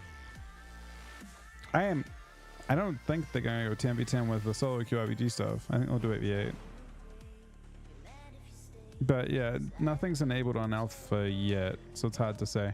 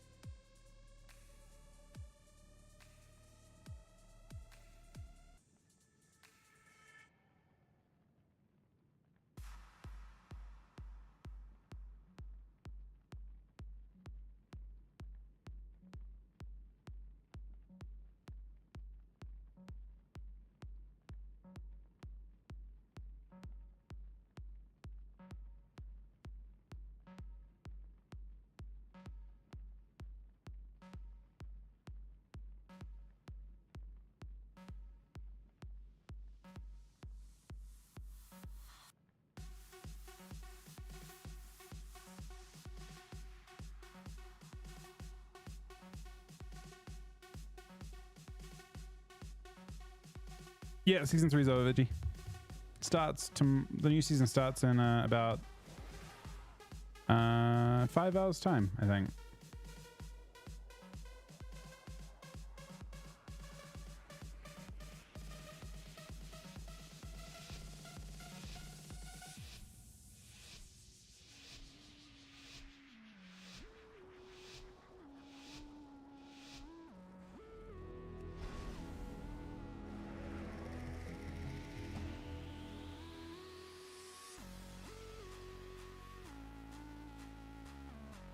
Did he get changes?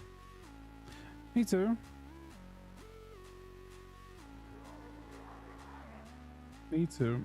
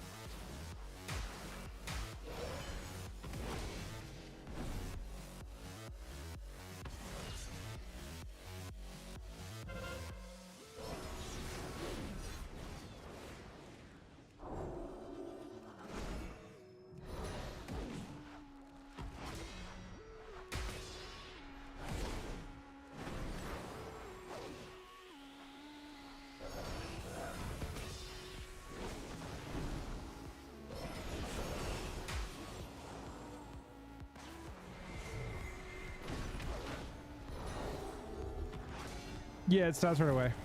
They confirmed that already. The season will be out when the servers come out. Unless they mess something up. It's designed to be this week.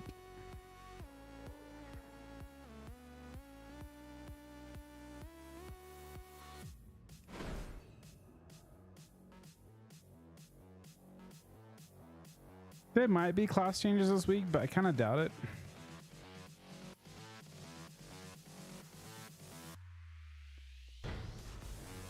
I know that PvEs are hoping for class changes too. Because the same meta twice is not a particularly interesting thing. Like if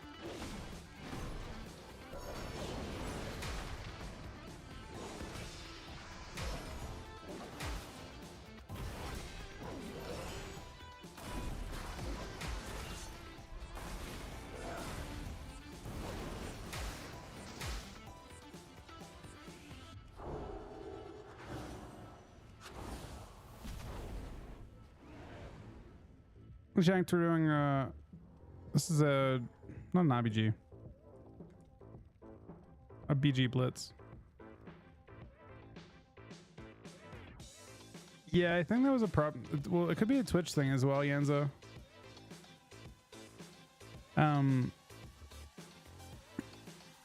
There's like some issue they had where everyone's subs got cancelled and stuff. I'm not sure what the scenario was for it.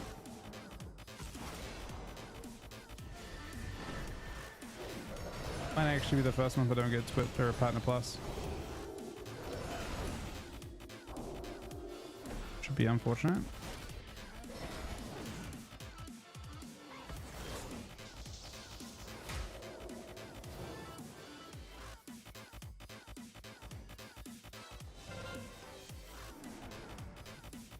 I got some email from Twitch about it. I'm not sure if it affected me or not. I assume it did though. Yeah, I think a bunch of people's like subs just randomly cancelled.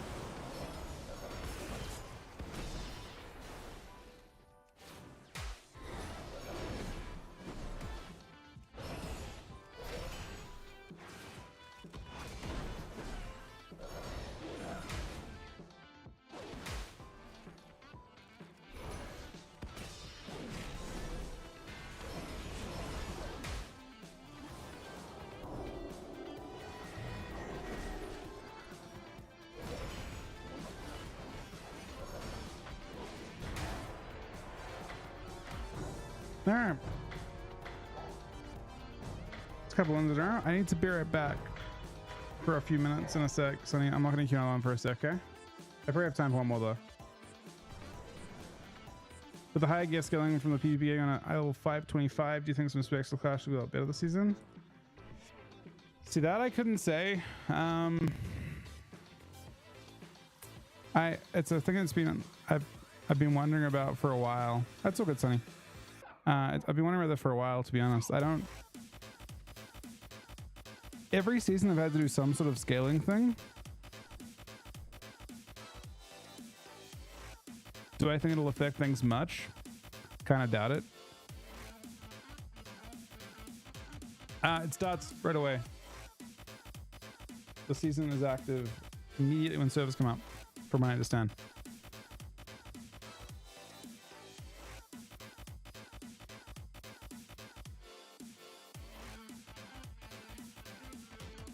But yeah, I don't know.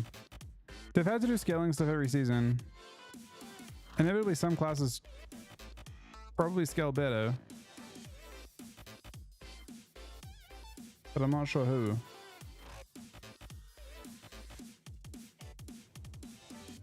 The other really interesting thing this season is the verse stacking classes. Everyone can stack verse this season. It will be possible, probably, to push multiple DRs to 10%. You could probably have you could probably have 3 stats at DR this patch. So like, I think the way that you distribute your stats will be a little bit more interesting in reality, which I think is going to be fun.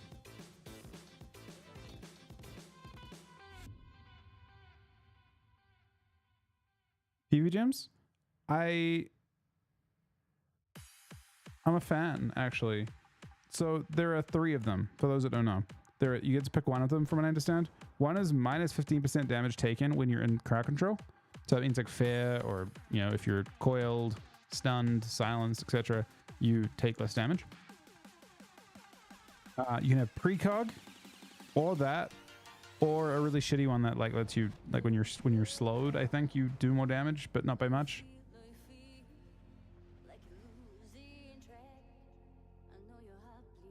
Doesn't sound like a bad idea, actually. Homegrown. I might. The gems seem advanced. Like, it seems like precog is pretty expensive to play, especially in rogue. If you're in a rogue comp, I think.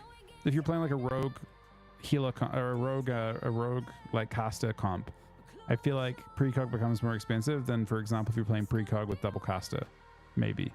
I don't know. We'll see, I guess. I do like that melee has something like precog to use, though. I think that'll be kind of compelling. But yeah, give me 1 sec, guys. I gotta be back, okay? Thank you guys for watching. Thank you guys for the 27 subs today and all the support. I'll be back in a couple minutes. Real quick.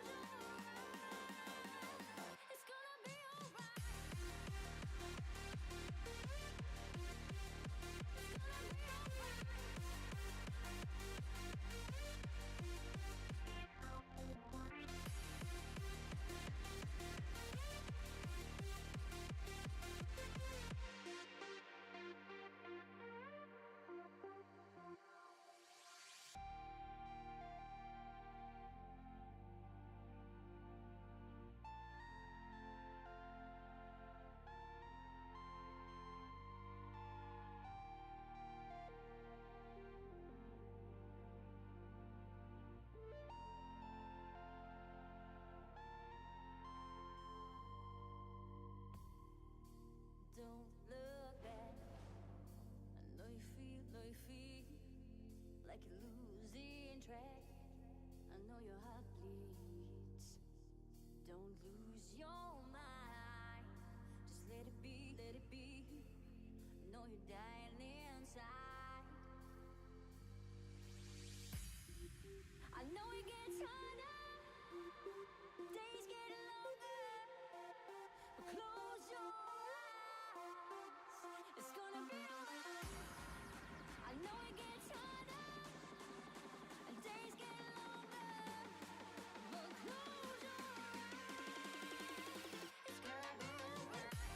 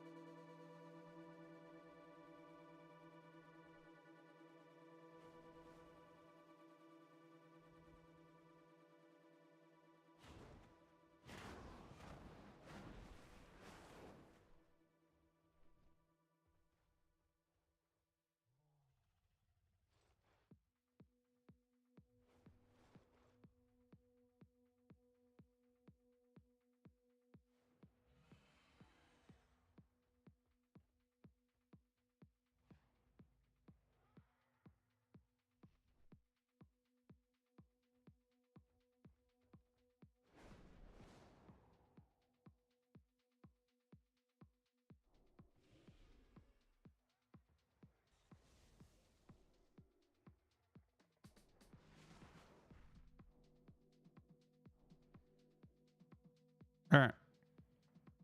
Sorry, we're back. I could get some enchants. This is you? Hey, Judge. It's a nice mount you have, though.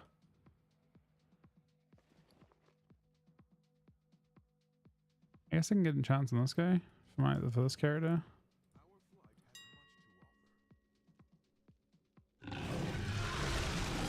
Subi the Twitch Prime, buddy. That's most of my gold right there. I don't know how I feel about that.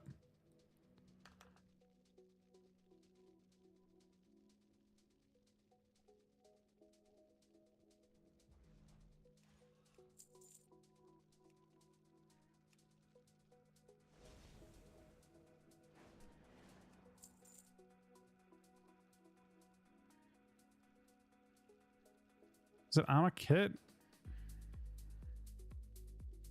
I think it's fierce armor kit, yeah? Yeah.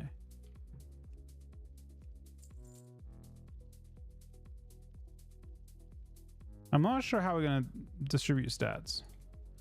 My guess is that we're going to have too much verse with honor gear. But we'll see, I suppose. It's like a bit of a starting point just in case things are crazy.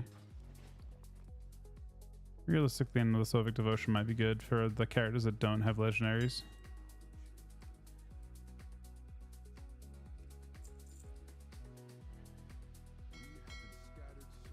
And also gems. I think the gem market's actually unstable. Yeah, only 415 on across the entire region of each gem. The question is, like, what would we need? Do we want to try and, like, play around having don't know.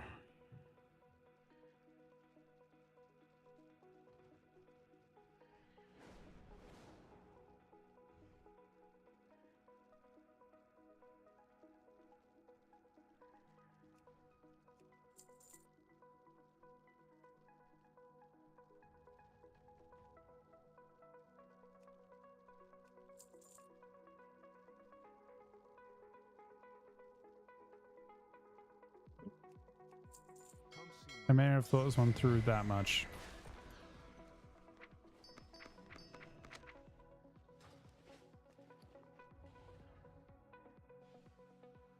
Less fast, yeah, but you just don't have. You're able. It still min maxes your gear pretty well, doesn't it? But you're right. It does have more of your whatever stat.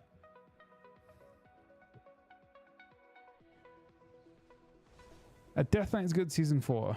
I have seen nothing to suggest they will be. I don't have a go for Amstrad Shuffle. It's something I'll probably play more this season. I only played it to like 24 or something last season and then stopped.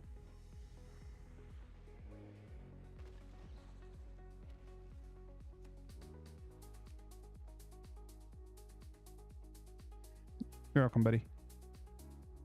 You want to get? Well, so when servers come up, from what I understand, the entire new fresh season starts. The new raids are out. The new Mythic Plus is out. The new season's out with the old cap, the like existing cap of like it'll be like 1,500 or something, 1,500 to 1,800. You'll get a token for 1,600, presumably again, same as last season. Just imagine it was the start of season 3. There'll be new honor gear available right away. And crafted gear will drop and the new patterns will drop. The new like honor patterns will drop. You'll get, I think you get enough to craft one thing if you choose to. Yeah. I think in that, by the way, under that rule set, I actually think Death Knights are actually pretty okay. They won't look as bad, but unfortunately it won't last. Death Knights will not scale well. They might, I think they will be actually decent when servers come up.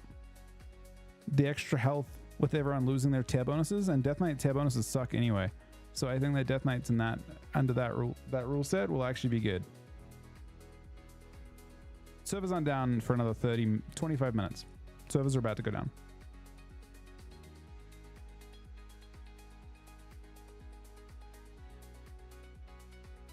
Bags, nothing you can do about these, unfortunately. This is for gold. Mostly.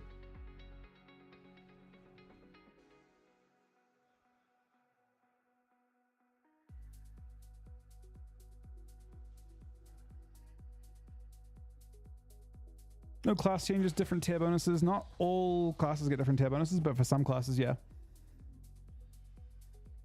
I just spent 30k on enchants for the new season.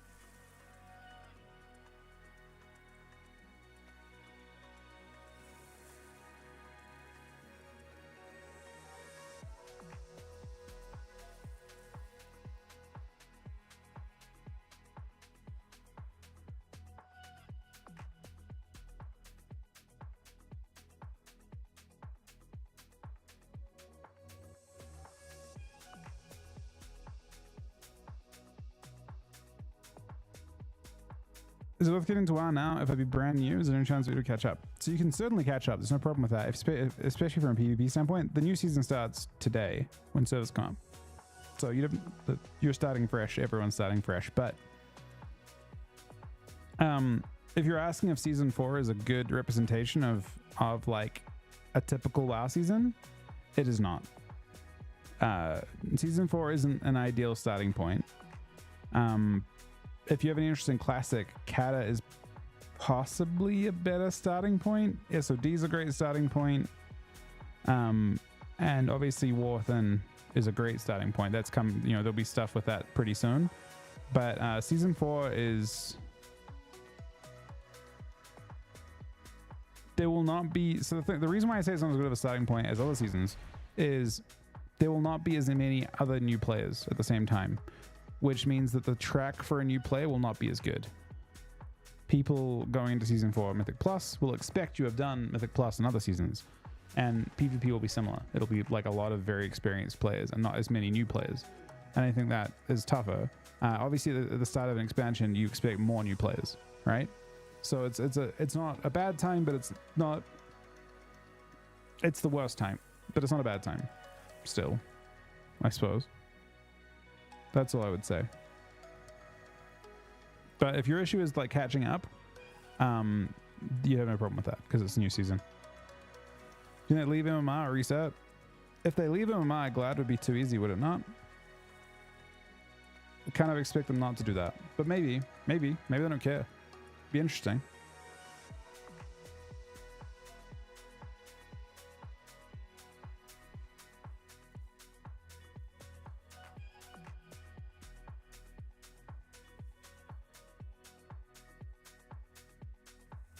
So a couple of days ago, I'm not sure if Cookie's here right now or not.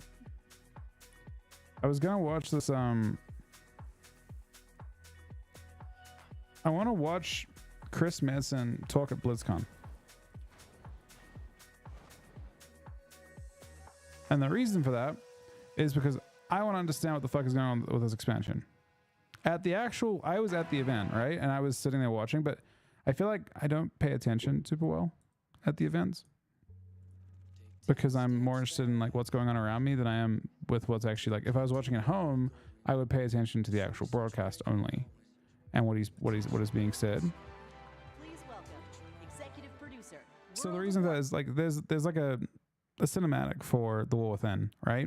And the cinematic does a really bad job explaining the actual expansion, but it sets up really nicely to introducing Chris Madsen, I think, who then sells the expansion, I think. So this is Holly and this is Madsen? Okay. And Madsen does something kind of wild. He comes out and he's like, there's 3 expansions coming, not 1. But let's see. I was going to watch this a couple days ago. Tell me this is loud enough for you guys. It looks like it's pretty loud for you guys. What up, BlizzCon? That's louder than I expected. Holy smokes! Horde, where you at? Alliance! The same people, man. Oh, actually, not really. BlizzCon as one! Is it actually quiet? I can turn it up. This is like... Holy smokes, thank you. Thank you. It is, Is that good enough now? thank you guys. It's still quiet. It has been a long, strange trip to get How's back that? to this spot. I tell you that. It has been interesting this past year being back under the hood of World of Warcraft. It has reminded me of a few things. One, I love Warcraft. My voice should be louder, but maybe not by too Number much. 2, you know what? Still I not good enough? really missed this work. Okay, now it's very loud. And number 3, on the real, it feels amazing to be back and part of this Blizzard family again. Hold up, let me turn this down first. Or I worry that if something happens in the game, that it will just annihilate your ears. And I don't want that. As Holly said a bit ago, next year is the 20th anniversary of World of Warcraft. I can't even believe it. Whatever. How many of y'all have been playing from the beginning?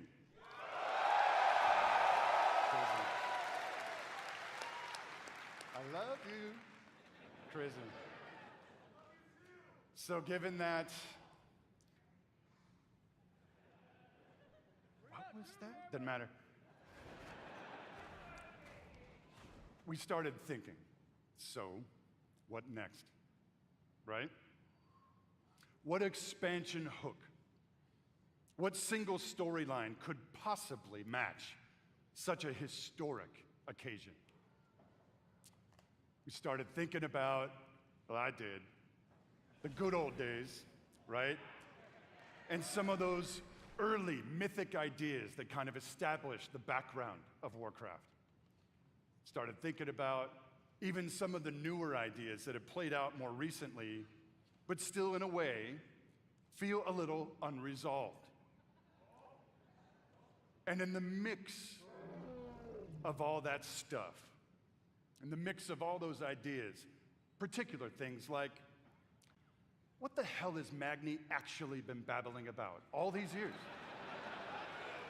When did the Magni thing start with him? That was like literally only inside of BFA, right? The whole time? Was the thing that he came to warn us about in Battle for Azeroth, did it actually play out? Or is there potentially something darker still looming on the horizon? I don't know. Will there eventually be an apocalyptic confrontation between the forces of the light and the void? Talk to me, BlizzCon. I'll tell you what, for nothing, my pally Maine, I'm all in on that kind of thing if it happens. It's gonna happen. And really the big question for all it was in the Wrath? marbles, Oh, wow. what have the Titans actually been doing since the dawn of civilization? What is the real purpose of all of their cute little installations slammed into the side of the planet? Do we know everything we need to know about their real intentions for our world? Just saying. BlizzCon. Hey, Nody. All of these hooks and 100 more. 68, carry the 2. A bunch more. All cooking in the pot. Started to reveal a storyline. Something epic. How epic? Real epic. A storyline that in almost every way feels like the culmination of the first 20 years of our storytelling. A storyline provided we do our jobs, we do the thing that will vector us into the next 20 years of adventure.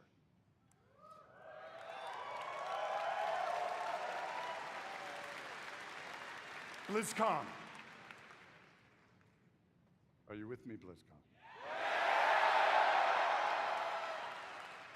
We call this storyline the World Soul Saga.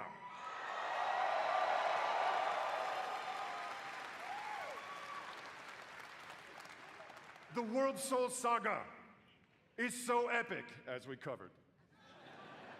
It cannot be contained within any single expansion. It is built to play out over multiple expansions over the next few years. Come on now. Kind of a hard sell, like going for like multiple instantly, but I guess it'll probably Having make said more that, sense from a story We standpoint. are working on multiple ways to deliver this adventure to you a little faster than you're used to. We're not going to get into it at this BlizzCon, forgive me. But keep your ears peeled. I assure you, we are moving with purpose. And the last thing we really want is for y'all to have your grandkids controlling your mouse and your keyboard trying to wrap this thing up. So, it's coming. No. I mean, so in this Also- case, every other like expansion reveal they've had at any other BlizzCon, they always have a ton to go with it. Like when they announced BFA, you could play BFA right then and there, and they had a whole bunch of content and a whole bunch. Like, you knew exactly what was going on the moment it happened. The Horde v Alliance thing that played out at that BlizzCon in 2017. So it's interesting because at this one they announced 3 expansions and they have nothing, no gameplay footage. They have a trailer that has no actual like. There's nothing like. It isn't that the expansion seems bland. It's that there's nothing there yet. They haven't. That trailer is leading into Metzen then talking about the expansion and the expansion hooks that he's got, but they aren't at that point, right? This BlizzCon was early from the. He's only been working there for a year at this point. They have very little to go off so far. Given the scale of this monster, we have decided to change it up today. Here we go. Dun, dun, dun, dun, dun. Instead of just... The real question is, right, like, if you're talking, like, Legion or BFA or Shadowlands or BF... or, sorry, what am I saying? Dragonflight. The question is, at which point are they pitched? Like when does everything stop moving, in terms of cinematics and stuff? So for reference, Chris Metzen came in only about a year ago. Like he literally joined, I think, start of 2023 or something. He wasn't there for the launch of Dragonflight. He came after, and they clearly massively pivoted the end of Dragonflight. Like if you watch the way that the raid finishes, it's like someone like they had like something planned and they're just like, nah, we ain't doing that, and they went a completely different direction. The ending almost doesn't even make sense. So it's pretty clear. Like it was pretty clear when you watch that cinematic that someone had already twisted it quite a bit to make things different and make something else work. Like basically, the bit where they look at their powers and the Azeroth, like, you know, when all the dragons get their powers back and stuff, and it's like, they make it, I think they would have made it a different thing where they get their power back and they are like the main characters. I think that was the plan. It seemed like the plan was to make them the main characters and kind of be like a Cataclysm ending, but kind of like but instead it's immediately, like the ending of the raid almost feeds directly into the cinematic that's like, and like it's like Anduin getting the message, the call from Azeroth. And it's kind of like, it makes sense, I guess. So if he's only been there for a single year, no, he's not an advisor anymore, Sonny. He's like head of he's got like a job above Steve Denhauser. He's not an advisor. He was an advisor when he came on. He took the whole fucking job, I think. So the question is how long, like if this was BFA or, you know, any other this one we've been there, how long had it been cooking beforehand? Yeah, he has a real title. Steve quit, and his job is like, I think he says that when he first gets put on, I think he's like lead something. It says, right? Executive Creative Director is his title. That sounds like above his old title. Executive Creative Director. Yeah, that doesn't seem like he was on it as an advisor before, and he just got the whole thing. He must have liked what they were doing, and they pivoted entirely, and he is the, yeah. But yeah. Hey, Jumpster. Debuting your next expansion all on its lonesome, we have decided to give you a glimpse at your next 3 expansion sets. The thing is, the glimpse is him talking about it.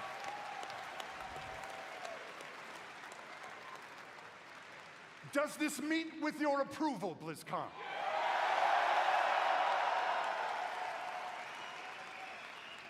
My friends, I'm going to warn you, there may be mild spoilers ahead. Actually, I'm just kidding. They ain't mild. Buckle up. Are you ready, BlizzCon? Honestly, though, I'd be surprised if they aren't quite different when they actually launch in the game. Like, 3 expansions out, they can't really, like, he probably has an idea what he wants to do, but my guess is that, like, if they're listening to, like, the way that people respond to each different part of it, and probably changes the next product, right? A decent amount.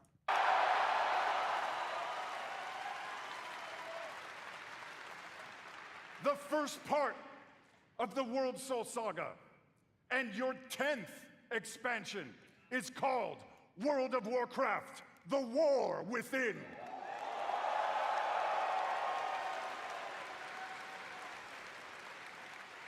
In Are they this looking at the Last chapter, Titan? you will be I don't know. descending into the heart of Azeroth itself. I don't know how much. I mean, when they say they're working on the Last Titan right now, they might. Maybe they're working on the story side of it. Maybe he's already. But yeah, I don't know. All I'm saying is that, like, you can't really predict.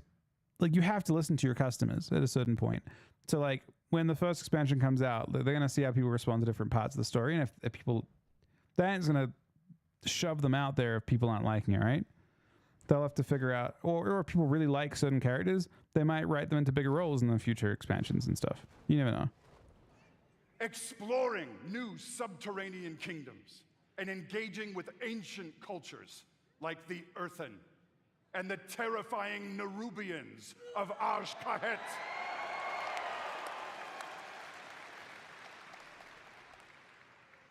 But as the forces of darkness close in around our precious world soul, yeah, that's you, will be called to do what you always do, which is dispense indiscriminate justice upon all those who got it coming. Talk to me, BlizzCon.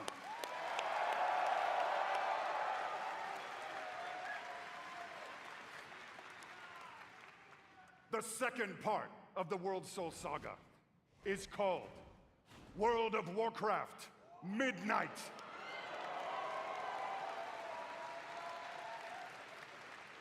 In this chapter, you will be returning, ready, to the old world, to the fabled lands of Quel'Thalas. There, the forces of the Void have invaded Azeroth, intent on snuffing out the light of the Sunwell and plunging the world into darkness and fear. The only thing that's kind of weird about that, kind of like sketches me out a teeny bit, is it sort of sounds like a patch, but maybe it takes place in more than one continent or something. Like, it's like a idea is like the entirety of Azeroth's invaded, and they just, like, go through. They have multiple, like, they gotta find 5 zones somehow, right? You will not only help reunify the scattered elven tribes of Azeroth, but you will make your... Nah, War Within doesn't seem quite like that. I mean, I guess they're conceptual, right?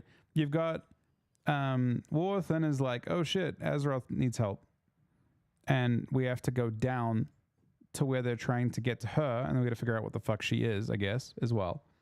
And then my guess is that doesn't end well, and then you're like, oh fuck, like the Void, because I mean, it kind of feels like they're both Void.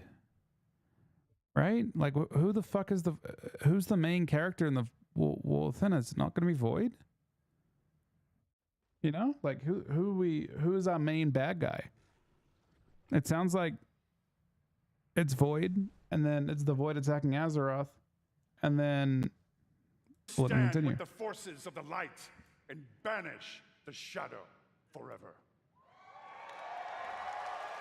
I mean, the Last Titan thing is 100% like the Titans were always the main enemy. I think that's actually going to be the thing. I think the hook is going to be the Void were kind of like the enemy of our, like they're the enemy of the Titans, but they're also like kind of allied with us randomly. Like, I wouldn't be surprised if Azeroth's like actually like, no, hang on a second. There's some good Void too, and the good Void are the ones who are trying to help her not be enslaved by the, yeah. I think the Titans being evil is going to be a hook. It's a pretty obvious hook. Of course, BlizzCon, it is Azeroth. Things may not go to plan. things may just spiral wildly out of control, leading us to the third part of the World Soul Saga. World of Warcraft, the last Titan. Which is a bait, right? Because the last Titan isn't fucking Azeroth. Azeroth ain't a Titan. The last Titan is Cygaris, right? Right? I feel like that's a bait.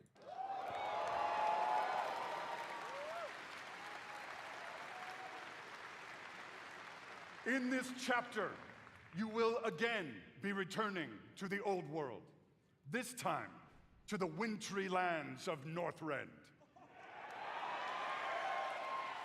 And there, at Ulduar, you will bear witness to the return of the Titans to Azeroth.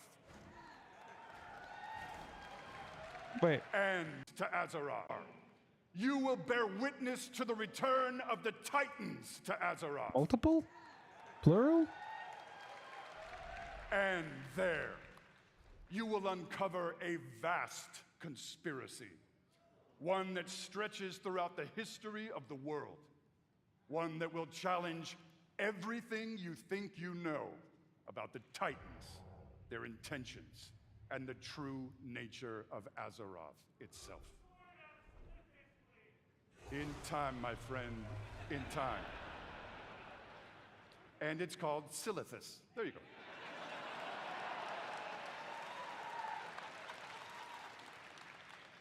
BlizzCon, my hope, our dear hope, is that you can see when it comes to WoW storytelling, we ain't screwing around. A little bit. We are playing for all the marbles. We are working to establish a thundering heartbeat for this franchise. Now.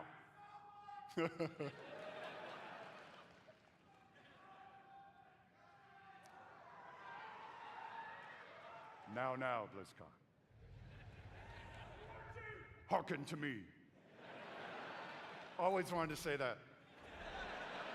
Thank you. Whether you are That's actually a current really player, good I would way. bet that most of you are. It's actually a really good, like, he's actually incredibly good at dealing with, those guys in the crowd yelling out, kind of assholes, right? Realistically, like, it's not, considering he's trying to, like, give a presentation and they're just, like, yelling out, he can't actually talk about anything significant while it's happening. But when they call out like that, he actually dispels it in a really, really good way. He's a Or maybe you good jumped public speaker. off the WoW train a few expansions ago. Now is the time to come home. Season 4 is out in 4 hours, I think. Now is the time to pull on your boots, pick up your broadsword or your favorite glowy staff, and get in this fight. Friends, Azeroth needs her defenders now more than ever. Now, in a few moments, we are going to give you a deeper look at the war within. But before we do that, I want to leave you with a little something to chew on. I want to remind you all that sometimes very epic things can begin with small, heartfelt moments. What you're about to see is one of those moments. And with that, BlizzCon. Proud defenders of Azeroth! Oh, this thing that came after. Let the World Soul Saga begin!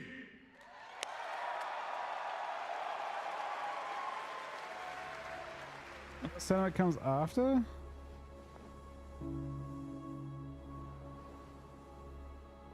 Huh.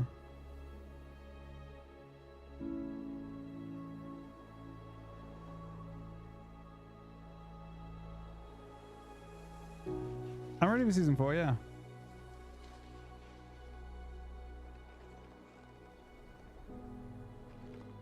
I mean, Yeah. I guess I've got a new theory. My new theory is they're just trying to bridge. They're trying to find a bridging way, a way to change the characters that like maybe it's like almost like housework for them, right? Where like it's a chore.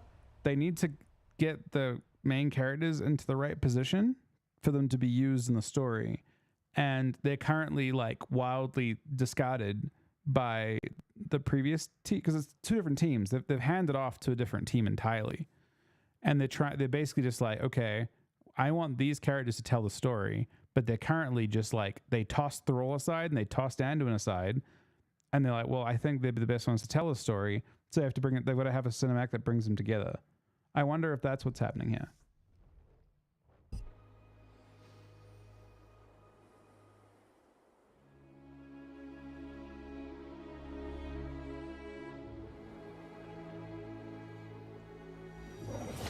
Yeah, I wonder if yeah, no, you're probably right. I mean, I wish there was a bit more to it than it being so ominous, but they're just trying to bridge the gap, I suppose. You're here to tell me we don't get to hide. Is that it? You needed time. We stayed away. But time by itself heals nothing.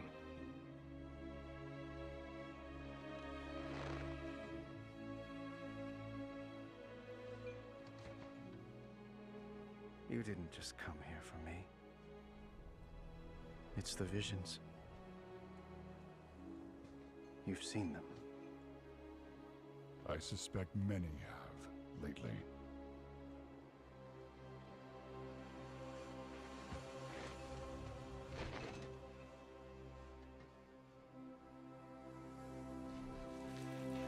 Something, someone is calling out from the heart of the world. Yeah, I'm wondering too. I'm wondering if they will actually, if this is just a teaser and they'll actually have an actual cinematic that comes out. Because it actually makes sense. If you're trying to sell product, it doesn't actually make sense to like, so think about it. You're trying to be able to pre-order an expansion. Sure, this does that. This actually does that, right? It gives you a teaser. But when people are actually come to not pre-order, but actually buy the expansion, dropping the, like when you've got a bit more content to work with, dropping the actual cinematic then, as in a couple months time, probably makes more sense. Sort of. Like a voice from a dream.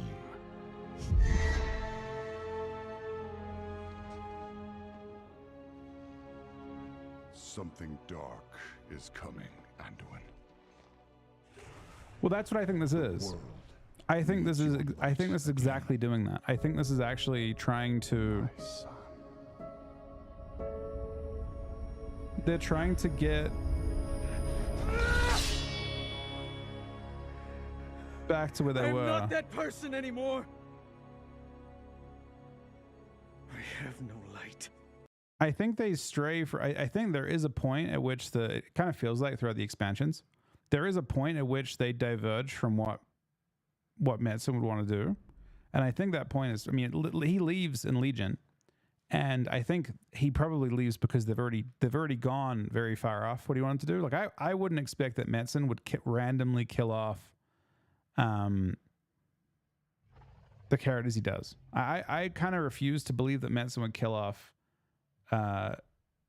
both kings, and what's his name? At the same time. I can't think of his name right now. For some reason. Not after what I've seen. They killed Murad too? Not after what I've done. I was saying Tyrion.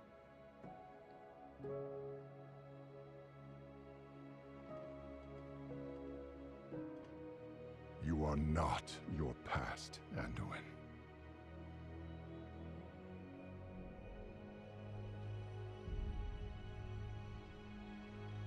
I trust you.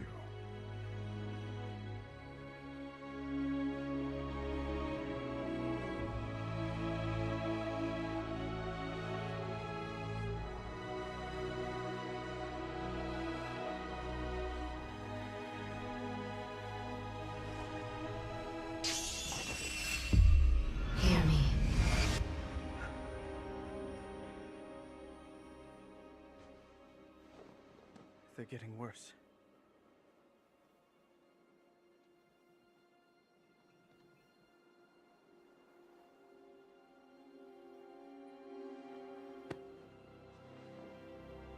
Look, whatever's coming, I'll stand with you.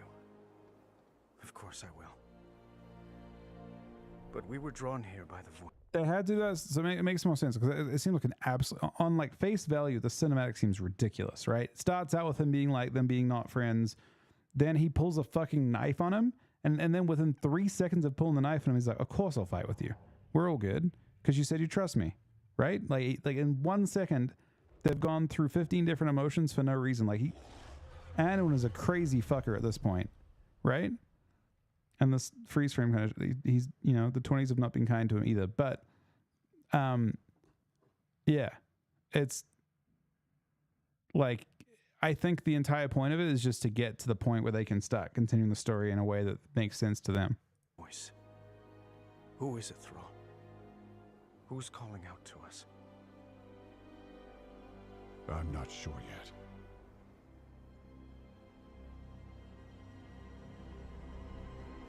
But that sword was aimed at someone. Wait, are you saying, Sonny, that you think this happens in the middle of the expansion and Anduin's actually fucking crazy? That'd be interesting. Like a psycho fucking movie at that point. You think Anduin's actually fucking nuts and he just killed a whole bunch of people? That's a bit of a dark way to... Wait. That's an interesting spin. So you're saying this isn't the actual starting point for the expansion at all. This is just him being completely fucking unhinged. Nah, wait. Nah, I don't think so. So, I mean, I can tell you this.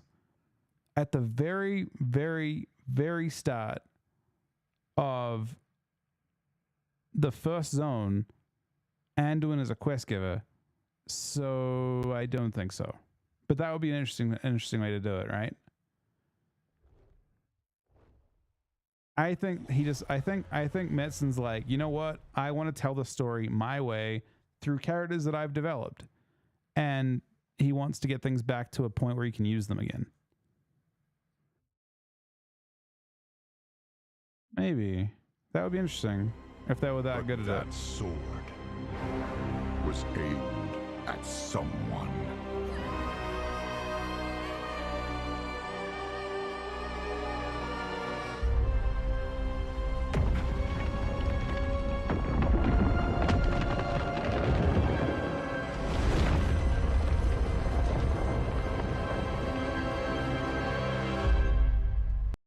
Nah, I don't know. Actually, I really do feel like the hook that they still haven't like changed from yet. The hook they haven't changed from yet is the idea that every faction's got good and bad. Like there are bad old gods, and there, I guess, in theory, could be good ones. I kind of feel like Xelatath is going to be that. And then with the Titans, they're like, what's the true intent of the Titans? I think the Titans have a bad, like, my guess is that like Sargeras will be right on some level. Is my assumption. Yeah, but also like, my guess is the Titans are supposed to kind of enslave you as well. Like, oh, gods also do that. The bad ones, but I think there's a degree of like order is also like synonymous with slavery in that case. Like the planet gets enslaved. They technically. So if you look at Dragon, and this is, I'm not sure much of Dragonflight story that I want to continue with, but Dragonflight, there is, what's the instance called? Someone will tell me right away. I can't remember the name of it right now. There's an instance in Dragonflight. The premise of the instance is basically that the place where they're hatching, where they're like keeping the eggs for the dragons, they are literally feeding like Titan water to that is enslaving them. Basically, they're like making the dragons not turn against the old gods, or against the Titans. Ruby life pools. They're literally like feeding them water when they're in eggs that makes them compliant to the Titans. So I think there's probably an idea that like the Titans are kind of like, yes, they're doing something, but they're also kind of enslaving everyone as well. So I think the Titans aren't necessarily good either, but they're good Titans, right? There'll be good Titans and there'll be bad Titans, I think, is the idea.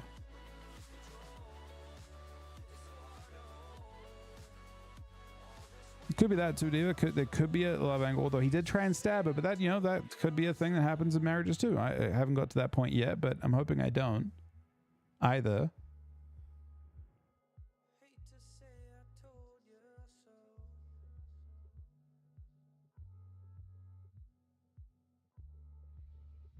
I think Azeroth's gonna be evil. I think Azeroth is gonna be an enemy. I don't think there's meant to be like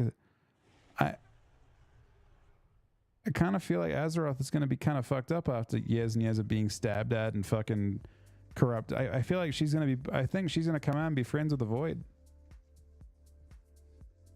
Be the best. That'd be the best story hook, I think.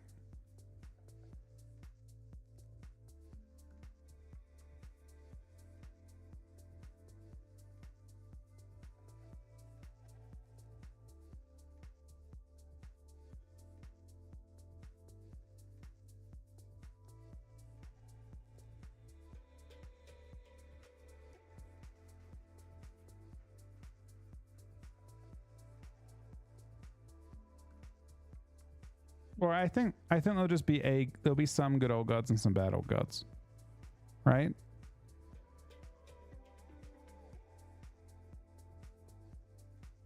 Just like when we're in the Shadowlands, technically speaking, like from an affinity standpoint, like what's his name? All the main like leaders of the fuck me, I'm glad I can't remember all the stuff, the Carrion and all that. They were all technically death affinity. They're all from the afterlife. They weren't good necessarily. All the dudes in Maldraxxus, those guys weren't good, but we were allied with them. And I think the same kind of point is they're good and bad in that situation. They're good and bad in the Titans, and they're good. I think the idea is that they're trying to set up for that kind of thing.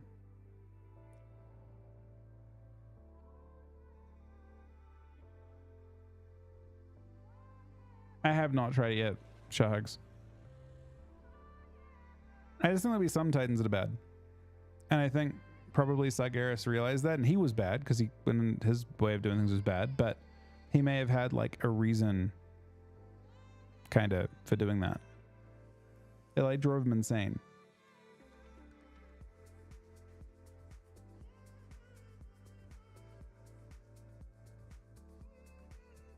Yeah, it should all be live today. Technique. Everything should be live at the same time today.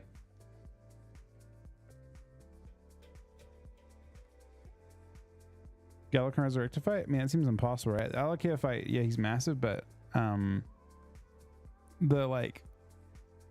the only chance that you could do a Galakron fight, Sonny, is if you did it like the Spine of Deathwing type fight, where somehow they have it cover the entire zone, or you fight his visage and you just have to fight his visage the whole time. His character, he's the whole zone, right? Yeah, I'm not saying Spine was a good fight, but I'm saying that type of thing where you have your character has to be tiny relative to the actual dragon. Alec is like that, but Alec is like not even remotely the right size.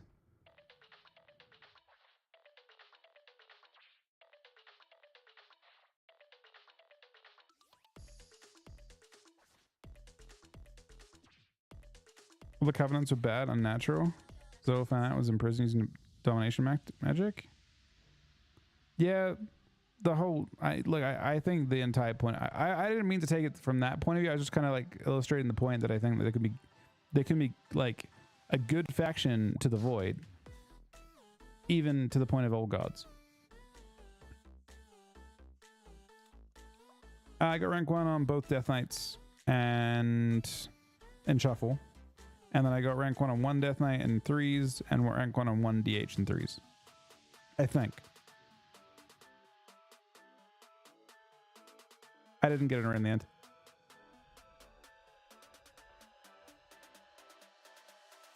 So I guess was doing two things. So I was trying to birth Azerite to fight by his side. I mean, so Sargeras is like all out, like Sargeras is like completely against the void. He's like, any void, I want to kill it. That's his thing. His entire thing. Sargeras is like character as a whole. He's like, he's driven to the conclusion that in order to save the world, he has to kill everything so that nothing can get infected by the void. That's his plan. So he kills all the Titans. His plan is like, I'm a Titan and I want to kill every Titan so they can't be corrupted. And I think the idea is the Titans possibly are trying to kind of like enslave the world souls the exact same way as the void do. The void are trying to enslave the world souls and make them voidy, and the Titans are trying to enslave the void souls the exact same way but make them like, you know, in their order type thing. It doesn't mean that void or Titan are good. They're both equally bad, but my guess is that Azeroth is gonna choose void personally.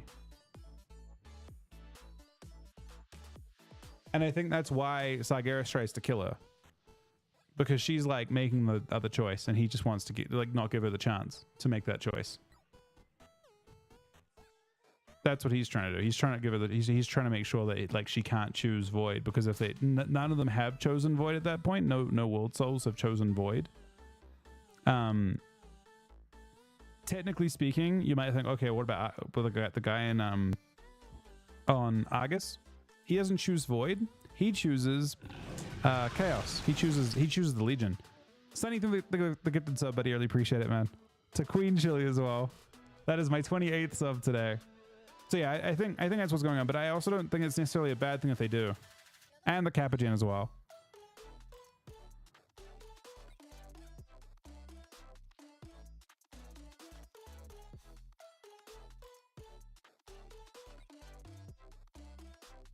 Oh, you think it's redirected?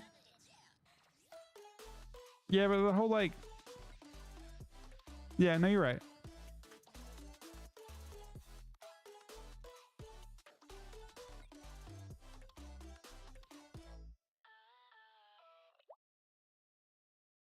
It seems, I mean, I've liked the Legendary so far on the characters I've got it. But yeah, I think the saga as a whole seems a lot more interesting and also a lot easier to understand than the last two expansions. I think BFA was very confusing. Like it was trying to do too much, but not in a way that you could actually see what was going on. And I would say that Shadowlands was even like with talking about it a decent amount, almost incomprehensible. Like it was almost impossible to understand what's going on. Also, even Dragonflight. I don't fully understand what the fuck the point of Dragonflight was in the end either, for the most part. Her as Void would be terrifying. Titans don't want to give her the chance. I would imagine the Titans that are like regenerating on Argus are also probably terrified that she might make a different choice, right? They want to have their installations to make sure that she chooses order. Right? That's what their directive is. They want to make sure that she joins them. I think Titans and thing gonna be. I think Old Gods and Titans are gonna, or not, Void and Titans are gonna be shown as exactly the same thing. They're gonna have the exact same job, and that I think the installations are exactly the same as like the Old God like attempts to corrupt.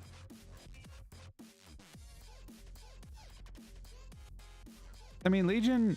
I would say that the storytelling in WoW, Legion, Warlords, Mop, all really straightforward stories. Kata was a really straightforward story. Like Wrath was a super straightforward story. Like there's nothing, you don't have to even think about what's going on. It is happening. Like there are novels, like for example, like Wrath's a really straightforward story. But if you read the novels that were created by Christy Golden about Wrath, there's all this stuff going on with Sylvanas and her rebirth and all, and it's like there's a whole bunch of stuff going on there that is interesting probably to read. I've never actually read it, but I've been told about it. It sounds interesting enough, and it adds a lot of dimension to her character and her motivations, and like all these unresolved issues with Arthas and stuff. But at the same time, you know, the actual story for the expansion is like enough that you can play it through a video game and not feel like you missed out on big swathes of it. And I feel like with Shadowlands, with BFA, and I mean surely with Dragonflight, I don't know if there even is I'm not even sure if there is a book to explain what is going on in Dragonflight, but you need to have like playing the game only gives you a part of the picture, it seems. Yeah, the other ones are just simple stories. Like Legion is also mostly simple. There are some bits where you're like, huh, what's going on? Like the Sylvanas bit. But a lot of it's pretty straightforward, right? It feels like it all follows through the story nicely. And then, bro, I swear the ending for Legion was the best of any expansion. Even Wrath, I would say. The Legion bit where fucking you kill Argus, and then after you kill Argus, you immediately